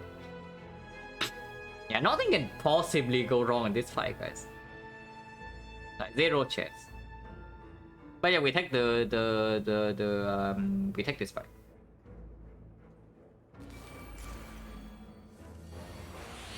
I mean, it actually happened. The thing I talk about actually happened. I actually draw Thunder turn 1 here, and I think I'm actually I'm just taking this damage to my face now. We can also play Algorithm for full block, yeah, but I think I just take damage to my face. Like, we cannot miss this 48. If anything, the thing to miss is the Corsage, but I think 16 is also quite strong. So we heal back by 2. This fight is not really stallable. Sometimes it is, but very rarely. Then we heal back by 9. This turn, how much am I taking? 27. I'm blocking for 4, so 23 minus 2 is 21. 21 damage, heal back by 9. The next fight I can heal by 16, 23. But it can also be transient and I cannot stall. Oh wait, yeah, but transient alert, potential. It's also, if we kill one super fast, and we also get scaling super fast, and it's possible. They only scale 5 damage per turn. It's faster than a Jawworm, but it's not like we cannot outscale these things. If the new release give us echo, if it gives us the creative AI really fast or some loops. But yeah, Cost of Thunder on, they both roll 97, so it doesn't matter. And the intent this turn doesn't matter for intent next turn, right? I want to kill the one that's doing more damage next turn potentially, but next turn there is still completely random. It's only on turn 3 that this thing, if this thing make it again next turn in turn 3, I think is doing the burn always. Honorable Johnson actually says Skype Scary pretty much, but we do have the Pocket Watch, so Buffer already covers for 2 turns. Algorithm cover for 1 more turn, yeah? Turn 1 we have Corsairs, back Marble, so maybe we can do something there. Turn 2 with the on-clip. Pretty scary fight, but we can probably manage because the lightning also blocks.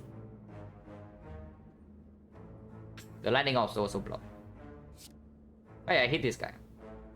We can energy potion here for 21 HP and on algorithm stack, but there's a hologram in the deck. Can pull it back. We cannot miss this damage. And this potion is just still way better for Act 4. If we don't need it now, we don't use it. Buffer minus, not really. We don't have energy. So for Act 1 2, very strong, very strong. In Act 1 alone, it's already averaging like 9 damage per fight. Act 1 alone, because after letter opener, I just upgrade my zap. I pick up. So the start of this one was max HP for 250 gold, and in the shop there was a little Vajra, but instead I bought charge battery, panic button, and doom and gloom in order to play into the letter opener. Because we got letter opener from floor 2 regret, and then it played like super well. This relic. Unfortunately, I did not see a hologram all the way until like Act 3 or something, but it still plays. But I don't want any of these, right? So let's just skip. Ow.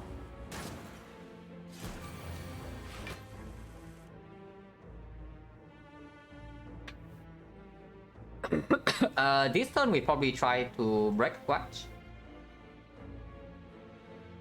What's the goal? Otherwise, decent shot. Buying it is a little bit weird if there's nothing to play. At least I think so. But if there's already something to play in your deck, then yeah, it's strong enough. This is basically for defect. If you have an upgrade on the Zap or something, it's like basically an hourglass that has higher potential. It's already an hourglass next one. Slightly weaker, but not by that much because it's burst damage.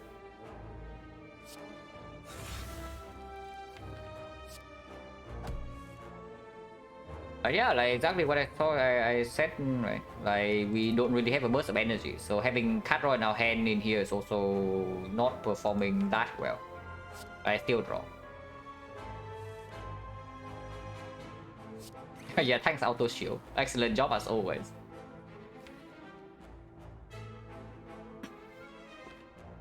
Is it good to... because right now we are blocking how much? 28. 28, 33. 33 we are facing 39, so we're taking 5 damage.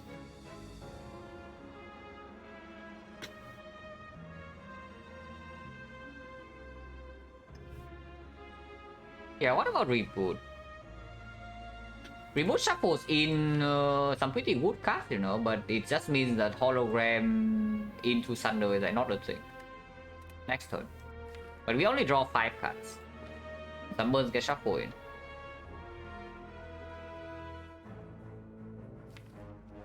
Is this stupid? I'm just thinking about reboot because it gives that to opener right away, and then if it draws into a better card than defend, then I don't waste my energy. Because otherwise, if I just play the defend in here, yeah, and end turn. Next turn, maybe I do hologram into Thunder, kill this, but then I probably don't miss the self repair though. We only have to focus here, and the Bear Scock here is also a very good draw. Yeah, probably stupid to play reboot in this point. So let's just play the defense. Can use this potion for 4, but now I don't think so. Like this potion for Awakened one is also not that bad. If we are actually going low enough that we need to potion in the boss counter. Oh yeah, that's also that. Like if we don't reboot, the new reads also get better. Yeah, let's open the place here. Like look at this, exactly too. This is already full block, so we can just turbo. Heatsink buffer first into heatsink, right? Because I want to hologram self repair and the other hologram on the algorithm, so I don't want to miss any of these. So buffer into heatsink, not the other way. Can play defense, can just not play defense, doesn't matter. Like it's actually not so bad. Now it's only bad if I draw exactly into 2 holograms. If I play this defect. Oh yeah, I actually need to play the defect. And I guess self repair now then. Or algorithm first. Maybe algorithm first is fine. Do we have hope to stall this because it's scaling 5 damage per turn. So we can, with the buffer, we can wait for this guy for like 5 turns without having problems. Probably stupid, right? And algorithm is more important than getting self repair here, so I think I get the algorithm back first.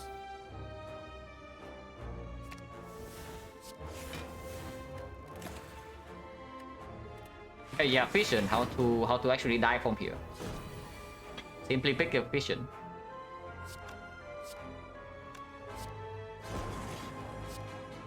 Let's do this to get it in range, and then we wait for the self repair. Oh really? Okay, -2 block or what? I mean we draw self repair this turn now, so I don't know.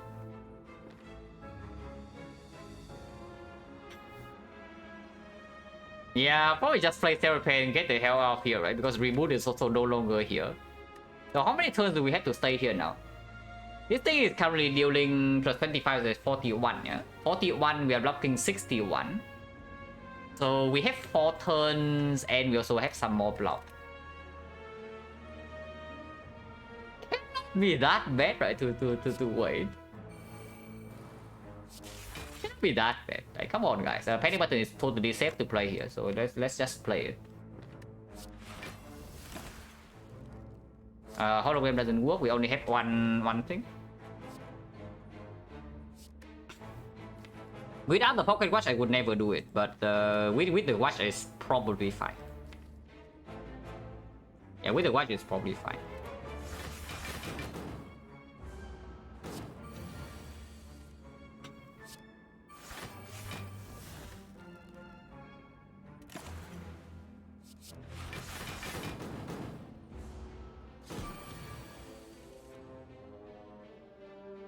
Oh.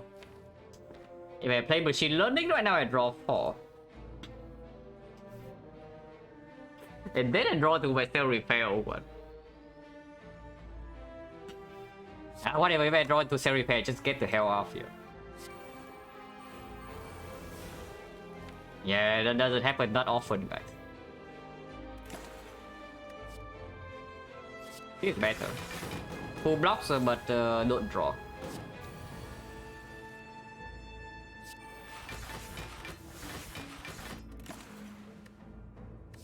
Laser kills it, so we cannot take laser.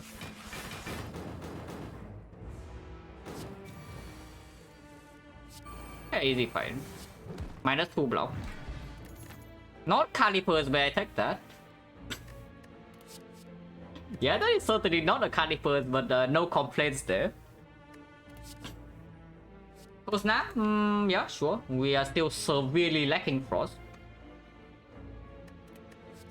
So absolutely, this duplication potion is very strong.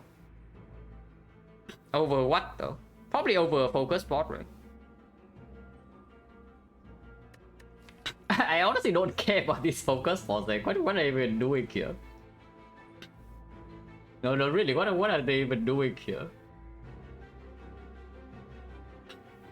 Like, looping the defect plus is already a focus spot. Of course, it's sure it loses 1 HP, but that is already a suboptimal duplication potion. I mean, sure, it also kind of breaks pocket watch. So if we have to loop the defect, it's worse than the focus spot. But this is also one of the weaker loop targets. Yeah, we just throw away a focus spot and take a freaking loop, right?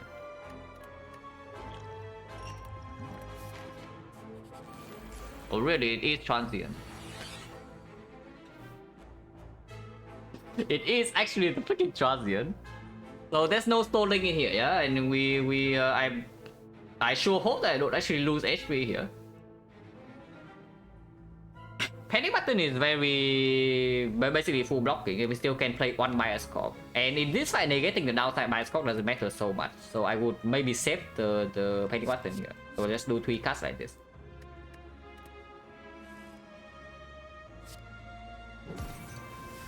Yeah, like this you can even get pocket watch. So cold snap into Panic Button. Missing cell repair though. But 6 turns, maybe we have enough time to redraw into this. Like reboot in here is pretty stupid, right? So let's just get the pocket watch and full block. I don't know how good that is, but I clicked the card. Probably not even good.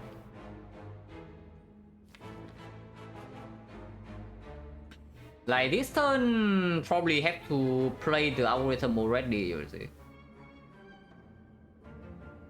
So charge battery.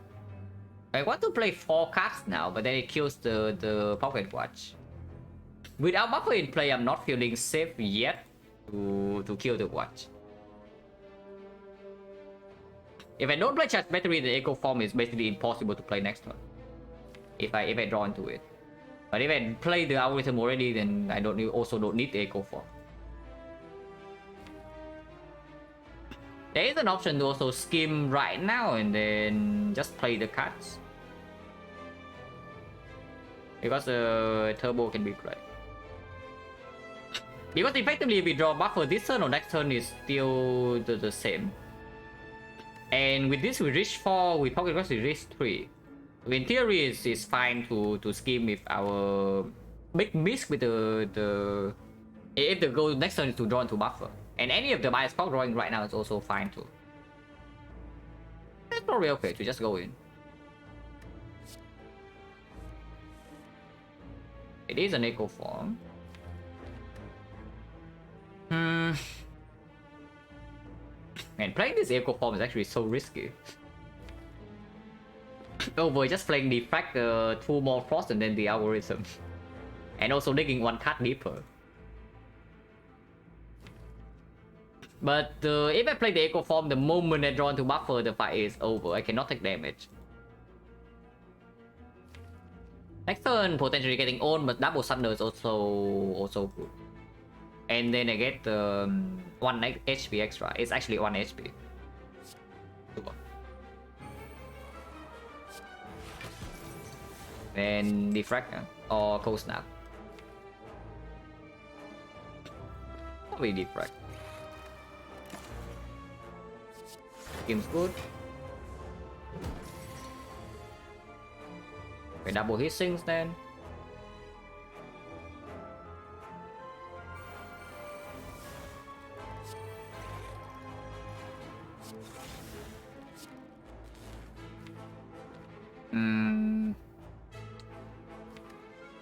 Now we play the bias cock, I just draw into the buffer and then we are also not safe. If I just dual cards right now and then defend, maybe take a little bit of damage, but then double buffer next turn guarantees that we are fine. How much is this? 28? 37? It's actually not even that much damage, if even any. Because there's also letter opener. Yeah, we don't even take any damage here. And then next turn fight is over. Darkness, so that maybe Compile Rival draw small, but Compile Shuffle out, but there is a reboot. Not taking any damage currently, right? It's 2029. Yeah, we are not taking any damage.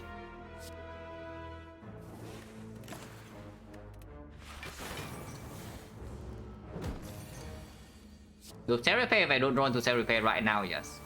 And look, Repair is coming. And yeah, we just don't do anything now. Ow.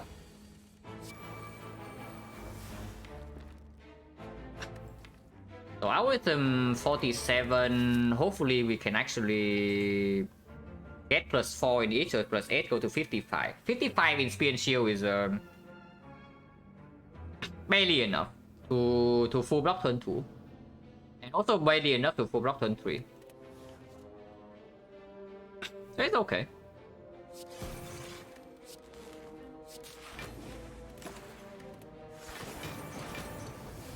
On NG40 block, what a garbage. Yeah, what a garbage. Could have been way better.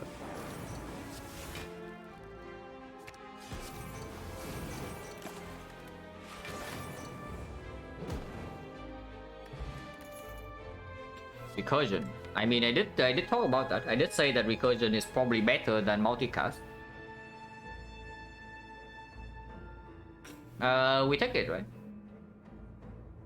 Yeah, probably. With the Pocket Watch now and 2 more cards that actually Zen Red Frost. And Blizzard, yeah, and Blizzard, sure. The Blizzard.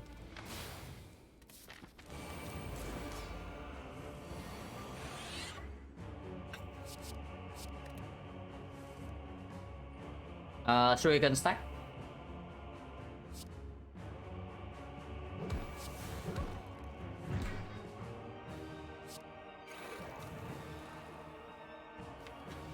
I guess we are not pocket watching then, because at least next turn we have Pawn Cleat.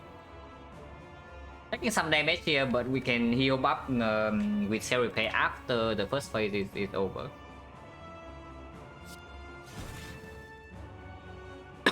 Can play Panic Button, but I think it's much better to just wait for the second bias call. Oh, I guess should have played Panic Button. Reinforced body, is it better? We still need to kill this cultist somehow, yeah? So...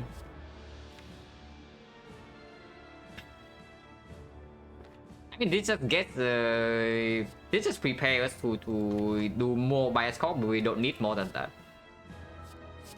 For future, yeah, exactly, but we also don't need it. Oh, this guy is so freaking good, man.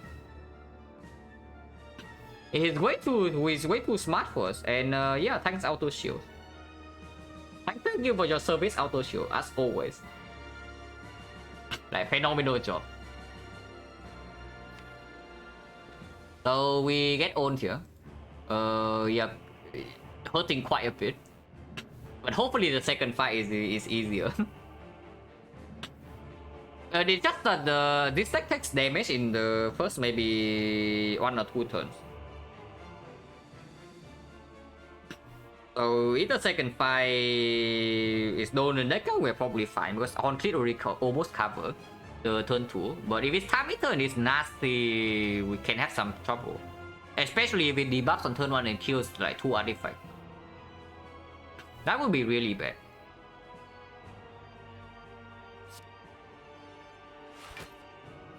Compound draw 3. We do want to get Dark Orb in play.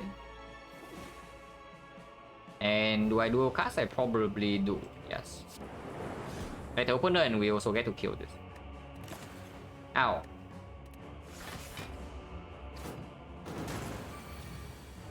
Like we are self-repair.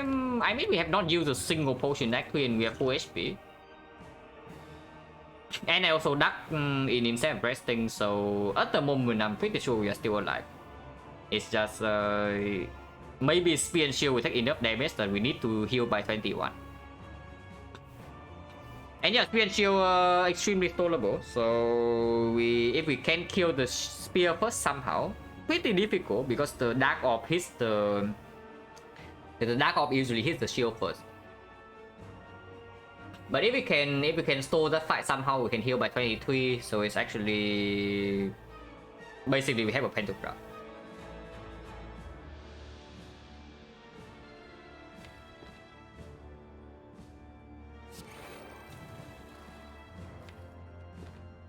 And I kind of want to draw chill before killing all of these, but what can you do? They just die.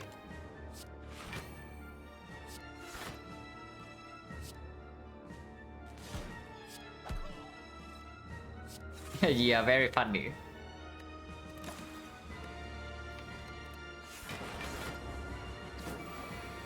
Times 4. But yeah, reinforced body is here. We can also hologram frost. Hologram frost is just better. Let's do that. We don't need pocket rush next turn. But yeah, we can triple cell repair, heal 23, and we are basically full HP to next fight.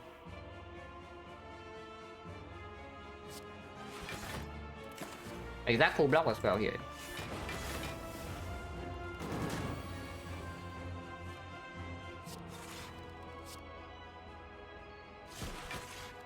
This is positive, so we can play that.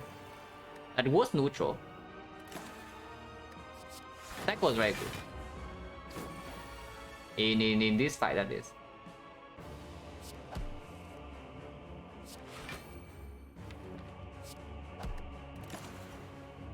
Yeah, future bias corp. It is actually here. And I don't care about it. 56, pretty easy to block. We can recur this Dark Orb. And just do Cold Snap in here. Yeah, recursion is good. And then recycle Doom and Gloom.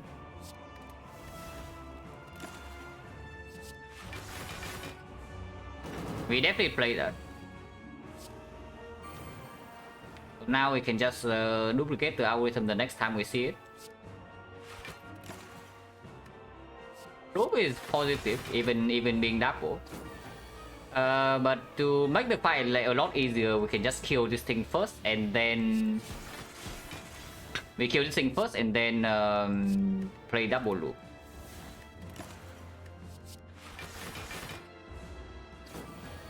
64, yeah, no problem. Yeah, here, we can kill it right now.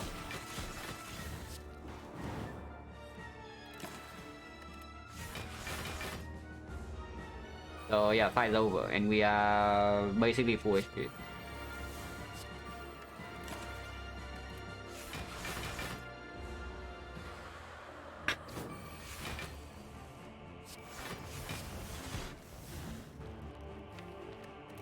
Any button this time I chose not to play because I want to draw into the recycle.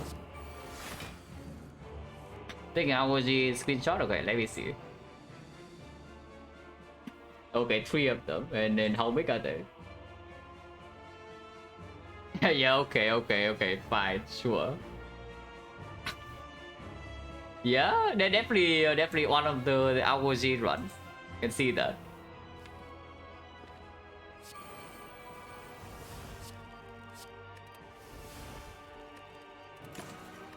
But yeah, now we are waiting for the amplify and another echo form.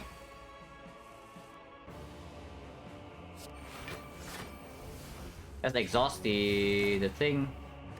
Don't need any other stuff. Uptime stream has been going on for 8 hours and a half. So again, like 2 very long runs. Man, I don't know whether 9 hours per day is like sustainable or not, but we'll see. Maybe at some point I also need to die earlier, you know, if the run actually dies.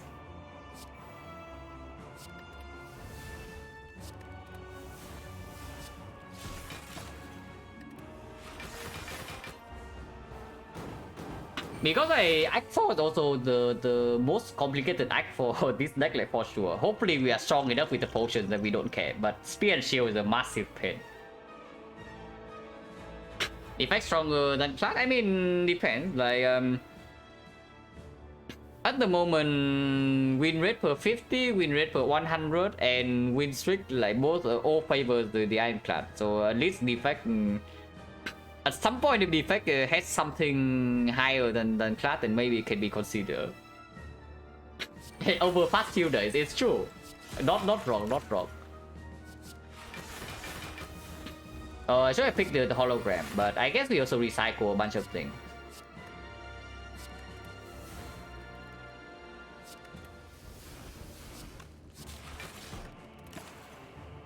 Yeah, core search, no, that's not the bias call. I don't even know why I picked the core search. Not sure.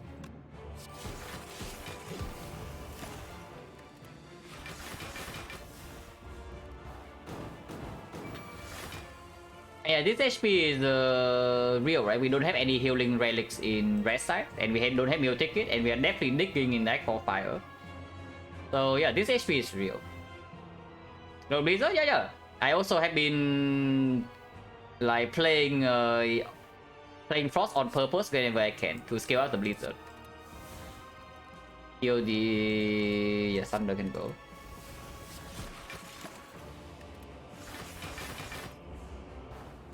Icon don't exist. Didn't exist? Yeah, it's true. And yeah, this recycle is also pretty nice. If that can go, yeah, it can go infinite. I mean, when we finally decide to kill Blizzard, maybe can one-shot it. We'll see.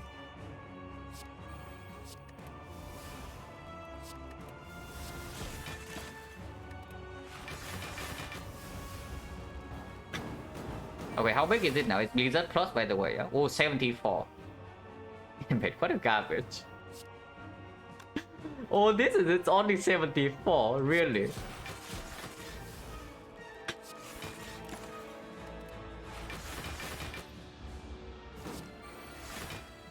But bây giờ we are waiting for an amplify here and another echo form. Amplify needs to come from the new re, so it will take a while. Oh, the second Blizzard. Yeah, absolutely what we need here.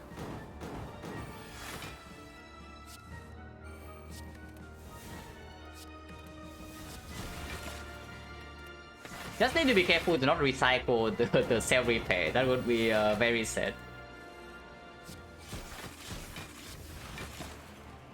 Okay, second echo form good. So now we only need the amplify. So Frost now I'm playing 3. I'm actually playing 3 Frost per turn. And now we have 3 echo forms, so the moment the amplify comes, we can do it.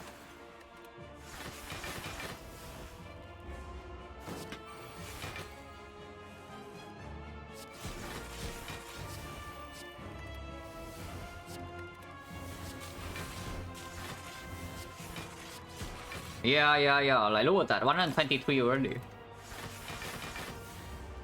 4 now, we can do more than 4 now. And the deck is small enough that I don't need to recycle that aggressively anymore. So we scale both the Frost Channel and the Shuriken. So Blizzard is the powerhouse right now. How big is it? 142. Okay, almost. Okay, finally, the MP5. So heal 21, get the hell out of here.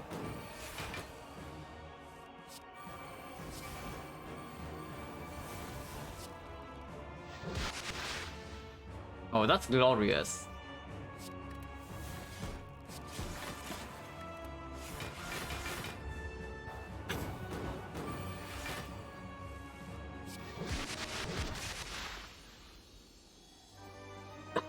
So yeah, plus 21, we are still missing 1 HP. And it is a time eater. Because yes. It is a time eater, but it's not debuffing on turn 1, so I can keep the cost surge. Like this then.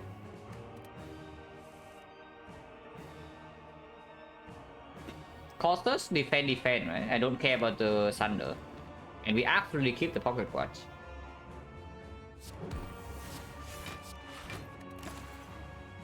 Consume... not good enough. I need to draw to buy stock before it debuffs. Yeah, like now. We are losing one stack though. But maybe playing Corsair is bad in the first place. It's fine. It is good enough. Like we have 6 focus, 6 obstacles, the freaking new risk. Like it's good enough.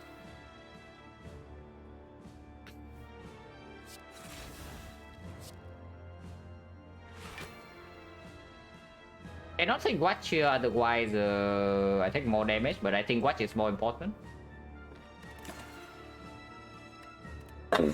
Yeah, watch definitely more important. So kinda. We already have enough. And of course we continue to scale. Maximum damage this thing can do is what? With 2 strength.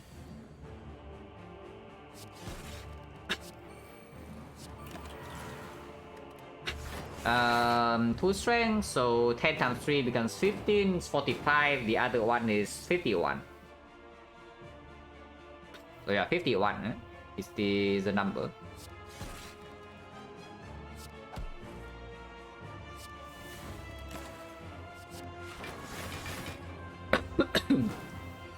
Oh yeah, first few turn, this thing, if it decides to blast you to... if it decides to hit you, it will hit you. I think just annoying. But here, of course, this fight is under control. And we are full HP, we also have a double algorithm.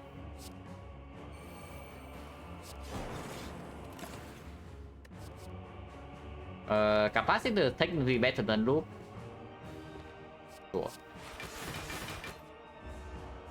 Not really true though, because yeah, capacitor, the second one is not doing anything. But here I just play this first. And now we can build up our, yeah, exactly like this. So 10 slots already, so definitely pick the loop then. But also it doesn't matter.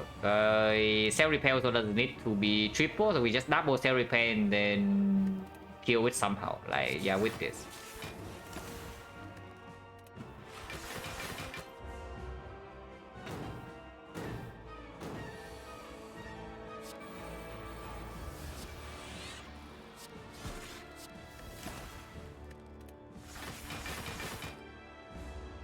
So now we just rotate it to the front and it's dead.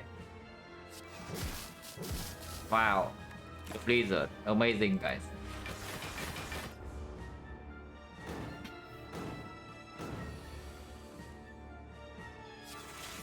Even what? The defect apparently has taken all the good relics from the Ironclad. But some of these relics would be nice for the Ironclad, you know.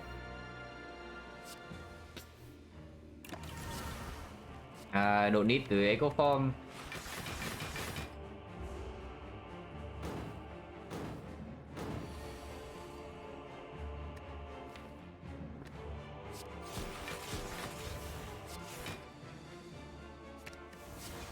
We can stack.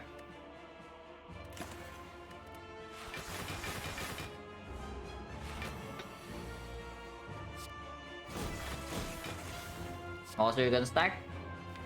Now we just put that in front, yeah? So it's dead soon. Can take this the next wizard. By slime, it doesn't matter. The real answer is that it doesn't matter, so I also don't really care too much.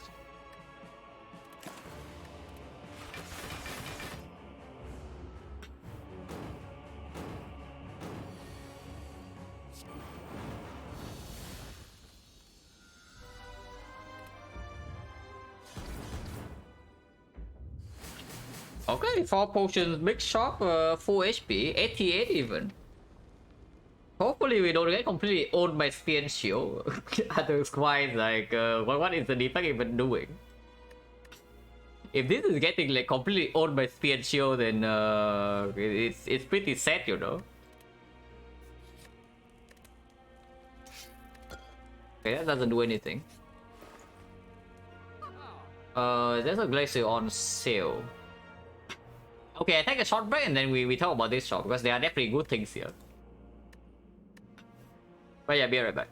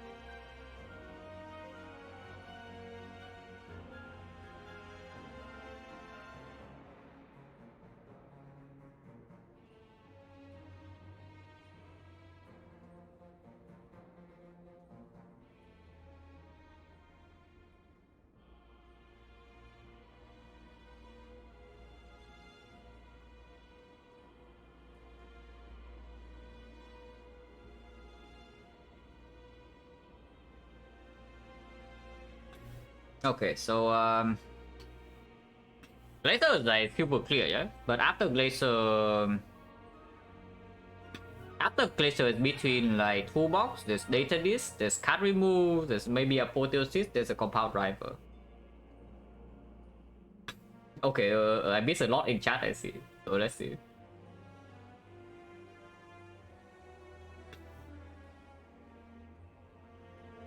Now that's one extra force. Oh yeah, literally frozen core.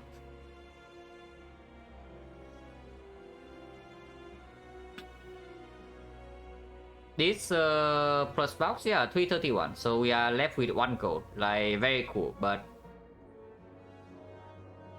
unmute? Wait, mine is already unmuted. Or what's going on?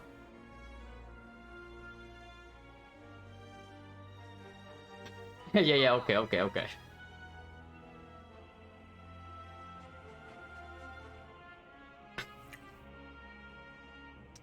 So compound driver is not that good, right? It draws, yeah. On the third one, it barely draws anything, and then afterwards, like whenever it draws one, it's not worth playing because of pocket watch. So it needs to draw at least two, and even two is not that positive because we are not swimming in energy. The relics, I do, but currently the mod is not working, so I do not open the game with it.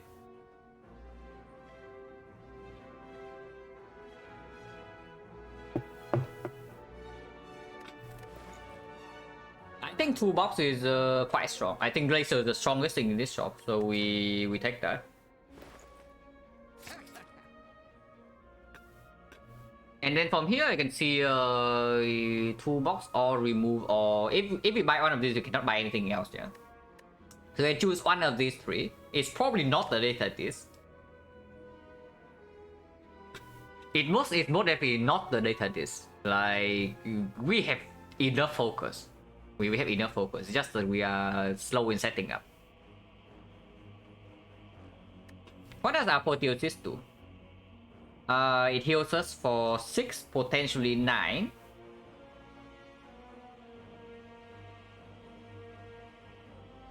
Yeah, Tuba is pretty cool, but what about apotheosis? Healing 9 HP here because it upgrades cell repair. So instead of 21, we are healing 30.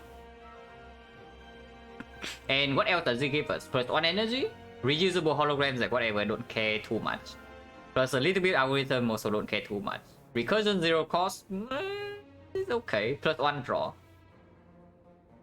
But these things are irrelevant. I maybe painting button you can say it's like something, but it's not that good. Mox is 9 HP and 50. Okay, sure. But no focus? No, we already threw away a focus potion. Like, why would we buy half a focus potion for like triple the price? Yeah, 2 box is good. 2 box is very good.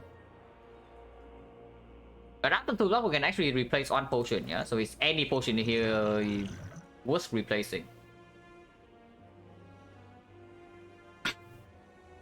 This move sequence is really cringe, right? So we don't touch that. Man, we really just like slightly, just a little bit of gold off from 2 box reboot. That's so sad.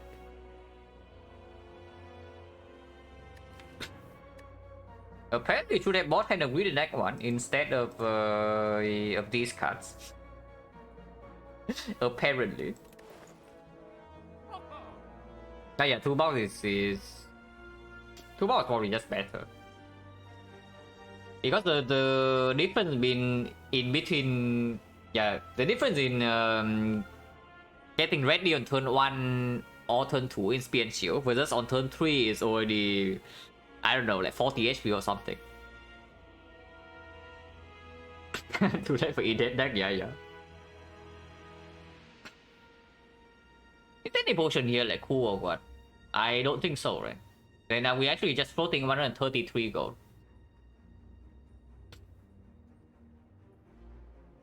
Yeah, I guess we are actually just floating the gold then. I don't really want to replace any potion here. I made sure we can replace the duplication potion by the other duplication potion, but I'm of the firm belief that I keep my old potions with me because they have been with me longer. Somehow with our class, yeah. Yeah, it's too expensive. Way too expensive. Like, look at it, it's red. Red in here usually means that you don't have enough gold. Yeah, nothing else to do here, right? So we leave.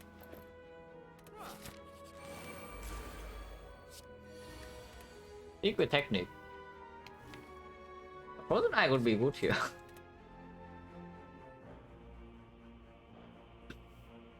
Blind is doing nothing.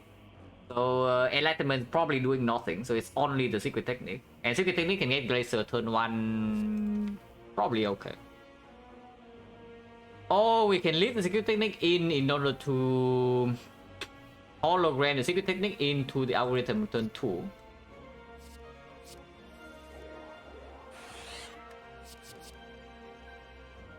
Buffer turn 1 actually is pretty decent. If I buffer turn 1 and just accept taking this 10,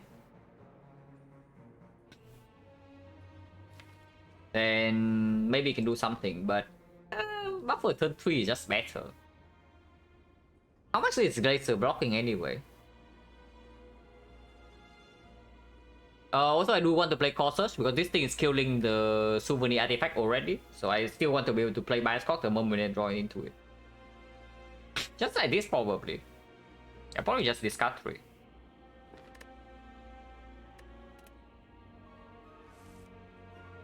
Oh, okay. I guess we do get to keep our technique to hologram then. So Glacier causes Cold Snap, yeah.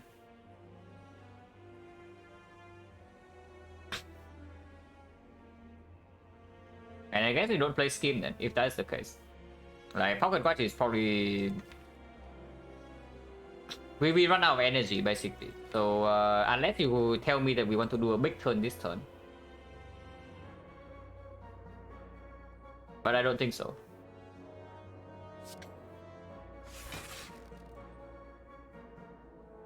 This is blocking for 13... 17...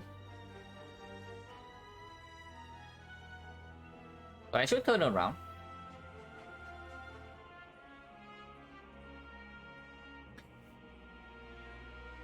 I mean, not really. Turning around blocks for like I think 2 more. Because we use the tungsten rod like more efficiently. Actually, no, it's the same. Actually, turning this way is using tungsten rod more efficiently. Like we block 17, then we take 3 here, and then take 10, so in total taking 13. If we turn the other way, we are taking 16. Is it 16? No, it's we take less. We take less. If we turn the other way, then this is 40 and this is 9 times 2. So we block 17. We are having 3 blocks left, and we are facing 13. Then 13 we turn around. 13 we turn here is exactly the same. And then sure we keep this way. So yeah, Cautious Cold Snap take 13. Plated Armor we save 1 if we turn around. But then it means I need to turn around again next turn, which might not be possible. Or I don't have enough energy. Probably not. There's also a possibility of doing Energy Potion to Scheme right now and kill the Pocket Watch. But 13 HP is still in cell repair range, so I don't want to do it yet.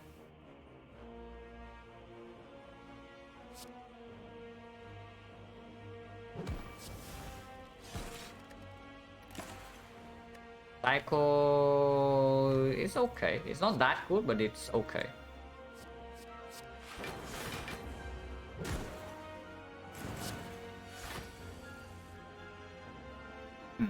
We actually drew algorithm turn 2 here.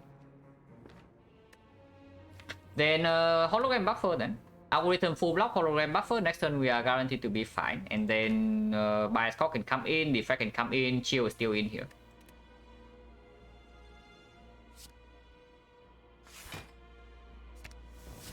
And yeah, we stack this thing the entire way for this. It's also a sick, but with buffer protecting, I definitely take the Echo Form.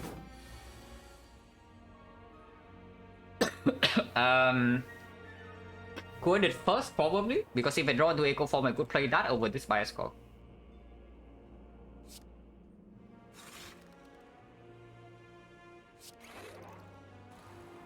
Then we can even protect this buffer by turning around and then playing charge battery, but that kills the pocket watch.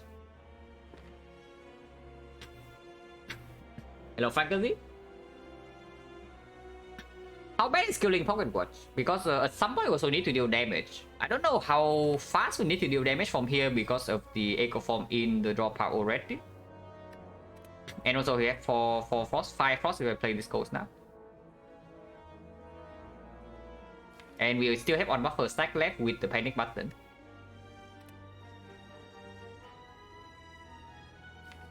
Panic yeah, pocket watch is important because next turn is still a free turn to play Echo Form. 2 turns from now it attacks 48. But next turn is a small hit, this is already full block.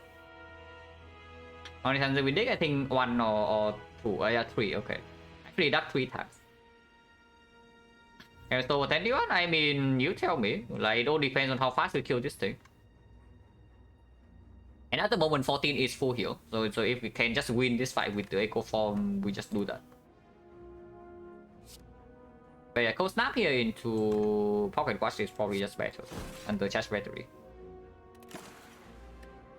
Hastings minus not too interested. FTL not too interested. But Turbo is pretty good, right? With Hastings plus.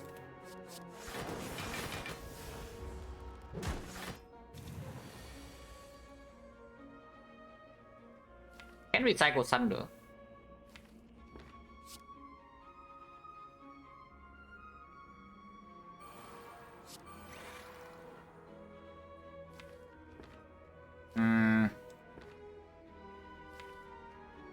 Actually, we know that we have all these 5 plus 1, so it's possible to do panic button because the turn afterwards, this guy attack back, but we still have buffer in play. So what is this turn then? Recycle defend into Blizzard?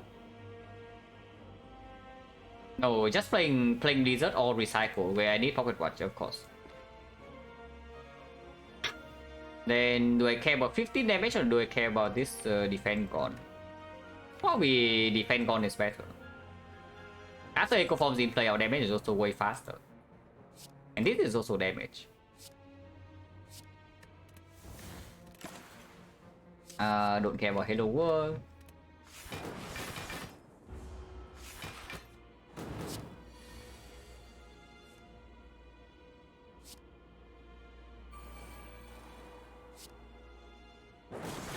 Yeah, of course this turn we break the watch. Might not even need to panic button here. And yeah, the Blizzard is actually scaling, like not even a meme now. There was only 5, right? So this turn is 7. If we play this is 9. 9 with this is 10. So it's already 30 AoE, double with Echo Form, 60 AoE. And that's pretty good. No, really, that's pretty good. And yeah, this is full block.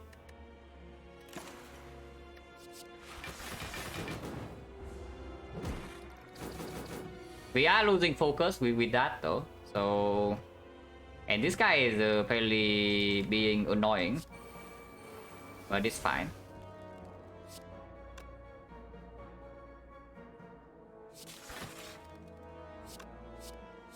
Thunder can go, don't care about Thunder now.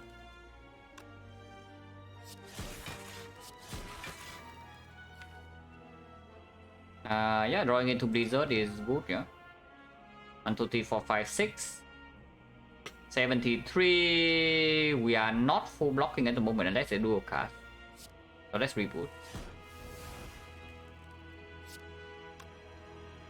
Still need to play 1 defense, but can just recycle this, play the darkness, and then play defense full block. Focus, but not dexterity. Debuffs randomly 50%. if you have one off slot, it either debuffs your focus or your strength 50%, 50-50. So buying prismatic shard in the Act 4 shop sometimes is the play. If you cannot afford to continuously lose your strength. Do I care about this Dark Orb? Maybe I do.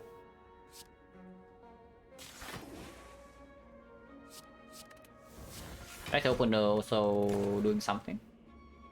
I do have hissing plus in play, yeah. So this thing is good. Dexterity start now. Nobody cares about dexterity apparently.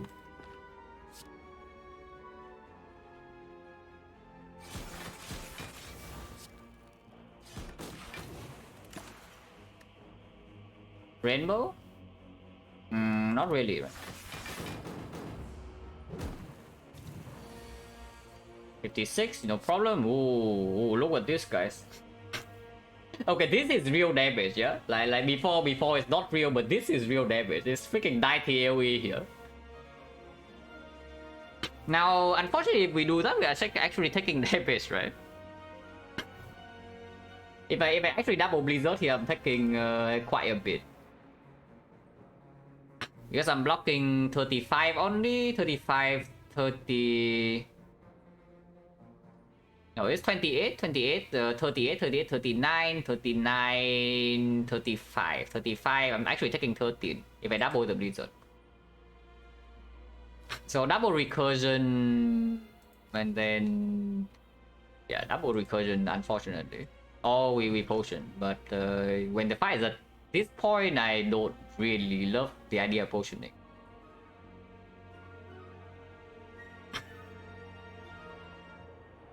Yeah, but we draw the void as well, so it's unfortunately just barely off from blocking 3 hits.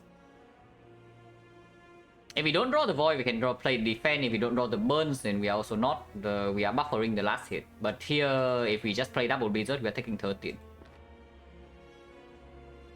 Not a fan taking 13, but next turn it can be a little bit weird because we are losing buffer still, yeah. Plus 10, so it's 20. Plus 10, so it's 20, so it's 49 now. 49, yeah, we cannot protect this buffer no matter what, so it's single blizzard. Which is 51 damage still, but... and I guess the Dark Orb's in fun, so maybe we can kill this with, yeah, any Orb card. Okay, it's okay then.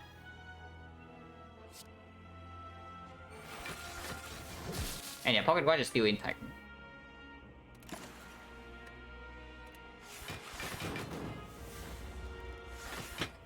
Exactly, lose the last buffer, and now we kill this. Yeah, easy.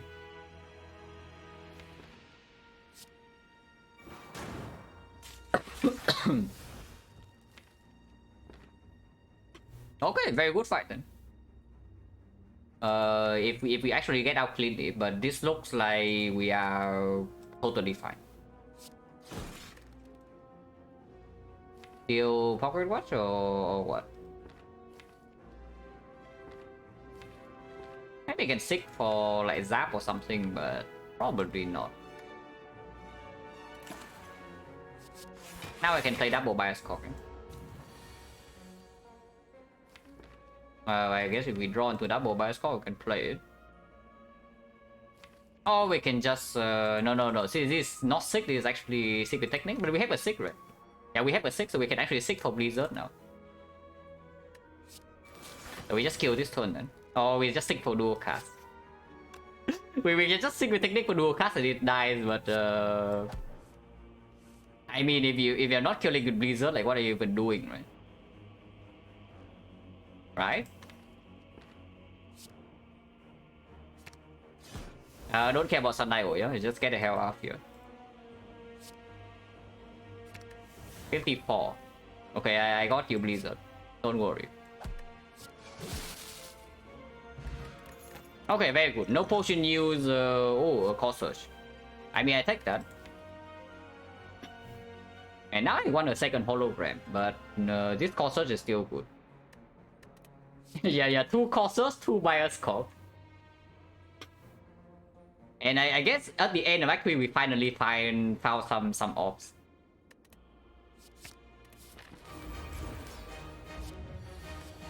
Flash of Steel, Chrysalis, Enlightenment, or pretty bad. I guess Flash of Steel is probably the best one, but we are probably tossing it anyway. Now Sail Wick, it blocks Wick first. Fail is always last.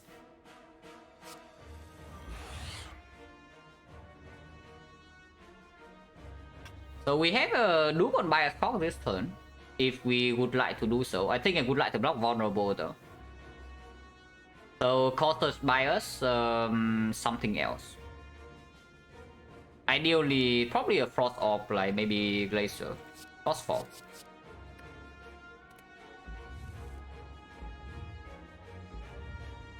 We don't really want to waste these, right? Because I want to land the second Bias Cock as well. So we just Cautious Bias Cold Snap. I guess Cold Snap, playing Cold Snap is better than Chill because the Chill redraw is not a bad card. Oh yeah, I can use this. Like, no reason not to. So yeah, Cautious Bias Cold Snap, and that's our turn. We take the watch.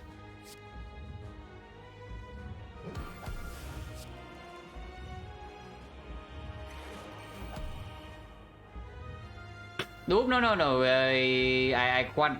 I care more about the Pocket Watch at the moment than just getting 4 more focus. I know we can break Pocket Watch and get 4 focus right now, but I want to fill my slots first. We still have Hologram. There's no need to rush in here.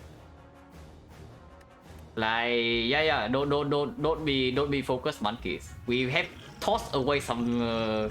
We have refused, like, I don't even know, like maybe even 10 focus in this run. So let's not start now. Sure, that actually gives me one more Force Orb. But drawing 2 these is also good, you know. And yeah, take a watch.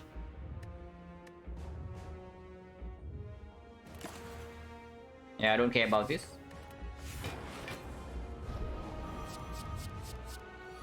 Fortify first, buffer. No buffer. Can panic button, but then next turn is weird. So draw pot. Now I can hologram the call search and then draw pot, I guess. Yeah, hologram call search, play call search, draw pot. If there's nothing, then I just play either charge battery or the panic button. Now I can do that. And honestly, I don't care too much about duping the second Bias Cock. Like, duping defect is more than enough. Or honestly, even dupe freaking Glacier.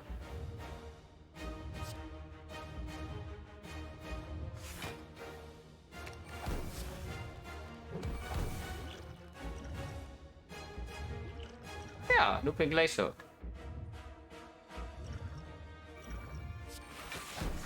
So now we kill the Pocket Watch, but we are ready. This is already full block, yeah, so now I can play the Darkness. Next turn we don't have the Pocket Watch, but there's still a Skim Plus, so the energy can play. But probably I want to start dealing damage. Maybe our damage in this fight is the Blizzard.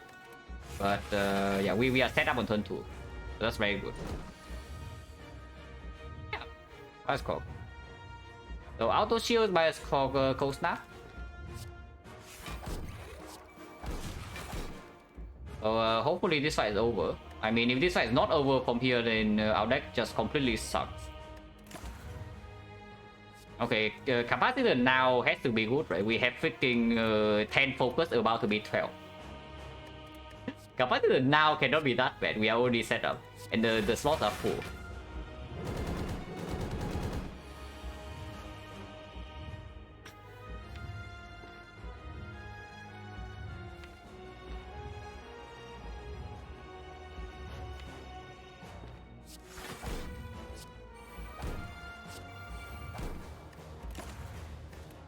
I could have drawn into a defect also, but I don't care.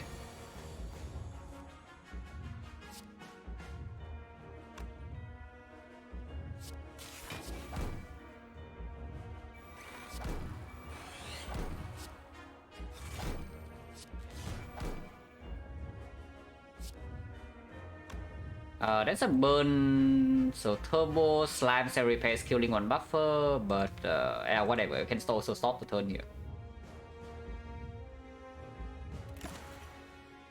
More cost surge.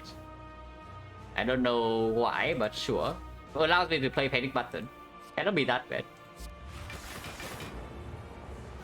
Yeah, our damage is low, but this thing's damage is also whatever. And our damage is only slow because this thing is building up. We can recur it next turn maybe. Or capacitor, sure. I should not have any problem here at all. And yes, we can recur it. Algorithm is not played. So algorithm saved like maybe 30 HP in the spear and shield, and then it doesn't even need to be played here. But yeah, whatever. Like it's all about the journey, guys, not the destination. It really is just about the journey. Blizzard 27, that kind of sucks. Honestly, probably just want to rotate back to my deck.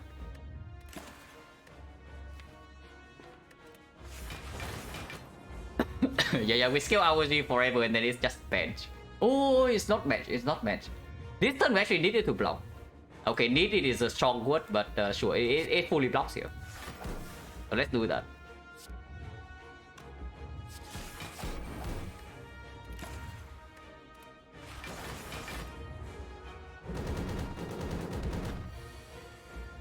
Hopefully I don't die in the next cycle because I chose to use RG there, but probably not.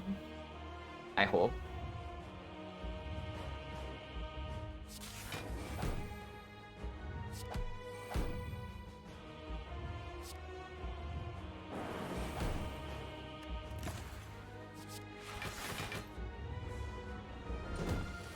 Yeah, should be pretty chill here.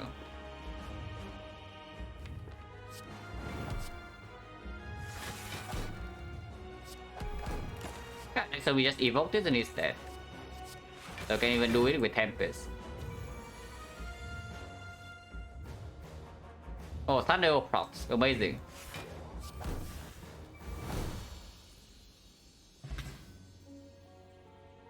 Okay, so apparently I'm class 03, defect 30. Now, maybe there's a trend to be observed here. Maybe there is a trend to observe here that Ironclad actually sucks. But yeah, good character indeed, right? So I guess yeah, we farm HP and RG for the entire act, and then they just don't play an act 4 because the new Reese was really good.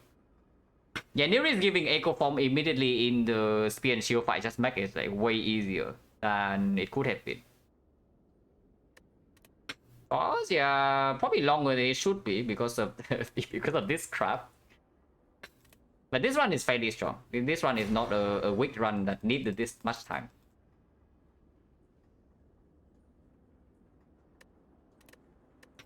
Yeah, I'm class suck. Evidently.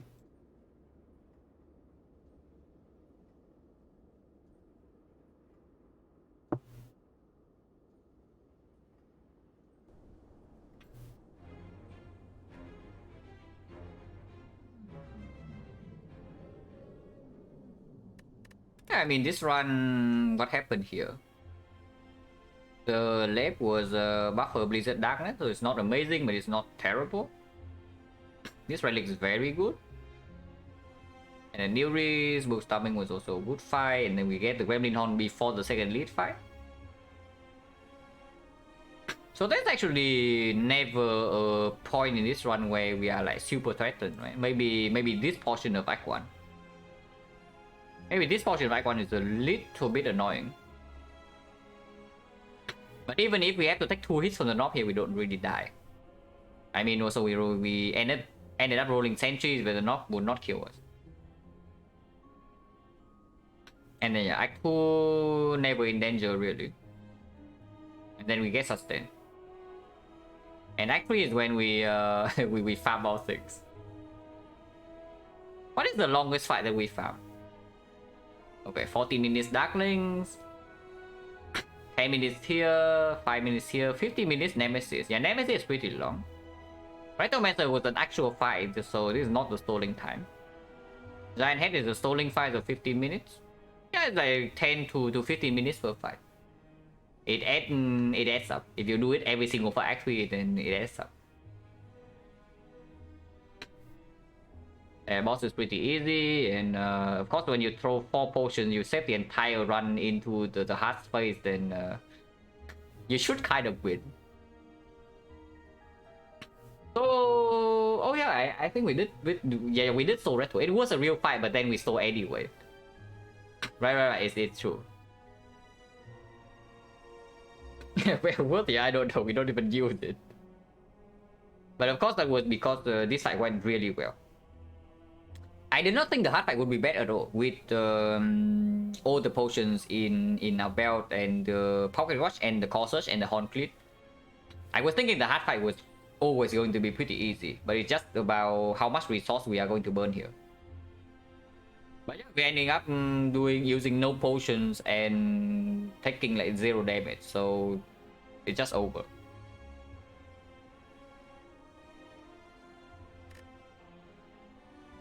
Okay, another 9 hours. Hopefully my I mean my head is fine, yeah, but hopefully my throat also agrees.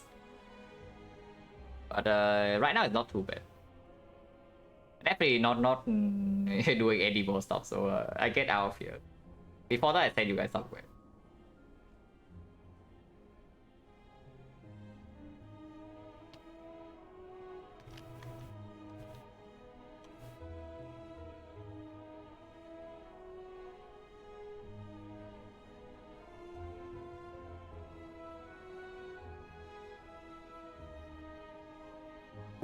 But yeah, thanks for watching, guys, as always, and see you later.